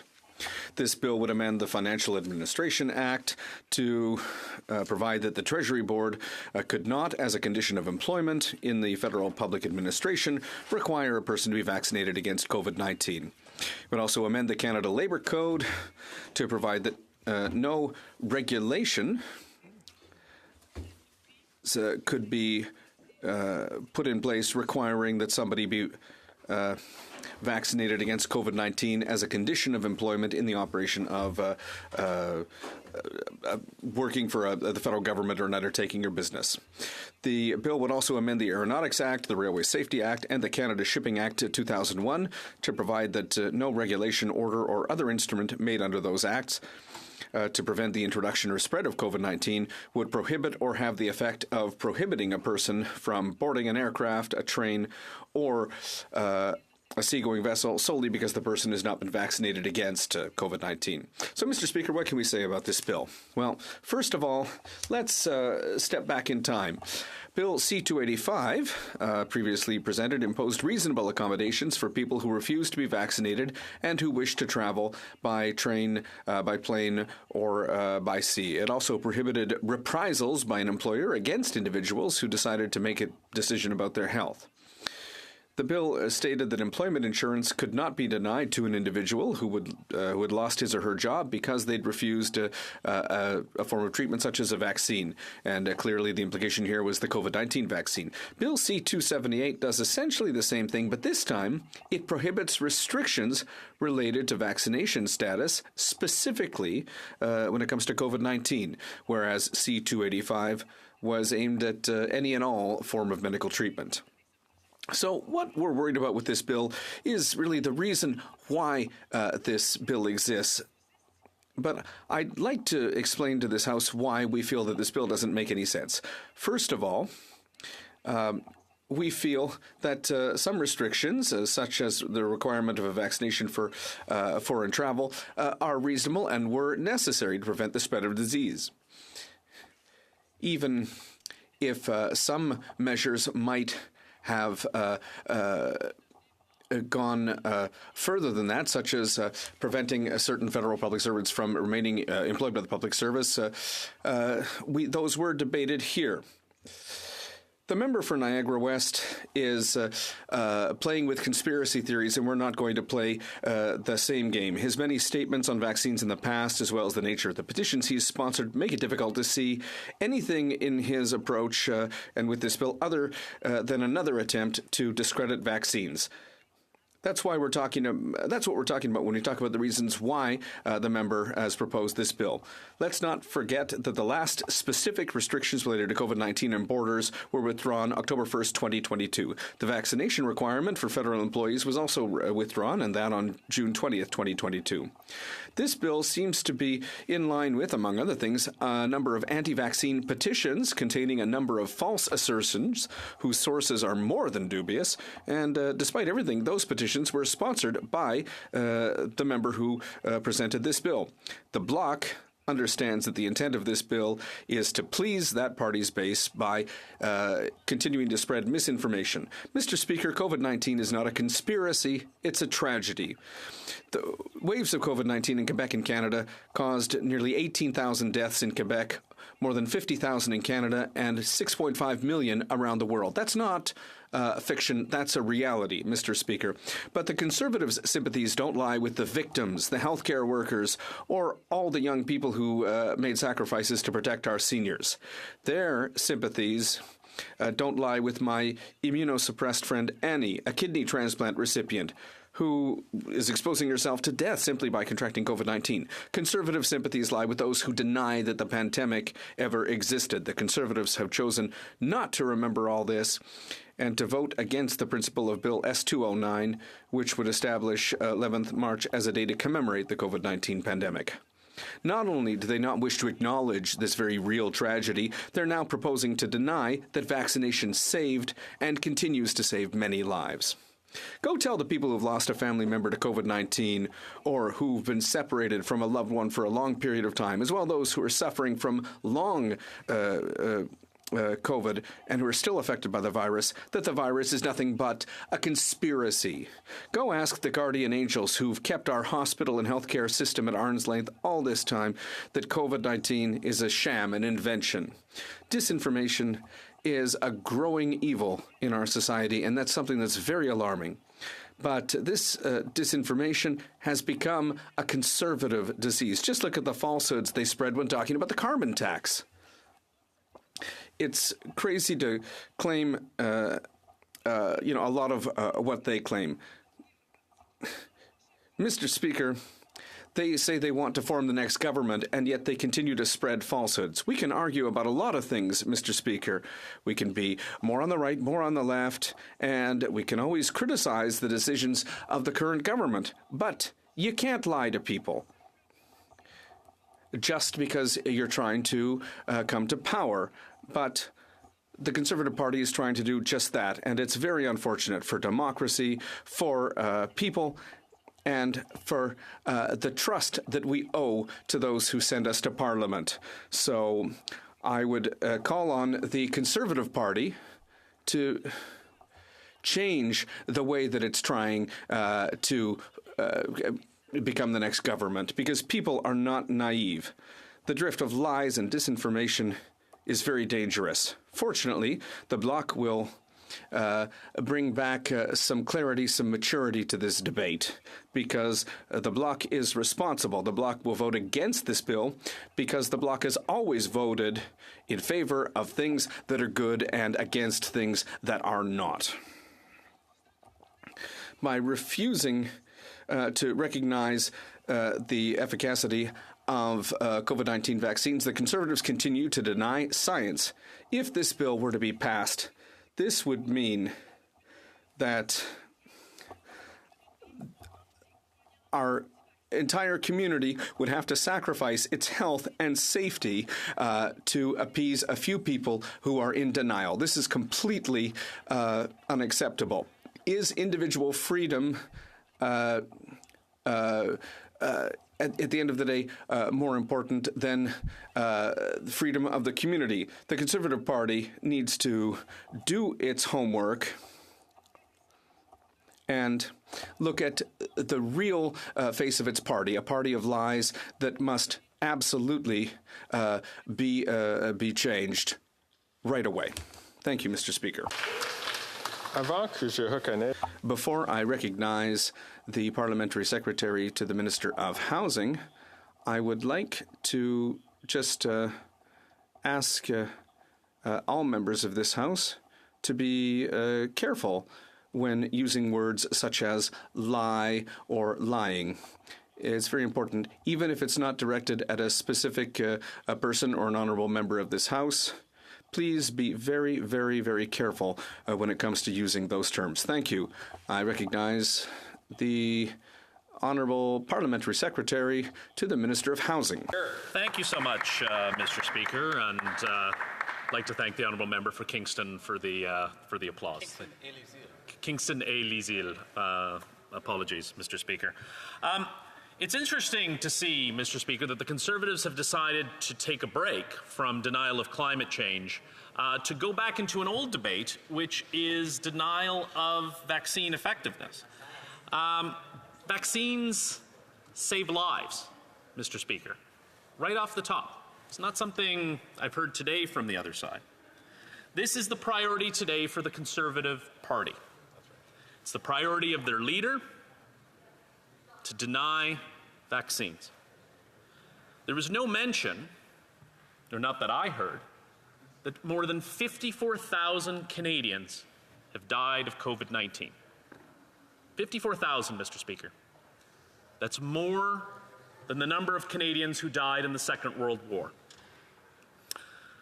751 Niagara residents have died of COVID-19, and in the past month, there have been 6 in intensive care in Niagara. Those could be constituents of mine or the member for Niagara West who's sponsoring this bill on behalf of the Leader of the Opposition. Wow, doing his dirty work. Vaccine denial, Mr. Speaker, is not a new thing. Vaccine denial is as old as vaccines. It goes back to the 19th century when the first vaccines against smallpox came around. And funny enough, at the time in the 19th century, Mr. Speaker, vaccine denial was led by people who were selling snake oil, who were trying to make money on the side with their snake oil remedies to combat, at that time, smallpox, which didn't have any effectiveness. And we see the grift continue here. But it's disappointing to watch the official opposition dive in headfirst, again and again and again. The more things change, Mr. Speaker, the more they stay the same. And unfortunately, when dealing with a massive health crisis, there were those in His Majesty's official opposition that echoed the disinformation and misinformation about COVID-19 vaccines. Now, I'd like to go back a little bit, Mr. Speaker. I wish it wasn't more than 20 years ago, but when I was in my early 20s, I got a job in the labor pool at a paper mill in the Niagara region, and got through the interview, and there was a requirement that I show proof of vaccination for tetanus. And I hadn't had it within the past 10 years. I had to go and get a vaccine before I could start work at the paper mill. Every doctor, nurse, soldier, firefighter, pilot, police officer that any Canadian has ever met in their lives has had a vaccine and had to have a vaccine before they started work. And what's the reason for this? The Conservatives talk about we have to protect our soldiers, we have to do this, we have to do that. Through world wars, we've required soldiers to get vaccines because it protects their health, it protects the health of the person next to them in the trench or in the foxhole. But they don't care, Mr. Speaker, and it's truly unfortunate. They're trying to take us back to square one.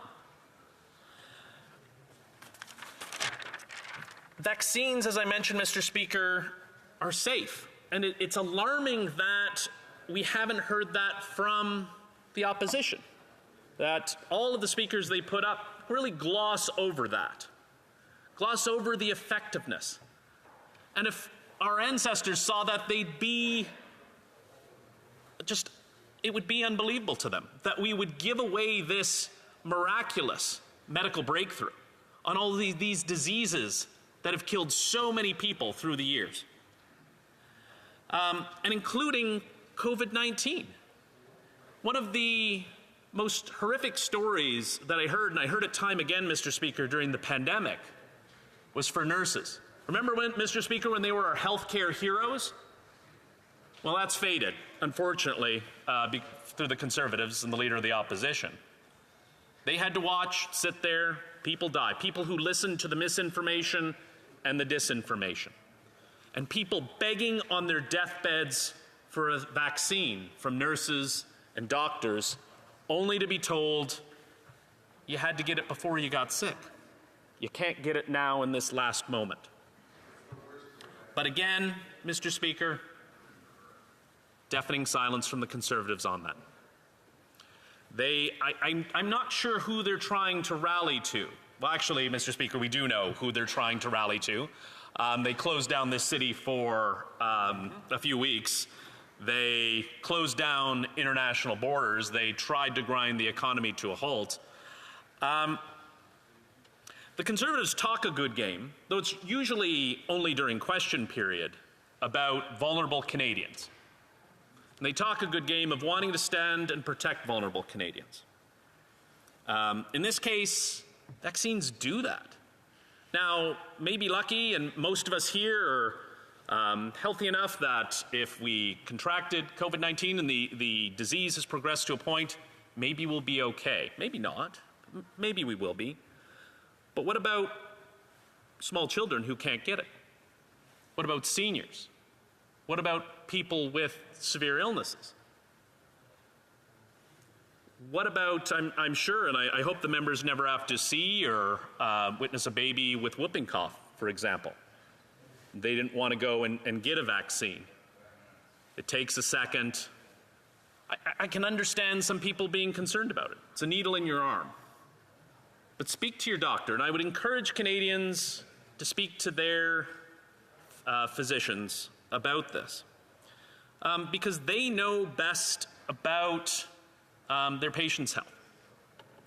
And my doctors would tell me, get it as soon as it's available. That's how much confidence they have. And I know my doctors are good doctors. The doctors throughout the Niagara region, throughout Canada, are highly regulated. Niagara too? Niagara too. Kingston as well, Les Îles. These are people who are here to protect our health. And they will say immediately to get the vaccinations that are available. Through the course of human history, disease has ravaged us so much. And perhaps we're benefiting from its success, where we can say in 2023, we don't need these vaccines. We don't need to worry about things like polio or smallpox or measles. And I'm sure many members of this House, oh, I got measles when I was a kid. It's okay. Kids die of measles, Mr. Speaker. There was a kid in New York State who contracted polio in 2023, Mr. Speaker. Wow. And mercifully, it didn't break out, but it can. And more as politicians, like those in the Conservative Party, try to make political hay out of vaccines and vaccine mandates, there's acceptance that what these snake oil salespersons, people, are trying to do is make us less healthy. And it's truly disappointing. But I do want to say thank you to the vast majority of Canadians who did their part. Canadians stand up to protect their neighbors, protect their family, protect their loved ones, protect their co-workers. They knew it was the right thing to do. And it's shameful, Mr. Speaker, that the Conservative Party would stand up and cheer on those who would stand against that. That there is not a willingness to stand up for the most vulnerable. Again, and again, they talk a good game during question period, Mr. Speaker. I'll grant them that. But after those 45 minutes are done, Mr. Speaker, sometimes a little longer, when that's done, we don't see any of that.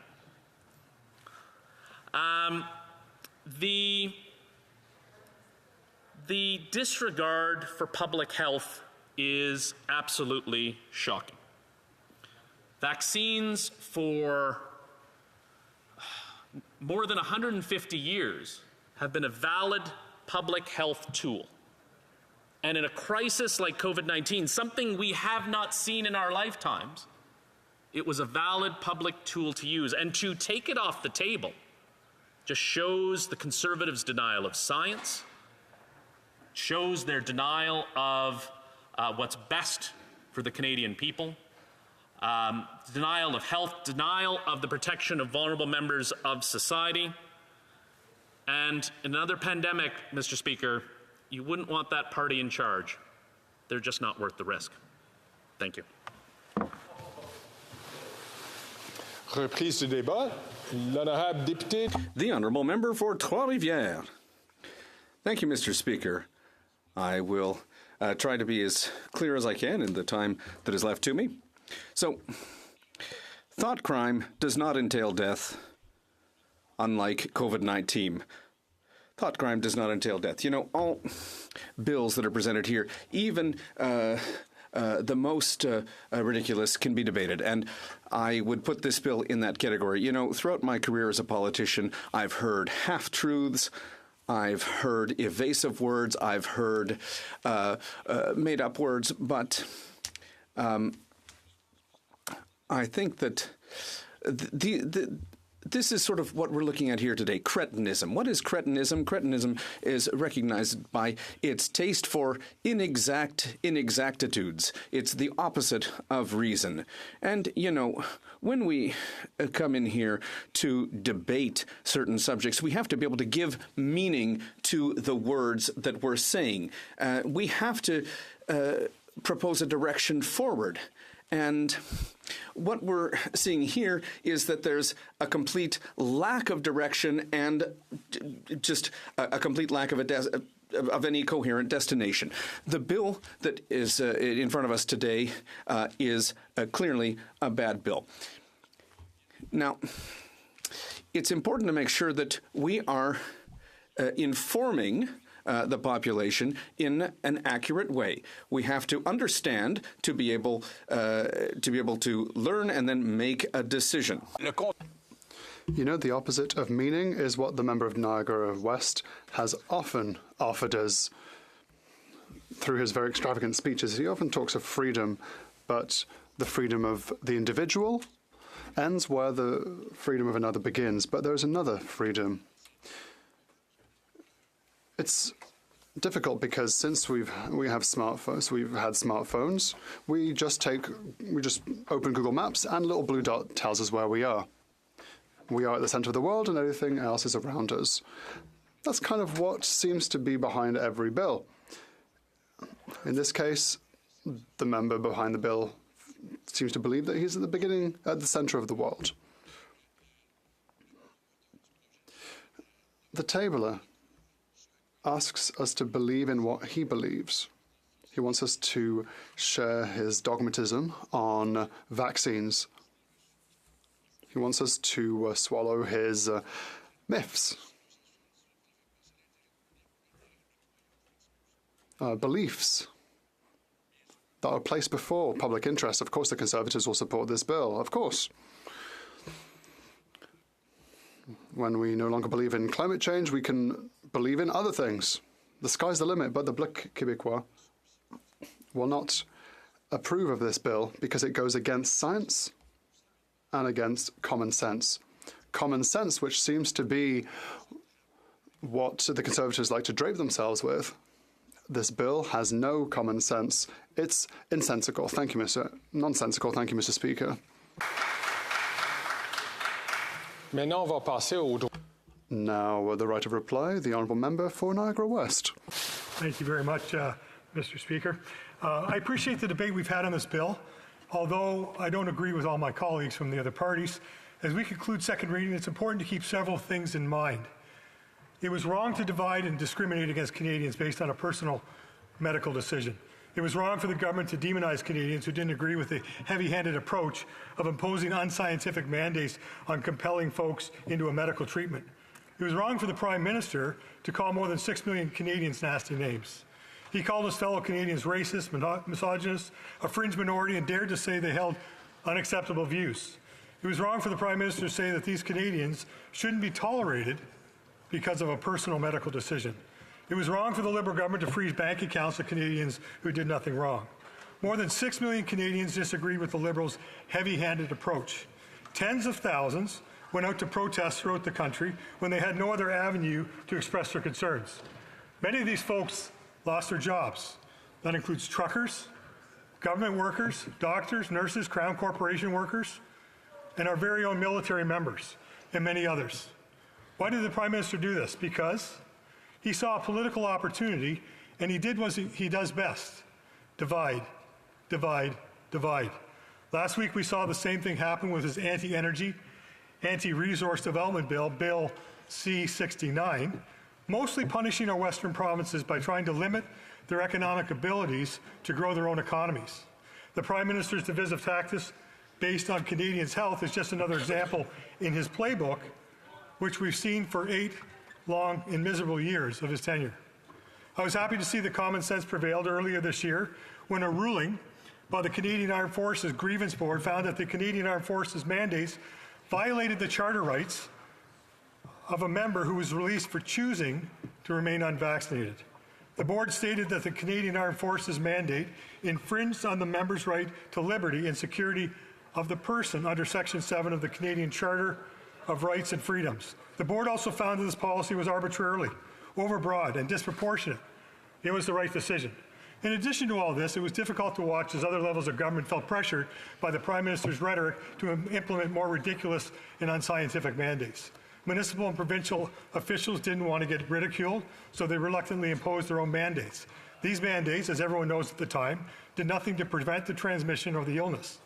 What the mandates did, however, was damage our country like I've never seen before. Folks were fired, folks lost their livelihood, folks were forbidden from traveling. I can't believe this actually happened in Canada, right here in Canada. Folks were prohibited from traveling, they missed birthdays, funerals, and other important events of friends and family across the country and abroad. It was sheer vindictiveness of those Liberals, plain and simple. They wanted to do the exact same sort of punishment of folks who didn't agree with their stance on imposing unscientific mandates that drove a wedge with families, friends, and neighbours. Families were torn apart because of the government's stigmatization of Canadians. This must never happen again, ever. My bill seeks to do that on the federal level where we do have our jurisdiction.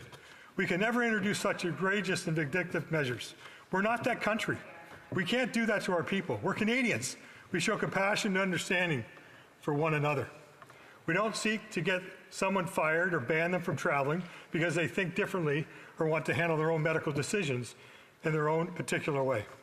They have every right to do so. It's their health. How did the government ever think it was okay to overstep such a sensitive boundary? I've heard from hundreds and thousands of Canadians firsthand. They're still disillusioned about what happened.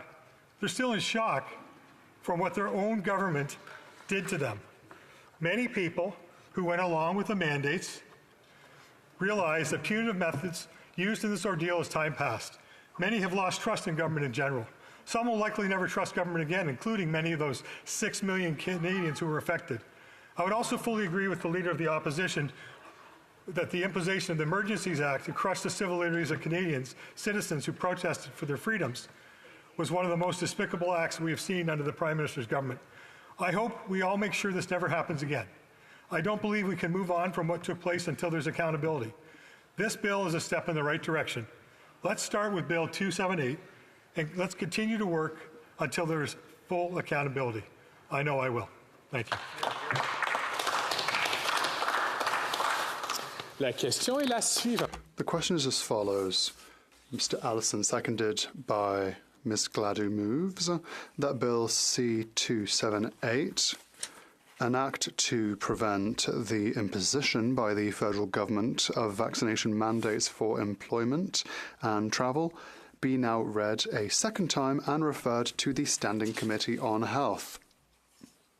If a member participating in person wishes that the motion be carried or carried on division, or if a member of a recognized party participating in person wishes to request a recorded division, I would invite them to rise and indicate it to the chair. Thank you, Mr. Speaker. I would ask for a recorded division.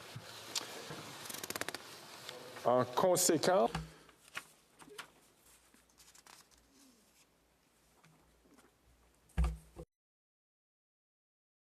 à l'article Pursuant to Standing Order 93, the division stands deferred until Wednesday, the 25th of October, at the expiry of the time provided for oral questions.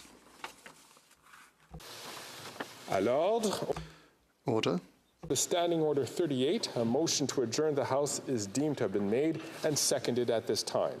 Therefore, the question is that this House do now adjourn. The Honourable Member from Courtenay, Alberni. Thank you, Mr. Speaker. It's an honor and privilege to rise tonight to talk about a really difficult year that we had in my riding of Courtenay, Alberni. We know that the ocean temperatures around the world have been rising rapidly. It's a record year for air temperatures, ocean temperatures, and wildfires globally. And my riding was no different, Mr. Speaker. We watched with horror as we saw wildfires rage across Yellowknife and Hay River in Nova Scotia, coast to coast, Mr. Speaker, and including in Highway 4 at Cameron Bluffs in my riding, which separated my riding from the Alberni Valley and the West Coast to the east coast of my riding. That fire started really at full rage in June 6th, and it had a tremendous impact on the communities and on and small business. And we know the PBO projected it would be about $900 million a year that climate emergencies would cost Canadians just 10 years ago. Here we are, Mr. Speaker, and we're into multi-billions of dollars, the impact on the economy, on the ecology, the ecosystem. And we're seeing that right now the PBO projects we're between $20 and $25 billion that climate emergencies have cost Canadians so far. So, Mr. Speaker, I think about the impact that has on our communities, and of course, we need to take real action when it comes to climate change. We need to make sure that we invest heavily in clean energy and transitioning away from fossil fuels. But we also need to make sure that the impact of climate emergencies isn't shouldered by the most vulnerable, Mr. Speaker, or by small businesses. And that's why I'm here tonight, Mr. Speaker, is that the communities of Tofino and Howsett and Heshquit, Tloquit, Ucluelethat, Toquat, Huet, Hupechesit, and Sachat, and Uchucklasit, and to Port Alberni have all been heavily impacted by wildfires in my riding. And in just Tofino and Ucluelet, they identified the cost was $44 million, and that was on August 16th, Mr. Speaker. So we're talking like 2 months in. It took a long time before the highway could get cleared and people could move, but supply chains were heavily impacted. And currently, Canada does not have a rapid response emergency fund for small businesses when it comes to climate emergencies. We know there's going to be lots more. I can't imagine the suffering people are having in Hay River and Yellowknife. We're even more impacted. But we need to find a fund. And when I ask small business owners, who should pay for this climate emergency response, rapid response fund, and it should be an increase in taxes, and the flat-out answer is no when I give them the alternative. The alternative, Mr. Speaker, is to charge an excess profit tax on oil and gas that have had record revenues, record profits, and shift that revenue to help support small businesses that have been impacted. And I believe we can have hope, Mr. Speaker, in taking on climate action really wholeheartedly after a year like this. We need to. But SMEs cannot shoulder the burden. Right now, they've asked for an extension on the CEBA loan, and they're still not getting that refundable portion, which they need by the end of next year. I was just talking to Scott Stewart, who runs True North Distilleries. He needs the CEBA loan extended, but his distillery also pivoted to help provide sanitizer for public health agencies through the pandemic. They just can't absorb this kind of punishment, Mr. Speaker. So we need to make sure that we're supporting small business with urgency, especially with the impact of climate-related emergencies. The CEBA loan extension is one, but providing a fund that can move rapidly and pivot so that we can help support these small businesses. You know, we've seen Britain charge an excess profit tax on oil and gas. We know the Conservatives aren't going to support that. We can't even get Liberals to do that in Canada, Mr. Speaker. It's time for the Liberal government to step in, provide resources to support those small business owners that are, you know, really are the economic drivers of our small communities. The Honourable Parliamentary Secretary to the Deputy Prime Minister and the Minister of Finance. Mr. Speaker, and I would like to thank the member opposite for his question and for his advocacy for firefighters. Of course, Mr. Speaker, I would also like to thank all of the first responders across Canada that keep us safe, including the brave volunteer firefighters that so many communities across our country depend on. Our government, of course, recognizes the important role that first responders play, and we will continue to support them, Mr. Speaker. But I would like to point out that one member of our government in particular has taken a leadership role in supporting firefighters across this country. The member of Longueuil-Charlemagne has crisscrossed the country, Mr. Speaker, meeting with firefighters, and after discussing with them the urgent needs that they are facing, presented a bill in this House to develop a national framework, Mr. Speaker, to actively support research, education, and cancer screenings with the goal of improving access for firefighters to cancer prevention and treatment. Now, of course, I know that the government also continuously reviews the tax system to ensure that it remains fair and efficient. And on that particular point, Mr. Speaker, I would also add that the member for Longueuil-Charlemagne is in touch with the minister responsible on the topic of firefighter tax credits. Mr. Speaker, I cannot emphasize enough the important role of first responders in facing the realities of climate change in the form, most notably, of increasingly frequent wildfires. Canada is in fact experiencing more extreme wildfires, and according to the data, this trend will only continue as the climate continues to change. Le budget de 2022 The 2022 budget, including significant funding to support our firefighters, as well as support for provinces, territories and Indigenous communities to mitigate and monitor to fires and respond to them. The budget included close to $40 million to train 1,000 new firefighters and incorporate Indigenous traditional knowledge into fire management. There were also $308.2 million to acquire firefighting equipment, such as vehicles and aircrafts, Mr. Speaker, including close to $40 million specifically for First Nation communities. Actions will help ensure greater volunteer safety in the line of duty and will also help ensure a higher degree of emergency preparedness in communities across Canada. Since 2015, the federal government has invested more than $100 billion to fight climate change and protect the environment. What is more, our emissions reduction plan is ambitious and achievable, Mr. Speaker, and its goal is to reduce greenhouse gas emissions and make Canada carbon neutral by 2050. Mr. Speaker, our government will continue to take action to protect our communities and support the first responders, including volunteer firefighters who protect us and our homes. Thank you, Mr. Speaker. The honourable member for Courtney Albany. Speaker, and I want to thank my colleague for talking about my bill C-310 for the volunteer firefighter tax credit. I hope that the government comes to its senses and prioritizes these over 100,000 volunteer firefighters and search and rescue volunteers, because inflation is having a huge impact on them. But also in terms of supporting our volunteers, we also need to look at new ways to tackling forest fires with the climate emergencies we're seeing. And Colson Group, which is in my riding in Port Alberni, they're currently one of the global leaders in night firefighting. They want to create a quick reaction force, support Canada's rapid response to forest fighting in Canada. I've asked for the Minister of Emergency Preparedness to come to the Alberni Valley. I hope that my colleague can help encourage this to happen so that he can learn from the best in the business and how Canada can mitigate and put out forest fires, because the quicker we can put out forest fires, the quicker that we can reduce emissions. And so we don't talk enough about that connection when it comes to climate, to tackling climate change. So thank you, Mr. Speaker. L'honorable secrétaire parlementaire, la vice-première ministre et ministre des Finances.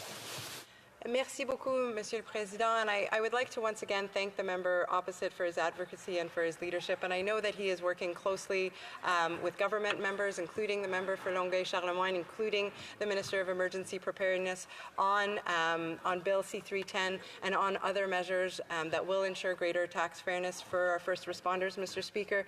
But I do also know that we will continue to work in this direction through various other means as well. We also have Bill C-224, which addresses this, Mr. Speaker. There are many actions that our government has taken and will continue to take, and I encourage collaboration between my NDP colleague, which I respect enormously, and members of the government and of Cabinet in order to advance this cause. Thank you, Mr. Speaker. Prochaine question, l'honorable député. Next question, the Honourable Member for Edmonton Strathcona. Since October 7th, Israelis haven't been able to mourn their dead in peace. Every day, we are learning more about the sickening and horrifying brutality of Hamas and the Hamas terrorist attacks. We mourn the losses of so many bright lights, including so many people who are working for peace. We want to see the hostages come home now.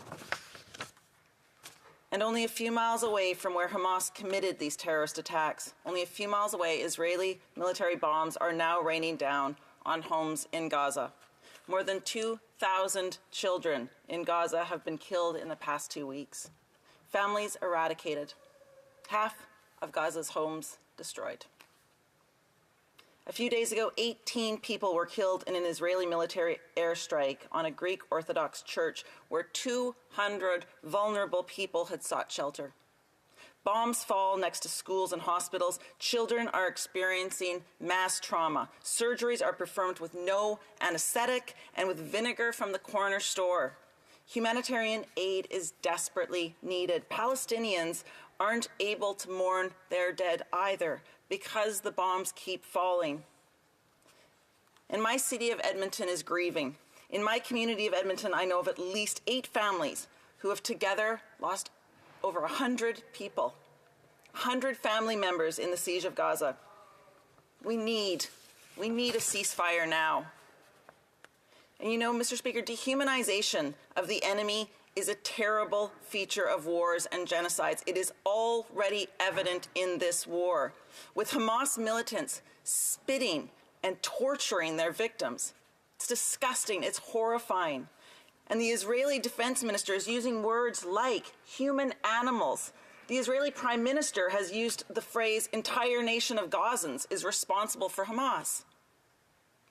And there is a straight line. There is a straight line between dehumanization and hate crimes that we are seeing around the world. We know that hate crimes against the Jewish Canadians have massively increased since October 7th. This is heartbreaking. It's heartbreaking to see what's happening in the world. And the National Council of Canadian Muslims say that reports of hate crimes against Muslims have increased by 1,000%. I am deeply concerned by the silencing of Jewish and Palestinian people, particularly women, particularly women's voices across Canada, in the media, on social platforms, and in public discourse. This is a time for us those of us who are not Palestinian, not Jewish, to listen and to learn. And we need a ceasefire. Our call for a ceasefire does not mean we do not want the end of Hamas. Of course we do. But the people of Gaza are not Hamas. The children of Gaza are not Hamas. Palestinians are not Hamas. They deserve, as all people do, to live and to thrive and to be free and to be safe. Not this. And these bombings will not make Israelis safe either. Collective punishment does not make anyone safer. Canada must do better. We must recognize the broader context of this war and the ongoing occupation in which we have so much work to do. Before this war, Gazans were severely restricted in their movements by Israel. Israel still occupies the West Bank where illegal settlements are being built. As rockets have fallen on towns in Israel, settlers have attacked Palestinian residents of the West Bank. The occupation has enormous costs, most importantly in lives, but also in long-term security. I urge the government now to finally call for a ceasefire. Thank you. L'honorable secrétaire du ministre des Affaires mondiales. The Parliamentary Secretary to the Minister for Global Affairs. Thank the member from Edmonton Strathcona for the passion and compassion, for the intelligence and wisdom that she brings to this subject, not only today but every day, and for the ongoing work that we are attempting to do together in really a horrific situation. Canadians were shocked to see the unspeakable atrocities that were committed by the terrorist organization Hamas. Hamas is recognized by Canada and by others as a terrorist organization, and we unequivocally condemn the brutal terrorist attack against Israel. Israel has a right to defend itself in accordance with international law. That international law, the international humanitarian law and other laws are very clear. A civilian is a civilian. Palestinian and Israeli civilians need to be protected, and we need to keep this in the front of our minds every day. Even as Canadian hearts are broken and our minds are taxed as we attempt to find solutions to the situation, we continue to work with our allies and our friends to de-escalate the situation primarily. We have been working extremely hard to get Canadians and other foreign nationals out of Israel, out of Gaza, out of the West Bank. We'll continue to do that work. We've also been continuing to work feverishly on getting humanitarian aid into Gaza. And this has been a trying and difficult situation. For that reason, and for no other reason than to get humanitarian assistance into the area, the Prime Minister today called on the international community to consider humanitarian pauses on hostilities need to be considered. That is what the Prime Minister said today, and echoed by the Minister of Foreign Affairs. We are looking for the best ways that Canada can engage in this situation to ensure that humanitarian assistance can be provided. As I said, we've been working with our allies and our partners for over 2 weeks now to find a way to de-escalate this situation. The Foreign Minister has been in the region. She's been twice. She's been to Israel and to Jordan, as well as discussions with the Palestinian Authority, and most recently in Egypt at a peace conference, and today in the UAE. Her goal is to support Canadians and bring them home as they want to come home. She's been there to witness the human impact of the violence and to discuss the humanitarian crisis in Gaza and to work with our partners, as I said, to de-escalate. That's what we'll be doing and will continue to do. The safety and security of Canadians is first, but it's not the last. What we will continue to do is find ways for Canada to engage constructively in this situation to help. As the Speaker will be well aware, Canada was one of the first countries to offer humanitarian assistance with an immediate $10 million and a further $50 million. We're in the top 5 countries in humanitarian assistance, but we have to get it in. That is why our government, the Prime Minister, says that the world needs to find a way to do a humanitarian pause on the hostilities. That will allow such aid to travel into the war-torn area without causing further vilification of others in the area. This is what we will do. We'll continue to fight for this. We want to ensure that Palestinian civilians, Israeli civilians are cared for, are safe and secure as we move to the day after and find the best way to solve this situation. Thank you, Mr. Speaker. L'honorable député d'Edmonton Strathcona pour 1 minute. 1 minute. Mr. Speaker, I have one very short question and then one a little bit longer. The first question is, what on earth is the difference between a humanitarian pause and a ceasefire? Stop dropping bombs on kids. That's the same thing. Why can the government not use the words ceasefire? Why can't they say what so many people in our country have been urging them to say? Ceasefire. We need a ceasefire now. And if you need to call it a humanitarian pause, you're going to have to explain why that's different than a ceasefire.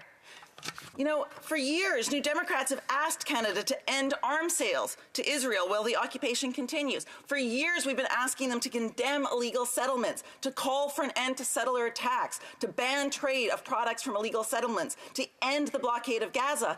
And the Liberals have remained silent. Once again, call for a ceasefire. The children of Palestine need you to stand up now. The Honourable Parliamentary Secretary to the Minister of Foreign Affairs. Thank you, Mr. Speaker. And let's be very clear. People are dying. Children are dying on both sides of that border. Our goal is not to play games. Our goal is not to have semantics. Our goal is to get humanitarian assistance to a war-torn part of the world. And this is not a conventional war. Mr. Speaker, this is a war between a democratic state and a listed terrorist organization.